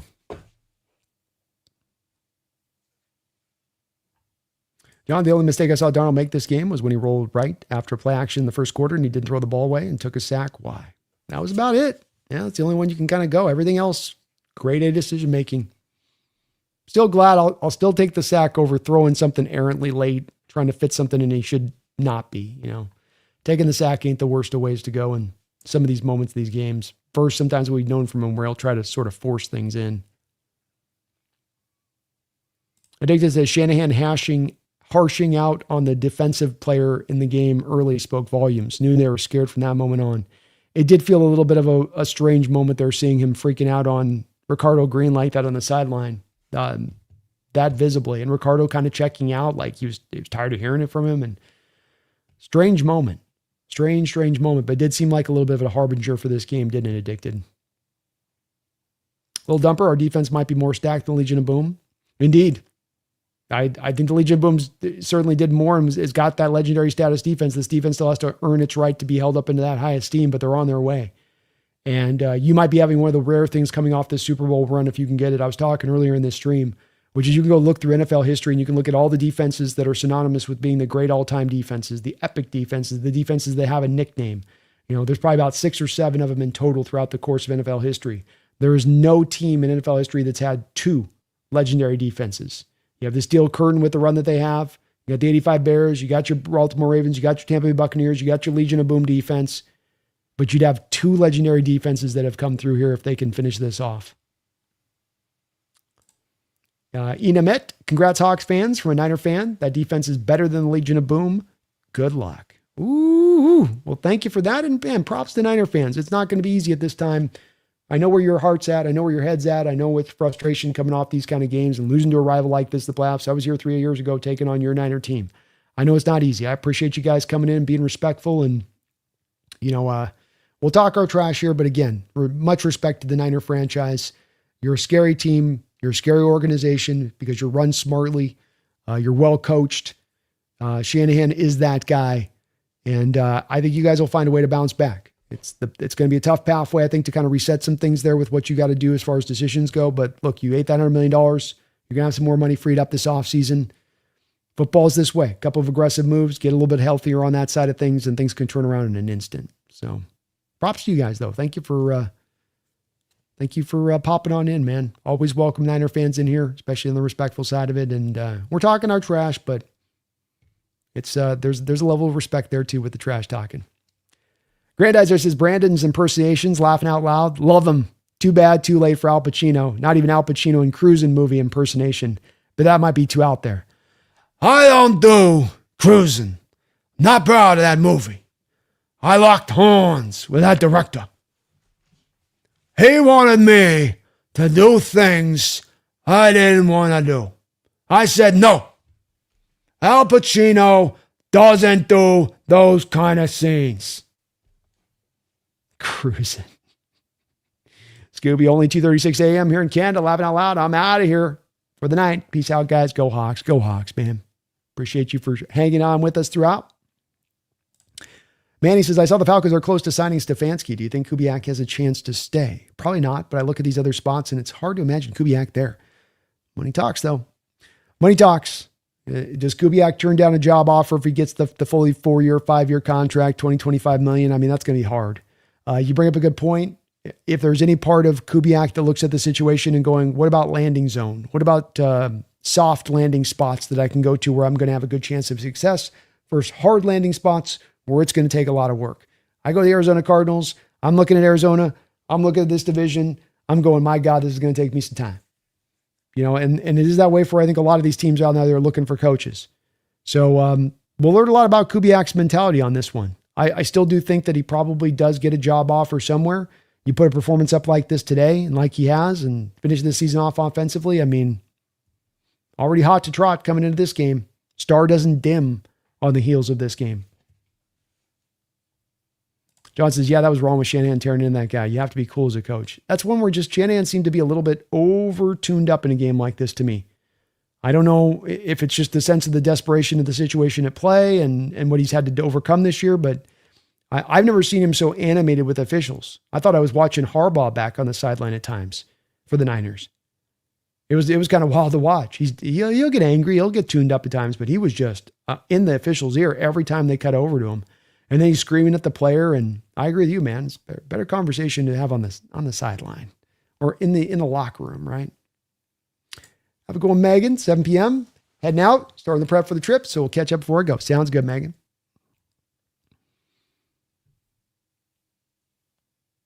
I'm hoping Charbonnet can come back too.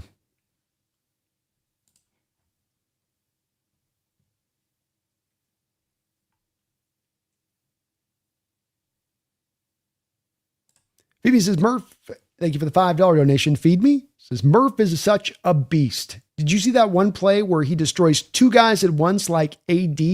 I'm not saying he's AD, but I like this guy's size. The comp is rare. No, nobody's going to ever be AD. And there's only one Aaron Donald and generational talent and all that. But there's things that he does in his game that Aaron Donald couldn't do either.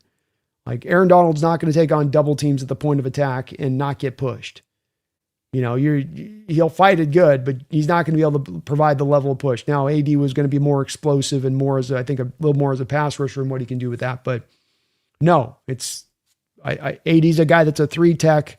You pump him into 1 tech. You have him taking on nose tag, two blockers at once there, and you're going to have a much more diminished AD. And I think it's the incredible part about Murphy as much as anything else in that he's been able to slide into this nose tackle spot and not just sort of get by, not just sort of fill a role this defense vitally needs, but he's able to dominate from that position, which is very hard to do. He's able to create pass rush from that position, which is very hard to do. Very impressive. Feed me. It's kind of like it's not AD, but it's different in its own way, but also almost, somewhat equivalent impressiveness to it to be able to do that and how he is. It's a lot of what makes this defense go. Megan, thank you for the $2 donation. Appreciate you for that, Megan. The Zorn jersey will have its own packing cube, B. There we go. Do not forget that one. That needs to be the first thing that goes in the suitcase. We cannot break this good energy we got flowing here over the past couple weeks, Megan. We got the Luck jersey back on point. We got it back to swirling. The winds are a-blowing. The jersey, the Zorn Largent Power jerseys, the winds are blowing. BB Moore Seahawks, thank you for the $2 donation. They benched Ricardo Green, then Luther gave up the touchdown. That's tough look at that point with it. And yeah, a little strange moment there on the sideline from the just a strange moment. I'd love to know what went on with Ricardo Green exactly there that got him so eaten up on that and taken off the field at that moment. But Seattle was able to eat on the back of it, feed me. They were able to take advantage of that disheveled moment, I guess, between Ricardo and Shanahan. Strange, though. I almost feel like something that had been like building up with the way that Shanahan kind of was like exploding on him and the way that Ricardo Green was like turning away and trying to like act like he was kind of tuning him out a bit. Just a kind of odd look there. Jesus, I hate the freaking contract, man. He ain't worth no $53 million. This is where we come down to it too, again, where I don't think your Niner team has made a like ton of mistakes over the past couple of years. I don't. I just think that there are some very specific things that you look to that you go, this is kind of why you're at where you're at. I think one thing, Jose, is that this team knew that there was probably some hard decisions that they needed to make like 2 off seasons ago where, look, they didn't want to do the Brandon Ayuk deal. You could tell they didn't want to do the Brandon Ayuk deal. You know, they took forever to get it done. That went back and forth. Then they got a trade that they had in place to Pittsburgh. Then they decided they didn't like the assets. They were getting back enough for that. So then I guess we'll just sign him. Right? So now you take up your cap. You don't get the draft capital back in return. And this is where teams, I think, sometimes have to be a little bit more in the mode of cold-blooded at times. Like, you don't have to be cold-blooded every turn, but you've got to have some cold-blooded nature to you as an organization, or you're going to be sentimental at times. If you had made a move with George Kittle and you had made a move with Brandon Ayuk, you think about just these 3 decisions. You actually move Ayuk, go get the second rounder. You move George Kittle and probably at the very least get a third rounder, maybe a second rounder this offseason. You don't pay Brock Purdy the $53 million.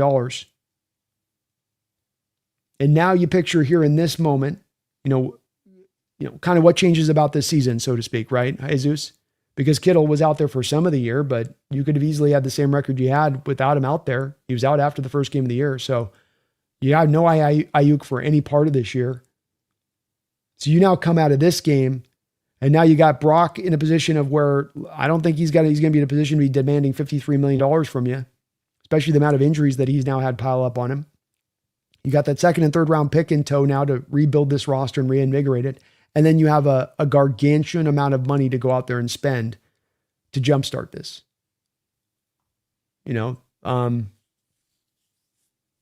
That's where, to me, it's not an easy decision to make at that point, but that's the point of it, is that those hard decisions, that more, rather than just sort of trying to, kind of punt those decisions and take the easy way out, you got to sometimes make the hard decision. Like, is Kittle going to be more healthier and sustain this performance as he's gotten into this age as we go forward? Likely not. Probably. We already got some hesitancy on this Brandon Ayuk contract as it is. Maybe we want to, go a different direction with that one. You know what I mean? 1 second.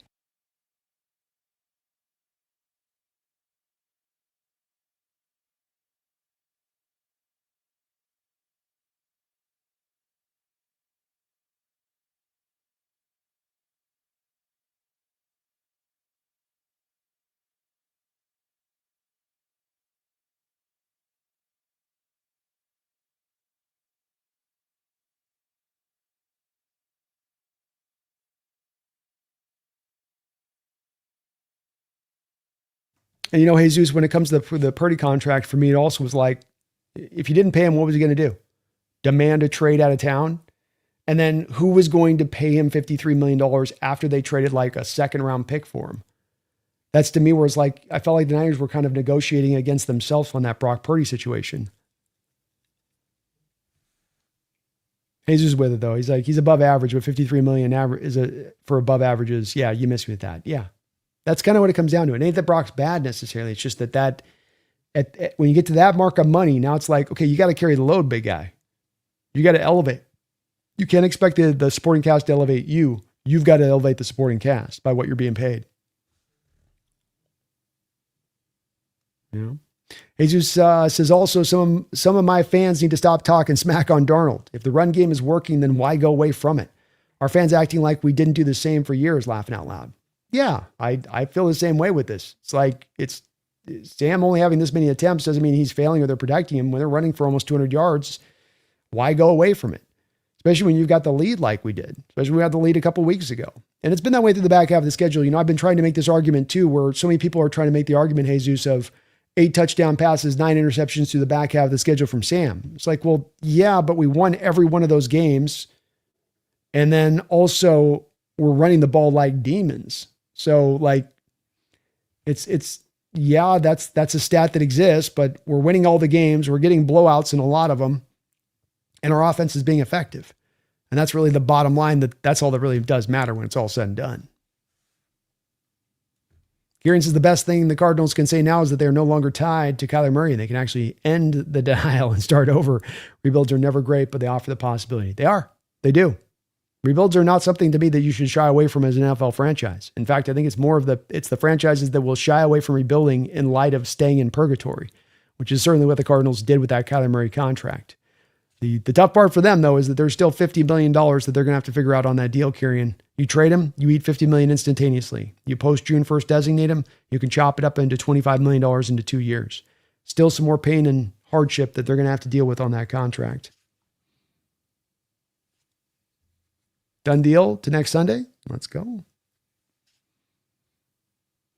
That Shaheed reverse was nasty. Bring that thing back out again. And go with an outside zone to one side of the field to a reverse to his side. That thing was awesome.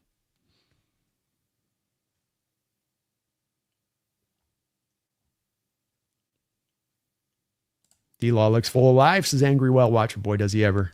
He's got to be living his best life right now after all those years in Dallas.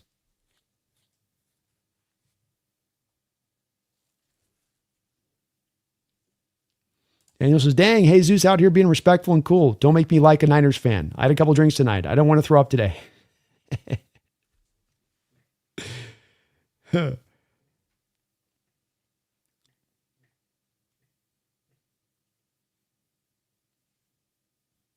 Moose is Purdy leaning into his head coach with a sad face is an iconic image for the Seahawks and an infamous image for the Niners. Ooh, I got to check that one out. Wu-Tang says, I do hope when Jody sells the team, Jeff Bezos buys it. He might give it a run. He's been interested in the past. He wanted Washington. Ethan Tech World Hawks Nest. I just think back to the training camp, hanging out with you, Bryce, Dan, and Mookie, watching these guys fly around in practice, all to where the team is now. I'm taking it all in. Yes, sir, man. It's been a hell of a journey, hasn't it? Hell of a journey from this summer. Space Darnold had a passer rating of 110.9. That is correct. Pretty good day. Pretty good day.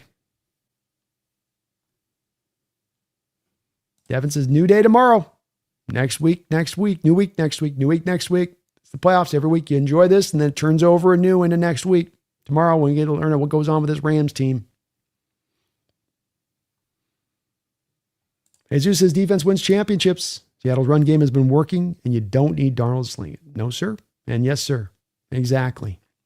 Last few playing teams in the playoffs, Jesus, you know, you can make the argument here that the, three of the top defenses in the sport, Denver, Houston, and Seattle, are the last teams that remain. And this goes to your point on defenses winning championships and having, what are we doing, kitty?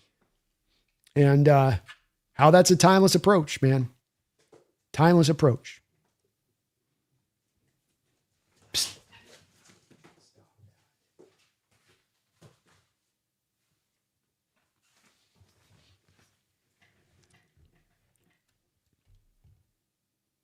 Not Vexo, I'd love to see the Bears beat the Rams, but I don't know how they can with that defense. Maybe the weather can help them out, laughing out loud. It's going to be, I think, hard for the Bears to pull it off.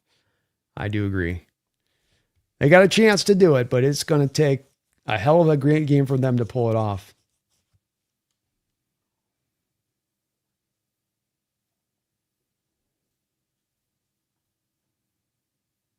Would be cool to see Pete raise the flag on the next game. I hope so. It'd be fitting. Come on, Pete. Do it. Do it. Alan, I'm confident we can beat anybody right now too, man.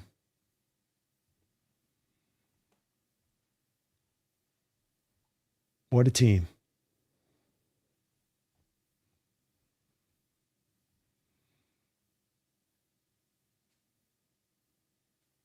My God, Pacino cruising tip of the cap.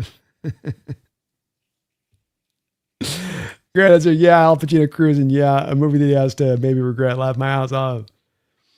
That's I've never seen the movie, but I've seen a couple scenes there with Pacino like on YouTube from it where you're like, oof, boy, Al, how did they talk you into that one, buddy? Oof. Jesus says, yes, I agree. Trash talk, but keep it respectful. The fans I love are the ones who can talk football and not just go straight to the insult. I love it better in that place too, Jesus. I think there's so much more fun to trash talk within the debate between the teams and the strengths and the weaknesses and it just, the insult game just only goes so far, right? It doesn't have a lot of legs to it.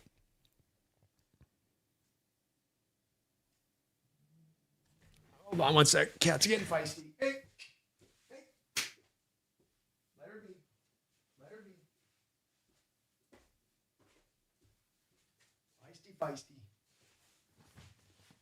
Feisty. Ben says one of the best drives of the game was fourth quarter, seeing backups come in and force a punt. How about that, huh? Not too shabby there. They were flying around, man. That energy in this team is just, it's coursing through their veins a little bit, and you're feeling it. And Mike's got this team tapped in and ready to go. It helps too when you're up in the game like that and you're just feeling the flow. Kieran says, let's focus on this year because this league ain't going to set up for us this good next year. This is the opportunity. The opportunity is now. Immortality. Take.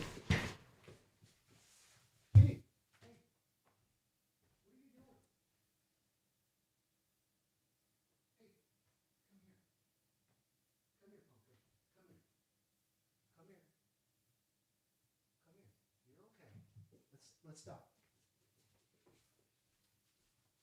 All right. Cats are starting to get a little bit jumpy here.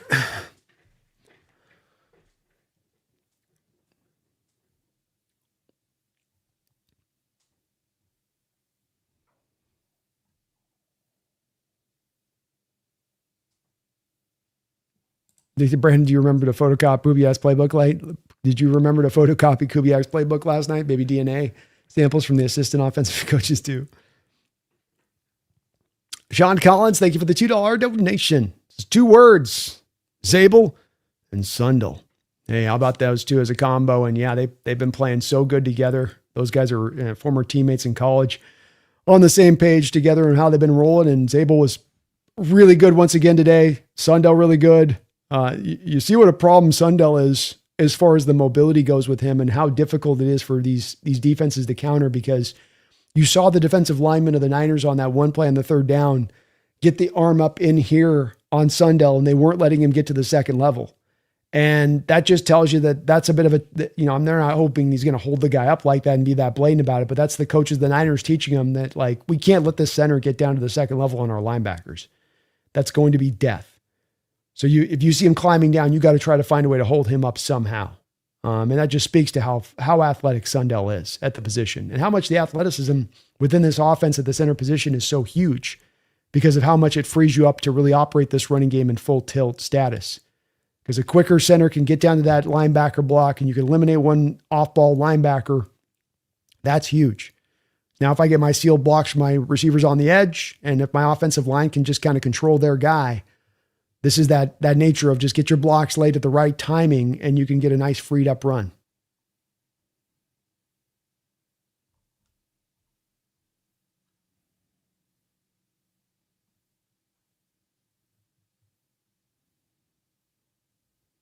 Kevin says, I thought Murph was his bust after last year, but this year loved the draft steal. He's a hell of a player, man. Flight says, Kubiak stoic, not head coaching material is from what I hear. I could be wrong, but I want an interpreter.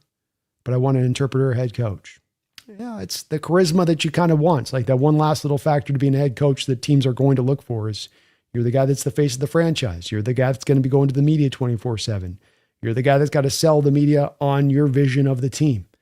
And if you have a little bit of kind of a dialed down personality and a little bit of a, like you say, stoic approach, that gets maybe hard to get that sales out there. But if you're just a good enough coach, that can over supersede it. Because of course, look, Bill Belichick's one of the all-time great stoic coaches, right?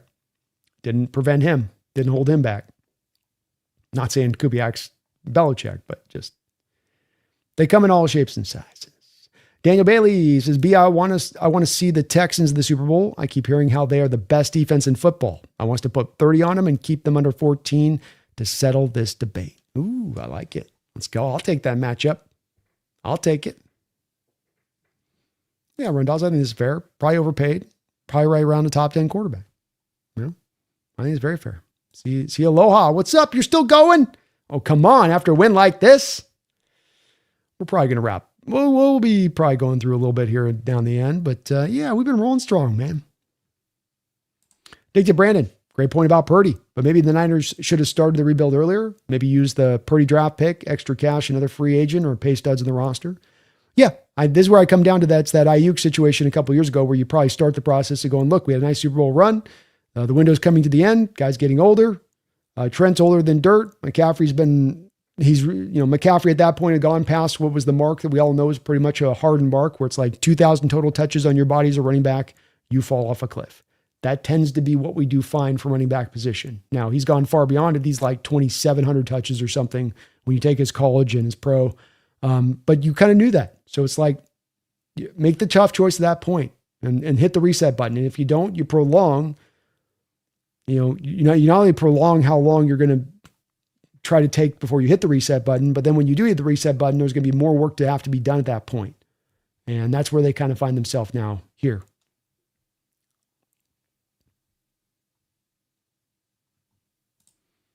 Yes, sir. Film says, what sleep with the Hawks are one game away from the Super Bowl? Exactly. I'll sleep when we got the bowl. I'll sleep when we've raised the Lombardi.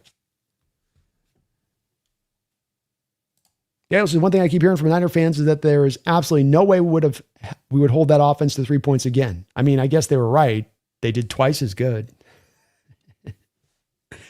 Sounds like Cross is going to be okay, Marcus. Good there. They held him out precautionary wise. Charbonnet seems to be okay as far as at least we know there's not an immediate, hey, he tore something and we know it. There's going to need to be some imaging there.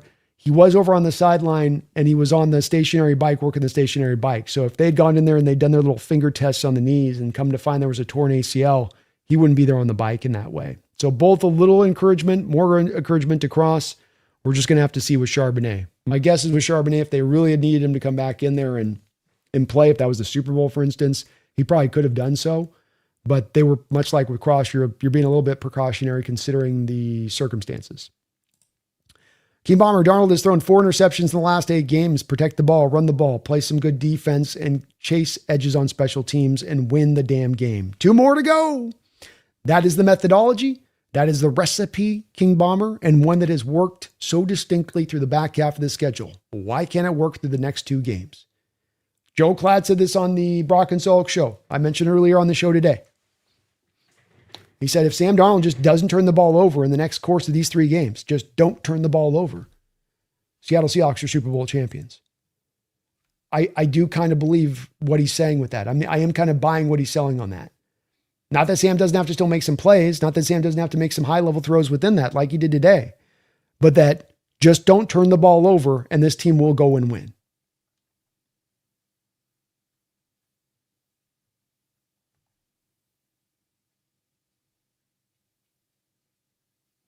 Nick says, Brandon, don't do the voice tonight, but maybe in the roundtable have Jerry Jones swearing about letting D-Law get away.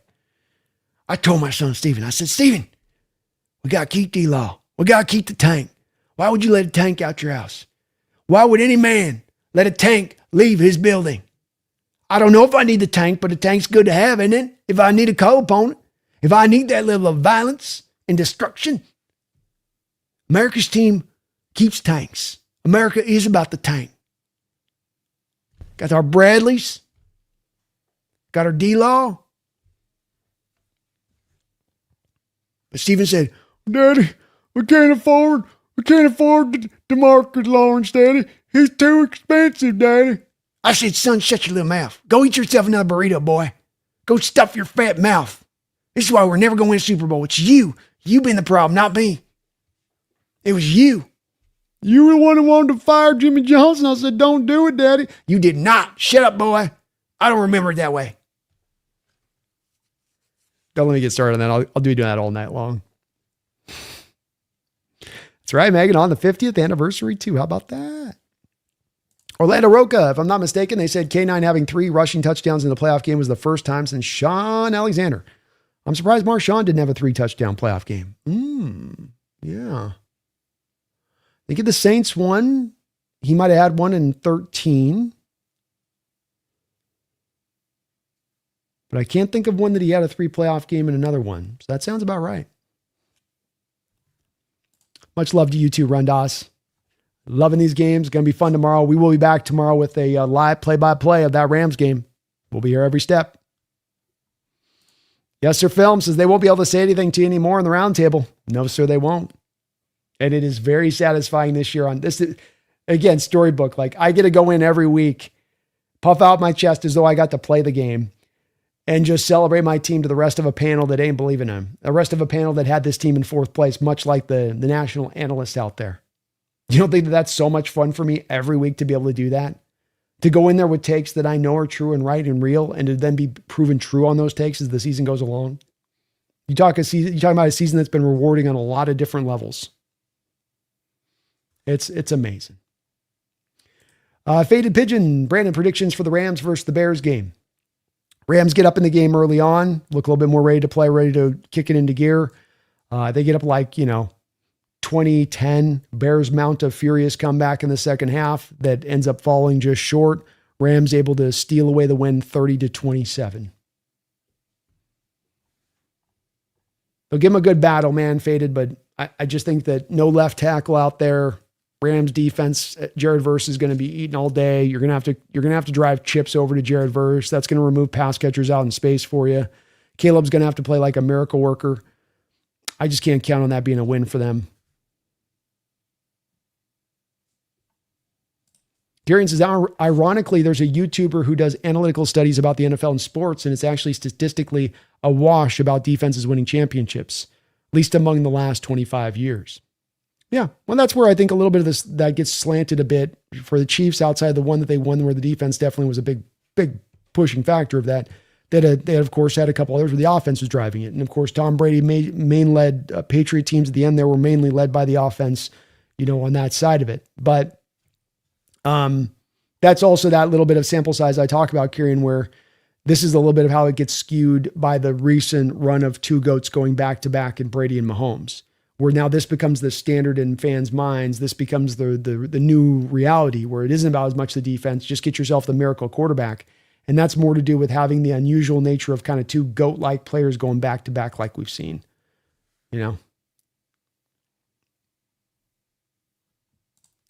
Jesus says, what's your thoughts on the Falcons-Rams trade now that the season has unfolded? I still maintain it was a dumbass decision by the Falcons. And they took a risk that was just about bit them horribly on the ass this year, where it took Kirk Cousins getting out in the field. It took Penix going down to injury for them to salvage a little bit out of the end of the year to make the pick not quite as bad. But I still say that just because it worked out in your favor doesn't make it still stupid. And I said at the time that you're not 1 first-round pick away from going over the top. That was my whole point on it. You make a trade like that, you're making it to believe it's taking you over the top. We're right on that line. This pushes us past the other side of that line. I thought that was silly. It had nothing to do with necessarily Pierce as the player that he was and what he was going to be able to be, and that he could be a good pass rusher for you, or he was a good pass rusher for them this year. But what did that bear out for the Falcons as a bottom line? Did it help take them over the top? No, it didn't even get them into the playoffs. It's one where it's like, and that was a huge risk you took. And if you would end up shooting off a top 5 pick to the Rams in the back of this risk, it was, and again, completely unnecessary. But it's always, as I say on this, Jesus, and I never like to be simple, but this is the one place where I think that it does get very simple with teams. And this is very important for your Niner teams this offseason. Where teams go wrong more than not the right quarterback, not the right scheme, offensive or defensive minded coach, balanced team, all the other little different details of a team that we get into. Where teams go wrong is teams find themselves in 4 different states of being. Just like water can be in 3 different states, NFL teams find themselves in 4 states. You are rebuilding, you are ascending, you're stuck in purgatory, or you're elite.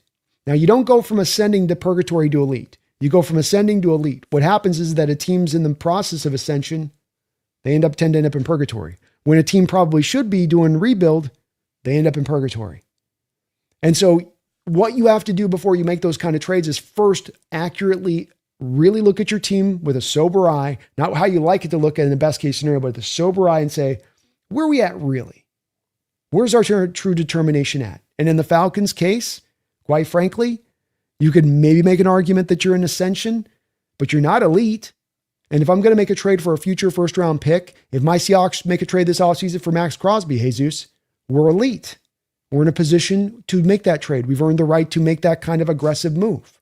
Your Niners a couple years ago, a second, a third, a 4th round pick for Christian McCaffrey. You were in a position to make that kind of aggressive trade. You were an elite team. It was the right time to make that move. Falcons were in somewhere between a rebuild and ascension. That's not the right time to make that go through move. So they got through it. It's not going to count. It's not going to hurt them as bad as it could have. But I would still offer to you that I think that you can have something work out, but still the move was stupid on the surface of it. And that move was just stupid on the surface of it. Pierce wasn't going to take you over the top. Your team needed a lot more work done than that to get to where you thought they were from an Atlanta perspective. Wu-Tang Bo Nix broke his ankle, man. No, Denver's got an uphill climb. Koken says, Brandon, what will it take? I mean, go get down to the nitty gritty. What will it take to beat the Rams and or the Bears next week? I don't think there's a lot of nitty gritty here. I think that this is the place where this is the blueprint of the model that you've built. You have a sensational best unit in the sport, special teams, all the way around, undoubtedly at this point, undoubtedly. You have the best defense in the sport, pretty much undoubtedly at this point. Maybe somebody still wants to try to make an argument about, the Texans. You can maybe try to make that argument if you want. I'll take us. I think all the stats bear out that we're better. And then you have an offense that's efficient, that's committed to running the ball, and is effective at running the ball. This is the blueprint, man. Play your game within that. Just play who you are. Be what you've been through the back half of the schedule. And it doesn't matter who you face. Rams, Bears, doesn't matter. That's why I say almost the opponent just doesn't matter, and that there's not really the nitty gritty here. It's not going to be that you've got to attack things stylistically in any different way than you've attacked it. It's just maintaining that approach that you've brought in. And I don't think the Rams are putting up 37 points again on this defense because they're not going to be playing on a short week anymore. We're going to have a full week to prepare for this team. We're going to be able to bring out the full juice of a full measurable impact to the game plan. So it really just comes down to sticking to the tenets of your identity. And if you can stay within your identity, especially when it comes to like not getting past happy, or doing too much of risky things, going to like trick plays, just trying to step outside of your identity of what you've established. This will be one where I just don't think, because the establishment's been so heartily designed in here, Koken, where it's not, you play different opponents every week differently. You're applying the same blueprint and the same model of blueprint to these teams in every single week fashion. And it's working and it's being effective and you're winning games doing it.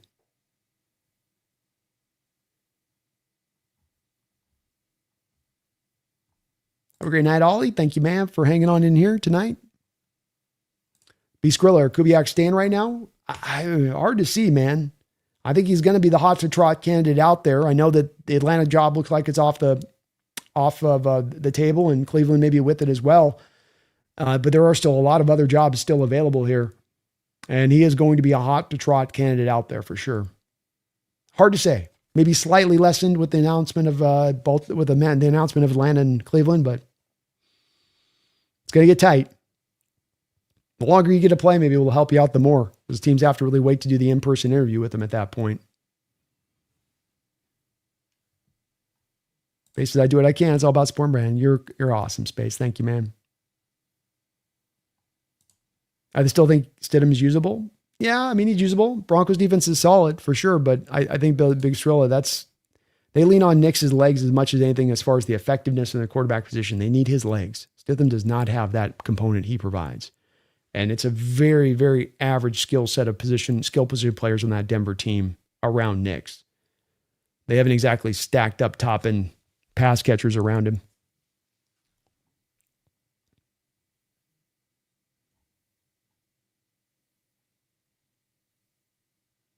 Flight Bo Nix wrecks the car on the last lap.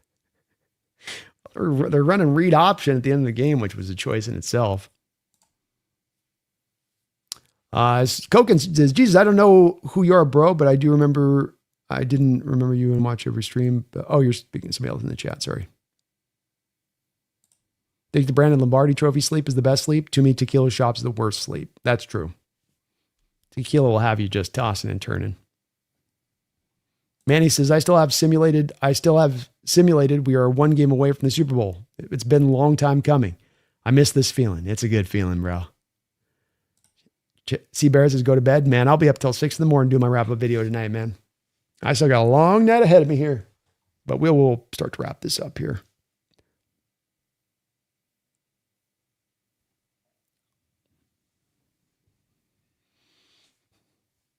I think everyone should be welcome as long as it's respectful to Brandon and supporters. I know some fans can be extremely disrespectful, but that's every fan base. You're always welcome here, man. I say, and you'll find this with the community that hopefully we fostered in here, and that you come in respectful, you want to talk football, we can have a disagreement in talking football. That's okay, and that's welcome too. This place is never meant to be an echo chamber or a place that just, you got to come in and fall in the line with everybody else, and if not, then we're going to show you out the door quickly. We want to be the place where ideas can get tested, concepts get tested, team building concepts get tested, where our teams at get tested. I think that's a good thing. And when it's done respectfully, I think that's what leads to great discussion, and really was what makes my channel, I think, at its best, is when that discussion can flourish and just run open and free in the chat, Jesus. So I really appreciate it, man. I think it's much better than the toxic brand of just insulting each other and my team better. No, my team better, I stopped casuals for fun. Rams fan here. I hope my Rams beat the Bears. We can have an exciting game 3. What a third matchup it would be. Stomp casuals for fun. And I think you guys will get it done. I think you'll pull it off, man.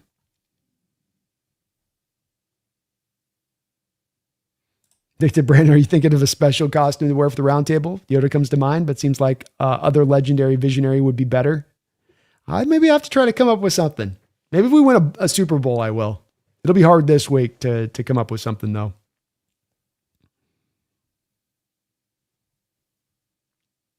Yeah, Caleb's definitely going to probably throw a few picks tomorrow. It's going to be a lot of asking him to just do off-script, backyard, draw it up in a sand kind of football. And I don't know. That's tough.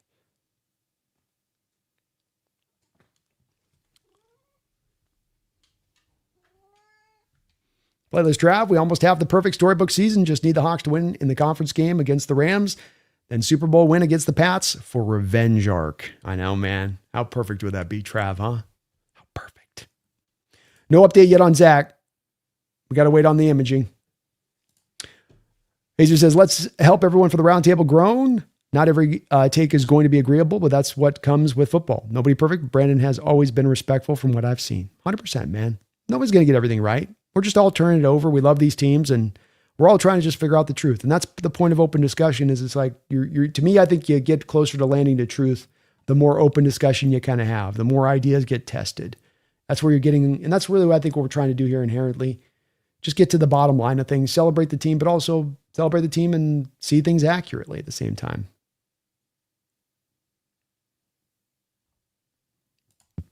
Daniel Bailey, thank you for the $2 donation, Daniel. Sam wears 14 to let him know his expected yearly wins. Love it. Love it. Yes, sir. Yes, sir. And we got a little Xena appearance here for you folks. It's very kind of you, Daniel. Thank you for the $2 dono. Oh, let's go. Wilhelm Erickson, thank you. He says, love the work, man. Remember tuning in all 2022 offseason after the Russ trade when everyone said we'd be the worst team in the league. So cool to see where we are now. It's been very cool, man. And you're right. Everybody said, we lose Russ, we're heading for the dark ages. Then we lost Carroll on top of it. And many Hawk fans said most especially we're going to go to the dark ages now. No doubt about it. It's been something else. And it's been very rewarding to be one of the proponents of those moves happening. One of those proponents of John Schneider. One of those proponents of, hey, these moves happen and it doesn't have to be the dark ages. to see that reality was true, that it didn't have to be the dark ages. You make these smart decisions and you don't just hold on to the old with a death grip, that you can turn things anew and you can find that new leaf and find that new brand of winning. Thane says Bears offense is A++ when it's all moving. Great at every skill position and most of the line. It's a challenge there, Thane. It is a challenge. And, if the Rams get a point where they're able to score all the time on the Bears, it might be just a score fest out there where the Bears are able to score on the other side of it. Certainly that Rams defense hasn't been at the height of its powers right now. So they provide some really cool mismatches out there for the Rams that are going to make it really tough. So it's on the road. The game could go either way. I think it will be a close game too. But I do think the Rams got just a little bit more, and I just don't trust that Bear defense. Max says that was the most stress-free, relaxing game I've ever seen. Can only imagine the torment for the Niners to get stomped like that. Not a fun game for them, I would estimate. That was a tough pill to swallow, that one. Jesus says, please don't trade for Max. That's not fair at all. That man's motor is unbelievable. I'm just saying, Jesus, we made a run at him at the trade deadline. Wouldn't shock me again if we made another run at him this offseason, because it is going to be a little bit of a need, the edge group this offseason. You know what I mean? B-Film says, be who you are and win. That's what we do. That's it, man. There's some teams conceptually where I'd say this week you're going to have to do this, that week you're going to have to do that. This is the beauty of locking in a blueprint that's so hardened as it is and so successful as it's been, is that this is going to work. You put these elements together like you're doing. You're playing team football like you are. This is one where this is very hard to beat in the playoff football. Much easier to beat a team that's got some open flaws that you can directly pinpoint onto and be able to, we got to take this apart. We got to go take that apart. This team doesn't even have to do it. It just has to play its game. Koken, Brandon, you didn't say nothing about my two profile pic. He's got the belt ass. He's got my belt up there. Let's go. I might have to do that. I might have to use that pic for my wrap-up video tonight, Koken. That's great. I love that, man. Let's go. Let's go.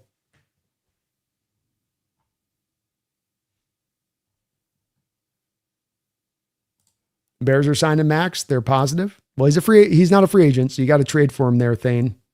But maybe you guys make that move. You guys got a couple edges, though, already.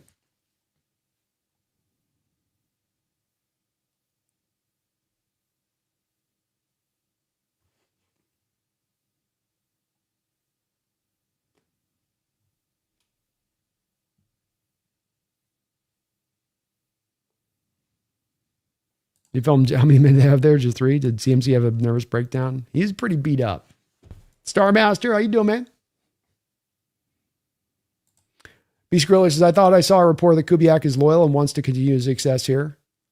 We're hearing a lot of different reports of this Gorilla. I mean, he's interviewing with like 6 different teams. So there's definitely there is an intention on his part to want to be a head coach, which in itself wouldn't lend credence necessarily to that report. I wouldn't think he'd be interviewing if that's where he wanted to go with it, you know.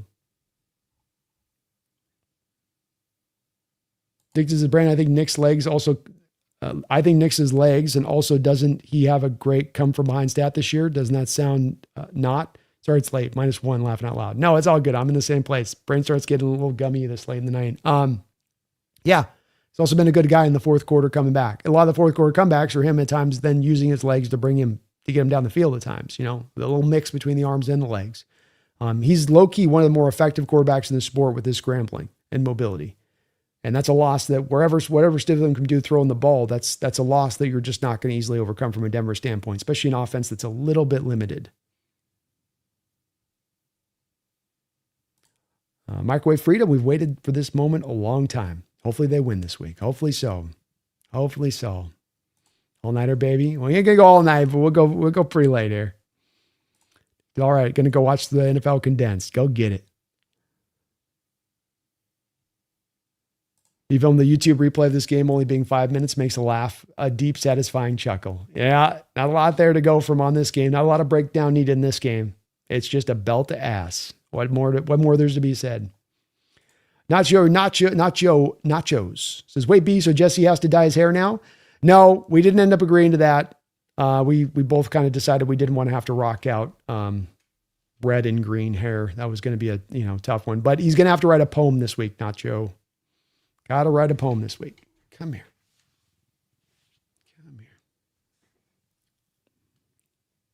So Jesse has to write a poem this week about his love for Sam Darnold. His undying love for Sam. Arnacity says, still streaming, you're insane. Oh man, I'm riding high, baby. Much love to you too, Arnacity. Riding high. Feeling good. Feel real good. The Wu-Tang Live says, we went to the dark side, not the dark ages. Ooh, I like what you did there. Filmed, we don't care that it's our first, whatever, Coach Mike. Yeah, you don't care. They're locked into game by game, day by day, man. He's got him in that mode. He's in that mode. This team has been uniform in their discussion of it. It's not just empty talk on their part. I think they're living it. Carrion, they say the dark side of the Force is a pathway to many abilities some consider to be unnatural. Thank you, Thane. We've got an awesome community here, man. Do I think the Broncos backup can actually be good against whoever they play? No.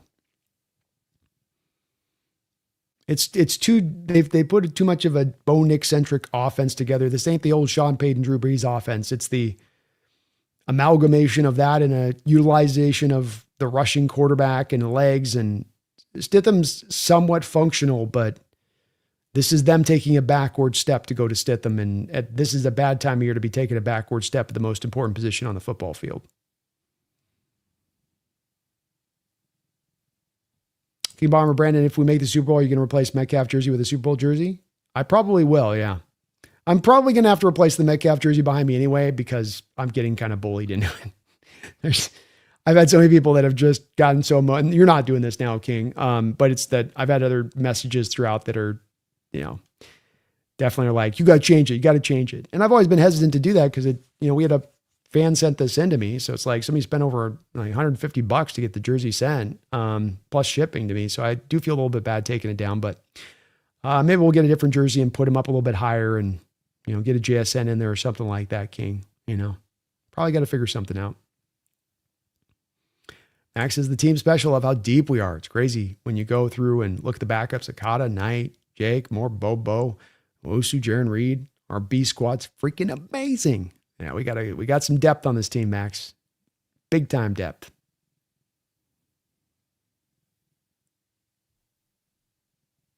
Chase Stern, thank you for the $5 donation, Chase. Appreciate you, man.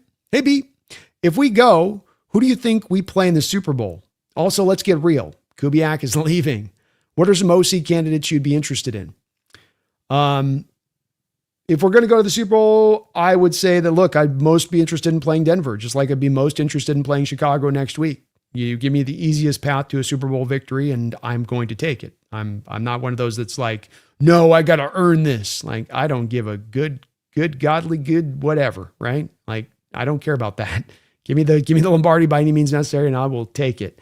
So that's obviously who I would like to play. Who do I think will play? I think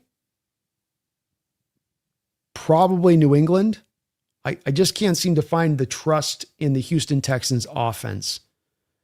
And watching Stroud the other night look very nervous. I mean, he couldn't even catch a snap at times, catching the hike, like you can't catch a hike. Like your nerves are that much in this game. That was odd to see from CJ, who's been in a lot of big games, and you think that wouldn't have that, kind of going down like that. So that does lend more of a confidence to me, and Drake may get it done there with New England. But Houston's got a great defense. It's good enough to maybe get done on its own on that. So hard to say exactly with that. One of those two teams, though, I would say Chase is the likely one at this point. OC candidates. I'd really like to go with a candidate that's been a guy that's called plays, that has a history of success as an offensive coordinator. It's more of really that than it is exact guys that I'm looking to. I want this guy or this guy. Two guys that have been mentioned recently, and we're talking about this on the syndicate a few days ago, was, a potential of a guy like Arthur Smith or Mike McCarthy. I think these are two guys that are kind of fitting into that umbrella. I don't want to go for untested, Chase. But one of the reasons that we have success here with Kubiak is we're applying this very model that I'm talking about to our last OC hiring process.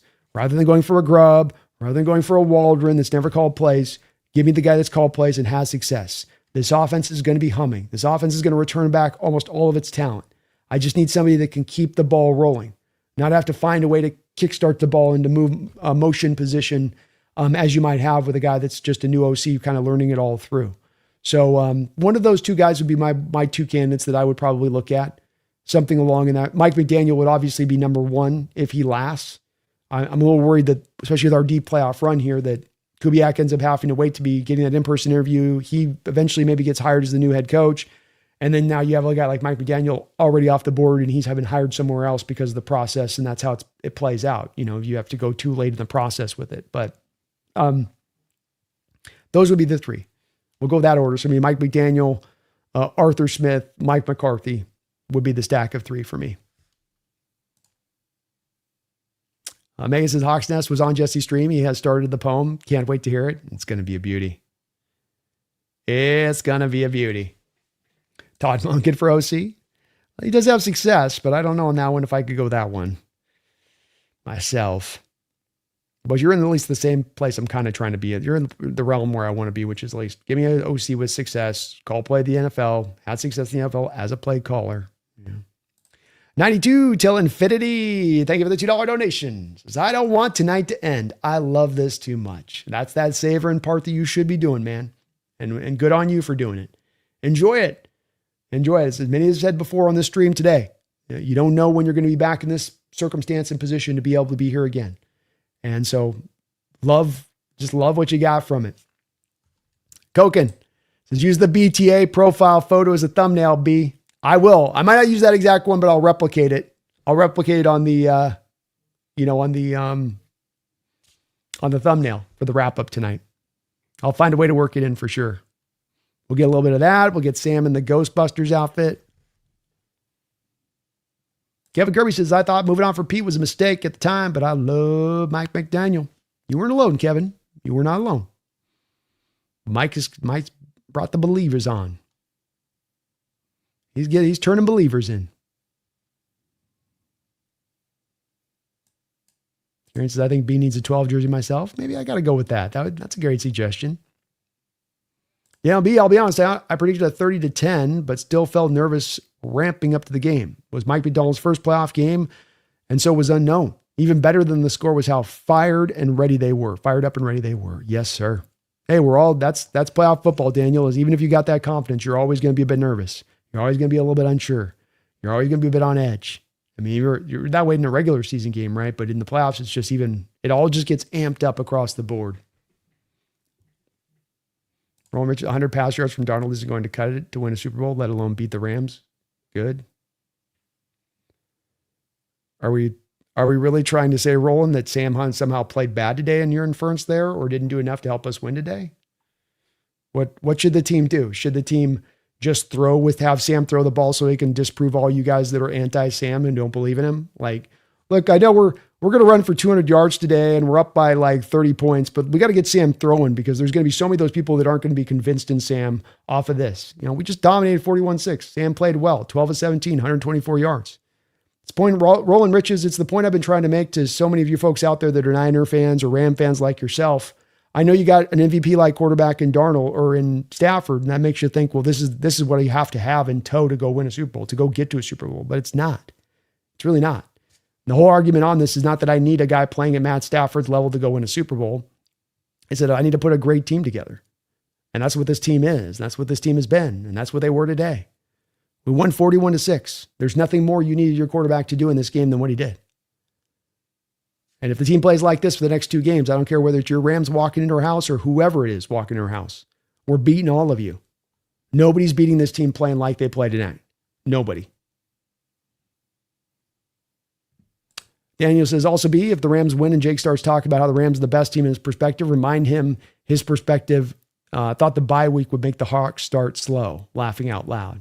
Yeah, well, asking Jake to own a bad take prior is not an easy thing to do. He'll double back down, I think, just a little bit. Little bit, but that's all right. I'm ready for it this week. Jason 49ers77. Thank you for the $5 donation, Jason. We got another Niner fan in the house. Very kind. Dropping dono love here in the house. And thank you for that, Niner fans. You guys have been very respectful tonight. Much appreciated, as I know that you guys are licking your wounds and it's not easy coming off this loss. Congrats, Hawkers. Bowing to the better team. Enjoy the rest of the run. We'll see you next year. Well, I really appreciate that. Want a big shout out to Niner fans coming in the chat. Have been respectful and cool here. Again, I know this isn't easy with coming off a tough loss like this and this frustrating year, and it's a lot of hard decisions this offseason, so it is much appreciated. And always you're welcome in here, no matter what the discussion might lie, and no matter where there's disagreement. When you guys come in with that kind of energy and be that cool, it's always a wonderful addition to this channel. Appreciate the congratulations. You guys have had a great run with this. You guys can bounce back very fast. This NFL is one where things can look like, man, we got a couple guys retiring, and then we got to go find a lot of replacements here and replacements there.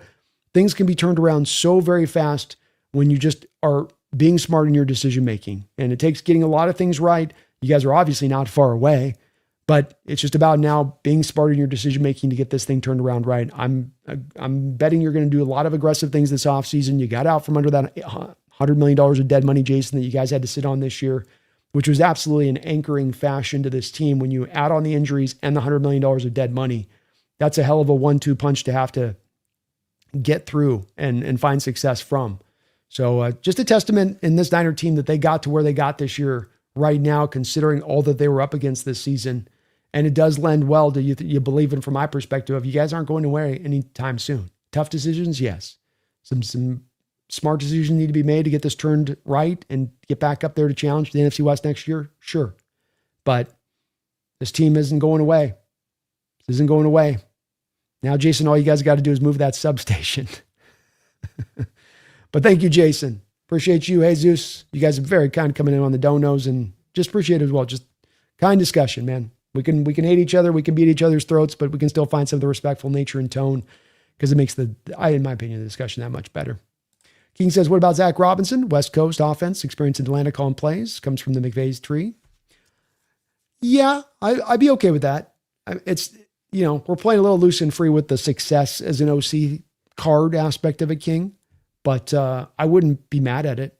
I just want to, as much as, I don't have really an exact candidate I'm locked into, as much as just not untested, not unproven, not a guy that's never called plays in the NFL before. I have a Super Bowl ready-made roster next year. I can't be pairing that with an OC who's never called plays before. I just think that's a little too oil and watery to me. Kevin says, do I think we'll re-sign Keenan? I think we'll give a run at it, but it's going to be hard, and it might come down to having to franchise him, because he might command quite a bit on the open market, and you're not going to get him at a discount at this point. And do you want to pay that money? Hard to say. Very, very hard to say.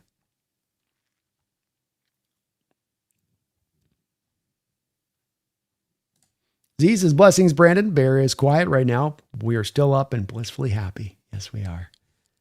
Yes, we are.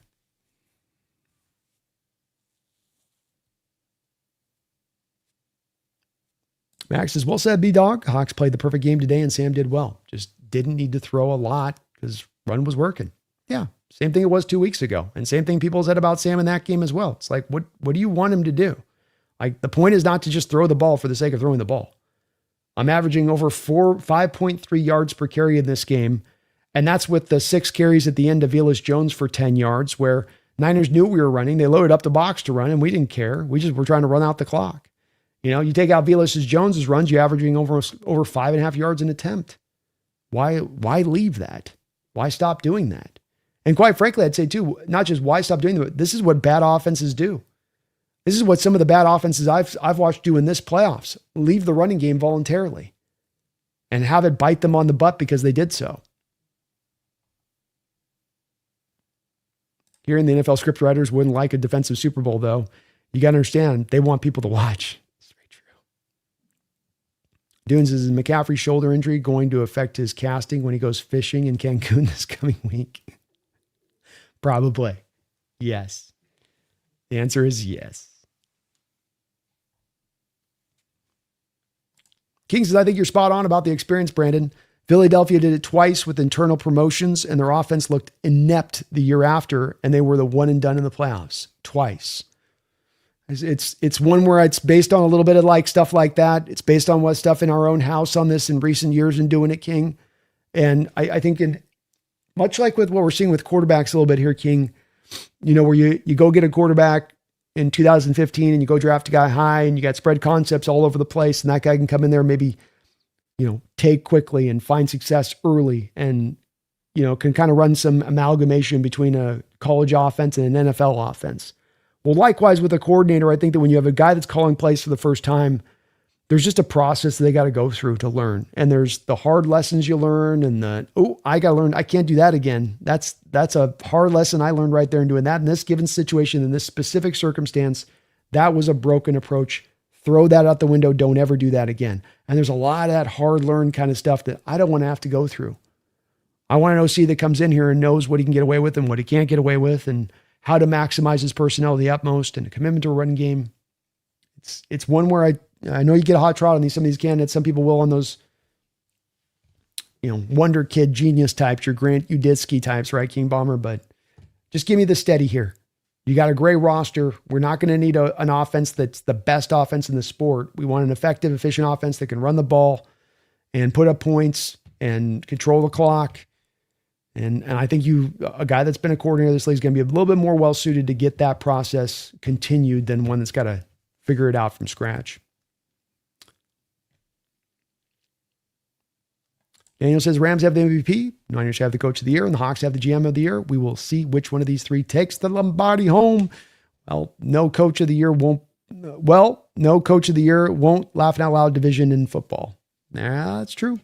We'll know on this one soon. Ranjan, now guys, come on, let's manifest Pats versus the Hawks. We should be in unison about that. We have every reason right now to try and push our hopefulness to the limit in that regard. Let's have it go.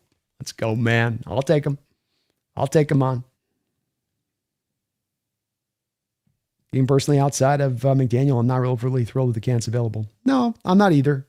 That's where I come back to a little more safe ground with it's maybe not going to be the most exciting of candidates, but a steady, take the 3-wood out rather than getting out the Big Bertha and trying to drive down the middle of that real narrow fairway. Let's grab the 3-wood and put it right down the middle. Nothing wrong with that either. Slightly different note. Does anyone know if Gino wrote back this year? He's crafting. He's crafting the letter. Jack Maloney B. We need to find a way to get Jake in that same Seahawks hat. You think he's more likely to take the bet if he's overconfident, or should we pretend he'll win? I don't know if you're watching, Jack, but when Jesse was wearing that hat last week, if you looked over at Jake's eyes, his eyes were kind of like doing this, looking down at the panel of Jesse. Like, that could be me. Dear God, that could have been me. Thank God I only agreed to the beanie.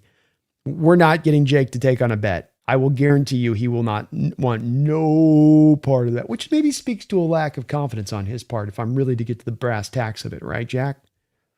Maybe a little bit of lack of confidence there from him. Brandon says we should want revenge for that dog-esque game that Washington give me Pats versus Seahawks for the whole damn thing. Let's go, man. Let's effing go. Let's go, Brandon. I'll take it, man. He says, Brandon, who cares about the OC problem next year? Let's win the damn Super Bowl. All that flipping matters. Amen, man. Amen. Kieran, I'd love to smash the Pats. Their quarterback getting MVP chance even when he gets sacked. Dude seems to just lob the ball most of the time. I'd like to show them our defense, what a real defense looks like. Hey, they've had an opportunity to go through a very easy schedule this year too out of the Pats. So I'll take them on. I ain't scared of the New England Patriots. I ain't scared of you Pats. B. Skriller, Leslie Frazier would be a good OC potentially. I think he kind of likes his figurehead role that he's kind of in. I don't know if I'd want to upset that part of it.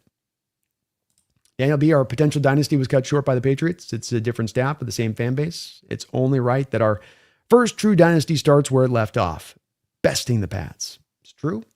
There is a storybook aspect to it, and this is the storybook season, so I can't argue with that. Grant as our Hawks Nest, congrats to the win to you and the 12th man. Question, did you do your 3 to 5 Seahawks players stock up, stock down after the win? Say it. Go Hawks. Go Hawks, man. I don't have a real stock up, stock down thing that I do necessarily. So I haven't. Stock up, Kenneth Walker, Cooper Kupp, Rashid Shaheed, the whole damn defense, stock down is going to be kind of a hard one to find here because there's really not anybody that I think played particularly a bad game, to be honest with you. So it's all stock up today, man. Gary wants to exercise the 2014 Demons. Wouldn't mind beating down some more flawed opponents. Hey, I'm with it. I'll take them home. Alex X Mox. B, what previous head coaches outside of McCarthy may take an OC job? Arthur Smith would be the other guy. I think that would be the only other guy. Mike McDaniel. I don't know if Mike McDaniel is going to get another head coaching job. So probably those three. I can't think of another one off the top of my head, though there's probably going to be another one with all the coaching positions that are available out there.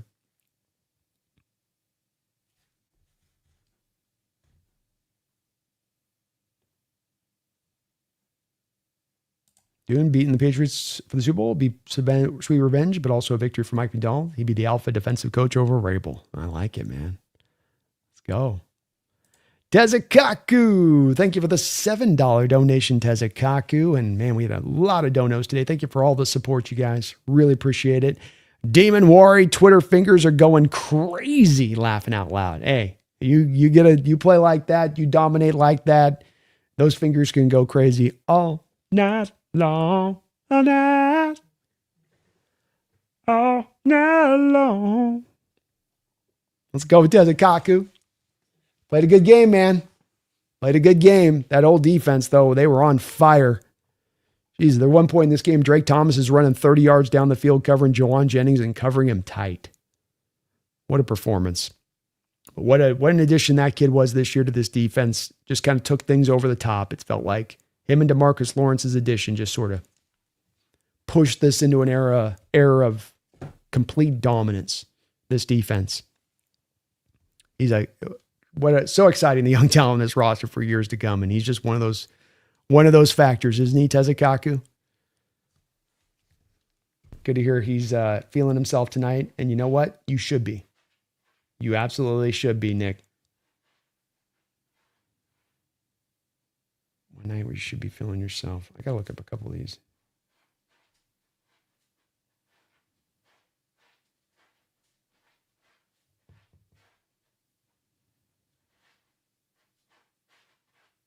He says, fake ass energy. None of that S was on display at all.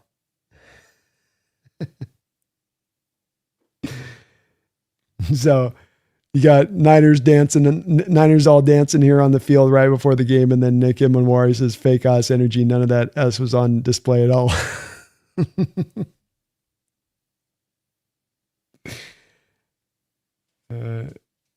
No touchdowns.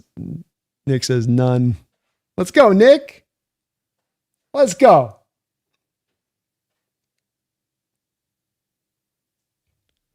Let's go, man. Thank you, Tezakaku. Appreciate you for that. Jesus, Brando, have a good night. And thanks to everyone in the chat to welcome you with open arms. See y'all in the comment section on Tuesday's roundtable. Peace. Hey, peace out to you, man. Thank you for the dono. Thank you for the great discussion, Jesus. Always welcome in here. Niner fans, Ram fans, any team fan. Welcome on here. Yeah, we're going to root for the Hawks, but we love open discussion. We love having outside perspectives. It's part of what challenges our own beliefs on what we might think and helps to kind of give you a bit of wider view of the picture. You know, you always get a little bit of that closer view when it's just everybody kind of in that little bit of an echo chamber, which is never where we want to be. Will Valdez, do the Patriots have enough O-line to take them to the Super Bowl in the first place, or does the season end at the Texans? I think I'm not yet in a position to quite be able to say who I think goes in that game or not. I think it's going to be a tight game, and I need to look at where the health is at both those teams a little bit more closer. I just think it's a game that's going to come down the line, and it's very evened up between the two of them. I don't have one that I think is separated above the other on that one. And could the Texans just take apart the Patriots offense and they get nowhere fast? That could be the case. But the Texans offense has also been a little bit susceptible and not exactly looking at the height of its powers either. And you still have to go into Denver and win the game. Well, you know, whoever wins that game still has got to then go into that mile high and go into that thin air, and the factor that can play as far as you can't breathe a lot of the game when you go in there. That's no easy day at the office. He says, adrenaline wearing off, just head back to my desk card.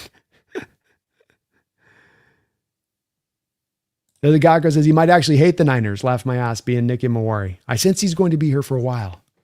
That's kind of one of those Desert. You are certainly one of our own. You are certainly one of us, Nick. The hate in your heart for the Niners is true and not artificial. Only Seahawks playoff win gets me going. So flipping hype. Let's go, King. Let's go, man. It only gets worse if you keep scrolling.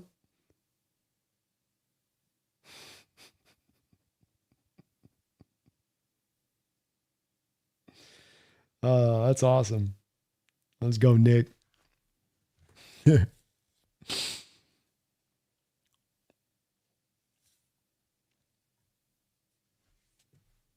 Daniel says Demon Warrior is trolling the Niners. I'm going to need to get his jersey. Amen. There's Gakko Woolen also on his Twitter fingers. It's so funny seeing the sad 49er fans. That boy's got a right to talk. Let him know. Let him know. Hearings of the tackles in Chicago with the frozen field is going to cause some concussions. Hey, I remember once, and you probably remember this too, Kieran, that John Carlson once took a nasty header off that Chicago field. And it gets hard when it's frozen out there, doesn't it? And yeah, it's easy enough to cause a concussion in that environment. So it will be interesting to see the shape of that field and what kind of weather it's going to play out tomorrow. Jammin says Falcons hire Stefanski, so Clint won't be getting that job. And that might be the one that Clint was really trying to circle around. And then if that's taken off the board, maybe that removes him a bit from the poll. And then he looks at the rest of their teams and he goes, Arizona? Pittsburgh? Do I want to do that? Maybe get some second thinking a little bit with that, Marcus says, why would Mike McCarthy take an OC job? He does not seem like the guy that would take a step down. It's a good question, Marcus. Number one, John Schneider and Mike McCarthy are very close. So there is a connection between them that goes back. Very big proponent of Mike McCarthy is John. There's also the connection that's aided on this with a Mike Holmgren to Mike McCarthy, and them knowing each other very well. And Mike being a bit of an influence, I know, on John Schneider too. As well as then the other factor on this would be is Mike McCarthy going to get another head coaching job somewhere?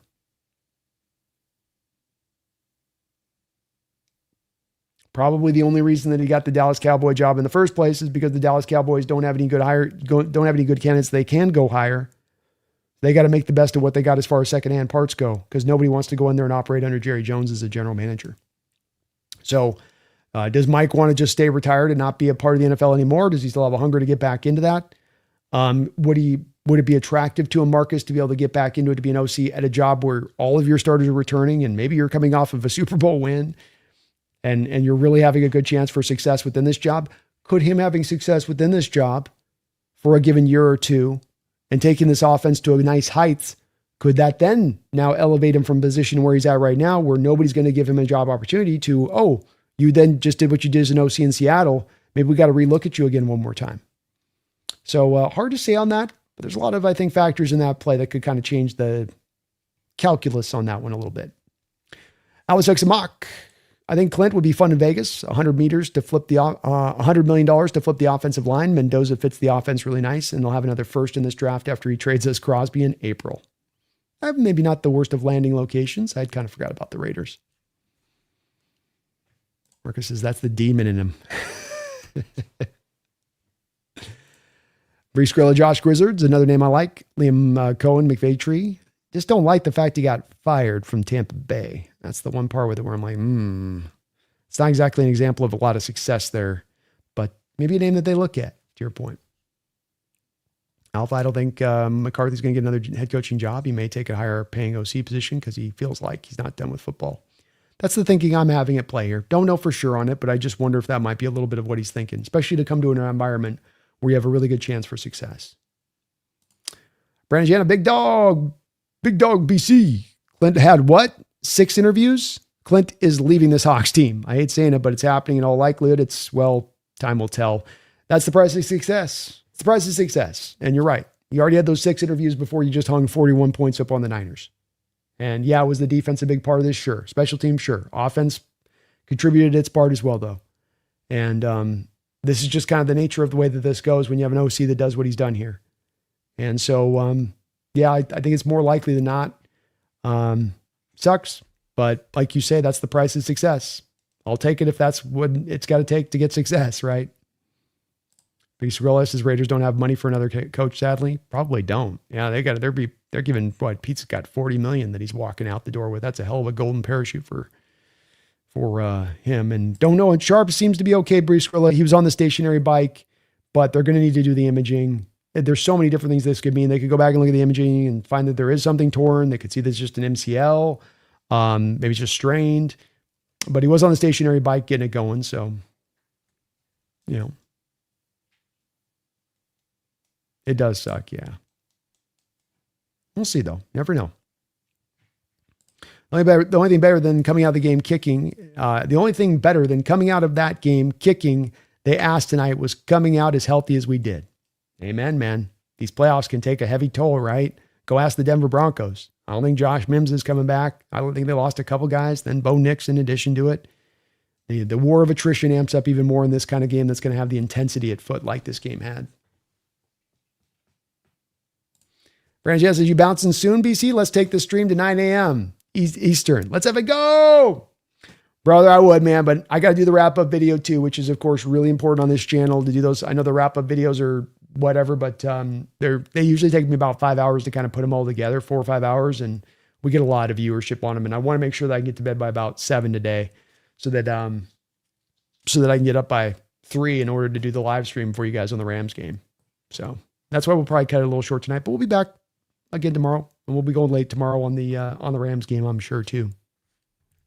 Otherwise, I would. If we didn't have the Rams going, I'd be going a little bit later in the night tonight. But we got the play-by-play for the Rams tomorrow, and I do need to kind of go get something to eat. I'm getting a little bit hungry.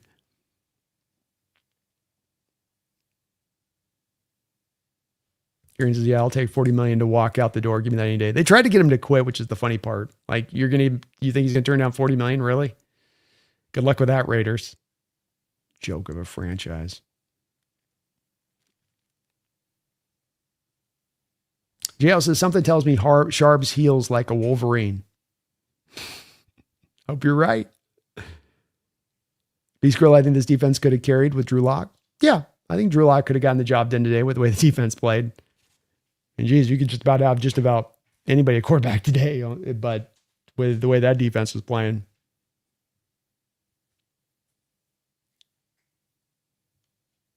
The head coaching is going this: Vegas, Kubiak, Miami, Hafney, Browns, Minter, Steelers, Shula, Ravens, Joe Brady. AZ goes with Robert Saleh, and the Titans with Nagy. No clue who Tennessee's going after. True, Tennessee doesn't seem to have any clue who they're going after either, though. They're not giving a lot. That makes sense. Makes a lot of sense.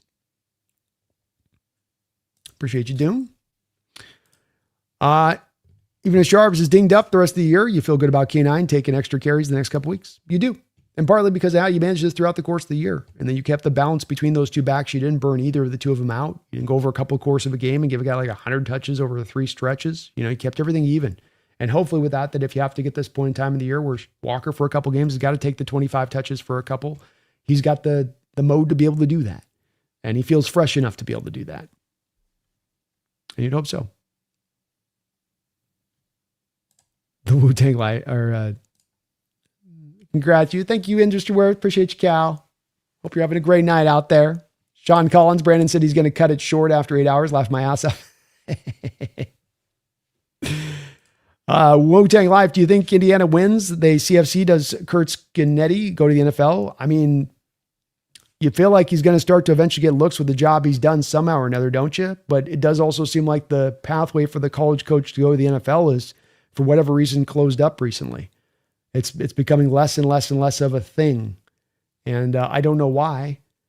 I think part of what people maybe will not give him as much credit for is because of how old that roster is. And he essentially constructed a really old roster with kind of just players that are a little bit more advanced in age than you'd have. And then he could get guys that were more further along in their development a bit than you'd typically get. And that maybe the NFL teams are looking at that a bit. But to your point, yeah, I would think that the point, maybe he's got to do another year of it, but you would think his star would start to get a little heat. But it doesn't seem like this year that's happening. Great coach, though.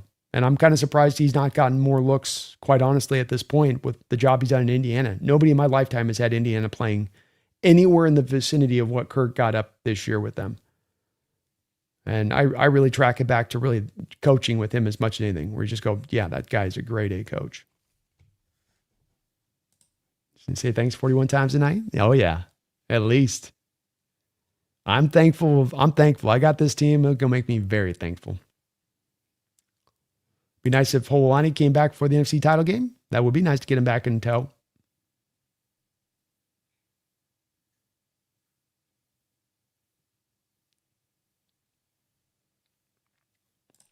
Kieran says, yeah, I definitely think they managed the running backs this year was incredibly smart. Look at CMC. Looks smarter and smarter. Makes you wonder why the Hawks always had hurt running backs through 20 teens. Yeah. And there's a couple reasons for it. I think that there wasn't a load balance situation in place at times in the past, that they've tried to run with one guy and run with a lot of carries on that guy. And that's wore those guys down. Of course, a lot of the old rushing attack was inside runs and a heavy amount of inside runs. And those are going to be rougher runs on running backs. Those are going to be harder on rough backs. You can see with Walker at times when he gets out to the edge, he can kind of choose when the contact's coming into play. He can use the sideline at times as a protectant. When you go up in the middle at times, you're getting hit from every side, front, back, left, right. Hard to always see the hit coming. So it was a contributing factor to it, Kieran. Both of those two things. And yeah, CMC in this game, you could see. I mean, he's spent. He was tapped out. He was at the end of the road. And that's partly you have to think that, man, you put 450 freaking touches on his body this year. You did nothing to try to manage the load for him at all. At all. And that's a Shanahan error. That's a faulty part of Shanahan, and that he gets something that he likes and he just uses it to dust. He can't help himself.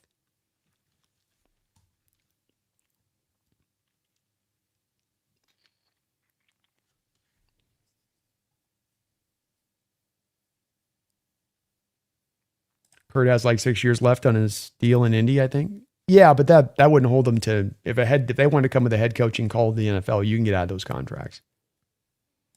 Appreciate you, Andrew. Thank you. Thank you, Cal.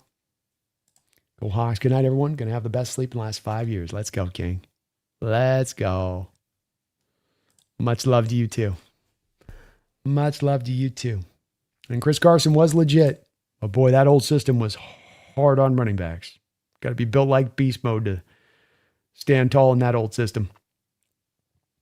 Yeah, Carson Rawls got used up quick. We didn't like to run to the edges. We were not an outside zone kind of team. We were an inside team that wanted to hammer that thing in. That's tough on running backs.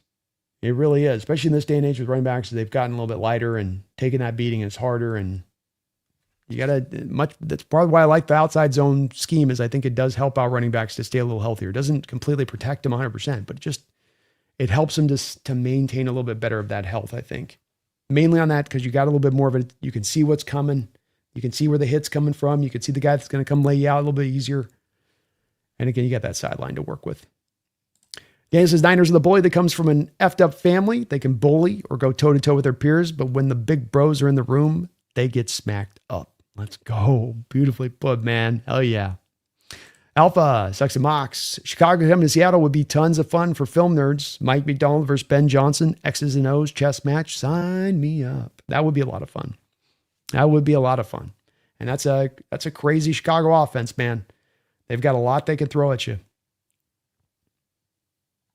Brees Grilla. I knew CMC was built for this when he was dogging Oregon at Stanford.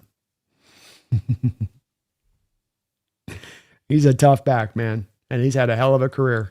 Probably a Hall of Fame career when it's all said and done, quite frankly. Where's he at? Yeah, he's got he's got 13,000 yards, total yards in his career. Probably getting it done at that point.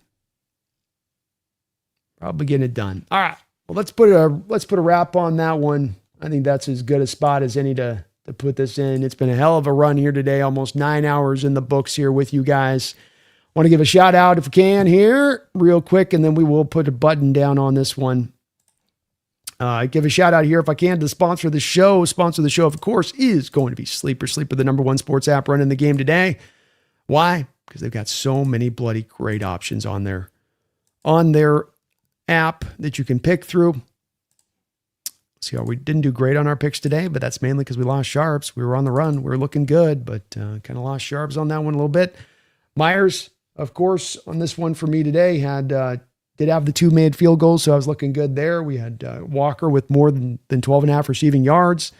Jennings was not able to get to 41.5 receiving yards, and Charbonnet was not able to get over 46.5 rushing yards because of the injury, but he was on his way before the injury. So I was looking okay on this. Just didn't know that we were going to lock down that offense so mightily that nobody on that Niner offense outside of Jake Tunges was going to get over 40 yards receiving. But that doesn't mean you can't use my code. Use my code today. Nest, it'll match up to 100% of your first deposit up to $100. Then there's also $20 on top of that. Just create an entry. They will put $20 into your account. So $120 from me to you through the Sleeper app. Terms and conditions do apply. Please see their site for detail. But thank you to all of you guys for utilizing the app as you have throughout the course of this year. Thank you to Sleeper for sponsoring this show. If you do have some limitations in the state of Washington and use the app, you can use the app in full on a network in a casino. We got a lot of casinos in the state of Washington. So please do use that app over there on that side of it. Appreciate you all for watching today. If you can for me today again too, please do hit that like button as it does help me out tremendously, helps this channel grow, helps this channel show for people who are going to be looking for hot content next week throughout this course this week. So please hit that like button. Please do get subbed up as well. Still got over almost 600 people here in the chat tonight. If you guys can hit that sub button, this helps me get up over the top as far as this channel goes. It really helps me show up on the old algorithm, and it does help the channel considerably. And again, it is free to you guys.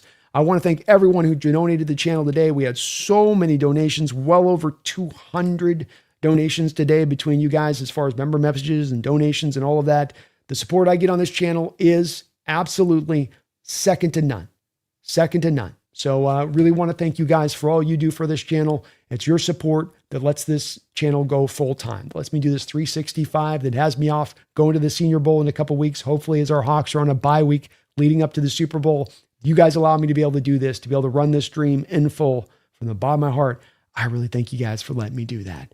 This is one of your great Seahawks wins in recent memory and maybe in Seahawks history, and the season that's one of your great seasons in Seattle Seahawks history. It's been a storybook. It's been that you can't write this up. They talk about NFL scriptwriters. The NFL scriptwriters couldn't have dreamed up this type of season that we've had. And today, just another one of those great chapters in the book.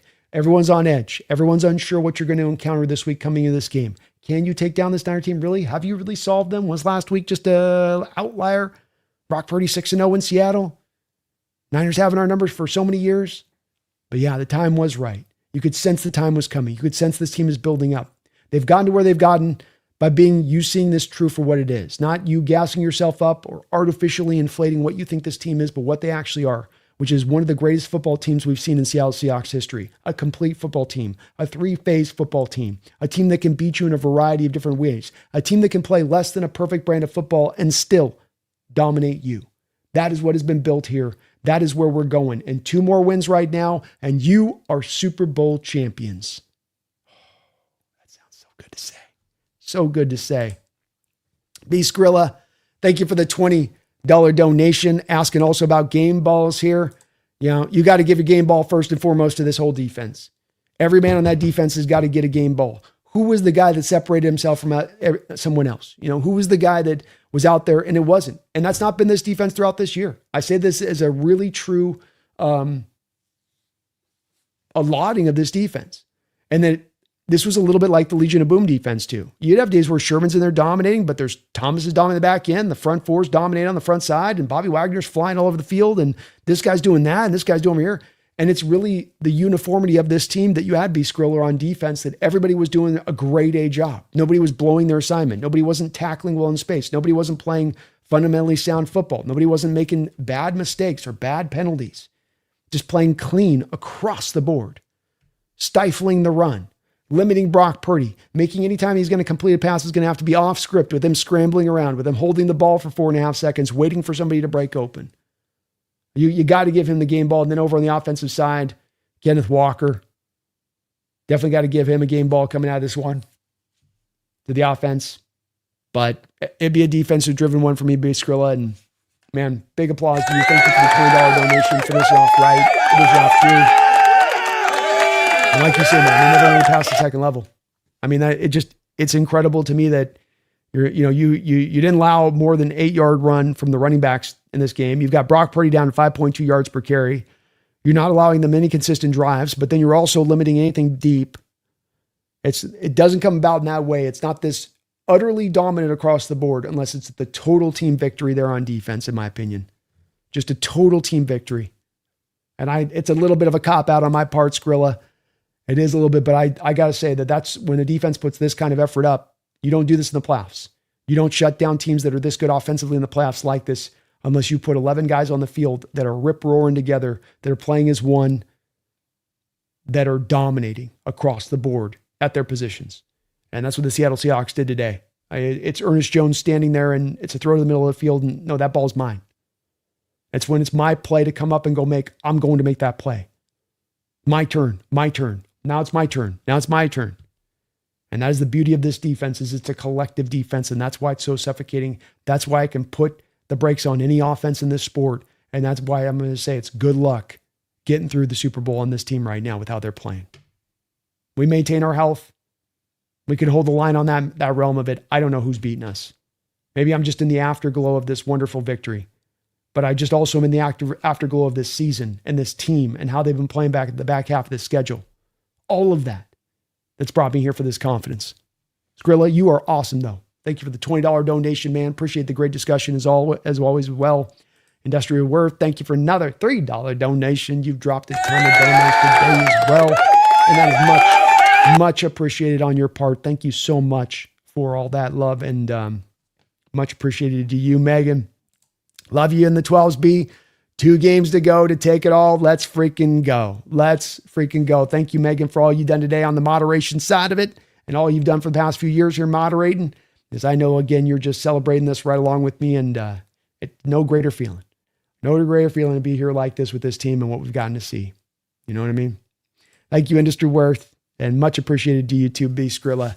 Thank you so much. I said at the start of the year, I built up a case. I said, this is a Seahawks team that can win the Super Bowl. And a lot of things got to go right for this thing to happen. This has got to happen. That's got to happen. This got to happen. And yeah, it's a lot of stuff, but it can happen. And it's not just you wishing on a dream, not just you putting a coin in the well going, come on, some ethereal force, come forward for me to make this wish come true.